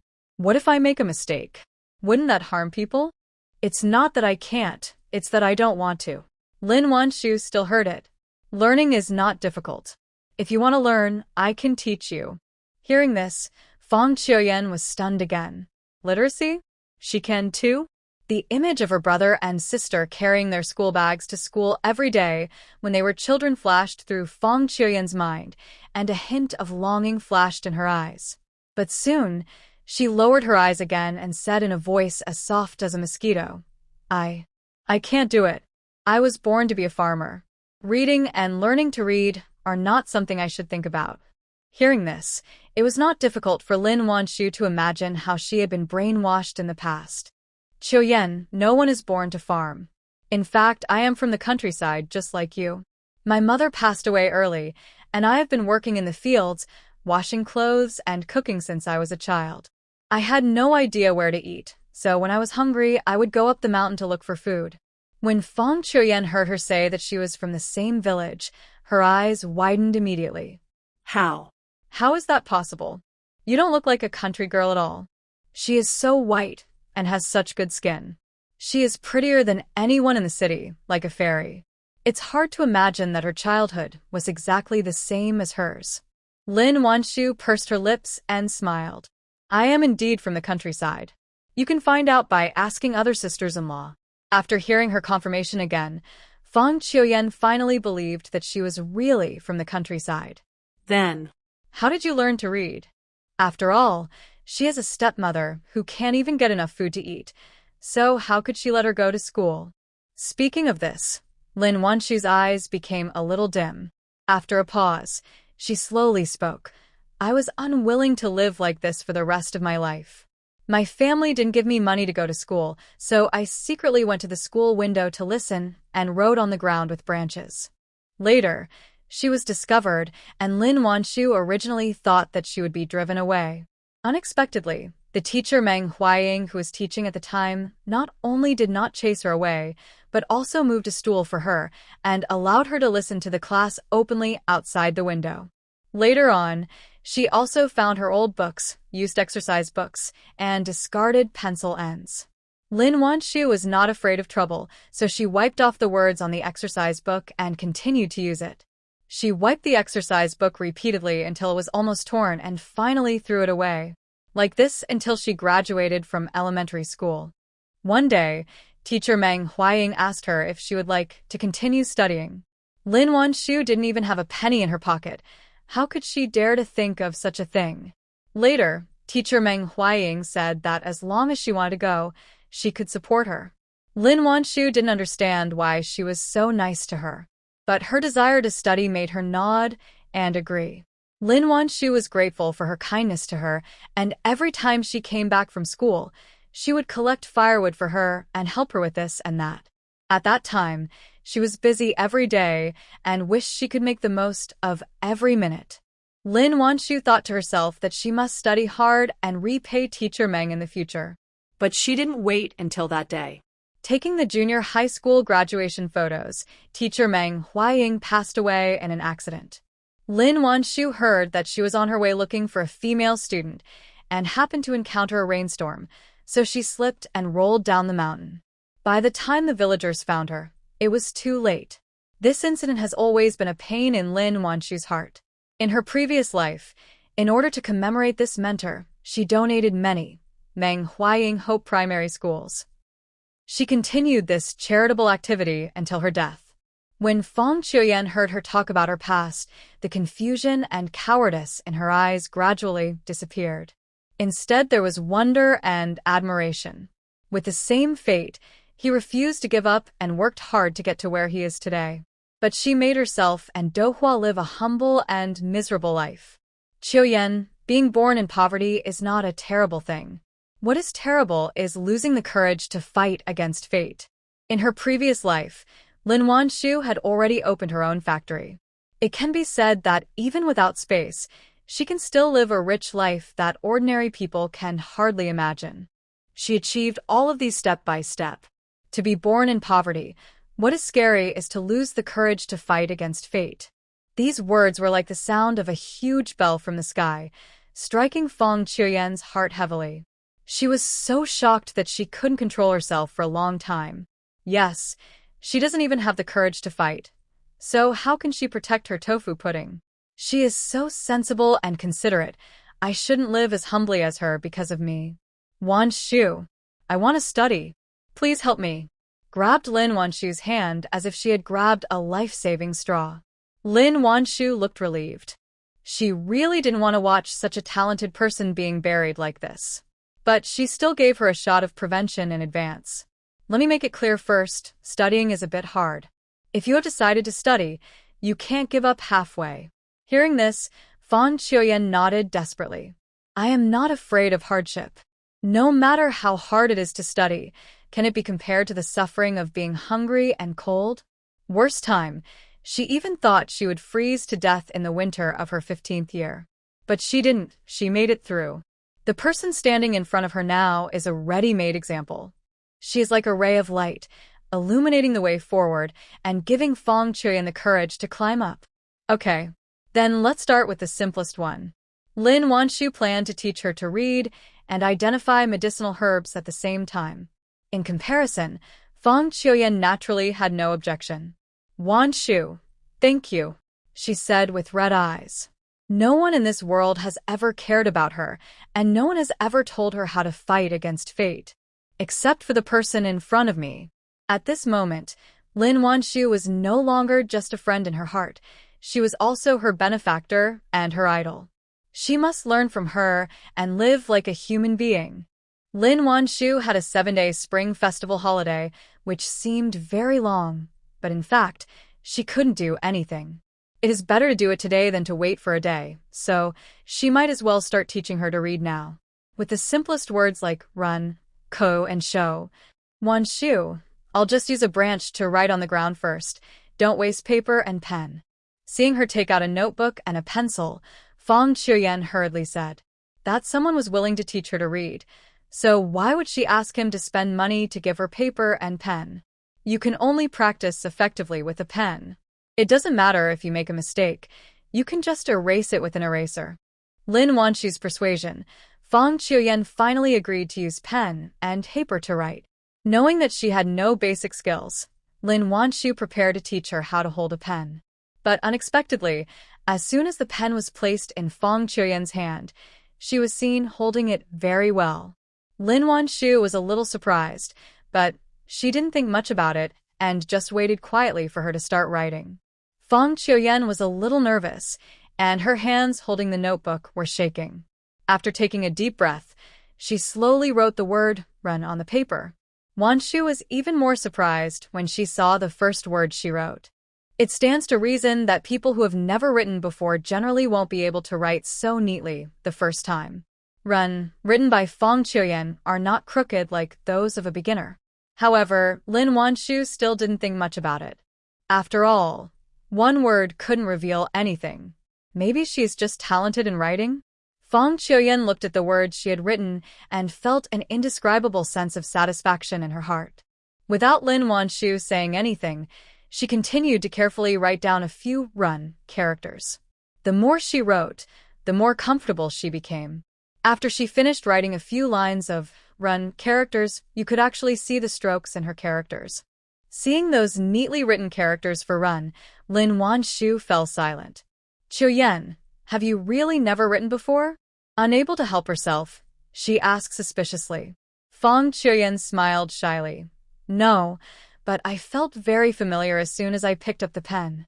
Lin Wan Shu. Well, this is a very talented player. Unexpectedly, she not only had a keen sense of smell, but was also talented in writing. For a moment, Lin Wan Shu felt as if she had found a treasure. In order to confirm her idea, Lin Wan Shu asked her to write the word mountain. And this time, Fong Qiuyan's writing was still very steady, without any crooked or uneven strokes. Those few lines of writing looked at least at the level of a second-grade student. Qiuyan, you learned to read very quickly, and your handwriting is beautiful, much better than when I first learned to write. Don't be afraid of you laughing. My handwriting was like a dog paddling at the beginning. Lin Wan Shu sighed at the side.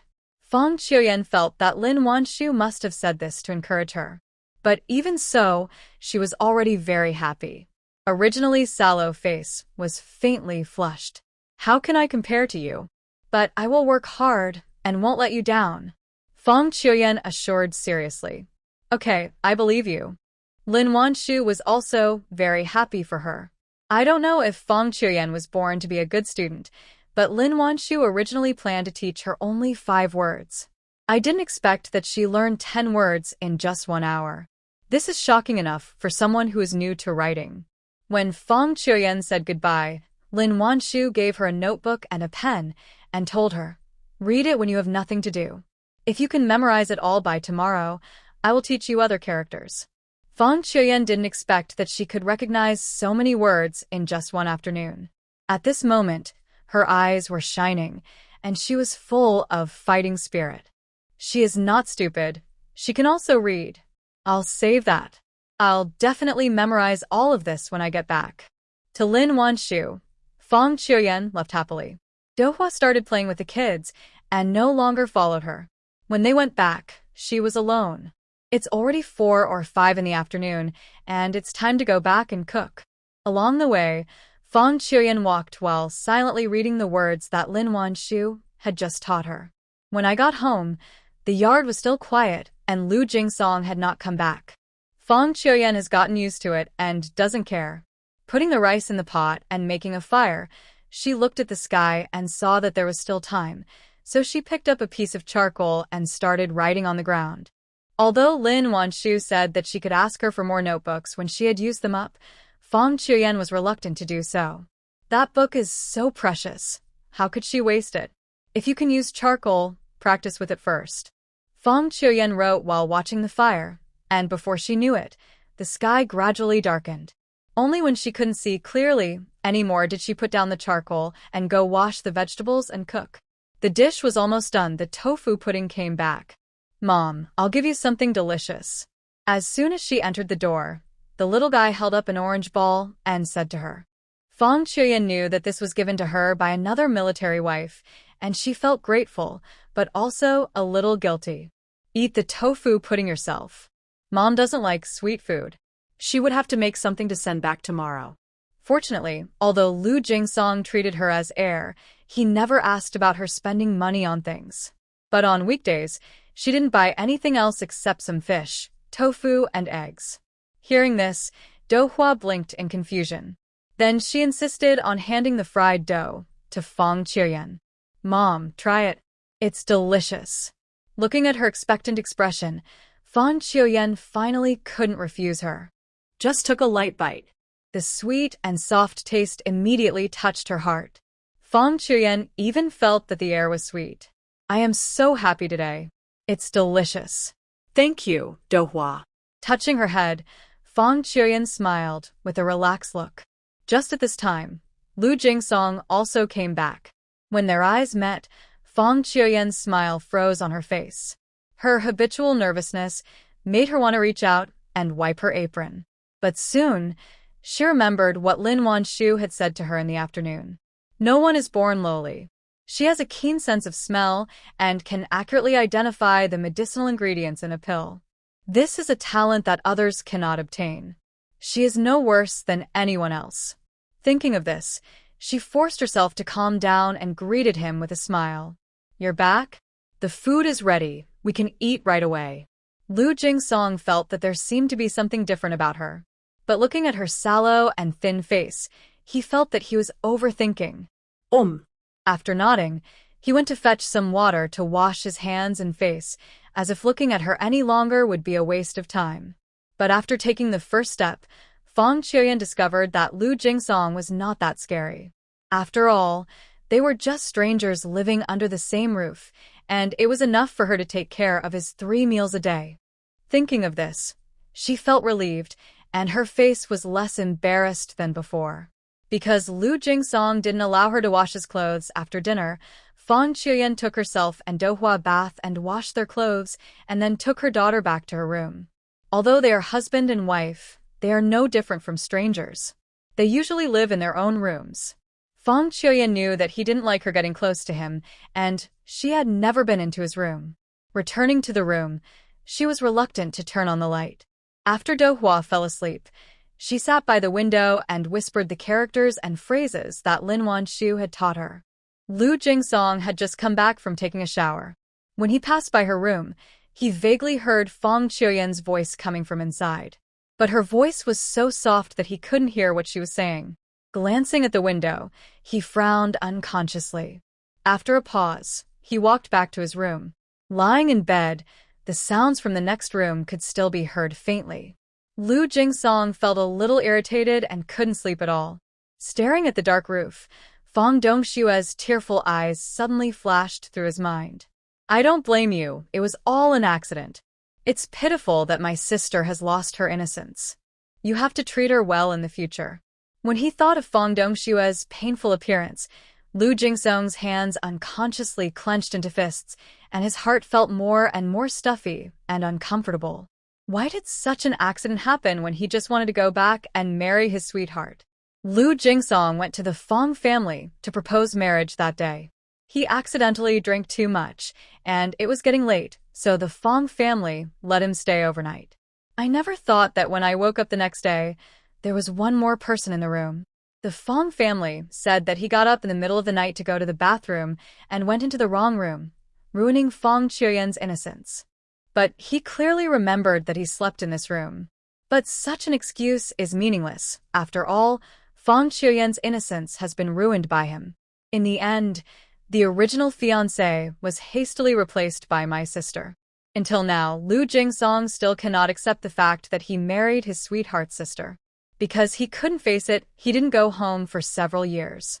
Until his father sent a telegram saying that Fong Qiuyan was seriously ill and asked him to go back quickly.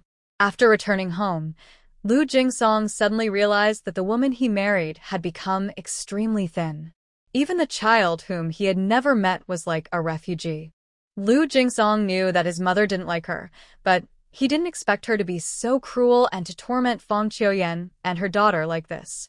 There was no choice but to bring the person to the army. But facing this awkward relationship with his wife, Lu Jingsong never knew how to get along with her. In the end, he could only treat her as a neighbor living in the same yard. I don't know how long it took, but the sound from the next room finally stopped and the whole yard fell into silence. Lu Jingsong let out a long sigh. Even though the room was very quiet, he still couldn't fall asleep. The next day, Qin Yan got up before dawn. The army was slaughtering pigs for the new year, and he had to go and get some pork. Lin Wan Shu heard Qin Yan got up. She also stood up, yawning. Qin Yan saw it, and hurriedly reached out to support her back, carefully helping her sit up. The woman was obviously not fully awake yet, so she followed his support and leaned softly into his arms. Qin Yan felt a little amused and a little distressed. He lowered his eyes and looked at his wife with her eyes closed in his arms. He said softly, "Why don't you sleep a little longer? I have written down everything you want, and we'll bring it back to you later." The man's magnetic voice rang in her ears, and Lin Wan Shu felt as if an electric current had passed through her ears, making her feel numb and tingling, and her mind became a little clearer. She opened her sore eyes, shook her head, and said vaguely, "I made an appointment with Fong Fong. She wants to watch the slaughter of the New Year pig." Qin Yan. After a while, Lin Wan Shu finally woke up. She looked at the time, and it was just past 4 o'clock. No wonder she was so sleepy. Qin Yan had no choice but to find her a thick coat to wear. Couple brushed their teeth. Yu Fong Fong's voice was heard at the door. "Wan Wan, are you okay?" Lin Wan Shu. To see Fong Fong, who always loved to sleep in, getting up so early just to watch the pig being slaughtered. "How beautiful is this? Here I am." Lin Wan Shu responded and walked out with Qin Yan. Outside the door, besides Yu Fong Fong, Feng Yandong was also there. I saw that he pursed his lips and his face did not look very good. Lin Wan Shu greeted him. Feng Yandong nodded as a response. When they set off, Yu Fong Fong held Lin Wan Shu's hand, and the two grown men walked behind. I had not walked far when I heard Tang Qian's voice behind me. "Hey, you went to watch the pig being slaughtered and didn't wait for us." Lin Wan Shu looked back and saw, "Okay, they're all here." Why do you all want to go? She asked in surprise. Is it so interesting to kill a pig? If I don't go, my husband will definitely take all the skinny ones home. She looks forward to this pork all year round, so how could she not choose the fattest one? The other three nodded in unison. We have to choose by ourselves because we don't trust men to do the work. Several men following behind. A moment. Lin Wan Shu turned to look at you Fong Fong again. Fong Fong, you don't want to pick the fat meat too, do you?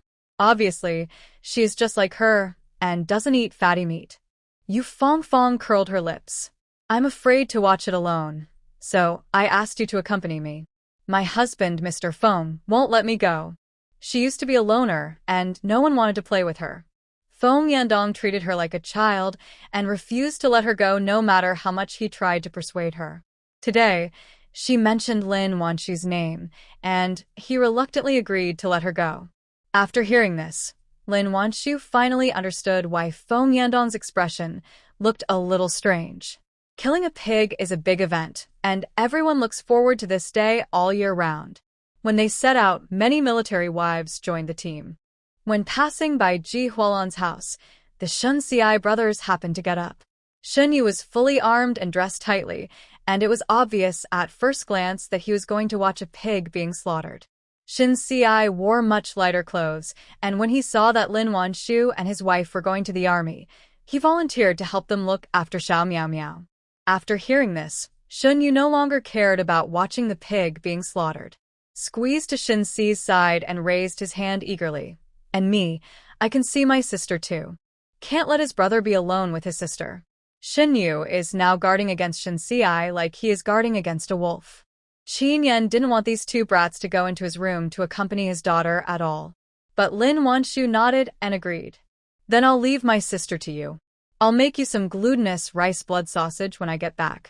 Hearing that there was something delicious to eat, Shin Yu became even more determined to take good care of his sister. Don't worry, Auntie. I'll take care of my sister. Shin Xiai pursed his lips, feeling that this guy was really an eyesore. Shin Shuwen patted his youngest son on the shoulder and said with a look of satisfaction, Come on, son. Shin Xiai and Qin Yan's faces immediately turned black. What kind of oil is this? Soon, the group arrived at the logistics department. As soon as I got closer, I heard a sharp howl from a pig. Originally very excited to watch the pig being slaughtered, was suddenly frightened and stood still. Holding Lin Wan Shu's arms with both hands, she subconsciously dodged backwards. Lin Wan Shu couldn't help but laugh when she saw this. If you're afraid, let's not watch it and just wait outside. Lin Wan Shu was originally from the countryside. When she was a child, everyone in the village would go to watch when the New Year pig was slaughtered, and she was no exception. She was used to this kind of scene and didn't think anything of it. But for those who have not seen it, the impact is indeed quite big, especially timid girls. But when Yu Fong Fong heard this, she subconsciously straightened her chest. I'm not afraid. It's just killing a pig. What's there to be afraid of? Let's go. As she spoke, she took another step forward and walked side by side with Lin Wan Shu. Tang Qian teased, Fong Fong, do and try to be brave. I'm afraid you won't be able to sleep at night after watching this. Yu Fong Fong snorted. Don't look down on others. Having said that, he raised his head and walked towards the open space of the logistics department with a heroic and confident look. Fong Yandong's brows were almost twisted into a knot. Finally, he followed Qin Yan's example and walked directly in front of Yu Fong Fong. In case the scene becomes too bloody, he can help block it. Yu Fong Fong had no idea of her man's good intentions. Seeing that he was blocking her, she felt a little dissatisfied. Old Fong, please move aside. I can't see anything. In front of us was the open space for slaughtering pigs, and there were 2 wooden boards placed on the space. Several soldiers were carrying a pig onto a wooden board to drain its blood. The pig probably sensed the danger and struggled even harder. Seeing this, Fong Yandong turned around and said to Yu Fong Fong, You'd better stop looking. Go to the side and wait. I'll call you later. When Yu Fong Fong heard this, she immediately became unhappy. She came here just to see the pig being slaughtered. If he didn't let her watch, wouldn't her trip be in vain? No way. Rolling her eyes, she squeezed past. Just as Feng Yandong was about to stop him, the soldier's sharp knife stabbed into the pig's throat. Stabbed pig howled even louder. It took several soldiers holding it down to prevent it from breaking free. How could Yu Fangfang have thought that she would just see blood gushing out as soon as she squeezed in? Instantly, she froze in place, her face turning pale. So Scary. So much blood. Feng Yandong grabbed her arm, angry and furious. I told you not to go, and you didn't listen. Are you scared now? With her tiny courage, how dare she come to watch a pig being slaughtered?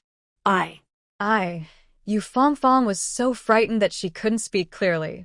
Seeing her pitiful appearance, Feng Yandong swallowed the scolding in his mouth. I'll take you outside to sit for a while. Yu Fangfang knew she was in the wrong and did not dare to refute, so she let him help her retreat. Qin Yan was standing in front of her just now, so Lin Wan Shu didn't see that Yu Fangfang was scared. Seeing that she looked pale, he hurried over to support her other arm. How is it, Fangfang? As soon as she saw Lin Wan Shu, Yu Fangfang leaned directly on her shoulder and sought comfort. Feng Yandong. He is her man, right? Why is it that every time he faces Lin Wan Shu, he always feels like he is redundant? Qin Yan, who was standing by, was helpless when he saw that his wife was taken away again. Lin Wan Shu didn't care what the two men thought. After she walked outside, she took out an oil paper bag from her pocket. Paper bag was opened, revealing a handful of melon strips. Come, eat some melon strips to calm your nerves. Lin Wan Shu gave her one. Yu Fangfang didn't expect that she would bring melon strips with her when she came out to watch the pig being slaughtered. She was so moved that she almost cried. Wan, did you know that I would be scared and prepare melon strips for me? Wow, I am so touched. Ever since she ate the melon noodles made by Lin Wan Shu, Yu Fangfang's favorite snack besides milk candy is the sweet and delicious melon noodles. She grabbed a piece of melon and put it in her mouth. The sweet taste with a hint of mint and the cool feeling made her feel better instantly.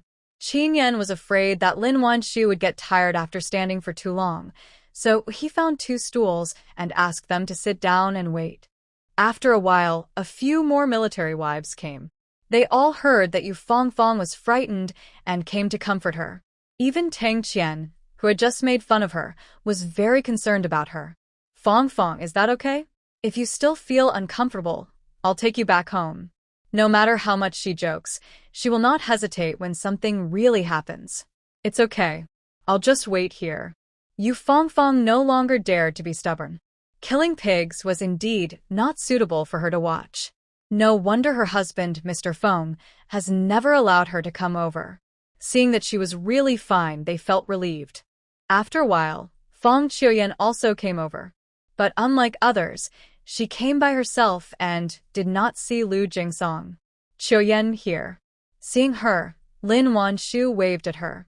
Feng Qiuyan saw so many military wives present. She subconsciously pinched the hem of her clothes and became visibly nervous. Even his steps seemed a little hesitant. But this slight hesitation quickly disappeared after meeting Lin Wan Shu's encouraging gaze. Wan Shu said that she was no worse than anyone else, so she had no need to feel inferior. Silently completing the construction for herself in her heart, Feng Qiuyan slowly relaxed. Good morning, Wan Shu. Good morning, sisters-in-law. Feng Qiuyan imitated Lin Wan Shu's usual manner and greeted everyone. The military wives were all a little surprised to see that she was no longer stuttering or nervous. When they came to their senses, everyone responded with a smile. Qiuyan, come quickly.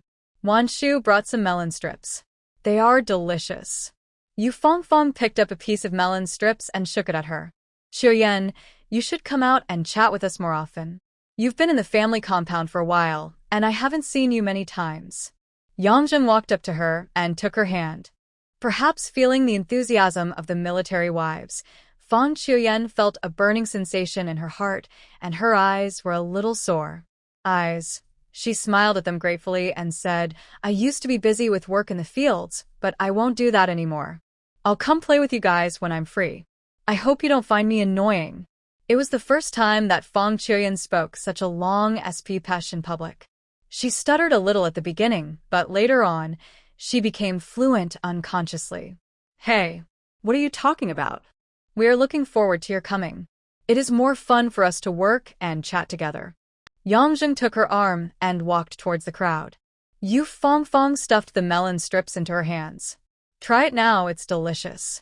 This time, Fong Chuyen couldn't control her tears anymore. She now felt the care that even her own family had never given her from a group of unfamiliar military wives. How could she not be moved by this? If this was a dream, she hoped she would never wake up. Although there were lights on in the place where the pigs were slaughtered, it was still a little dark outside the crowd. No one noticed anything unusual about Fong Chuyen. After greeting everyone, he pulled her aside to chat lively. Mainly talked about building a factory. Wan Shu, the application has been approved. Where should the pharmaceutical factory be built? Yangjing also got a piece of melon stick. While eating, she asked curiously. I have already mentioned this to the team leader. We should build the factory on the vacant land next to Dongtu Mountain. The transportation there is convenient, and it is close to several nearby brigades, so it is also convenient to purchase raw materials.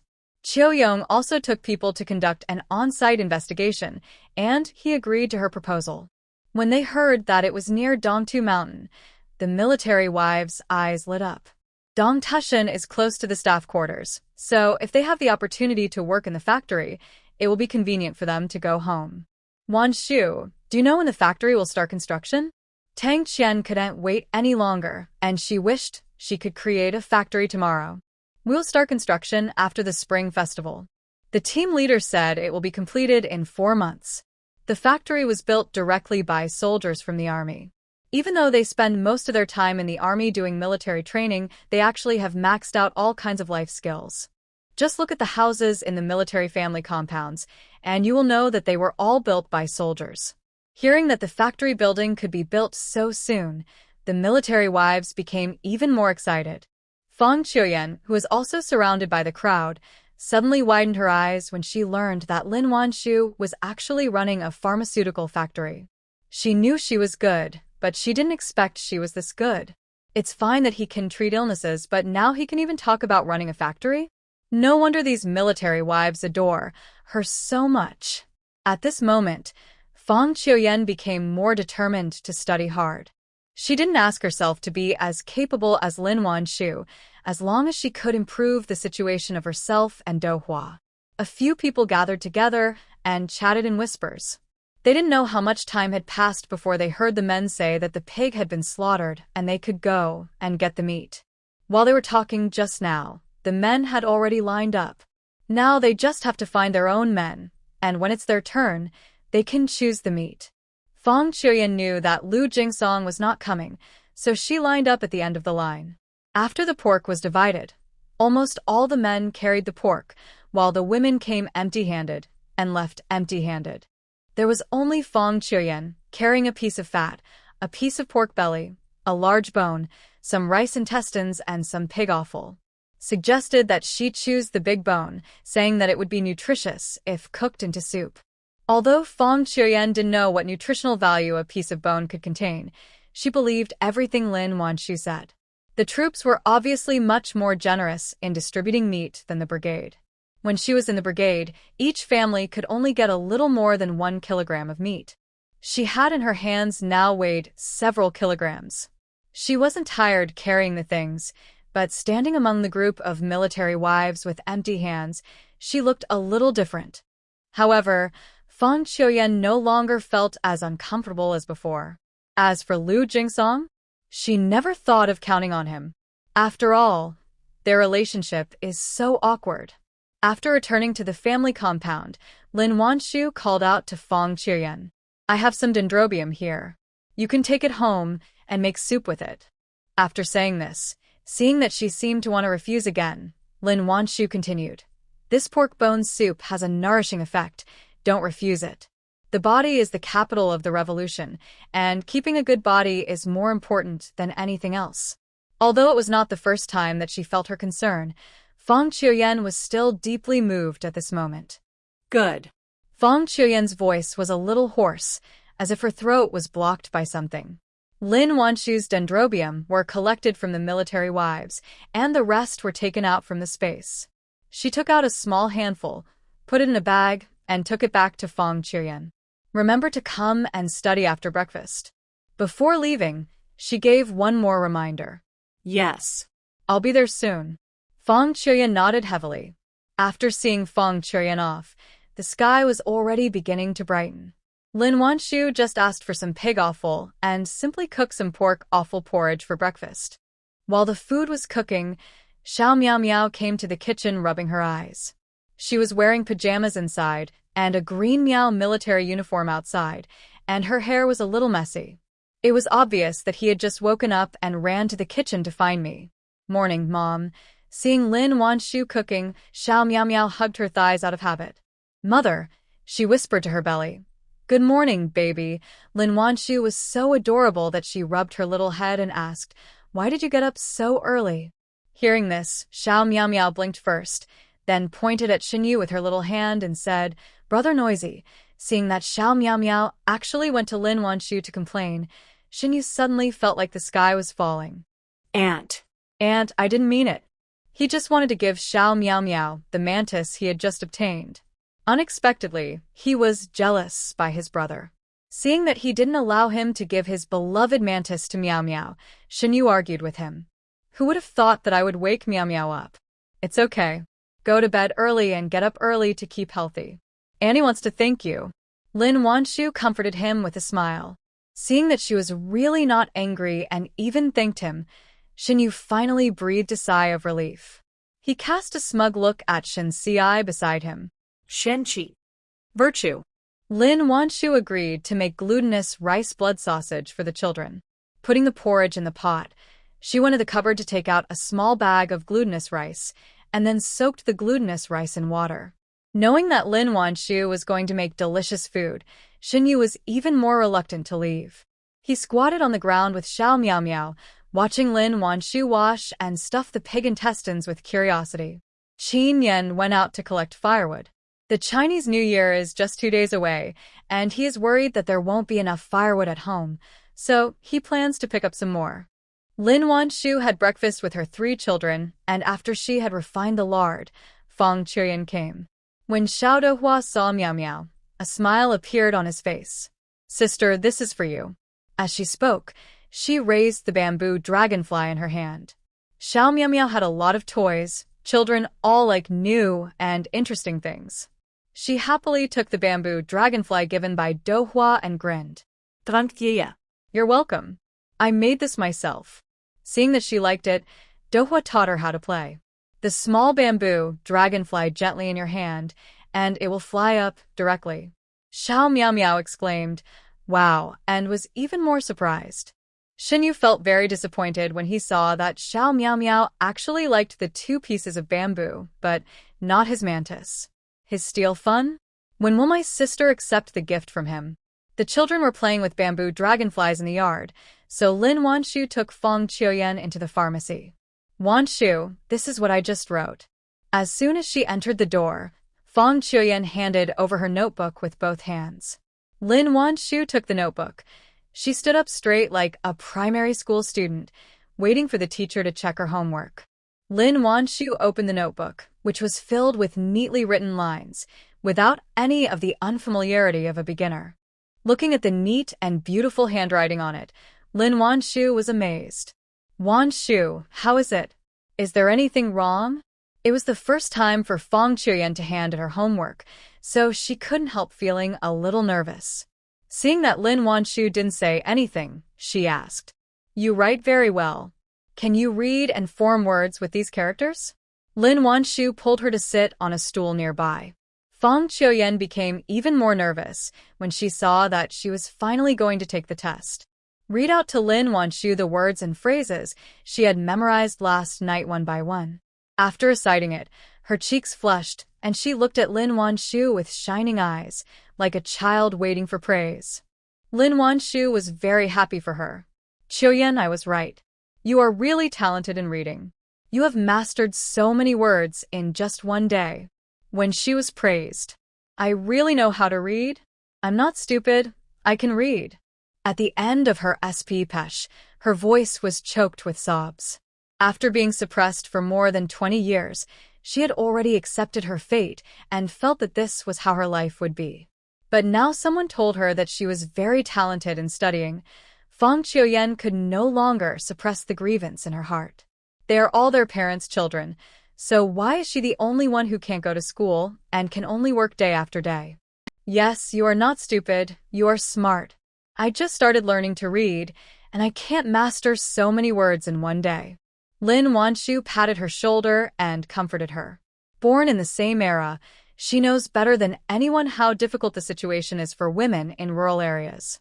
No matter how talented a boy is, he will generally be sent to school as long as his family can afford it. It's different for girls. Most people think that girls will move into other people's homes when they grow up. It's useless to study more. It's better to do more work.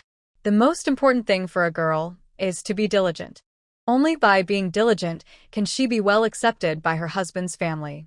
She understood her grievances and felt sorry for what she had gone through. After all, not everyone is as lucky as her to meet a teacher like Manhwa. Her value was recognized. Fang Qiuyan was filled with unprecedented confidence. Wan Shu, let's get started. I want to learn a few more words today. Try to be able to understand articles and newspapers as soon as possible, and don't be a blind person. Good. Seeing her high morale, Lin Wan Shu was very pleased and started today's class. In addition to teaching new words, Lin Wan Shu also taught her to identify 2 herbs. The extra new words were the names of the herbs. I don't know if it's because the words correspond to specific objects, but Fang Qiuyan remembered them immediately.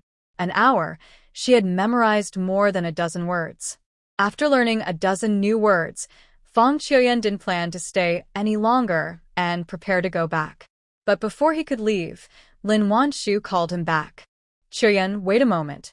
Fang Qiuyan kept repeating the words and phrases she had just learned. Upon hearing this, she subconsciously stopped.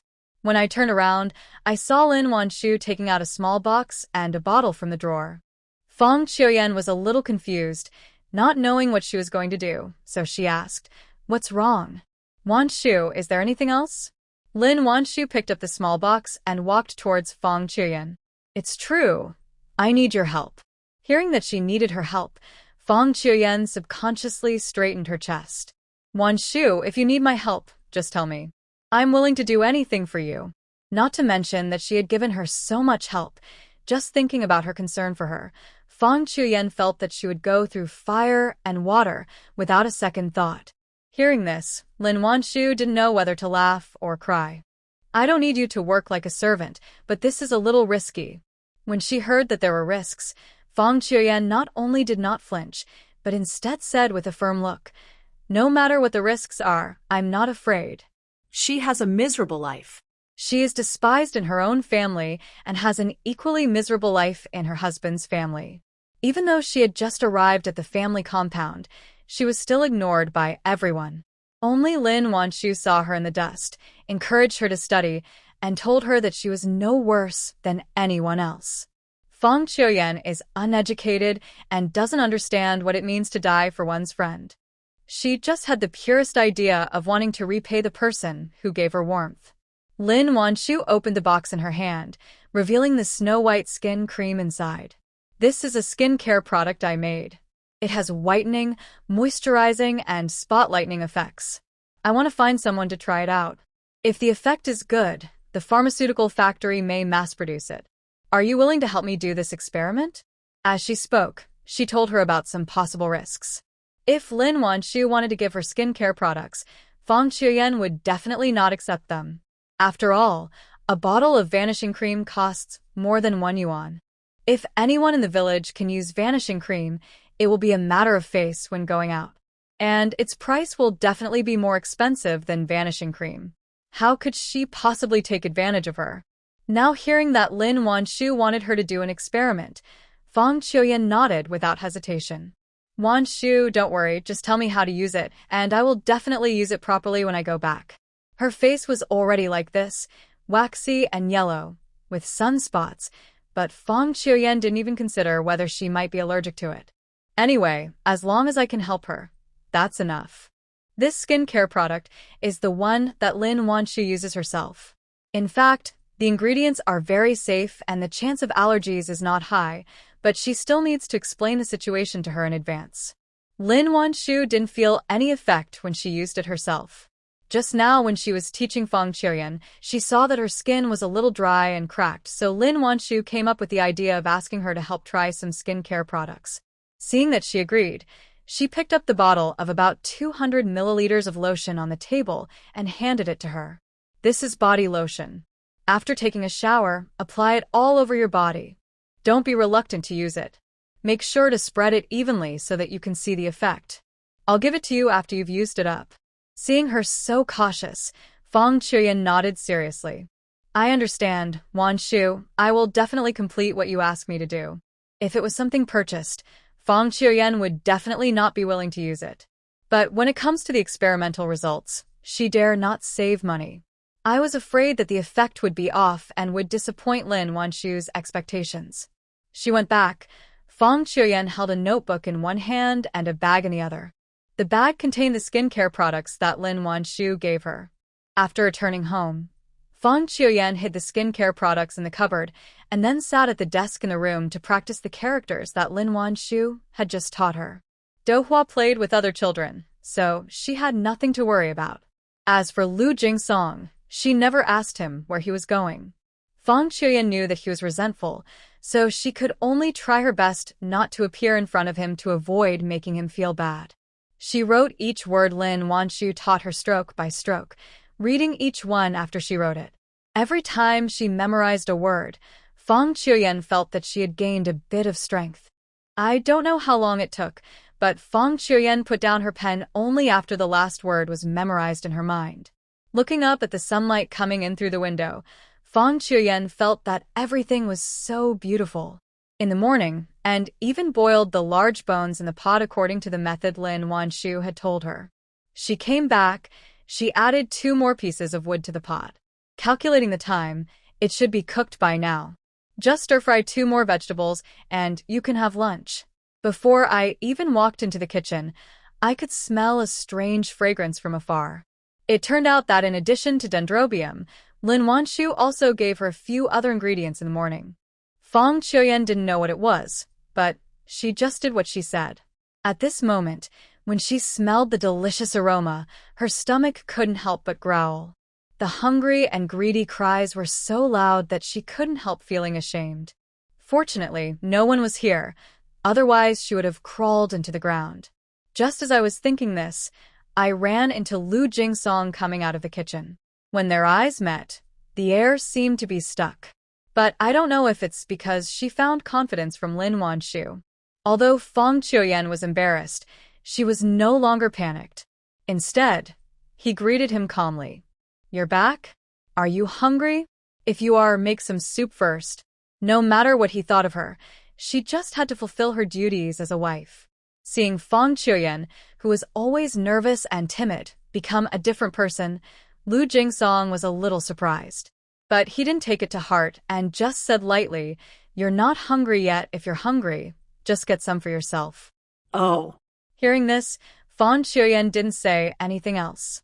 A strange and awkward couple just passed each other like this. Lu Jingsong went to the yard to repair the fence, and Fang Qiuyan went back to the kitchen to cook. The dish was just ready and the tofu pudding came back. She was holding a windmill in her hand, running, jumping, and shouting. Mom, look, my windmill is turning. The child's clear and cheerful voice spread throughout the yard, and people who listened to it couldn't help but be infected by her mood. Even Lu Jingsong's gaze fell on the thin child without him noticing. Was seen running towards Fang Qiuyan happily. Fang Qiuyan had already opened her arms, waiting for the little guy to pounce on her. The mother and daughter hugged each other, with the brightest smiles on their faces that he had never seen before. Mom, look, it's a windmill. Dohua didn't notice his father repairing the fence in the corner, and said to his mother while holding the windmill. Fang Qiuyan has become accustomed to ignoring Lu Jingsong's existence, and her heart and eyes are filled with her daughter's happy smile. Who gave you the windmill? It's so beautifully made. It was given to me by Sister Tingting. She can make many, many things. She is amazing. Dohwa was like seeing some idol, and all he could hear was Tingting's long and Tingting's short words. But Fang Qiuyan was not impatient at all and listened carefully to her sharing her joy of today with her. After her daughter finished speaking, Fang Qiuyan tapped her nose and said, "Sister Tingting gave us a windmill.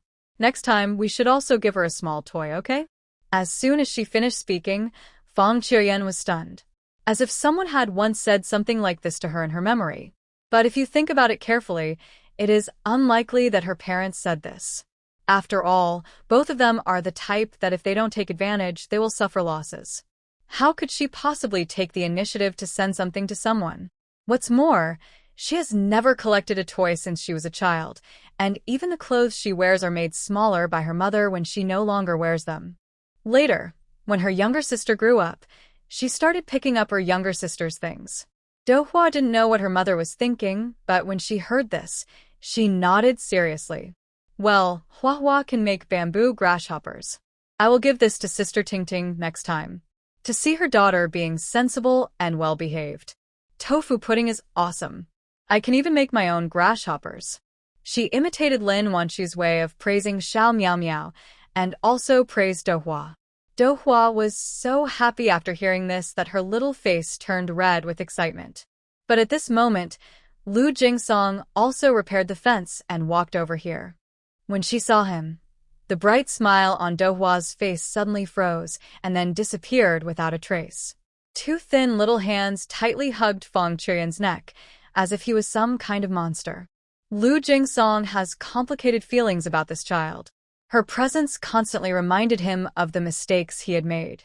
Lu Jingsong couldn't forgive himself, nor could he face Dohwa. Just ignore her existence. But at this moment, looking at her eyes and eyebrows that were similar to his but too thin, Lu Jingsong's heart seemed to be pierced by a needle. Fang Qiuyan knew that her daughter was afraid of Lu Jingsong, so how could she dare to stay here any longer?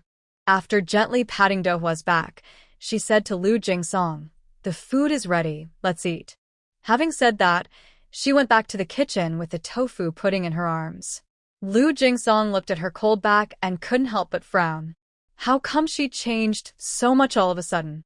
Fang Qiuyan didn't care what he thought. After having lunch and drinking the bone soup, she felt warm all over and very comfortable.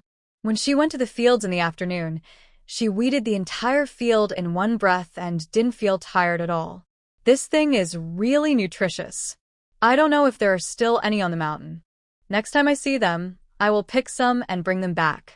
I cooked too much soup, so I ate it once at noon and once at night before I finally finished it. After dinner, Fang Qiuyan gave herself and Dohwa a bath as usual. After taking a shower and returning to the room, she coaxed Dohwa to sleep before taking out the cream and lotion that Lin Wan Shu had given her and applying them evenly on her face and body. This is the first time Fang Qiuyan has used skincare products in her life. After applying the cream and lotion, the originally tight skin immediately feels moisturized. After applying the lotion, my whole body has an indescribable fragrance. Although it was different from the scent on Lin Wan Shu, it also smelled very good. No one doesn't love beauty. The same goes for Fang Qiuyan. Smelling the faint fragrance, she seemed to be intoxicated by it. Such a good thing, she said she would give it to herself. Fang Qiuyan couldn't help but mutter to herself. How can this be called an experiment? It's clearly a bargain. Applying the skincare products, Fang Qiuyan lay on the bed again, silently reviewing the new words she learned yesterday and today. Lin Wan Shu even turned all the new words into limericks. It was also much easier for Fang Qiuyan to carry it on her back. The house and the yard were quiet, and Fang Qiuyan spoke in a low voice for fear of disturbing anyone. But even so, Lu Jingsong in the next room still vaguely heard her movements. The gentle voice seemed to have some strange magic, which made Lu Jingsong unable to sleep at all. What on earth is she doing? Why is she still awake so late? Lu Jingsong was extremely upset, but he couldn't run over and tell her to be quiet. In the end, he could only endure it silently and wait for her to stop, so that he could go to sleep. However, he was still too naive. Fang Qiuyan finally made a noise. Lu Jingsong suffered from insomnia again. When I closed my eyes, The image in my mind flashed by Fong Dongshue's tearful eyes, and then by the bright smiles of Fong Qiuyan and her daughter. Finally, the scene freezes on Dohua hugging Fong Qiuyan's neck tightly, trembling. Lu Jingsong suddenly felt uncomfortable in his heart. The next day before dawn, Fong Qiuyan got up and washed. But when she was about to wash her face with a towel, she suddenly felt that her face seemed to become more hydrated and smoother. It feels obviously much better to the touch than before. This effect shocked Fong Qiuyan so much that her jaw almost dropped. She never thought that her skin would improve one day. It was amazing. Knowing that this thing can improve the skin, after washing her face, Fong Qiuyan applied a layer of cream on her face, as Lin Wan Shu said. The faint fragrance makes people feel happy when they smell it. After applying the face cream, she applied some body lotion on her hands and then on her feet. Then I went to the kitchen humming a song to make breakfast.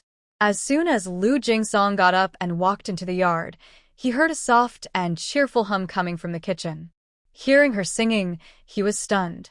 She was actually singing? I have to say that Fong Qiuyan's behavior was truly shocking.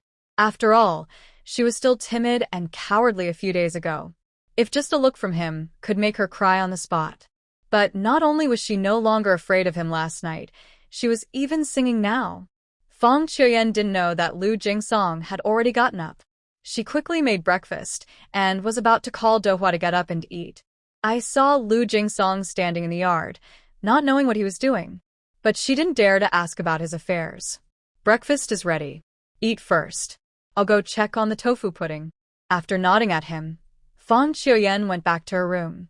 It was already daybreak, and light shone into the house through the window, making the originally dark room a little brighter.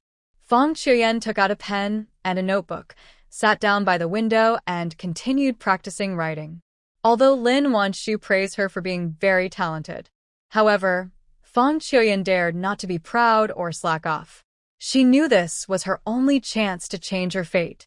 Only if she holds on tightly will she have a chance to turn things around.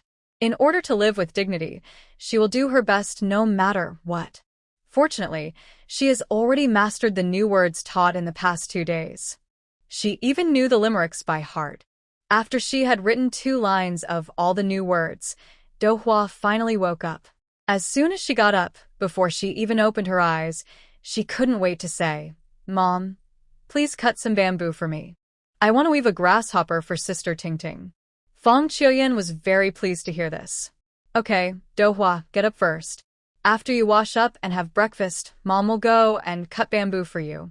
Hearing this, Dohua immediately jumped up from the bed and came to Fong Qiuyan with his messy hair. Fong Qiuyan combed her hair neatly and then took her to wash. When they lived in the Lu family, they didn't have any toothbrushes. Even when brushing their teeth, they had to pick willow branches from outside. After they came to the family compound, these were all prepared for them by Lu Jingsong. Fong Qiuyan was very grateful for this. Although their relationship is awkward, to be honest, he is a nice guy. If it weren't for his tough attitude this time, her mother-in-law would definitely not let her join the army. Thinking of the ill-fated relationship between them, Fong Qiuyan felt a surge of guilt. In fact, the person who walked into the wrong room that night was not Lu Jingsong, but her. She was with Fong Dongxue before going to bed, but when she woke up again, she was in the room where Lu Jingsong slept.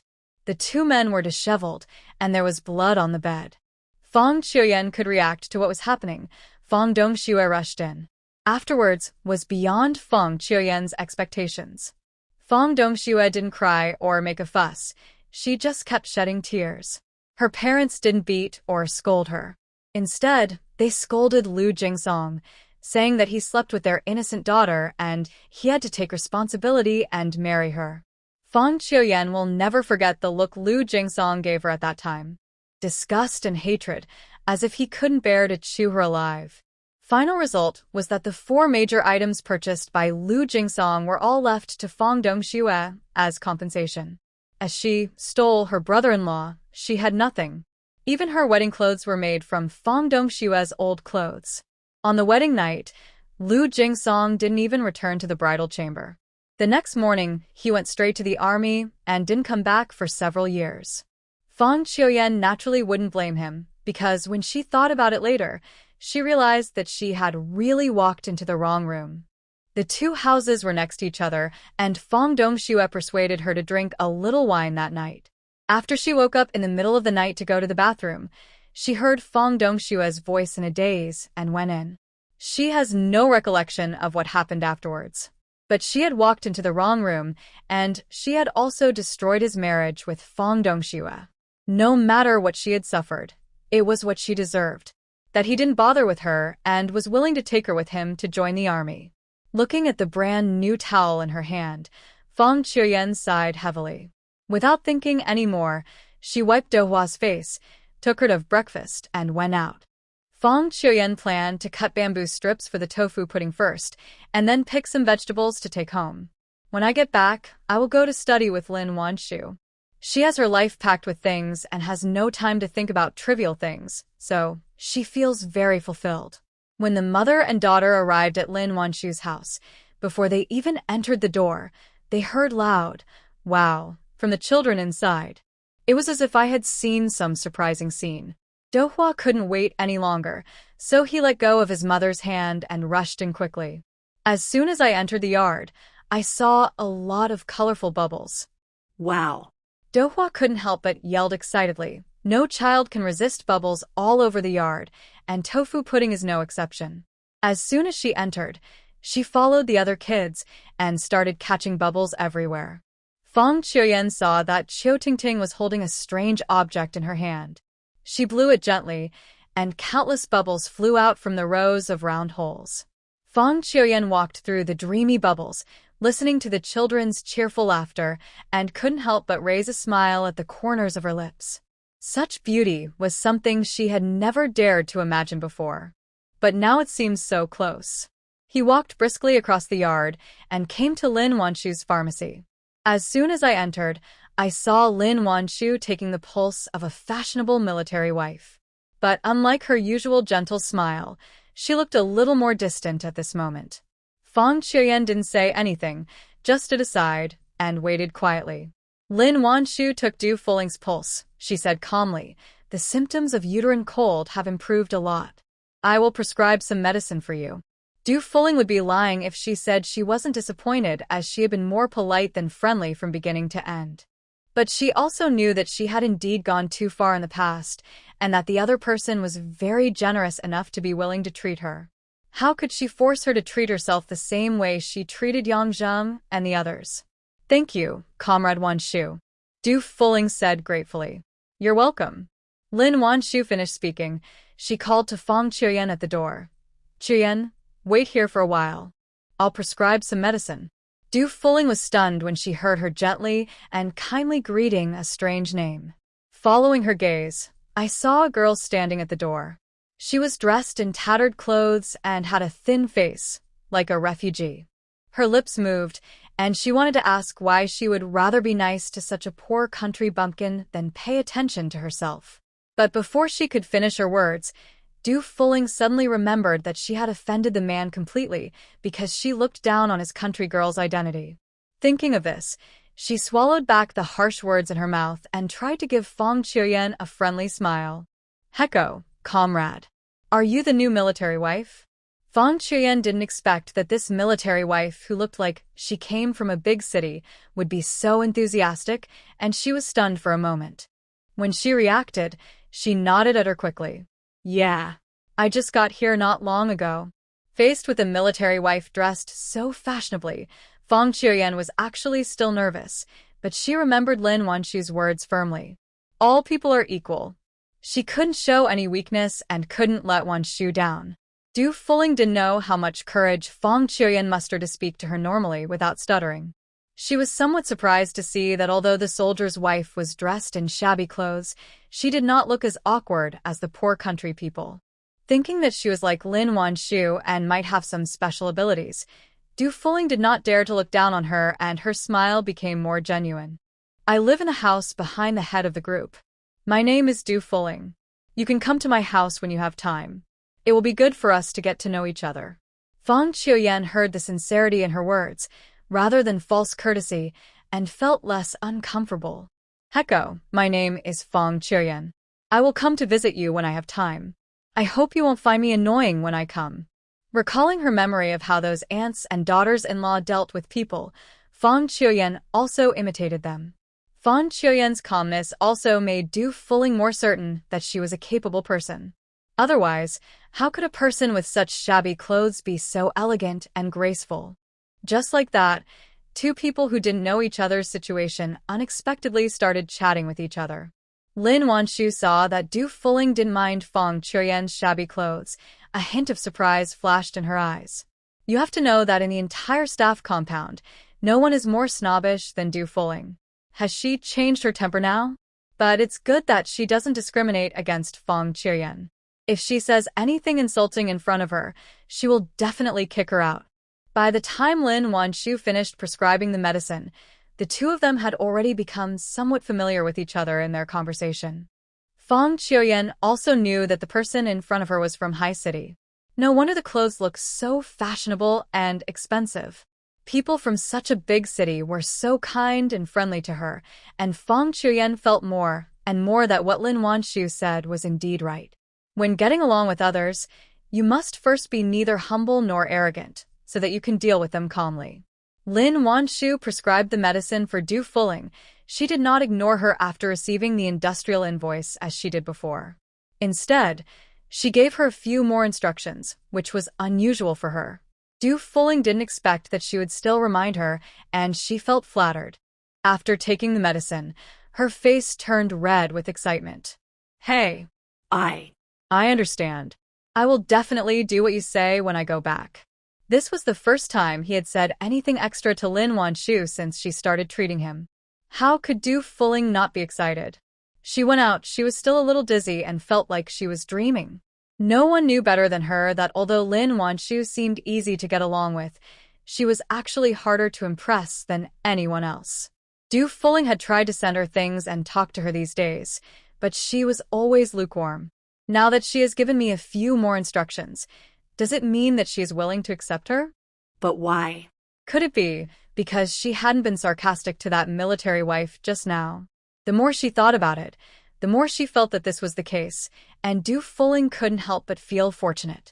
Fortunately, I didn't say anything rude just now. Otherwise, Lin Wan Shu might not want to treat me again next time. She never wanted to experience the excruciating pain of menstruation again. In the pharmacy, Fang Qiuyan also looked excited, and her eyes were sparkling as she looked at Lin Wan Shu. Wan Shu, I really did it. I'm not afraid anymore. She has learned how to deal with people. Lin Wan Shu was also very happy for her. You have to know that a few days ago, the person in front of me was so inferior that he couldn't even speak clearly. I just encouraged her a bit, and she really stood up. How could she not be happy about this? Lin Wan Shu wrote a few words on the notebook. Do not be happy with things, and do not be sad with yourself. Fang Qiuyan repeated these words over and over again, with greed and desire for knowledge in her eyes. No wonder scholars are so talented. It turns out that reading can really help you learn a lot of truths. Following time, she was like a sponge, madly absorbing the knowledge taught by Lin Wan Shu. In addition to new words, she also began to learn to recite ancient poems, recite elementary school texts, and identify various medicinal herbs. I don't know if it's because she is gifted or because she is too eager to learn.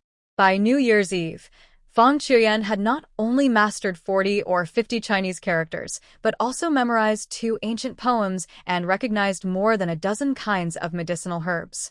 Lin Wan Shu couldn't help but marvel at this progress. She had the opportunity to study when she was young. She would have been a rare talent. Because she is very hardworking and motivated, Lin Wan Shu is willing to spend more time teaching her. Eve, she gave her 3 hours of lessons and taught her directly how to use a dictionary. Finally waiting for the class to end and sending everyone away, I looked at the time, and it was already noon.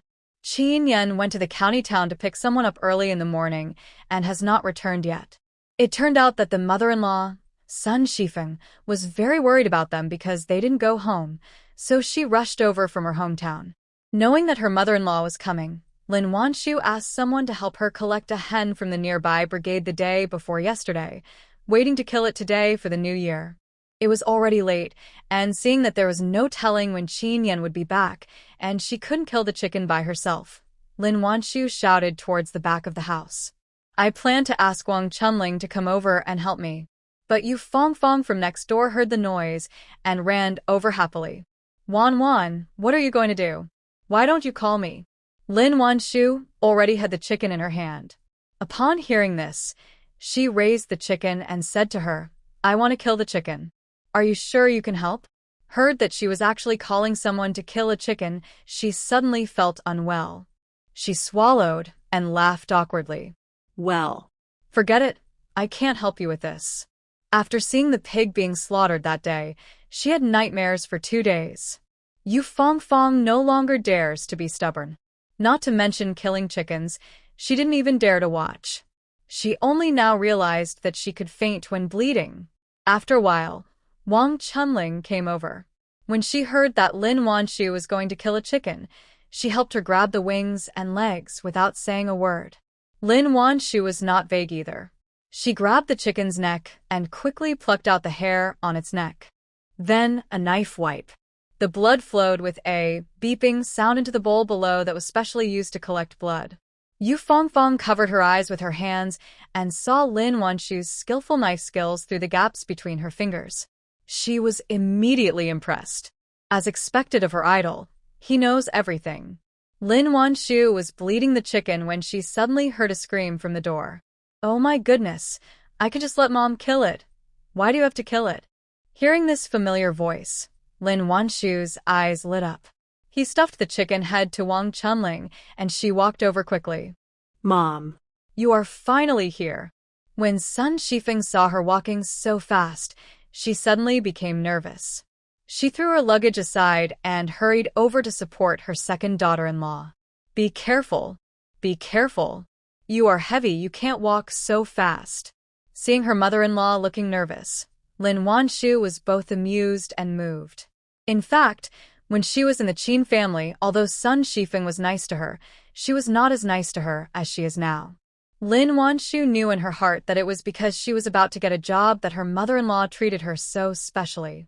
But she is not the kind of person who likes to dwell on trivial matters. No matter why she is nice to me, as long as they can get along happily, it's enough. Mom, are you fine? I'm in good health. But do you feel sick in the car? This time, Qin Hua was the one who sent someone over. Upon hearing this, he said cheerfully, Mom said she doesn't feel dizzy at all when riding in a car. It's as comfortable as sitting in a cradle. Lin Wan Shu was relieved when she saw that her mother-in-law looked very good. Yu Fong Fong had never met Qin Hua, so naturally she didn't know who Sun Shifeng was. Seeing the two people being so intimate, her face was full of confusion. Wan, this is... Didn't they say her mother died a long time ago? Hearing this, Lin Wan Shu took Sun Shifeng's hand and said with a smile, This is my mother-in-law. Upon hearing that the person looking at Lin Wan Shu with such doting expression was actually her mother-in-law, Yu Fong Fong and Wang Chunling were shocked. Wan, you are so lucky, aren't you? Not only is the man loving, but even a mother-in-law is so nice to her.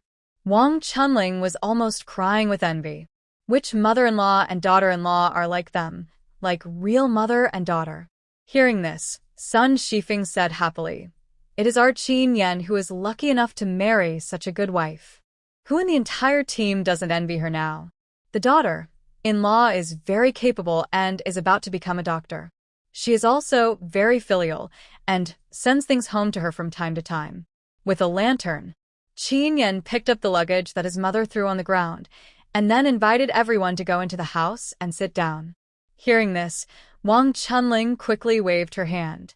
I won't go in. I have to go back and cook. Yu Fong Fong doesn't have to cook, but she's not the kind of person who would be tactless. The family had just reunited and were reminiscing about the past. Why would she disturb them? I'll go back and help kill the chickens. Auntie, Brother Qin, you two can chat first. Lin Wan Shu. I don't even know how to find a decent excuse. In the end, regardless of the incongruity, Lin Wan Shu took Sun Shifeng's arm and walked towards the kitchen. Mom, are you hungry? I'll make some noodles for you and Big Brother. Sun Shifeng looked at her daughter-in-law's slightly bulging belly with a smile. Hearing this, she patted her hands and said, "Don't worry, Mom can eat whatever she wants." Lin Wan Shu let her do it. She helped her sit on the stool and said angrily, "Mom, I'm just pregnant. It's not a big deal. How can making noodles make me tired? Wait, I'll go call Meow Meow back to play with you." When she mentioned Meow Meow, Sun Shifeng's attention was indeed diverted. "Look at my memory. I was so busy talking to you that I forgot where my little Meow Meow is. We haven't seen each other for such a long time. Your father, and I miss you so much." Qin Yan had already put away his luggage. Hearing this, he said to Lin Wan Shu, "I know where she is. I'll bring her back." After saying that, he turned and walked out. Seeing this, Lin Wan Shu didn't care anymore and went to the cupboard to get out some noodles, planning to cook them for lunch first and then prepare the New Year's Eve dinner. Sun Shifeng is a person who can't sit still. The daughter-in-law asked her to sit and wait for food, but she couldn't sit still, so she went over to help light the fire. Qin Hua is also a person who feels uncomfortable when he is idle. He knew exactly what to do on New Year's Eve, and he would help out spontaneously without being asked. As they were busy, they heard the clear and loud sound of a baby being nursed in the yard. "Mom, I'm back." Hearing Xiao Miao Miao's voice, Sun Shifeng immediately stopped caring about making a fire.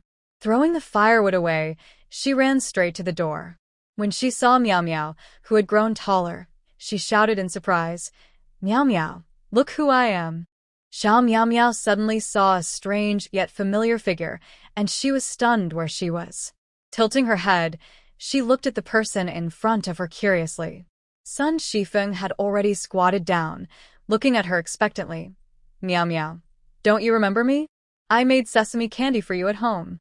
When Xiao Miao Miao heard the word sesame candy, her eyes lit up and a name flashed through her mind, and she blurted it out. "Milky Milky." Seeing that she really recognized her, Sun Shifeng was so excited. He picked up the little guy and loved him with all his heart and soul. Don't underestimate Meow Meow because she is a girl. But the Qin family has only boys, and they finally got a cute little girl, so the whole family dotes on her. Although Meow Meow is small, she is as smart as a human. Knowing that her grandmother was good to her, her mouth was as sweet as honey, and she kept calling her grandmother, which made Sun Shifeng smile happily. After lunch, the family was busy preparing the New Year's Eve dinner. Lin Wan Shu and Sun Shifeng were responsible for cooking, while the brothers Qin Yan and Qin Hua were responsible for pasting the couplets. Little Meow Meow had nothing to do, so she watched her father and uncle putting up couplets, and then she watched her grandmother plucking chicken feathers.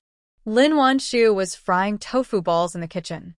In the distance, the sound of children setting off firecrackers could be heard from time to time. Xiao Miao Miao just went to set off firecrackers with her brothers and sisters. Hearing the sound of firecrackers, she became restless again. Seeing that she couldn't stay any longer, Lin Wan Shu asked her to go out and play. "Be careful, don't hold the firecrackers with your hands, and hide away when you see them, okay?"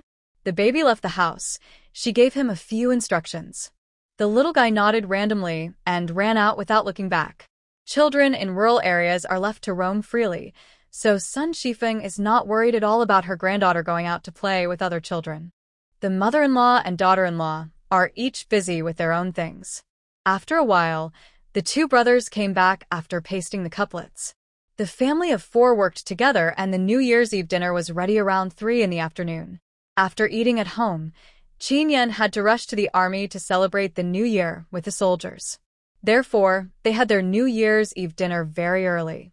While eating, Qin Yan went to find Xiao Miao Miao again. The whole family sat around the table and had the New Year's Eve dinner. Sun Shifeng hadn't seen her second son for 2.5 years, so she was naturally very concerned.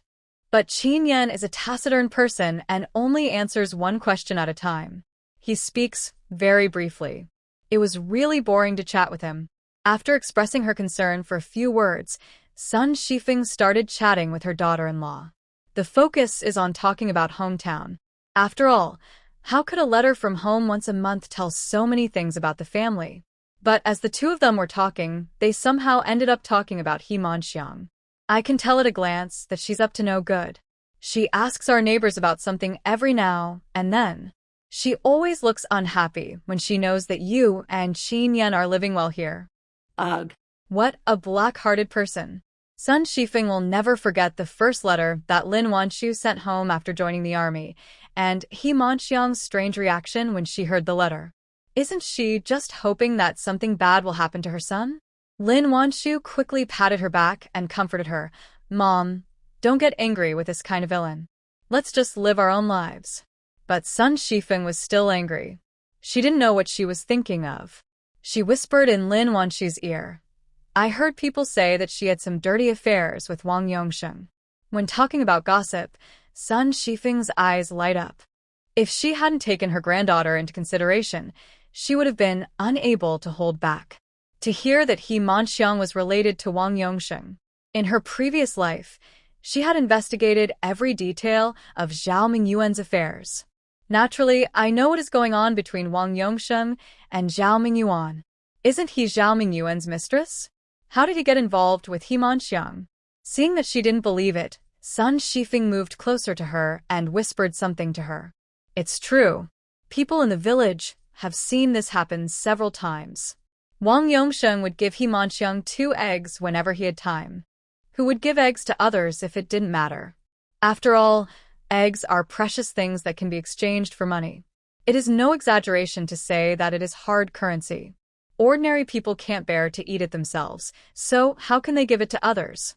Heard that He Manxiang was pregnant 3 months earlier than her, and thought about how Wang Yongsheng frequently sent her eggs. Her expression suddenly became a little subtle. Zhao Mingyuan was born incompetent and had no interest in women. So, where did He Manxiang's seed come from? Thinking that Zhao Mingyuan might have been a cuckold, or been cuckolded by his mistress, Lin Wan Shu couldn't help but want to laugh. I wonder if He Manxiang, who knows the truth, will regret her choice in this life? While talking to Qin Hua, Qin Yan was taking care of Xiao Miao Miao and also had to listen to his mother telling Lin Wan Shu about things in the village. When Qin Yan heard his mother calling He Manxiang on the left and Zhao Mingyuan on the right, his face turned a little unhappy. Although Zhao Mingyuan is a waste, he was Lin Wan Shu's legitimate husband in his previous life. If possible, Qin Yan hopes that this name will never appear in his wife's ears in this life. Lin Wan Shu looked up. She saw her man's dark eyes and was stunned. Realizing that he might have heard the secret conversations between her and her mother-in-law, she felt helpless and a little amused. Finally, when no one was paying attention, Lin Wan Shu reached out and pulled his hand. And Qin Yan couldn't be coaxed. She comforted him a little, and his mood improved visibly. But he changed the topic calmly. Here, a family of 5 is having a lively New Year's Eve dinner. On the other side, Fang Qiuyan had just prepared the New Year's Eve dinner. After she put the dishes on the table and was about to look for tofu pudding, she saw Lu Jingsong walking in from the door with a bag in his hand. Seeing him, Fang Qiuyan hurriedly greeted him. Are you back? The meal is ready, you can eat now. Lu Jingsong said, Then he handed the bag in his hand to Fang Qiuyan. What's this? Fang Qiuyan reached out to take the bag and asked casually. Ever since she dealt with Du Fuling once, Fang Qiuyan hardly stutters when she speaks. I feel more comfortable talking to people.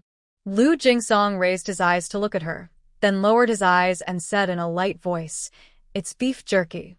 After hearing this, Fang Qiuyan almost dropped the bag in her hand. Beef jerky? Is this all in this bag? She swallowed and asked with some difficulty. Lu Jingsong. All of them. Fang Qiuyan. This looks like it must weigh 2 or 3 pounds. It's beef jerky. How valuable it must be. You should leave it there. I'm afraid I might lose it by accident. Fang Qiuyan held the bag in both hands and handed it back to Lu Jingsong. Lu Jingsong's face suddenly turned a little dark. If I tell you to take it, then take it. Fang Qiuyan didn't know why she suddenly got angry again. But she knew that he would often be moody when he was with her. She was used to it, and didn't try to refute him again. After taking the bag back, she thought for a moment and asked, then, should I send something back to them? After all, others gave them so much dried meat. How could they not show some appreciation? When Lu Jingsong heard this, he was stunned. Looking at the pair of dark eyes in front of him, he suddenly realized that she had such beautiful eyes. Realizing what he was thinking, Lu Jingsong's face turned dark again. Then, he said in a bad tone, "No need for you, I have my own arrangements." Fong Qiuyan. Are you angry again? Baffling. Fong Qiuyan thought about it, and thought that he probably thought she was an eyesore, which was why he was always grouchy. Today is New Year's Eve, and she doesn't want to endure this inexplicable anger. I followed his example, said, "Oh," lightly, then took the bag and left. Lu Jingsong. Fong Qiuyan had just arrived here and was unfamiliar with the place, so she had to refer to Lin Wan Shu for everything she did. Seeing her buying a chicken, she hesitated for a moment and then bought one too. But she couldn't bear to buy a big one, so she bought a smaller one. She personally followed Yang Zheng to the village to buy the chicken, spending $5. Fong Qiuyan is actually quite talented in cooking. However, although her husband's family conditions are not bad, her mother-in-law is very stingy, and she even has to watch her use of oil. When cooking a dish, just lightly grease the pan with lard, and that's considered adding oil. Don't even think about soy sauce and MSG. Cooking basically depends on salt. Under such difficult conditions, Fong Qiuyan tried her best to make the dishes more delicious. Coming here, she was afraid that if the food she cooked wasn't tasty, Lu Jingsong would dislike her even more, so she gritted her teeth and bought some seasonings. She made a big plate of chicken from the hen she bought the day before yesterday. At this moment, the whole kitchen was filled with a delicious smell. After Fong Qiuyan found Do Hua playing with firecrackers, she took her to wash her hands. "Mom, Sister Tingting's rocket launcher is so powerful, it flies so high. Brother Shin Ci also has fireworks, colorful and beautiful." Although Do Hua has returned, it is obvious that his heart is still outside. He excitedly shared the joy of setting off firecrackers with his mother. The children in the village also have firecrackers. The varieties are not as rich as those here. Today's tofu pudding really opened my eyes. Fong Qiuyan was very happy to see her daughter becoming more and more cheerful and making so many new friends. Who was standing by, knew that he had just spoken out of turn and wanted to apologize to Fong Qiuyan. But looking at the mother and daughter, who were chatting while washing their hands, he subconsciously swallowed the words in his mouth, as if he was afraid that his voice would disturb the harmonious scene before him. Do Hua seemed to have noticed something, and she raised her little head. When she saw it was the legendary father, she, who was originally as happy as a bird, suddenly became like a mouse seeing a cat and dared not make a sound. Lu Jingsong. Fong Qiuyan saw Lu Jingsong standing aside without saying anything and thought he also wanted to wash his hands, so she quickly gave up her seat. "We've done the washing, you can do it." Having said that, she took Do Hua back to the kitchen. After a while, Lu Jingsong also came back with wet hands. It was obvious that he had just washed his hands. Do Hua was sitting on a chair waiting for her mother to serve her food. Suddenly saw Lu Jingsong. She was a little flustered.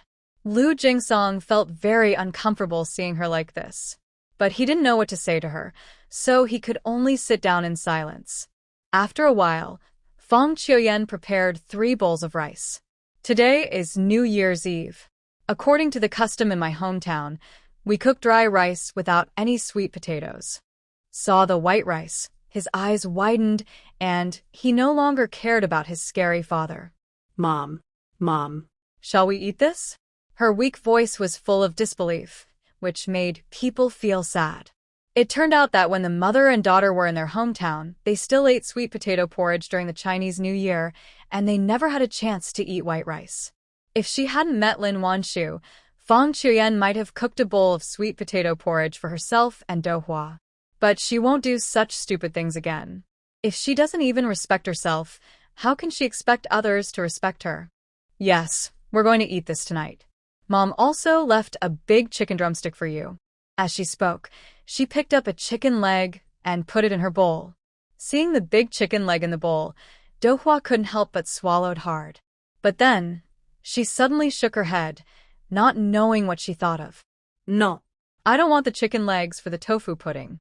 Give the chicken legs to Brother Honkai." Lu Hongkai is Dohwa's cousin, and also Lu Jingsong's nephew. Is the most favored one on weekdays. Only he can eat big chicken legs and other things. Anyone else will be scolded if they look at him. Dohwa has been beaten and scolded so many times that he can't help but tremble when he sees chicken legs. How can he dare to eat them? Lu Jingsong felt mixed emotions when he saw that his daughter didn't even dare to eat a chicken leg. He guessed that they had a hard life, but he didn't expect that they would suffer so much. Fang Qiuyan felt sorry for her daughter and didn't pay attention to Lu Jingsong's expression. Touching Dohwa's head, she comforted him. Brother Hongkai is in his hometown. This is the army. You can eat whatever you want. Don't be afraid. Mom will protect you in the future. Dohwa had no idea about the geographical location. She only vaguely understood that her mother would protect her in the future. She could eat chicken legs in peace without worrying about being beaten or scolded. Thinking of this, she could no longer resist the temptation of the chicken leg. She grabbed the chicken leg in the bowl and began to devour it voraciously. Fang Qiuyan was afraid that she would choke, so she quickly made her a bowl of soup. Eat the tofu slowly. Don't eat so hastily.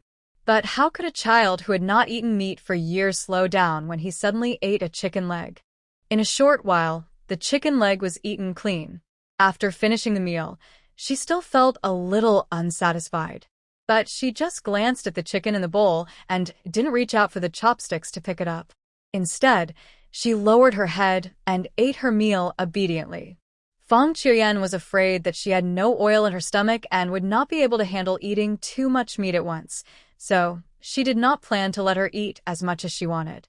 However, Lu Jingsong mistakenly thought that she didn't dare to pick up more food, so he tentatively picked up a piece of chicken for the tofu pudding. Here, have some more tofu pudding. How could Dohwa have expected that this father, who seemed like a stranger, would suddenly pick up some chicken for him? I was stunned on the spot. Looking at the extra chicken in the bowl, she didn't know whether to eat it or not. For a moment, she was so embarrassed that she didn't move at all. Seeing that she seemed to be frightened again, Lu Jingsong felt helpless and self-blaming. She didn't even dare to accept her own concern. You can imagine how derelict he is as a father. Fang Qiuyan glanced at her frightened daughter and felt a little more bitter in her heart. No matter what grudges there are between her and Lu Jingsong, at least he is Dohwa's father. Although Dohwa didn't say it, Fang Qiuyan knew that she still longed for fatherly love in her heart. Thinking of this, she softened her voice and said soothingly, "Don't be afraid, Dohwa. He is your father. This is the chicken your father gave you. Eat it quickly." Hearing this, Dohwa looked up at her mother. When she saw the encouragement in her mother's eyes, she seemed to have found support and picked up the chicken in the bowl and started eating.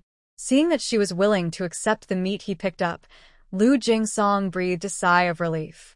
He raised his eyes to look at the woman opposite him, only to see that she was eating her meal quietly, without even glancing at him.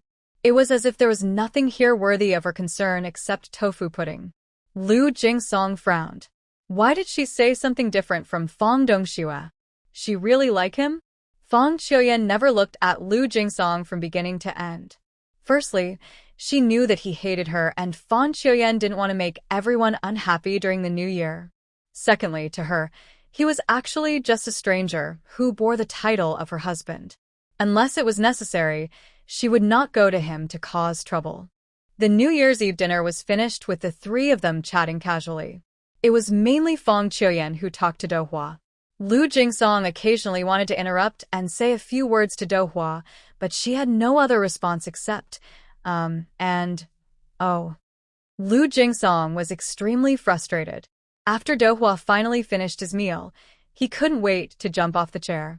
"Mom, I want to play firecrackers with my brothers and sisters." When talking about firecrackers, Dohwa's eyes lit up and she no longer had the timidity she had when facing Lu Jingsong. Lu Jingsong felt a little uncomfortable.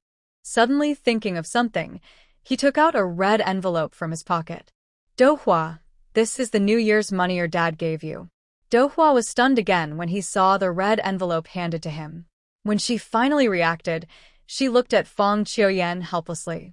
Fang Qiuyan squatted beside her, touched her head, and encouraged her. This is the New Year's money your father gave you. Please accept it. Remember to say thank you to your father and wish you good fortune and prosperity." Hearing this, Do-hwa slowly stretched out her hand and took the red envelope from Lu Jingsong. "Thank you. Thank you, Dad. Dad. Congratulations. Congratulations on your prosperity." He spoke so haltingly that his tongue almost broke. But when Lu Jingsong heard her call him Dad for the first time, he suddenly felt a strange feeling in his heart. It was as if something had taken root inside. Looking at the little guy in front of me whose eyes and eyebrows are very similar to mine, an indescribable tenderness surged in my heart. "Do-hwa, do you want to set off firecrackers? Daddy will take you there, okay?" For fear of scaring her, Lu Jingsong spoke very softly. When Do-hwa heard this, he subconsciously looked at Fang Qiuyan. His face still had that helpless and pitiful look. Fang Qiuyan was naturally happy to see Lu Jingsong wanting to get close to Do-hwa. "Do-hwa, don't you want to go set off firecrackers? Your dad is very good and can set off a lot of interesting firecrackers. Don't you want to watch?" Heard that his father could also set off a lot of awesome firecrackers. His eyes lit up and he looked at Lu Jingsong with anticipation on his face. "Think." She said this excitedly and was eager to go with Lu Jingsong. But just as he took a small step, he was stopped by Fang Qiuyan. "Not yet, you need to take a shower before you can go out and play. After all, today is New Year's Eve, so I should take a shower early." Do-hwa was also very well behaved. When he heard that she was going to take a bath, she hurried back to the room to get her clothes. The child left, and there was another strange couple left in the kitchen. Facing Lu Jingsong, Fang Qiuyan has become more and more calm. "No more stuttering. Can you wait a moment?" she asked in a calm tone. Lu Jingsong gradually got used to her transformation. Hearing this, he nodded. Still a stingy one-word response. Fang Qiuyan didn't take it seriously. She filled a bucket of water for the tofu pudding and took it to the shower room. After Do-hwa found the clothes, she carefully washed her hair and gave her a bath. Finally, she changed into the new clothes that the girl had made for her when she was back home. Although they were said to be new clothes, they were actually altered from her old clothes. Although there are no patches on it, you can still see that the fabric is old. Do-hwa didn't mind. She was very happy to put on her new clothes. He opened his arms and turned around in front of Fang Qiuyan. "Mom, does it look good?" Of course, it was good-looking. After all, the mother and daughter lived such a difficult life that even their clothes had to be made 2 sizes larger. "I'm afraid if it's too small it won't fit me next year." Looking at the half-new and slightly too large clothes she was wearing, Fang Qiuyan felt a little sad. But she still smiled and nodded. "My tofu pudding is so pretty. It looks good on anything." Wan Shu said that children need more encouragement so that they will be braver and more confident. Fang Qiuyan felt that everything she said was right, and she did it without any hesitation. Sure enough, Do-hwa smiled happily when he heard her praise. Who was standing in the yard, saw Do-hwa wearing a New Year outfit that was obviously made from old clothes and looked very satisfied. In an instant, the bits of guilt in his heart finally gathered into a vast ocean, almost drowning him. What on earth was he doing? How could he allow his own flesh and blood to live such a miserable life? Do-hwa had no idea of her father's worries, so she skipped towards him wearing her new clothes. Dad. Are we still setting off firecrackers?" Walking up to Lu Jingsong, Do-hwa looked up at him. Lu Jingsong looked at the tofu pudding with its sleeves and trouser legs folded in half, and he didn't know what to feel. His lips moved, and finally, he said in a somewhat dry voice, "Let go." The father and daughter went out, leaving Fang Qiuyan alone at home. She quickly cleared the dishes and looked at the sky. It seemed to be just after 4 o'clock. Taking advantage of this time, she hurried back to the room to review what Lin Wan Shu had taught her in the past 2 days. Lin Wan Shu gave her a storybook. She recognized many of the words in the storybook, and for the few she didn't recognize, she looked up the new words in the dictionary, wrote them down, and practiced them.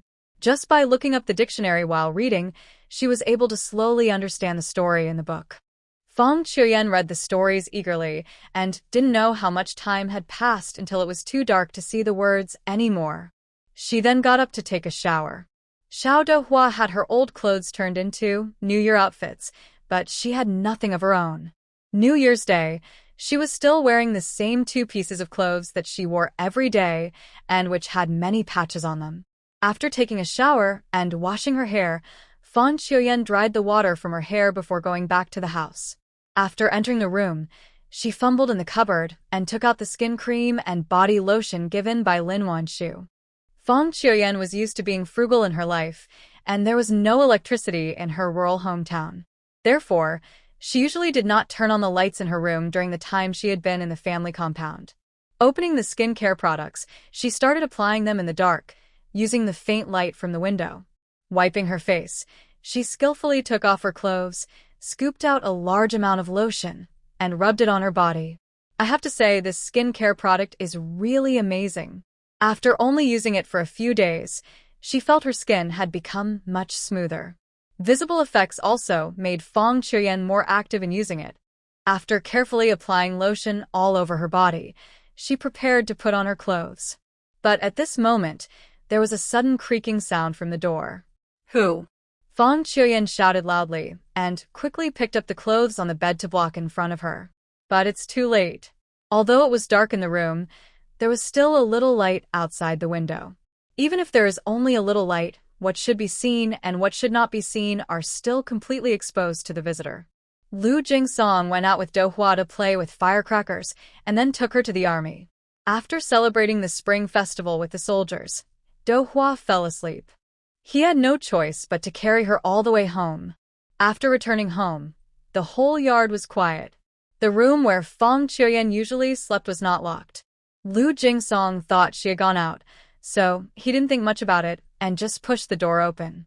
Who would have thought that there would be such a vivid and colorful scene inside? After hearing her loud shout that Lu Jingsong suddenly reacted. Sorry, I didn't mean it. Turned away quickly, apologizing. Fong Chuyen covered herself and rushed to the door quickly, closing it with a bang. But the door that could normally be locked with a push suddenly popped open. Fong Chuyen realized that the door was broken. She was thinking about the story in the book and didn't notice that the door was not locked. In the end, Fong Chuyen could only hide behind the door and put on her clothes quickly with trembling hands. Outside the door, Lu Jingsong explained awkwardly. I'm sorry, Dohua fell asleep, and I saw that the door was not closed, so I thought you were not at home. When Fong Chuyen heard her voice, her hands shook even more violently. The buttons that could be easily buttoned on normal days now took me 4 or 5 tries to get them into the buttonhole. After waiting for a long time for her to put on her clothes, she didn't say a word. She just stood behind the door blankly, like a wooden figure. Seeing that she didn't react for a long time, Lu Jingsong thought she was very scared and felt even more guilty. His lips moved, and he was hesitating about how to apologize so that she would forgive his offense when the door suddenly creaked open. The moment the door opened, an indescribable warm fragrance wafted into Lu Jingsong's nose, and he was stunned. Then, he heard Fong Chuyen's cold voice. Give me the tofu pudding. Hearing this, Lu Jingsong subconsciously handed over the tofu pudding. The next moment, the warm fragrance came closer. Lu Jingsong just shook his head and felt the little guy in his arms being taken away by a pair of thin and weak hands. Because they were handing over the child, their hands inevitably touched. Although they separated only in a split second, Fong Chuyen stepped back suddenly, as if she had been electrocuted. Then there was another bang and the door was closed. The SP-ped was so fast, as if the person outside the door was some kind of monster. Lu Jingsong. Knowing that he had scared the person, how could Lu Jingsong dare to stay any longer? I'm going to the military camp. You should go to bed early. After saying this, he turned around and left in a hurry. In the room, Fong Chuyen's face turned pale and she was shaking all over. Only when she heard his footsteps getting farther and farther away did she force herself to go to the bedside, holding Dohua. After putting the man down, she sat on the bed in a daze. How is it possible not to feel resentful? Although it was indeed her fault for walking into the wrong room, He did indeed take away her innocence. She gave birth to Dohua alone, suffered a lot, and almost died. When Fang Qiuyan thought about what had just happened, she felt an indescribable fear. Early the next morning, before Lin Wan Shu got up, she heard the crackling sound of firecrackers outside.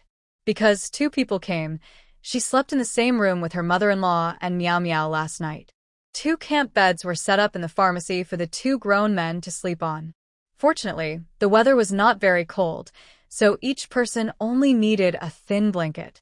If the temperature drops, she will have to borrow a quilt from someone first.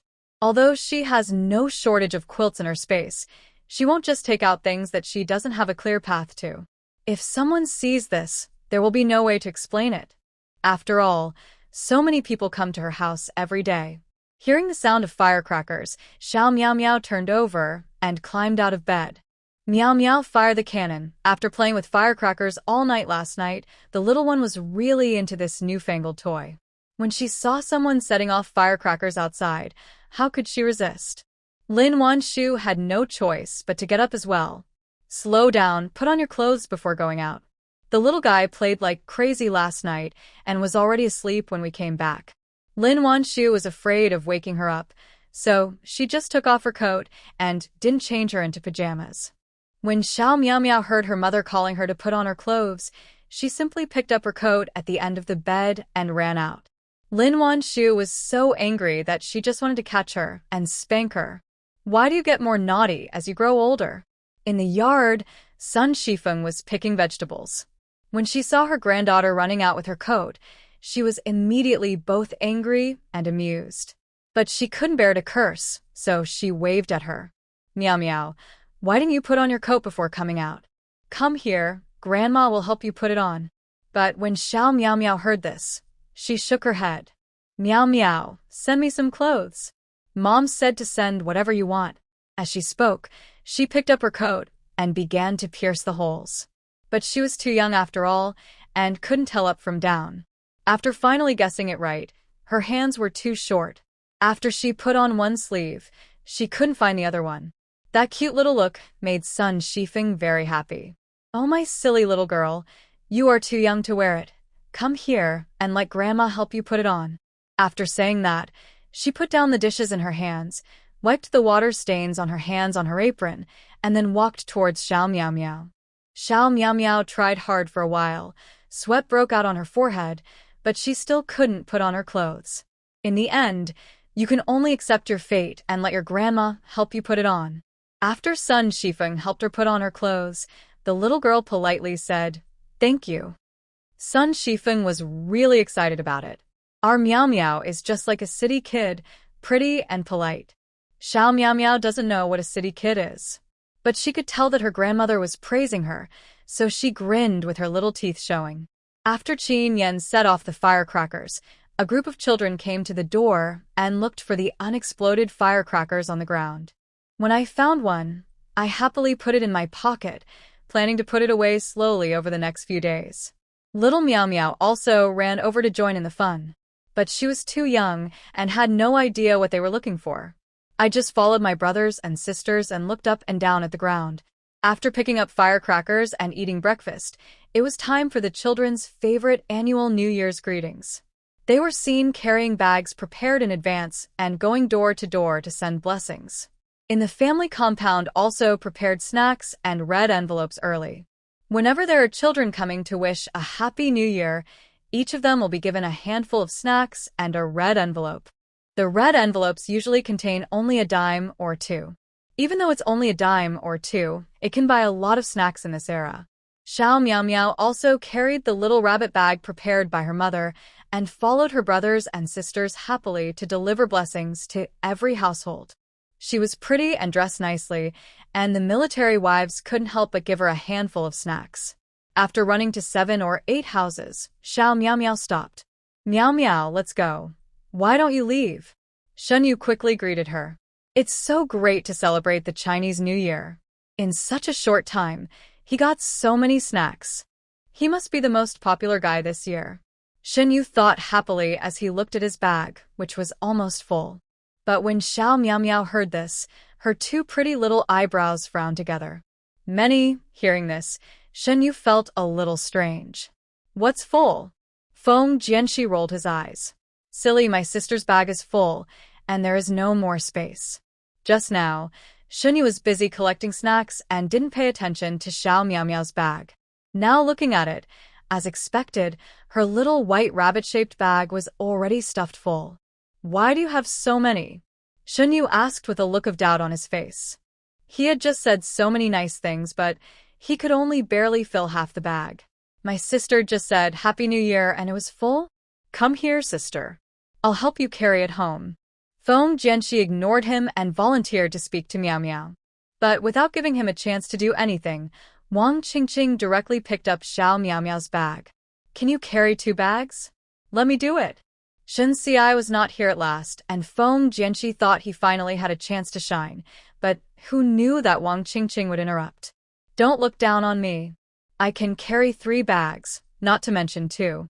If you don't believe me, try to carry them for me. Hearing this, Wang Qingqing turned around and made a face at him. Lulyalu, I won't give it to you. If you have the guts, come and chase me. After saying that, she ran away. Feng Jianxi was so angry that he fell backwards. Wang, stop right there. Shouting, he ran after him. Xiao Miao Miao saw that her snacks were taken away. She quickly spread her short legs and ran after them. Wait a minute. Shen Yu originally wanted to go to the next house to pay New Year's greetings, but when he saw Miao Miao running away, he had no choice but to go back with them. In the end, most of the group ran away, leaving only Dohua standing there holding his snacks. She had never celebrated a New Year like this before. There are so many fun firecrackers, so many delicious snacks, and warm and lovely friends. Everything seemed so beautiful, as if it was a dream. Dohua was so dizzy that she couldn't react to why her friends ran away. When she came to her senses and was about to catch up with the main group, her way was blocked by someone. Where did this little beggar come from? Why are you wearing such tattered clothes during New Year's Day? Hearing these malicious and mocking words, Dohua froze in place instantly. Looking at the boy in front of her who was as strong as an ox, her face turned pale and her body began to tremble. Dohua wanted to say that she was not a beggar, but when she saw the other person wearing a bright and beautiful suit, she lowered her head in inferiority. Zhuang saw this. He laughed even more unscrupulously. Hey, little beggar, why are you coming to our family compound if you're not going out to beg? Is this where you're supposed to be? As he said that, he stretched out his hand and pushed towards the tofu pudding. Dohua's face was full of fear, but she didn't dare to hide. Being bullied in the village, and she knew very well that if she hid, she might be beaten up. Dohua held on to his snacks tightly, hoping that they would fall apart when he fell. But God did not hear her call. Under the huge push, Dohua fell heavily to the ground, and the snacks in his arms scattered all over the floor. Snacks in this era didn't have packaging bags, so when they were scattered, they were all covered with mud. Dohua had finally gotten half a bag of snacks, but now it was all covered in dirt. My snack. Not caring about his skews arm, Dohua hurriedly went to pick up his snacks. Zhuang looked at her embarrassed and pitiful appearance. Not only did he not feel any sympathy, he also burst into laughter. While laughing, he led the other 2 children and stepped on the snacks on the ground. A little beggar, wearing a sack, with a hat like a pot lid and pants like pickles. Lin Wan Shu came out to call Qinhua to go back for dinner, but she never expected to see such a scene. Stop. Who told you to bully her? With a roar of anger, she quickly walked towards them. The children ran away. After all, Lin Wan Shu was still pregnant with a baby, so she didn't dare to chase after him. Only vaguely recognized that he was Du Fuling's son, who was bullying others together with Mao Mao and another person whose family I didn't know. But she couldn't care less now. She walked quickly to Dohua's side and reached out to help the little guy up. How is it? Are you injured anywhere? When Dohua saw that it was Lin Wan Shu, he immediately burst into tears. Wow. Auntie. Annie, my snacks are gone. Dohua is so sad. She had never had so many snacks before, and if she ate them sparingly, they would last her 3 months. Now they are all gone. Seeing her crying pitifully, Lin Wan Shu hurriedly comforted her. Don't cry, Do-hwa. Auntie has a lot of snacks. I'll fill a bag for you later, okay? But Do-hwa was still very sad. These snacks are different. She and her friends got it by sending blessings to each family. Now it's all ruined. She felt that her beautiful dream was ruthlessly shattered. Such beauty turned out to be fake. How could she deserve it? Lin Wan Shu felt her collapse hidden beneath her crying and suddenly felt very uncomfortable. She squatted down and hugged Do-hwa in her arms to comfort her, regardless of the dust on her body. Maybe it was because her voice was too gentle, but Do-hwa finally stopped crying. Looking at his sleeves that had turned a little gray, Do-hwa asked somewhat dejectedly, Will they still accept my blessing? Would they despise her for being a little beggar? Lin Wan Shu had just heard the mocking words of a few children, and now she saw Do-hwa's inferiority complex and cowardice. She suddenly felt very distressed. Touching her little face, she comforted her. Yes, just like before, everyone will accept your blessing. No one can choose their own birth. It doesn't matter that our conditions are not good now. You're still young. When you go to school, study hard. Your future will have unlimited possibilities. Read? Do-hwa blinked her confused eyes. The story of Aunt Wan Shu that her mother told her 2 days ago suddenly flashed through her mind. Mom said that Aunt Wan Shu had the same childhood as hers. Without new clothes, there is still endless work to do every day. But she is so powerful now. Thinking of this, the confusion in her eyes gradually disappeared, replaced by a look of determination. Well, I will study hard in the future. She also wants to be as powerful as Aunt Wan Shu. Lin Wan Shu couldn't help but breathe a sigh of relief when she saw that Do-hwa finally stopped crying and was willing to go with her. I helped her pick up the bag, and then led her back. Sun Shifeng was sitting in the yard, happily waiting for the children to come and wish her a happy new year. She was startled when she saw Lin Wan Shu coming back with a disheveled little girl. Wan Shu, what happened? Isn't this the child who was playing with our Meow Meow just now? How did he become like this? As she spoke, she went forward to help her brush off the dust. Oh, poor child, did you fall down? Do-hwa's eyes were filled with warmth as she was cared for by 2 elders like family members. Her dream was not shattered. Sun Shifeng soon found out that it was the 3 kids who bullied others, and her face immediately turned bad. How could such an ignorant kid push someone like this during New Year's Day? Then, she said to Lin Wan Shu with a distressed look on her face, Wan Shu, clean her wound first. Don't leave any scars. Even though it's just a skin abrasion, there is still a lot of dirt and sand left on it, and it can easily leave scars if it's not cleaned thoroughly. The other children and Meow Meow finished pouring snacks and came out of the kitchen. Seeing that Do-hwa was injured, everyone gathered around him. Do-hwa, what's wrong with you? Chiu Tingting asked with concern. Did someone bully you? Tell me who it is, and I'll help you beat him up. Shun Yu was the most direct. He rolled up his sleeves and looked like he was ready to fight. That's right, Do-hwa. Don't be afraid. If anyone dares to bully you, Wang Qingqing, will be the first to break his legs. Wang Qingqing is a girl. She is just as good as Shun Yu in fighting. On weekdays, she would compete with boys to see who could dig out the most bird nests. When he heard that Do-hwa was bullied, he became angry. Do-hwa listened to their caring words, and suddenly, the sadness in her heart disappeared and was replaced by full of emotion. They don't think she is a beggar and care about her so much. Very nice. Lin Wan Shu looked at the group of children shouting and yelling, feeling both angry and amused. Solving the problem with violence is a bad idea. We want to protect our sister, but we can't just rely on force to solve the problem, right? After hearing this, the children's anger quickly calmed down. Ever since they learned that Lin Wan Shu could prescribe bitter medicine and prick people with needles, the children's liking for her turned into respect, love, and fear for her. It can be said that a word she said is more effective than 10 words from her own mother. Aunt, I understand. We will find out what happened and seek justice for Do-hwa. Chiu Tingting now enjoys a high reputation in the children's circle. When Shun Ci was not around, she was like the second child king, speaking calmly to Lin Wan Shu. Yes, we don't fight. We win people over with virtue. Shen Yu also echoed from the side. And his conquering others with virtue doesn't seem like he has any good intentions. Lin Wan Shu didn't care about them. After all, they were in the family compound and couldn't cause much trouble. After giving a few instructions, he took Do Hua to treat the wound. Do Hua's sleeves were torn by the mud and sand and were stained with dark red blood. Lin Wan Shu carefully rolled up her sleeves and cleaned her wound with disinfectant. The children followed into the pharmacy one by one.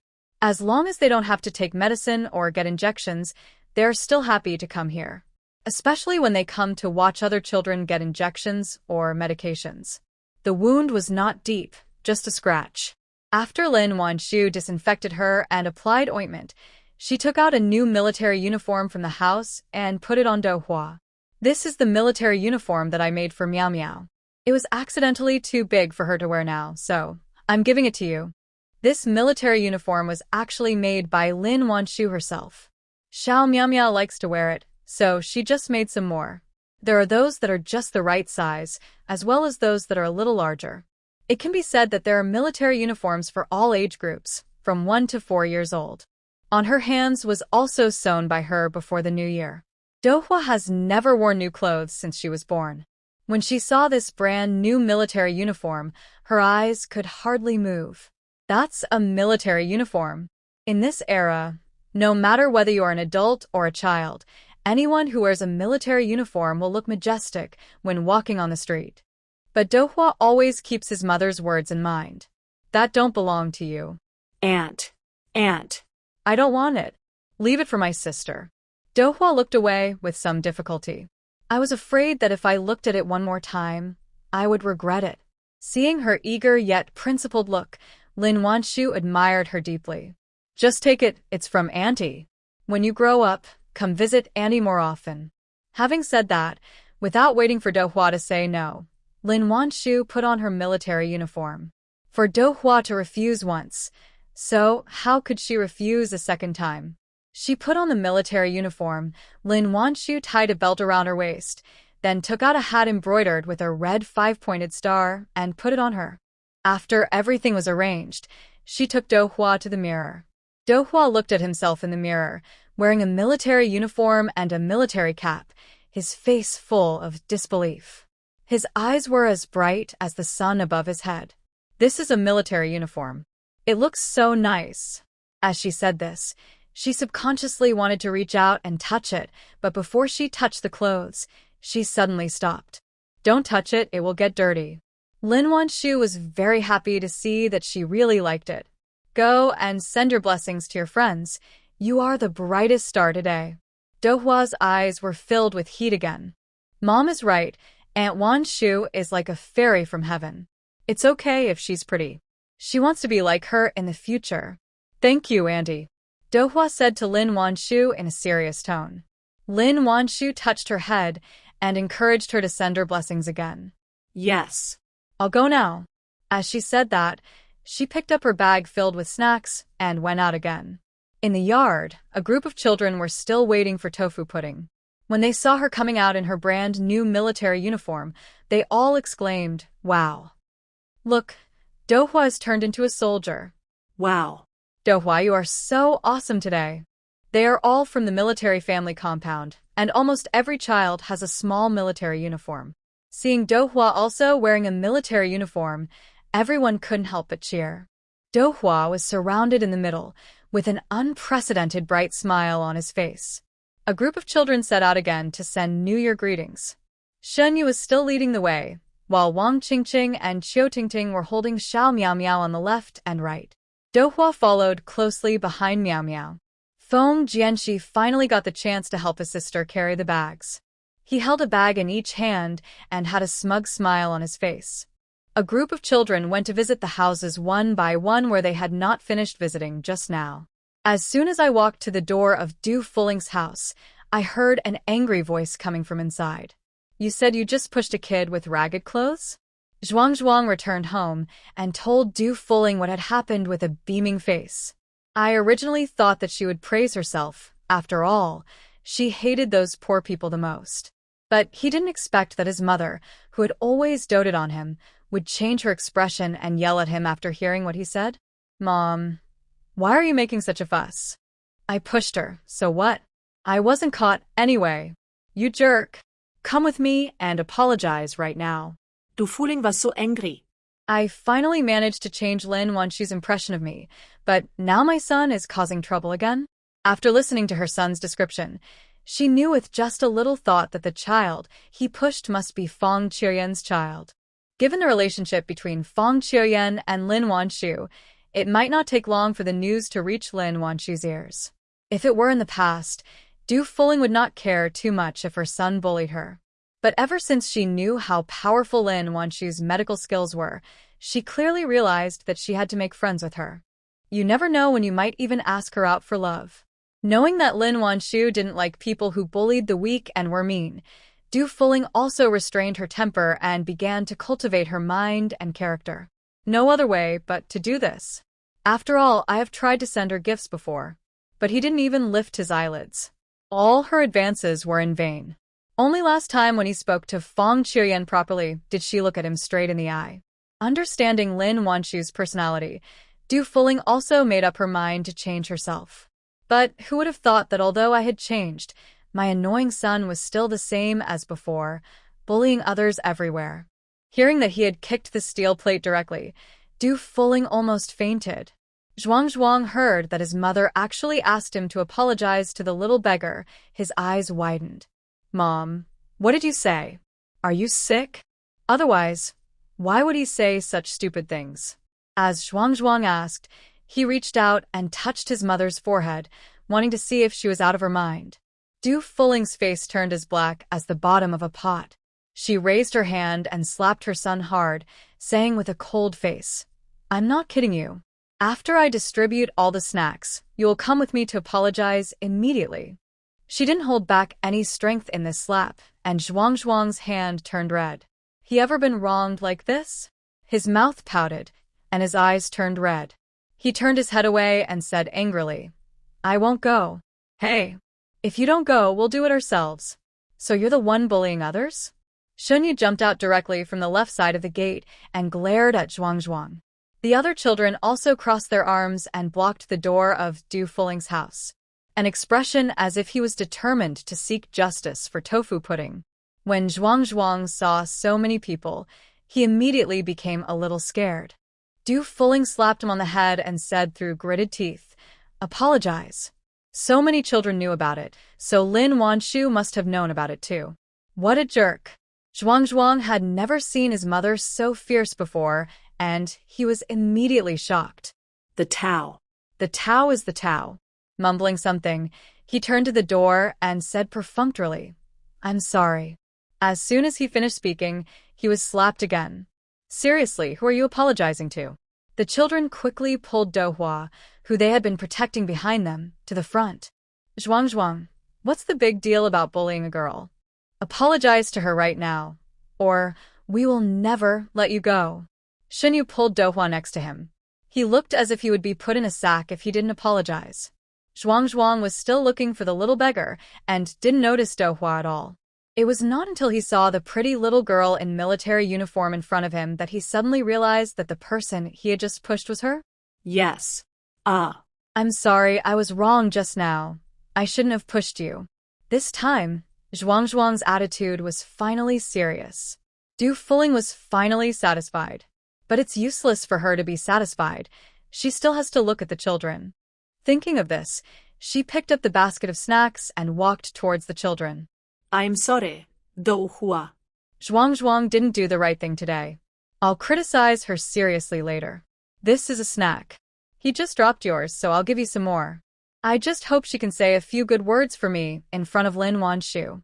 Du Fuling no longer wanted to endure the excruciating pain. Dohua looked at the fashionable aunt in front of him, apologizing to him again and again, and suddenly felt that this matter was magical. It's so magical that it doesn't seem real.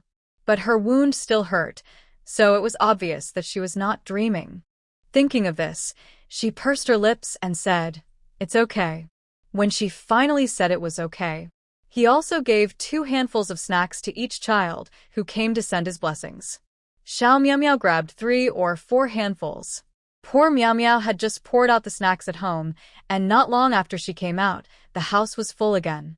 After leaving Du Fulling's house, they had to send Miao Miao back again to get snacks. The group entered the door. They ran into Fang Qiuyan, who looked anxious. "Dohua, where are you hurt? Let mom see it quickly." Fang Qiuyan quickly walked up to her daughter, took her hand, and asked. When he saw his mother, Dohua's emotions, which had been calmed down with great difficulty, began to surge again. "Mother!" She threw herself into her arms, her eyes red and tears dripping down. Seeing her like this, Fang Qiuyan thought she was seriously injured and became even more worried. "Qiuyan, bring her back and let her sit down first. We'll talk slowly." Lin Wan Shu took the person to the pharmacy. Although the Qin Yan brothers slept here at night, the pharmacy was spacious enough, and Qin Yan had already separated a partition on the inside with wooden boards. Inside is well protected. Fang Qiuyan carried Dohua into the pharmacy. She couldn't wait to check her wound. It was only then that she realized that Dohua was wearing a new military uniform.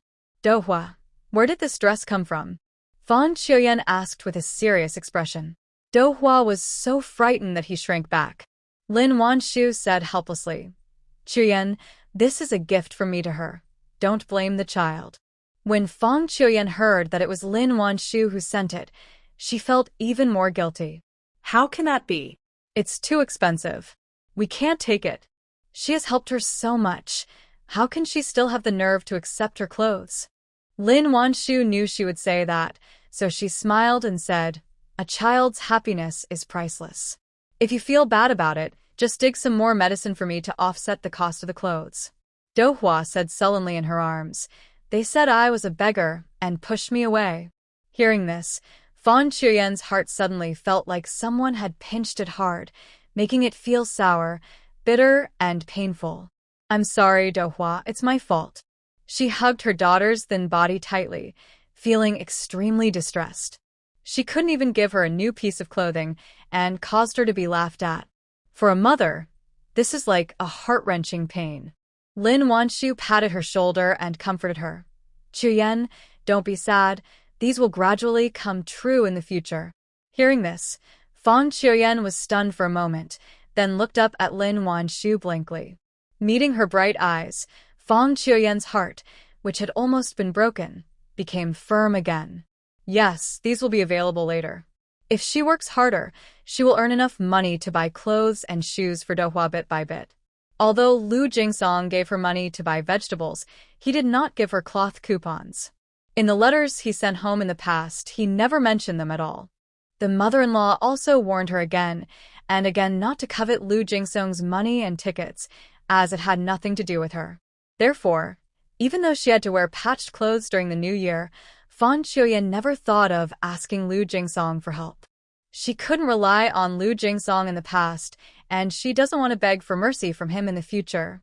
With Lin Wan Shu's comfort, Fang Qiuyan's emotions gradually calmed down. After checking Dohua's wound and finding that it was indeed not serious, she felt relieved. But when Fang Qiuyan thought about how Dohua had just been bullied, she became extremely angry. Don't be angry, Mom. Zhuang has already apologized to me. Although Dohua was still a little sad, she was very sensible and didn't want to cause trouble for her mother, so she told her about how Zhuang and Du Fuling had just apologized to her. Hearing this, Fang Qiuyan was stunned. She didn't expect that Zhuang was actually Du Fuling's child. But even though they all apologized, she still felt a lump in her heart. "I don't know whether I was angry at Zhuang for humiliating my daughter or angry at myself for being useless." Fang Qiuyan pursed her lips and lowered her eyes to hide the emotions in her eyes. After a pause, he asked Dohua, "Do you still want to go to pay New Year's greetings?" No matter how sensible Dohua was, she was still just a child. When she was told about New Year's greetings, she suddenly became energetic with tears in her eyes. Yes. Even though he was pushed around and scolded, this was the happiest year Dohua had ever had. Upon hearing this, Fang Qiuyan gave her daughter a few more instructions before letting her go. Dohua left and Fang Qiuyan also wanted to go back. After all, other children also have to come to her house to celebrate the new year. She had learned about the local customs before the new year and had bought melon seeds and peanuts early. She fried them early yesterday at noon and was just waiting to give them to the children today. She just heard that Dohua was pushed back, so she hurried over to take a look. But before she could say goodbye, she heard Lin Wan Shu ask with concern, "Did you not sleep well last night? Why do you look so bad?" Fang Qiuyan didn't just not sleep well last night. She barely slept at all. As soon as I closed my eyes, the shame and embarrassment I felt the moment the door was pushed open flashed through my mind. It was only after last night that she realized how scared she was of that night together, afraid that something like that would happen between them again. But Fang Qiuyan knew very well that if others heard this, they would definitely laugh at her and say that she was mentally ill. After all, isn't that what happens between men and women? What's more, she was the one who offered it to her, so what right did she have to complain? That Fang Qiuyan didn't plan to tell anyone about her and Lu Jingsong. After all, this is a private matter between husband and wife. Thinking of this, she forced a twitch of the corners of her lips and shook her head at Lin Wan Shu. "It's okay. Maybe the firecrackers were too loud last night." This is the custom of New Year's Eve in China. Every household will set off firecrackers after midnight. But some people release it early, and some people release it late. You can't expect peace and quiet from 11 p.m. to 1 a.m. Lin Wan Shu also had trouble sleeping last night because of the noise, and she fell asleep in a daze later. But she didn't look as tired as Fang Qiuyan. Fang Qiuyan looked like she hadn't slept much the entire night. But she refused to say, so Lin Wan Shu didn't dare to continue asking. "If you need any help, just tell me." Fang Qiuyan felt grateful and guilty for her concern. "I always trouble her, but have no ability to repay her." Thinking of this, Fang Qiuyan became more eager to learn more words and identify more medicines. "I will. Thank you, Wan Shu." She plans to read books and learn to read at home after distributing red envelopes and snacks. Thinking of this, she didn't stay any longer and said goodbye and went back. Along the way, there were children visiting and wishing a happy new year, and the entire family compound was filled with joy. Surrounded by such a lively atmosphere, Fang Qiuyan's mood gradually improved. Lu Jingsong didn't come back last night, so Fang Qiuyan set off firecrackers herself after midnight. Was still not seen in the morning, and she was still the one setting off the firecrackers. Relieved that he didn't come back. Walk all the way back home. Before I even entered, I could hear from afar the voices of children wishing each other a happy new year. "Uncle Lu, happy new year. May everything go well for you. May good luck shine upon you, and may you become rich and prosperous." Fang Qiuyan. Not expecting him to come back suddenly, Fang Qiuyan subconsciously paused and stood outside the yard, not knowing whether to go in or not. Just when she was hesitating, the children who had just paid New Year's greetings came out happily again. Seeing her, everyone shouted loudly, "Happy New Year, Annie. Wish you good fortune and prosperity." The children were so loud that she couldn't pretend she hadn't come back. In the end, Fang Qiuyan could only respond to the children one by one with a smile. She had just put the red envelopes under the basket. Lu Jingsong should have distributed them already, so she didn't need to distribute them again. After all, no one is rich, so it makes no sense for any family to give out 2 red envelopes. The children also knew this, so after congratulating each other, they would jump and run away, ready to send their blessings to the next family. Suddenly, there was only a strange couple left in the huge yard, and the atmosphere was incredibly weird. Lu Jingsong looked a little embarrassed. He was used to staying in the military camp, which was full of men who were usually careless. He couldn't change his habit of pushing the door open directly. Last night was also a big shock to him. Lu Jingsong felt like he didn't know how to face her. Fang Qiuyan didn't want to see him even more. But she knew in her heart that this was simply unrealistic. After all, they were still husband and wife in name. Thinking of this, she lowered her eyes and went straight back to her room without any intention of greeting him. She ignored him, so Lu Jingsong should have been relieved. But at this moment, he felt an indescribable sense of depression in his heart. Fang Qiuyan returned to the house and quickly forgot about Lu Jingsong. She was concentrating on reading the storybook Lin Wan Shu gave her.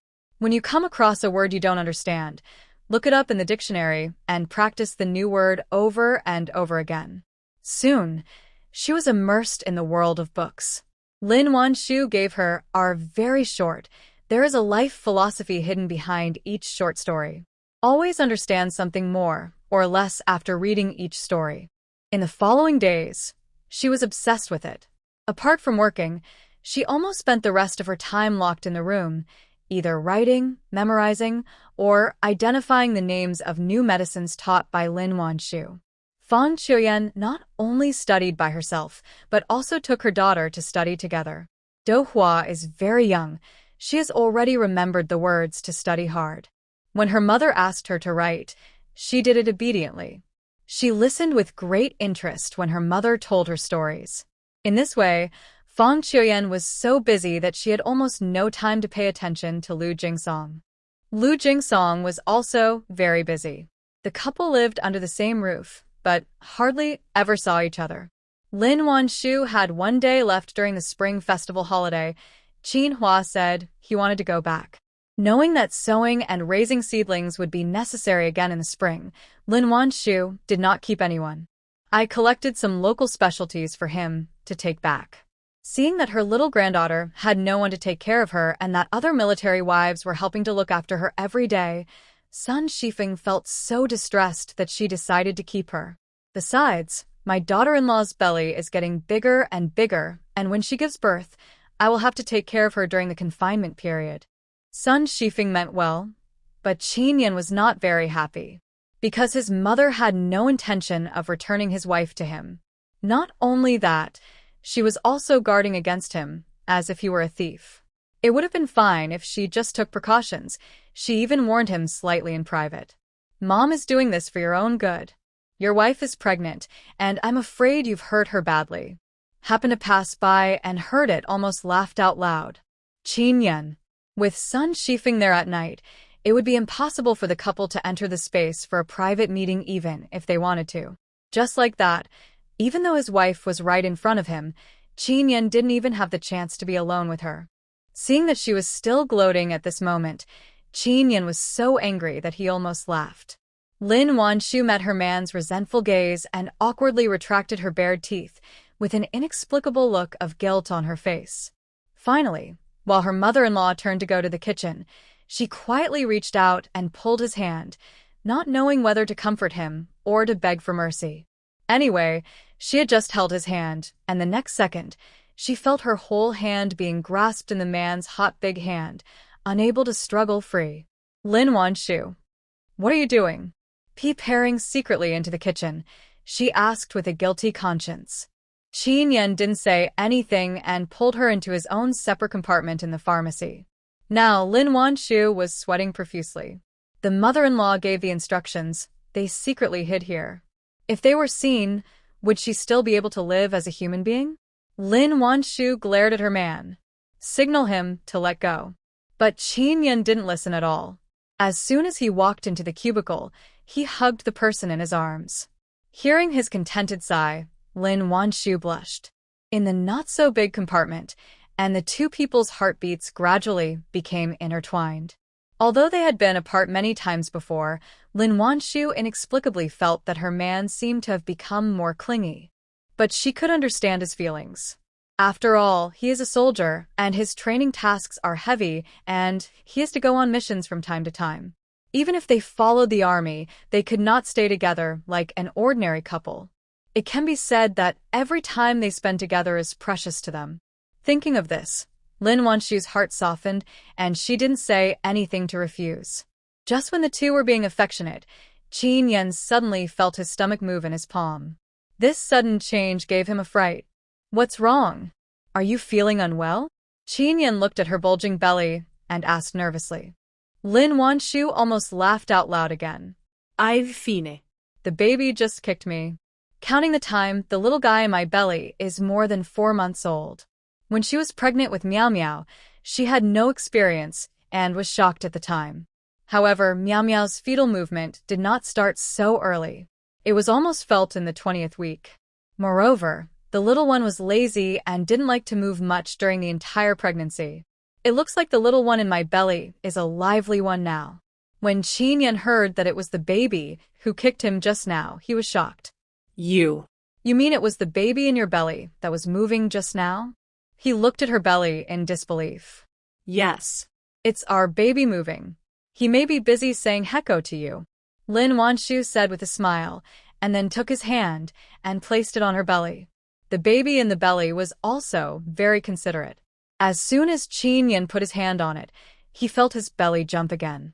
This jump, as if with some magical power, hit Qin's heart directly. Our baby. As he murmured these words, his heart seemed to be filled with something. Before, Qin only knew that his wife was pregnant and he needed to take extra care of her. There is no other feeling besides this. This was the first time he truly felt the child's presence. The shock brought by this life made him both surprised and moved.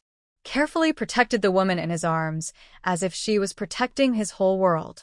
But when he thought about her belly getting bigger and bigger and the hard work in the hospital, Qin couldn't bear to let her go. Would you like to take a leave first and continue your internship after the baby is born? Lin Wan Shu was touched and amused when she saw his worried look. It's just a pregnancy. It's not a big deal. Other doctors can treat patients, so why can't I? Don't worry, I'm not that fragile. Qin looked at his wife, who was smiling sweetly in his arms, and couldn't help but sigh in his heart. She looks so delicate, but she is stronger than anyone else. Although he was reluctant, Qin still chose to respect her decision. For fear of being caught by Sun Shifeng, the two did not stay long and left quickly. As soon as I walked out of the yard, Wenju came. Seeing her, Lin Wan Shu's eyes lit up. Wenju, you're here? Come in and sit down. Although they all lived in the same family compound, Wenju was so busy that Lin Wan Shu rarely saw her go out. It's rare to see her here now. How can she not be happy? Wenju still had a few manuscripts in her hands. Upon hearing this, she did not refuse and went to the pavilion with Lin Wan Shu. When Sun Shifeng saw the guests coming, she quickly brought the kettle and took out various rice cakes and snacks and placed them on the stone table. Xiao Miao Miao went out to play with the other kids again and was not seen the whole morning. Lin Wan Shu didn't care, since Shen Xiai and the others were there.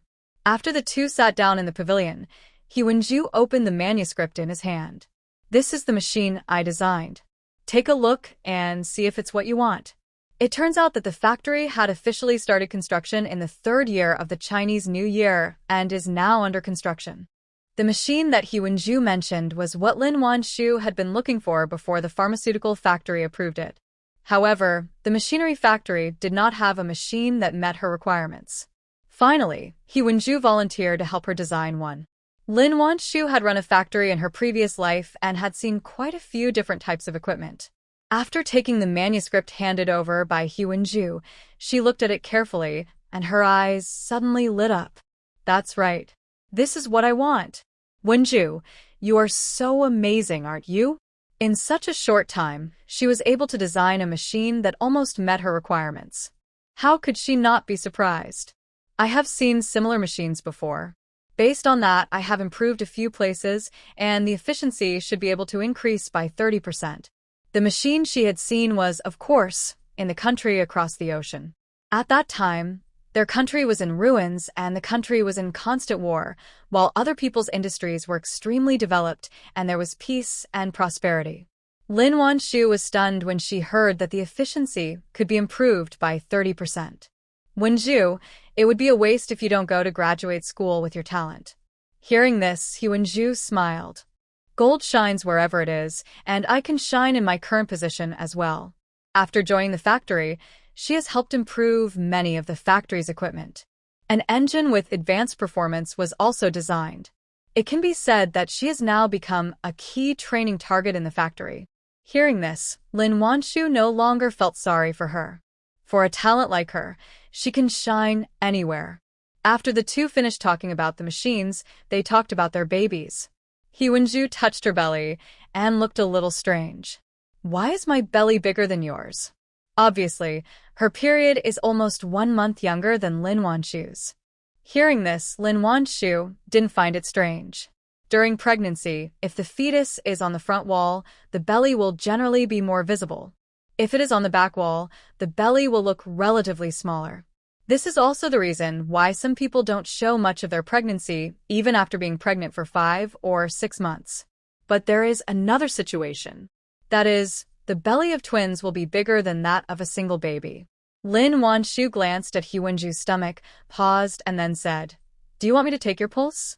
Hearing this, Wenju naturally would not refuse. There is a doctor available. Why doesn't she see one?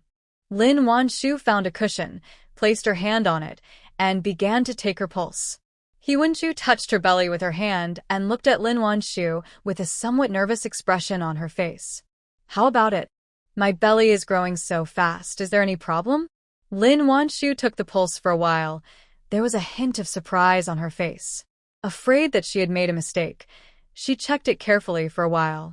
Seeing her like this, Wenju became even more nervous. Just when I was about to ask her what was going on, I heard Lin Wan Shu's somewhat excited voice. "Wenju, congratulations, you are pregnant with 2 babies." Hearing this, Wenju's eyes widened. She covered her belly with her hands. She was a little bit unbelievable. How could it be? Neither her family nor Qiuyang's family has the gene for twins. So, how come they are pregnant with 2? But looking at her belly, which was obviously bigger than Lin Wan Shu's, she couldn't help but believe that she might be pregnant with twins. But after being shocked, Wenju couldn't help but grit her teeth. "Qiuyang." Lin Wan Shu thought she was worried about the baby in her belly, so she comforted her. "Wenju, don't worry. You are in good health, and you can handle having 2 children." Hearing this, Wenju felt like crying but had no tears. How could she be worried about whether she could bear it? She just felt that it was so difficult to be pregnant, and it was inconvenient to do anything. If she has 2 children, how will she be able to work in the future? But she didn't say that. The two chatted for a while, and then Qiuyang came over. He was holding a code in his hand. It was obvious at first glance that he was worried about Wenju, and came over to keep an eye on her. As expected, as soon as he entered the yard, Qiuyang said cheerfully, "Comrade Xiaolin, I came here to give Wenju some clothes." In fact, Qiuyang felt that his wife was taking a long annual leave. She stayed in the room writing and drawing every day, and it was difficult for him to say a word to her. She finally got out and was about to go to City again. Shouldn't he seize the time and stay with her for a while longer? Seeing that she had not returned from Lin Wan Shu's place for a long time, Qiuyang had no choice but to go to her himself. But who would have thought that as soon as Wenju saw him, she rolled her eyes and turned away. "Qiuyang. No. How did he offend this girl? It's obvious that they don't have much time to spend together during the holidays."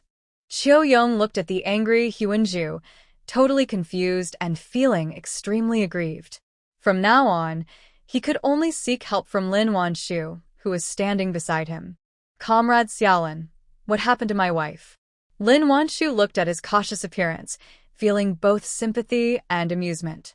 "Nothing, just want to congratulate you. Wenju is pregnant with twins." Hearing this, Qiuyang was shocked again. Staring at Wenju's belly, he swallowed and said, "Wife. Wife, are you pregnant with twins?" Wenju was feeling upset and didn't want to pay attention to him. After saying goodbye to Lin Wan Shu, she got up and left. Qiuyang hurriedly chased after him. While walking beside his wife, he said nervously, "Wife, please walk slowly and be careful. Those are twins. 2 at a time. He's so awesome." Although his wife didn't say anything, Qiuyang believed in Lin Wan Shu's medical skills. If she said there were 2, then she must be right. Along the way, Qiuyang was grinning foolishly. "Captain, where are you going?" On the way, when he met other military wives, they just said hecko, and Qiuyang responded reflexively, "How did you know my wife was pregnant with twins?" The military wives were surprised to hear that Wenju was pregnant with twins. They all surrounded her and asked her questions curiously. Some even started to inquire about her secret of having twins. "Are you kidding? They are twins, who wouldn't want to have a pair?" Gay men were so envious that they were almost crying. One after another, they kept congratulating Qiuyang. Chio Yong, who was envied by everyone, had his mouth almost stretched to his ears. Hyun Shu. I'm so angry, but I still have to keep smiling. In this way, they showed off all the way along the way, and when they returned home, half of the people in the compound knew that Hyun Shu was pregnant with twins. Hyun Shu was so angry that she went straight to her room as soon as she got home. He slammed the door shut.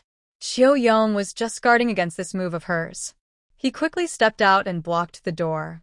The door was not closed, and Hyun Shu returned to the bed and sat down angrily. Chio Yong hurried over and shamelessly hugged the person in his arms. Wife, why are you unhappy again? What did I do wrong? Just tell me. I promise to change. Although he didn't know where he went wrong, it would be a good idea for him to admit his mistake first. But after hearing this, Hyun Shu felt even more annoyed. He had no idea how much the pregnancy would affect him. Hyun Shu felt a pang of pain at the corners of her forehead when she thought of the CNC machine tool she had designed halfway. How can you make me happy? Will I still have to do my job if I have 2 children? Once the CNC machine tools are produced and successfully verified, they can promote the automation process and greatly improve production efficiency. If she is pregnant with 2 children, but she will also have to spend a lot of time taking care of them after they are born. She even doubted whether she would be able to work normally in the future. Looking down at her bulging belly, her face was full of confusion. When Chio Yong heard that she was afraid that the child would affect her work, he was stunned. He knew how much his wife loved this country and even sacrificed her life for it. He also knew that she was worried about the country's industrial backwardness, so she didn't even rest on holidays and locked herself in her room to write and draw. But he never expected that she would dislike the baby in her belly as a burden because of her work. He couldn't blame her. After all, it was his own failure to plan well that led to this accident. Sorry, Chio Yong said dryly. The joy and excitement on his face were replaced by full of guilt. Hyun Shu knew that he was not to blame for this. After all, it was not his decision how many children to have. But she still felt an indescribable annoyance in her heart. She didn't like things that were beyond her control. Hyun Shu touched her belly and said nothing. Chio Yong felt bad seeing her like this, but he didn't let go of her hand. Instead, he hugged her tightly and comforted her. Wife, let's find a solution together. If you don't have time to take care of the child, just leave the child in the family compound. I'll ask my parents to take care of the child for us. I'll help when I come back. Don't look down on them, okay? This is her bloodline and his, or two. How much Chio Yong hoped that they could win her favor. Anyway, it's all my fault. Don't blame them, wife. Chio Yong said this and carefully placed his hand on her belly. There are 2 babies here. They are their babies. When he thought of this, Chio Yong's heart softened. The baby hasn't even come out yet, but he's already protecting it. Hyun Shu was both angry and amused, and finally, she couldn't help but pinch him. Of course it's your fault. You are responsible. Even though he was pinched, Chio Yong grinned happily. Okay, I'll take responsibility. It's all my fault. Wife, pinch me hard. Don't show any mercy. As he said this, he stretched out his arms in front of her, with an expression that allowed her to vent. Hyun Shu. Where on earth did he learn these moves? I've never seen him so shameless before. However, after being interrupted by him, Hyun Shu's mood did improve. Else can we do? Now that the children are here, how can she not want them? Silly. Who wants to pinch you? As she spoke, she reached out and pushed his arm away. Chio Yong felt that her attitude had softened, and suddenly it seemed as if millions of fireworks were blooming in his heart at the same time. Wife, you are not angry anymore? Lowering his head, he carefully examined her face. Hyun Shu was annoyed. She glared at him and turned her head away. Although he was glared at, Chio Yong was extremely happy. Looking at her pouting little mouth and her angry look, he just felt so precious. Unable to hold back, he hugged her on his lap and started coaxing her, calling her wife. I didn't expect that a tall, rough man could coax people like this. Hyun Shu felt a little embarrassed, her ears turned red, and even her toes were curled up together. But she didn't want to interrupt him. Chio Yong looked at her red ears, felt her soft support, and his eyes lit up surprisingly. It has been almost a week since his wife came back, and the total time he has spent with her is probably less than 5 hours. We're already living in a different place, and it was rare for her to come back. She was also very busy, so Cheo-young had been feeling restless for a long time. Seeing how well-behaved she was at this moment, how could he still hold back? I don't know when he stopped trying to comfort her. He lowered his head and slowly walked towards her. Just as he was about to kiss that pink and moist little mouth, suddenly, Chiu Tingting's voice came from outside. Mom. Are you home? Cheo-young. He is wrong. Children aren't actually that cute. When Cheo-young thought about the fact that there would be 2 more little brats like this in the future, disturbing his intimacy with his wife anytime and anywhere, he suddenly felt a headache. When Hee-Wen-ju heard that her daughter had returned, she seemed to wake up from a dream. She pushed Cheo-young away and stood up. Cheo-young was so frightened when he saw her making such big movements that his heart almost jumped into his throat, and he quickly reached out to support her. Be careful, wife. As soon as he finished speaking, Chiu Tingting appeared at the door. Ignoring her father's ugly expression, she skipped over. Mom, I'm so hungry. Is there anything to eat? Hee-Wen-ju saw that she was sweating profusely and her face was flushed, so she tapped her forehead with some anger. Didn't you just have breakfast? Are you hungry again so soon? Hearing this, Chiu Tingting covered her belly a little embarrassedly and chuckled. I've been growing a lot lately, so I'm getting hungry quickly. To see her lively and funny appearance. Fortunately, what happened last time did not leave any psychological trauma on her. Come on, Mom will make you something delicious. Patting her head, she took her hand and walked towards the kitchen. Cheo-young, who had just spent some time with his wife, felt depressed when he saw the mother and daughter leaving in such a loving manner. However, when he thought that his wife was going to Uncity in the afternoon, he did not dare to complain and hurriedly followed her. Hee-Wen-ju was preparing to make some noodles with soybean sauce for Tingting. When she saw Cheo-young coming in, she glared at him. Why, are you hungry too? Hearing this, Cheo-young didn't feel embarrassed at all, but instead walked over happily. I don't know what's going on, but I've been feeling hungry lately. Could it be that I'm growing up too? Hee-Wen-ju. Cheo-cheo, please have some shame. Chiu Tingting on the side looked at Cheo-young with a look of surprise on her face. Is this still her old stern father? Could it be that the person was replaced?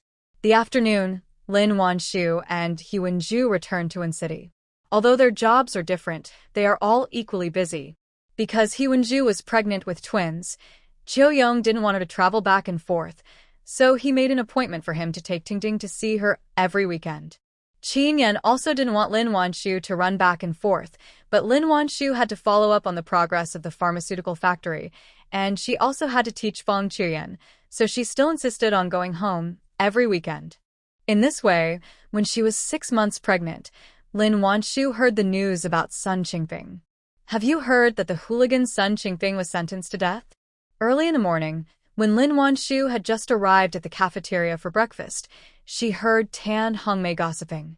When the people nearby heard Sun Qingping's name, they all looked over reflexively. After all, his scandal was too big.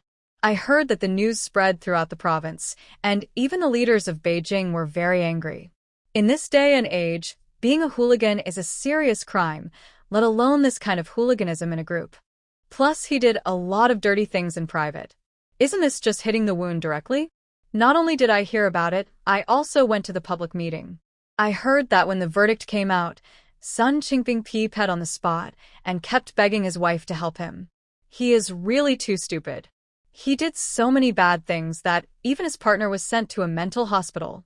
But I didn't know that he had a strong background and came out so quickly. Not only did he come out, he also said he wanted to kill him. Maybe his wife was responsible for his death sentence. Everyone felt very happy when they heard Chen Jiji's vivid description of Sun Qingping's appearance at that time. People like this should have been shot long ago. Tan Hongmei spit viciously, and then she suddenly thought of something and asked, Hey, what about Qi Honglian? How is she? Qi Honglian was originally suspended for observation, and after the incident, he was directly fired from the hospital. at the thought that they had worked with such a shameless person. She was sentenced to 20 years of hard labor. I heard she was originally going to be sentenced to death, but someone saved her, and she also made meritorious reports in prison, so her sentence was reduced. 20 years of labor reform, she was already 40 years old. All her best years were wasted in labor reform. For a young and beautiful woman, this must be more painful than death. Lin Wan Shu just listened and didn't care about it anymore. Qin Yan had already investigated the fact that she had once changed her own medicine powder. She did not collude with any enemy spies. She just framed herself out of jealousy. Considering that she was willing to go to such lengths to commit gang hooliganism for a job, it is not difficult to understand why she would do such a weird thing. Lin Wan Shu is now 6 months pregnant, and her body has become heavier. Sometimes her pubic bone hurts after sitting for a long time. With meow meow. Since the pubic bone will hurt from sitting for a long time, sitting for consultations every day is actually a very tiring task for Lin Wan Shu. However, she did not choose to take a vacation, but endured it. When the pain is really severe, drink some spiritual spring water to relieve it. I don't know if it's because I drank too much spiritual spring water. Lin Wan Shu took the patient's pulse. She could actually vaguely sense the meridians throughout the patient's body. This perception also allows her to judge the patient's condition more accurately than X-ray examinations. It can be said that she never made a mistake in her diagnosis. With such talent, he not only left his fellow students far behind, but even old doctors in their 50s and 60s had to admit defeat. As more and more people were cured by her, Lin Wan Shu's clinic became increasingly busier. There are a lot of people you can't even squeeze in. But Lin Wan Shu is still pregnant after all, and her body couldn't handle too many people. In the end, Shirsurong was in charge of the diversion. Patients with common illnesses could go directly to other doctors, and only those with difficult and complicated diseases that could not be treated by other departments could go to Lin Wan Shu's department for treatment. We're a little unconvinced at first. But after seeing that all kinds of strange diseases could be easily cured in her hands, they had nothing to say. By the time Lin Wan Shu was 7 months pregnant, the construction of the factory was almost complete. During this period, she was running back and forth, seeing patients and following up on the progress of the factory. After all the busy schedule, not only did she not gain weight in the late pregnancy, her cheeks looked a lot thinner. Qin Yan saw this, his brows furrowed so much that they could almost pinch a mosquito to death. That day, Qin Yan said with a serious face after picking someone up from the station, "Wan Wan, you need to rest. You can't work so hard anymore." This level of work intensity would be too much for an ordinary person to handle, not to mention that her belly is already so big. There were quite a lot of patients today. Lin Wan Shu had been seeing patients all day and was very tired. Hearing her man's words, she forced a smile on her lips. "I'll be on maternity leave in 2 more weeks, don't worry." Again, Qin Yan looked at her tired little face, feeling angry and helpless. "I called Aunt Sher and told her that you will start your maternity leave tomorrow and wait until the baby is born and you have recovered your health after the confinement period." Always respected Lin Wan Shu, but this time his attitude was extremely tough. Nothing was more important to him than her body. Work can be put aside for now. He needs to let her have a good rest first. Lin Wan Shu wanted to say something, but seeing the unprecedented seriousness on her man's face, she had to swallow her words. Well, "Okay, I'll listen to you." She didn't come back to life just to quarrel with him. They had little time together to begin with, so how could she be willing to waste that little time on meaningless quarrels? Seeing that she finally listened to the advice, Qin Yan's tense expression finally relaxed. "Let's go back first. Mom will kill a chicken and make chicken soup for you." Ever since she saw Lin Wan Shu running back and forth between the two places, busy with both hospital and factory matters, Sun Shifeng felt extremely distressed. Every time Lin Wan Shu went back, she would find different ways to nourish her body. "It's either meat soup or fish soup, and now I even bought a chicken to make chicken soup for her." Such a frugal person on weekdays is actually willing to buy her so many good things. Lin Wan Shu to say she wasn't touched.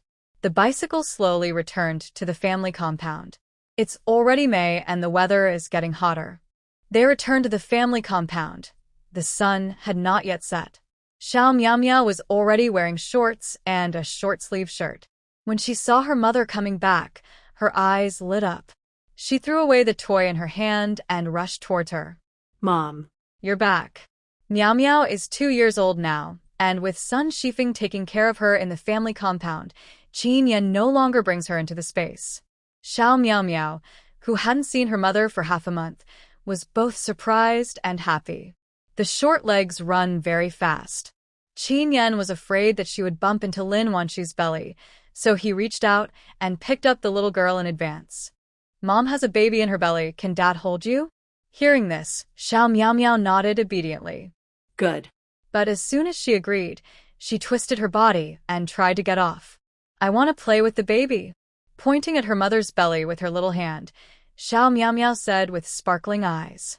The baby can kick and move around, and she really loves playing with him. When Sun Shifeng heard her daughter-in-law coming back, she hurried out of the kitchen. Seeing that little Miao Miao was a little noisy, she coaxed the baby and said, Miao Miao, be good. Grandma has left a big chicken drumstick for you. Go and eat it quickly. When Xiao Miao Miao heard that there were chicken legs, how could she care about the baby or not? I want to eat chicken drumsticks. She twisted her body again and pointed to the kitchen with her little hand. Qin Yan let her go. The little guy landed on the ground. He took his mother's hand and pulled towards the kitchen. Mom, come on, go eat the chicken legs. Lin Wan Shu hadn't seen her daughter for a long time and missed her very much, so she let her lead the way. Okay, let's go eat chicken legs. The meal was ready. Sun Shifeng even calculated the time and prepared a bowl of chicken soup in advance.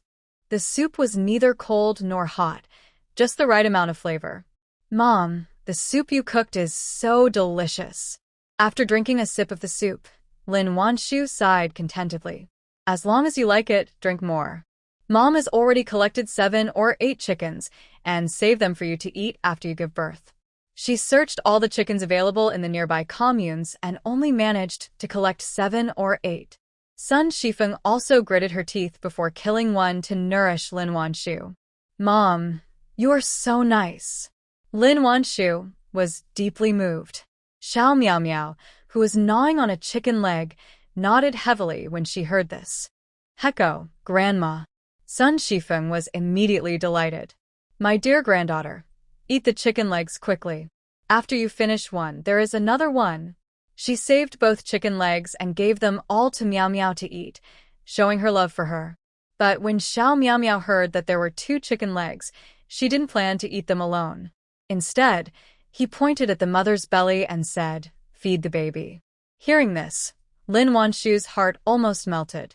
How can there be such a cute little angel? Sun Shifeng also thought that this little girl was very adorable, so she hugged her and kissed her. Oh, my dear. You can take care of your brothers and sisters at such a young age? Grandma really loves you for a reason. It was not known whether Lin Wan Shu was pregnant with a son or a daughter. Although Sun Shifeng thought it would be better to have another son, she was afraid that Lin Wan Shu would feel pressured if she said so. I have always called them brother and sister. Qin Yan was also touched by his daughter's cuteness. He touched her little head and praised her. Miao Miao is awesome. Come eat quickly. After dinner, Dad will take you to play airplane. Heard that her father was going to take her to ride an airplane, she immediately became excited. In her mouth, she said vaguely, Don't lie.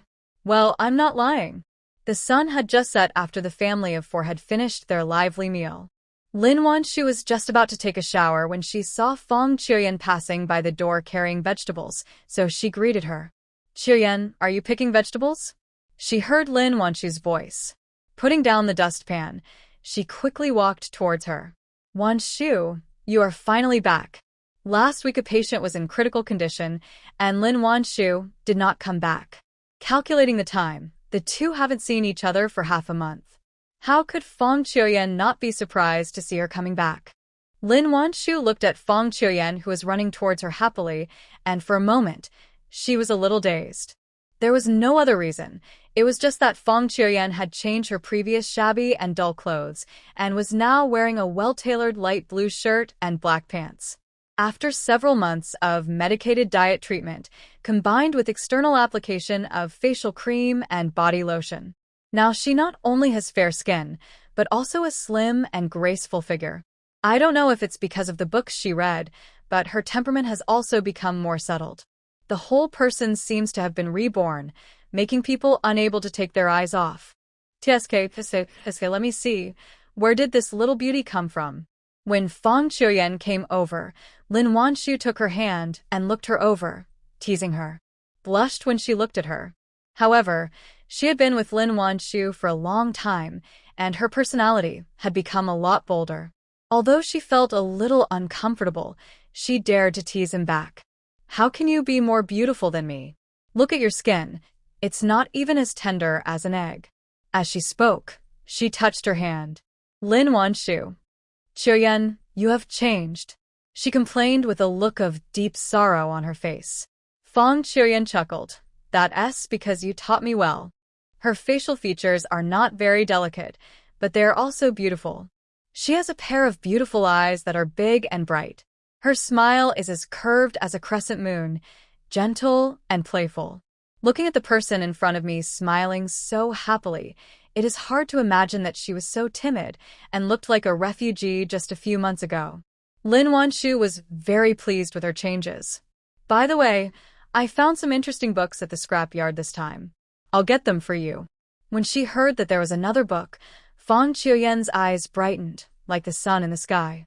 Where is it? Let me see. These days she either worked or studied every day. After a few months, she could understand most of the books. Before, Lin Wan Shu would bring her books and old newspapers every week. In addition to storybooks, she would also specially find some interesting history and geography books for her. It must be said that the books she chose were really to Fang Qiuyan's liking. Especially geography books. After reading them, she felt like a new world had opened up. It turns out that this world is so big and so wonderful. There are not only mountains but also seas, grasslands, snowfields, canyons. Just by looking at the description in the book, Fang Qiuyan was fascinated and wished she could grow a pair of wings and fly over to see the different scenery. Reading can really broaden your horizons. Fang Qiuyan took the heavy book and held it tightly in her arms as if she were holding some treasure. Thank you, Wan Shu. I'll bring you some medicine tomorrow. I've picked a lot of good stuff lately. In addition to studying, Fang Qiuyan also learned about many medicinal herbs and learned the basic processing of medicinal materials. Lin Wan Shu bought some expensive medicinal materials directly at the market price. At first, Fang Qiuyan refused to take the money, but finally she agreed to accept it after Lin Wan Shu's strong request. But she refused to charge the full price and only asked for half. There was no other way. Lin Wan Shu could only give her some daily necessities. For example, the clothes she was wearing were made of defective fabric that she brought back from Wen City. The defective parts can be cut off and it will not affect the making of clothes. Perhaps because she can earn money, Fang Qiuyan feels more confident and calm. Before leaving, she stuffed Lin Wan Shu with a handful of leeks she had just cut. Lin Wan Shu gave her were all put into a bag. Fang Qiuyan carried the books in one hand, held the hoe with the other, and walked back carrying the vegetables. I got home. Dohua happened to come back from outside. Dohua was wearing a skirt made of the same fabric as hers. She took good care of her clothes. Even after being out for so long, they were still clean and barely had any wrinkles. Lu Jingsong is not at home. Or maybe he went out on a mission after the new year and hasn't returned yet. Fang Qiuyan suspected that he was avoiding her. But this is a good thing for her. She doesn't want to live with him under the same roof all day long. It would be awkward. There are only mother and daughter in the whole family, and Fang Qiuyan is very happy. Putting down the dustpan, she took out a handful of leeks, washed them with water, chopped them up, added 2 eggs, and fried them. After the Chinese New Year, she also adopted 2 hens. Now she doesn't have to buy eggs and has eggs to eat every day. Put the fried leek eggs into the pan, and soon the whole kitchen was filled with a delicious smell. Dohua stood on tiptoe and looked into the pot. When she saw the leeks wrapped in eggs, she couldn't help swallowing hard. Fang Qiuyan touched her little head and said with a smile, "Dohua, Go and help your mother put the stools in place. We will be able to eat soon. She had already cooked the porridge in advance, and now all she had to do was fry an egg. The mother and daughter had a meal with vegetables and eggs, which was considered a very good dish for them. Hearing that it was time to eat, Do-hwa cheered and ran to the table. Although she is not tall, she works very efficiently. After a while, the stools were set up. The stools were placed. Do-hwa went to the cupboard and took out 2 sets of bowls and chopsticks. Then, she picked up the ladle, poured half a ladle of water into the basin, washed the dishes and placed them on the table, waiting obediently for her mother to come. Soon, Fong Chiuyen prepared the fried eggs with leeks. Washing the pot and pouring some water into it, I put the dishes on the table. Seeing that her daughter even washed the dishes, she praised her. Tofu pudding is awesome. He can even help mom wash the dishes. Do-hwa has been praised by her mother every day in the past few months and has become more and more confident and cheerful. I can also take a bath by myself. Mom, can you let me take a bath by myself later? As she spoke, she puffed out her chest proudly. Oh, it seems that our little Do-hwa has grown up and can even take a bath by himself. Fong Chiuyen continued to praise generously. She had a suppressed childhood, but fortunately, she was lucky enough to meet Lin Wan Shu. With her repeated encouragement and help, Fong Chiuyen gradually regained her confidence. She was really no worse than others. It only took her a few months, and she was able to read independently. Without Lu Jingsong at home, both mother and daughter were very relaxed. Eating and taking a shower, they went back to the house. However, Fong Chiuyen did not plan to sleep. Instead, she turned on the light and read a book by the bed. She has saved more than 30 yuan now. Now that she has money, she is willing to use electricity. Otherwise, you won't be able to learn much just by relying on daytime hours. Do-hwa probably played too much during the day and fell asleep quickly as soon as he lay down on the bed. Fong Chiuyen was holding a book that Lin Wan Shu had given her specifically for identifying medicinal herbs. Although the text was difficult to understand, she still forced herself to study hard. When you come across an unfamiliar word, look it up in a dictionary. It was almost 11 o'clock in the evening when Fong Chiuyen felt that she could hardly keep her eyes open, so she put down the book. Rubbing her eyebrows, she prepared to go to the bathroom and then come back to sleep. It was pitch black outside, and you couldn't see your hand in front of you. Only the light coming from the room could barely illuminate the path in the yard. It's just that the toilet is in the corner, and the light doesn't reach that far. Fong Chiuyen could only move forward in the dark. After finally finding the toilet door, she was about to go in when she ran into a wall of flesh. Fong Chiuyen didn't expect that there was someone in the toilet. She was bumped into and saw stars. She almost lost her balance. Careful! In the darkness, a man's deep and powerful voice was heard, and then Fong Chiuyen felt her arm being grabbed by a rough big hand. It's Lu Jingsong. Hearing this familiar voice, Fong Chiuyen's heart skipped a beat, and she reflexively took 2 steps back. After she stood firm, she looked at the tall figure in the darkness with some shock. You're back. Although she knew he would come back sooner or later, Fong Chiuyen was still frightened at the moment. After calming herself down, she greeted him awkwardly. Lu Jingsong had just returned and had not even had time to return to his room before going to the bathroom. I didn't expect to run into her as soon as I came out. Taking back his empty hand, he pursed his lips and responded. Fong Chiuyen had nothing to say to him originally, not to mention that they had just experienced such an embarrassing scene before he went on the mission. After greeting him, she fell silent. I thought he would make way for her to go in, but I didn't expect him to stand at the toilet door. Although it was dark, she could still feel the man's scrutinizing gaze. Fong Chiuyen felt extremely uncomfortable. Finally, she had no choice but to ask, "Do you have anything else to do?" Fong Chiuyen finished speaking. Lu Jingsong finally withdrew his gaze after a while. Fine. As he said this, he moved aside and opened the toilet door to her. Fong Chiuyen walked quickly into the bathroom in the dark and locked the door with a click. Outside the door, Lu Jingsong rubbed his hands subconsciously. In the palm of my hand, The soft and smooth touch seems to still remain vaguely. He raised his hand and looked at it. A hint of doubt flashed in his eyes. She seems a little different from before, but it was too dark and he couldn't see clearly. Lu Jingsong had no choice but to suppress his doubts and went back to the house. When she heard his footsteps fade away, but when she thought about living under the same roof with him in the future, she couldn't help but feel a headache. Suppressing the irritability in her heart, Fan Qiuyan urinated and quickly went back to the house. Someone had been asked to repair the door lock, so she locked it immediately after entering the house. She just lay in bed, tossing and turning and couldn't fall asleep. I finally fell asleep, but the dream was filled with a blushing scene. In the middle of the night, Fan Qiuyan was awakened and couldn't fall asleep again. Covering her chest with her hands, she gasped for breath, her eyes full of disbelief. How could she have such a dream? And the man in the dream was obviously Lu Jingsong.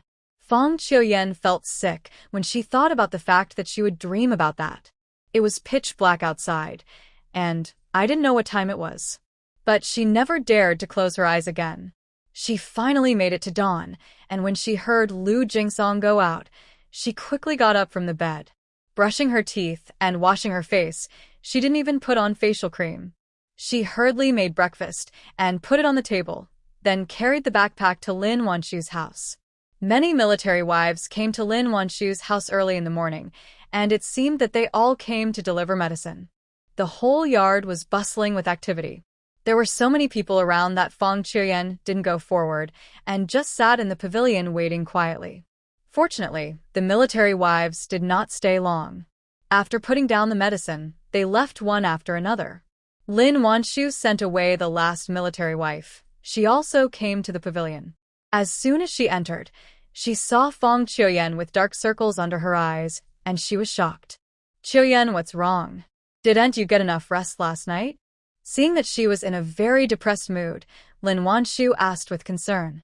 Fan Qiuyan forced a curl of the corners of her lips. "It's nothing. I just have some insomnia." How could she have the nerve to tell her about last night's dream? When Lin Wan Shu heard her say she had insomnia, she did not doubt it and asked, "Should I prescribe some tranquilizers for you?" Hearing this, Fan Qiuyan subconsciously wanted to say no. In fact, she was reluctant to trouble Lin Wan Shu. After all, she owed her too much.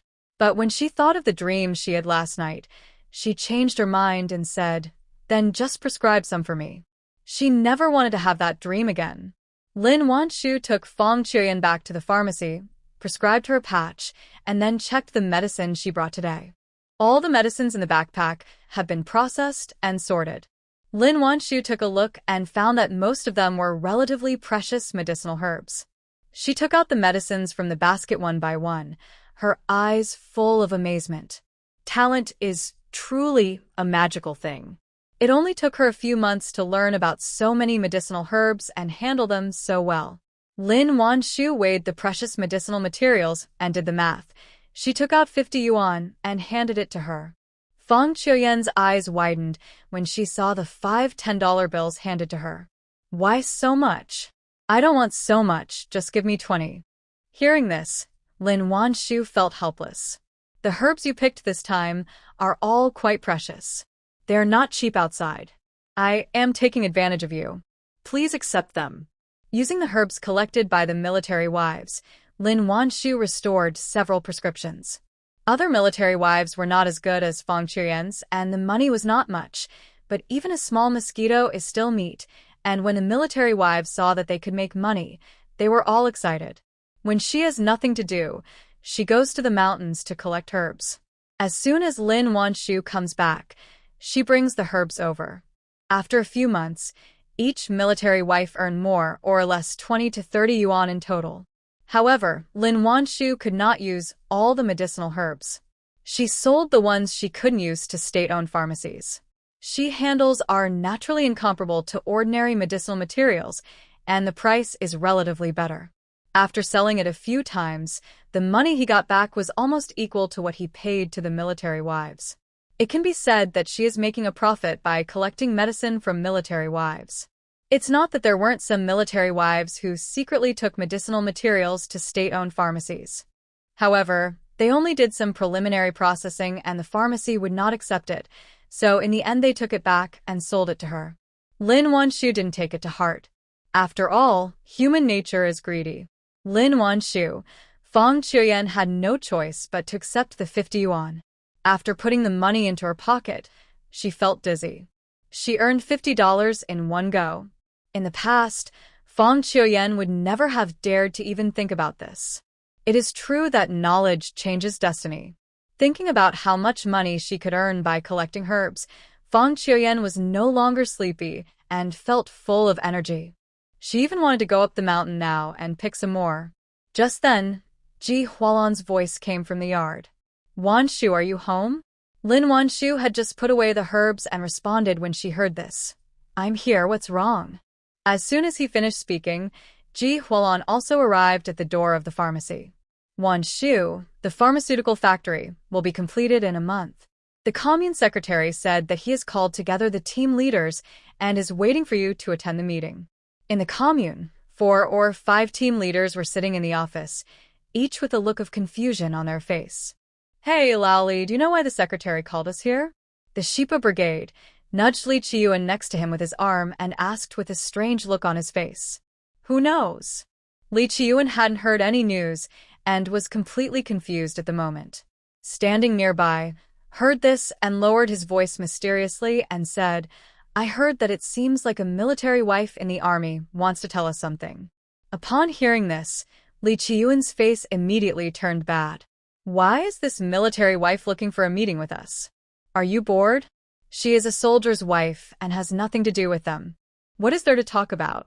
The team still had to bring water to the rice fields today, and before he had time to arrange the task, he was called to a meeting. I hope it's not something trivial. If you delay his water diversion, don't blame him for cursing you. The other people didn't look very good either. The weather has been very dry this year, and the crops in the fields are dying. Everyone was so anxious that their mouths were about to bubble. They just wished they could go up to the sky and hide under the ground to find water to irrigate the crops. How could they have the mood to hold a meeting? Amidst the complaints, one person seemed particularly calm. That is Wu Jiang, the captain of the uphill team. Patting Qian Jiefeng's arm, he asked curiously, Qian Jiefeng, do you know the name of that military wife? Qian Jiefeng scratched his head and smiled awkwardly. I can't remember clearly, it seems to be something like Lin Shu. Hearing this, Wu Jiang looked a little excited. Is your name Lin Wan Shu? Oh, yes, that's the name. Qian Jiefeng also got the information from the commune secretary. I heard that she wanted the team to plant something, so she asked the secretary to call us to the meeting. Qian Jiefeng also got the information from the commune secretary who informed him. However, no one knows what to plant specifically. Hearing this, Li Chiyuan's face became even worse. Nonsense. Most of our brigade's land is mountainous, with only a little flat land. If we don't grow crops, will we starve? She, a military wife, no? Why should she point fingers at them? Did he even use his connections to ask the secretary to invite them to a meeting? The other people's faces were equally grim, and they all followed suit. That's right. I've been farming for 30 or 40 years. Don't I know better than her what to plant and what not to plant? Is the secretary out of his mind? Land and crops are their life. When it comes to farming, everyone is excited. After all, if the grain production is low, people will starve to death. Everyone calm down first. Let's wait for the military wife to come and hear what she has to say. Wu Jiang had a deep impression of Lin Wan Shu. After all, she was not only a good doctor, but also found so many potato chips for the team, allowing them to successfully survive the disaster. Wu Jiang believed that Lin Wan Shu was not the kind of person who would act recklessly. But no one else has ever dealt with Lin Wan Shu. How could the captains remain calm when they heard that she wanted to tell them what to plant? Amidst the noise, Secretary Meng Dezhong appeared. Among the people accompanying them, in addition to a few staff members, there were also 3 unfamiliar women. Realizing that the military wife who was going to hold a meeting with them was one of them, the captains looked at the female comrades with angry eyes. Meng Dezhong smiled attentively and gestured to Lin Wan Shu. Comrade Lin, please. Hearing this, Everyone's eyes fell on the woman with a bulging belly but a stunning appearance. Does that mean she wants to hold a meeting for them and instruct them on how to farm? Lin Wan Shu felt the unfriendly gazes from below, but she did not panic. Instead, he made a gesture of invitation to Meng Dezhong. Secretary Meng, please. Finally, the two of them, along with two secretaries, Ji Hualan and Fong Qiuyan, entered the conference room. Several people sat down at the long table in the conference room. It was Fong Qiuyan's first time attending a commune meeting. Although she was a little nervous, she didn't show it on her face. Ji Hualan is already an old hand at holding meetings. She has attended all kinds of meetings, big and small, and sitting at the long table, she feels like she is at home. Lin Wan Shu was the person in charge of the group in her previous life, so she had the upper hand over small meetings like this. After sitting down, looking at the captains with glared eyes across from her, Lin Wan Shu smiled and said, I guess everyone is very curious about the content of the meeting now, right? Comrade, if you have something to say, please speak up quickly. We still have to go back to bring water to the rice fields. We don't have that much time. Li Qiyuan was impatient and didn't want to listen to her nonsense, so he said with a stern face, That's right. What kind of meeting is this? Hurry up and tell us to stop growing crops and grow something else. That's impossible. Qian Jiefeng frowned and looked at Lin Wan Shu. Meng Dezhong's face suddenly turned dark when he saw how ferocious they all looked. What are you arguing about? I told you guys to come to a meeting, not to quarrel. Once the secretary spoke, no matter how unhappy the team leaders were, they had to shut up.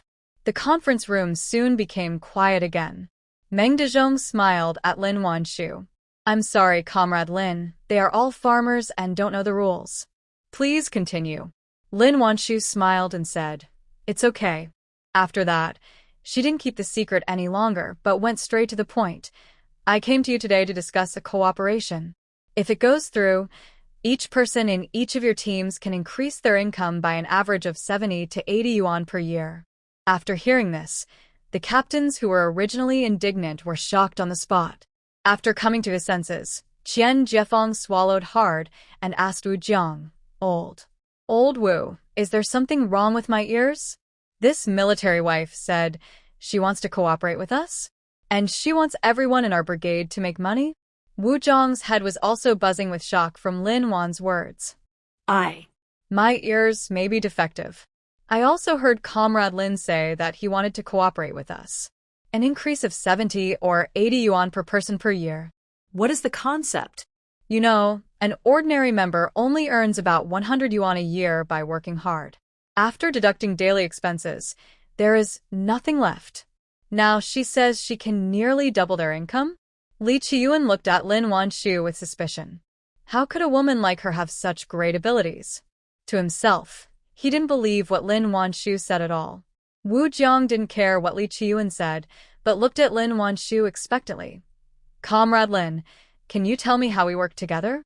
Lin Wan Shu nodded and continued. Our army has opened a pharmaceutical factory and needs to purchase medicinal materials on a long-term basis, so we want to cooperate with you. When they heard that the army had opened a pharmaceutical factory, all the captains became very nervous. They want to grow herbs to produce medicine for the troops?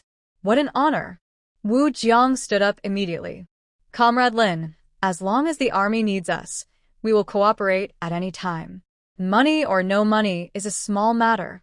Not to mention that the security of the border is guarded by this group of lovely people. Just take the rescue provided by the mudslide troops last year. Even if they didn't want money, they would still give it to the troops. It is a great honor for them to provide medicinal materials to the troops. When the others heard this, they responded one after another, unwilling to be left behind. Comrade Lin, our downhill team can also fully cooperate.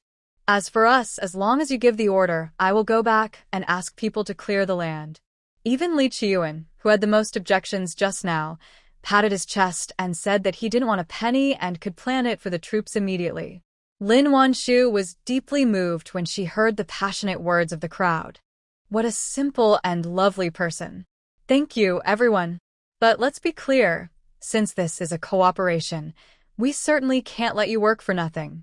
We don't need farmland, we can just plant directly on the slopes. Captains heard this. They became even more excited. Slopes are inherently barren, so the yield from growing crops is low, and the value of growing anything else is also low. They have always been troubled by what to do with the land. Now they don't have to waste farmland and can use the sloping land to increase extra income. This is a huge thing. The captains, who were originally full of resentment, suddenly changed their attitude 180 degrees.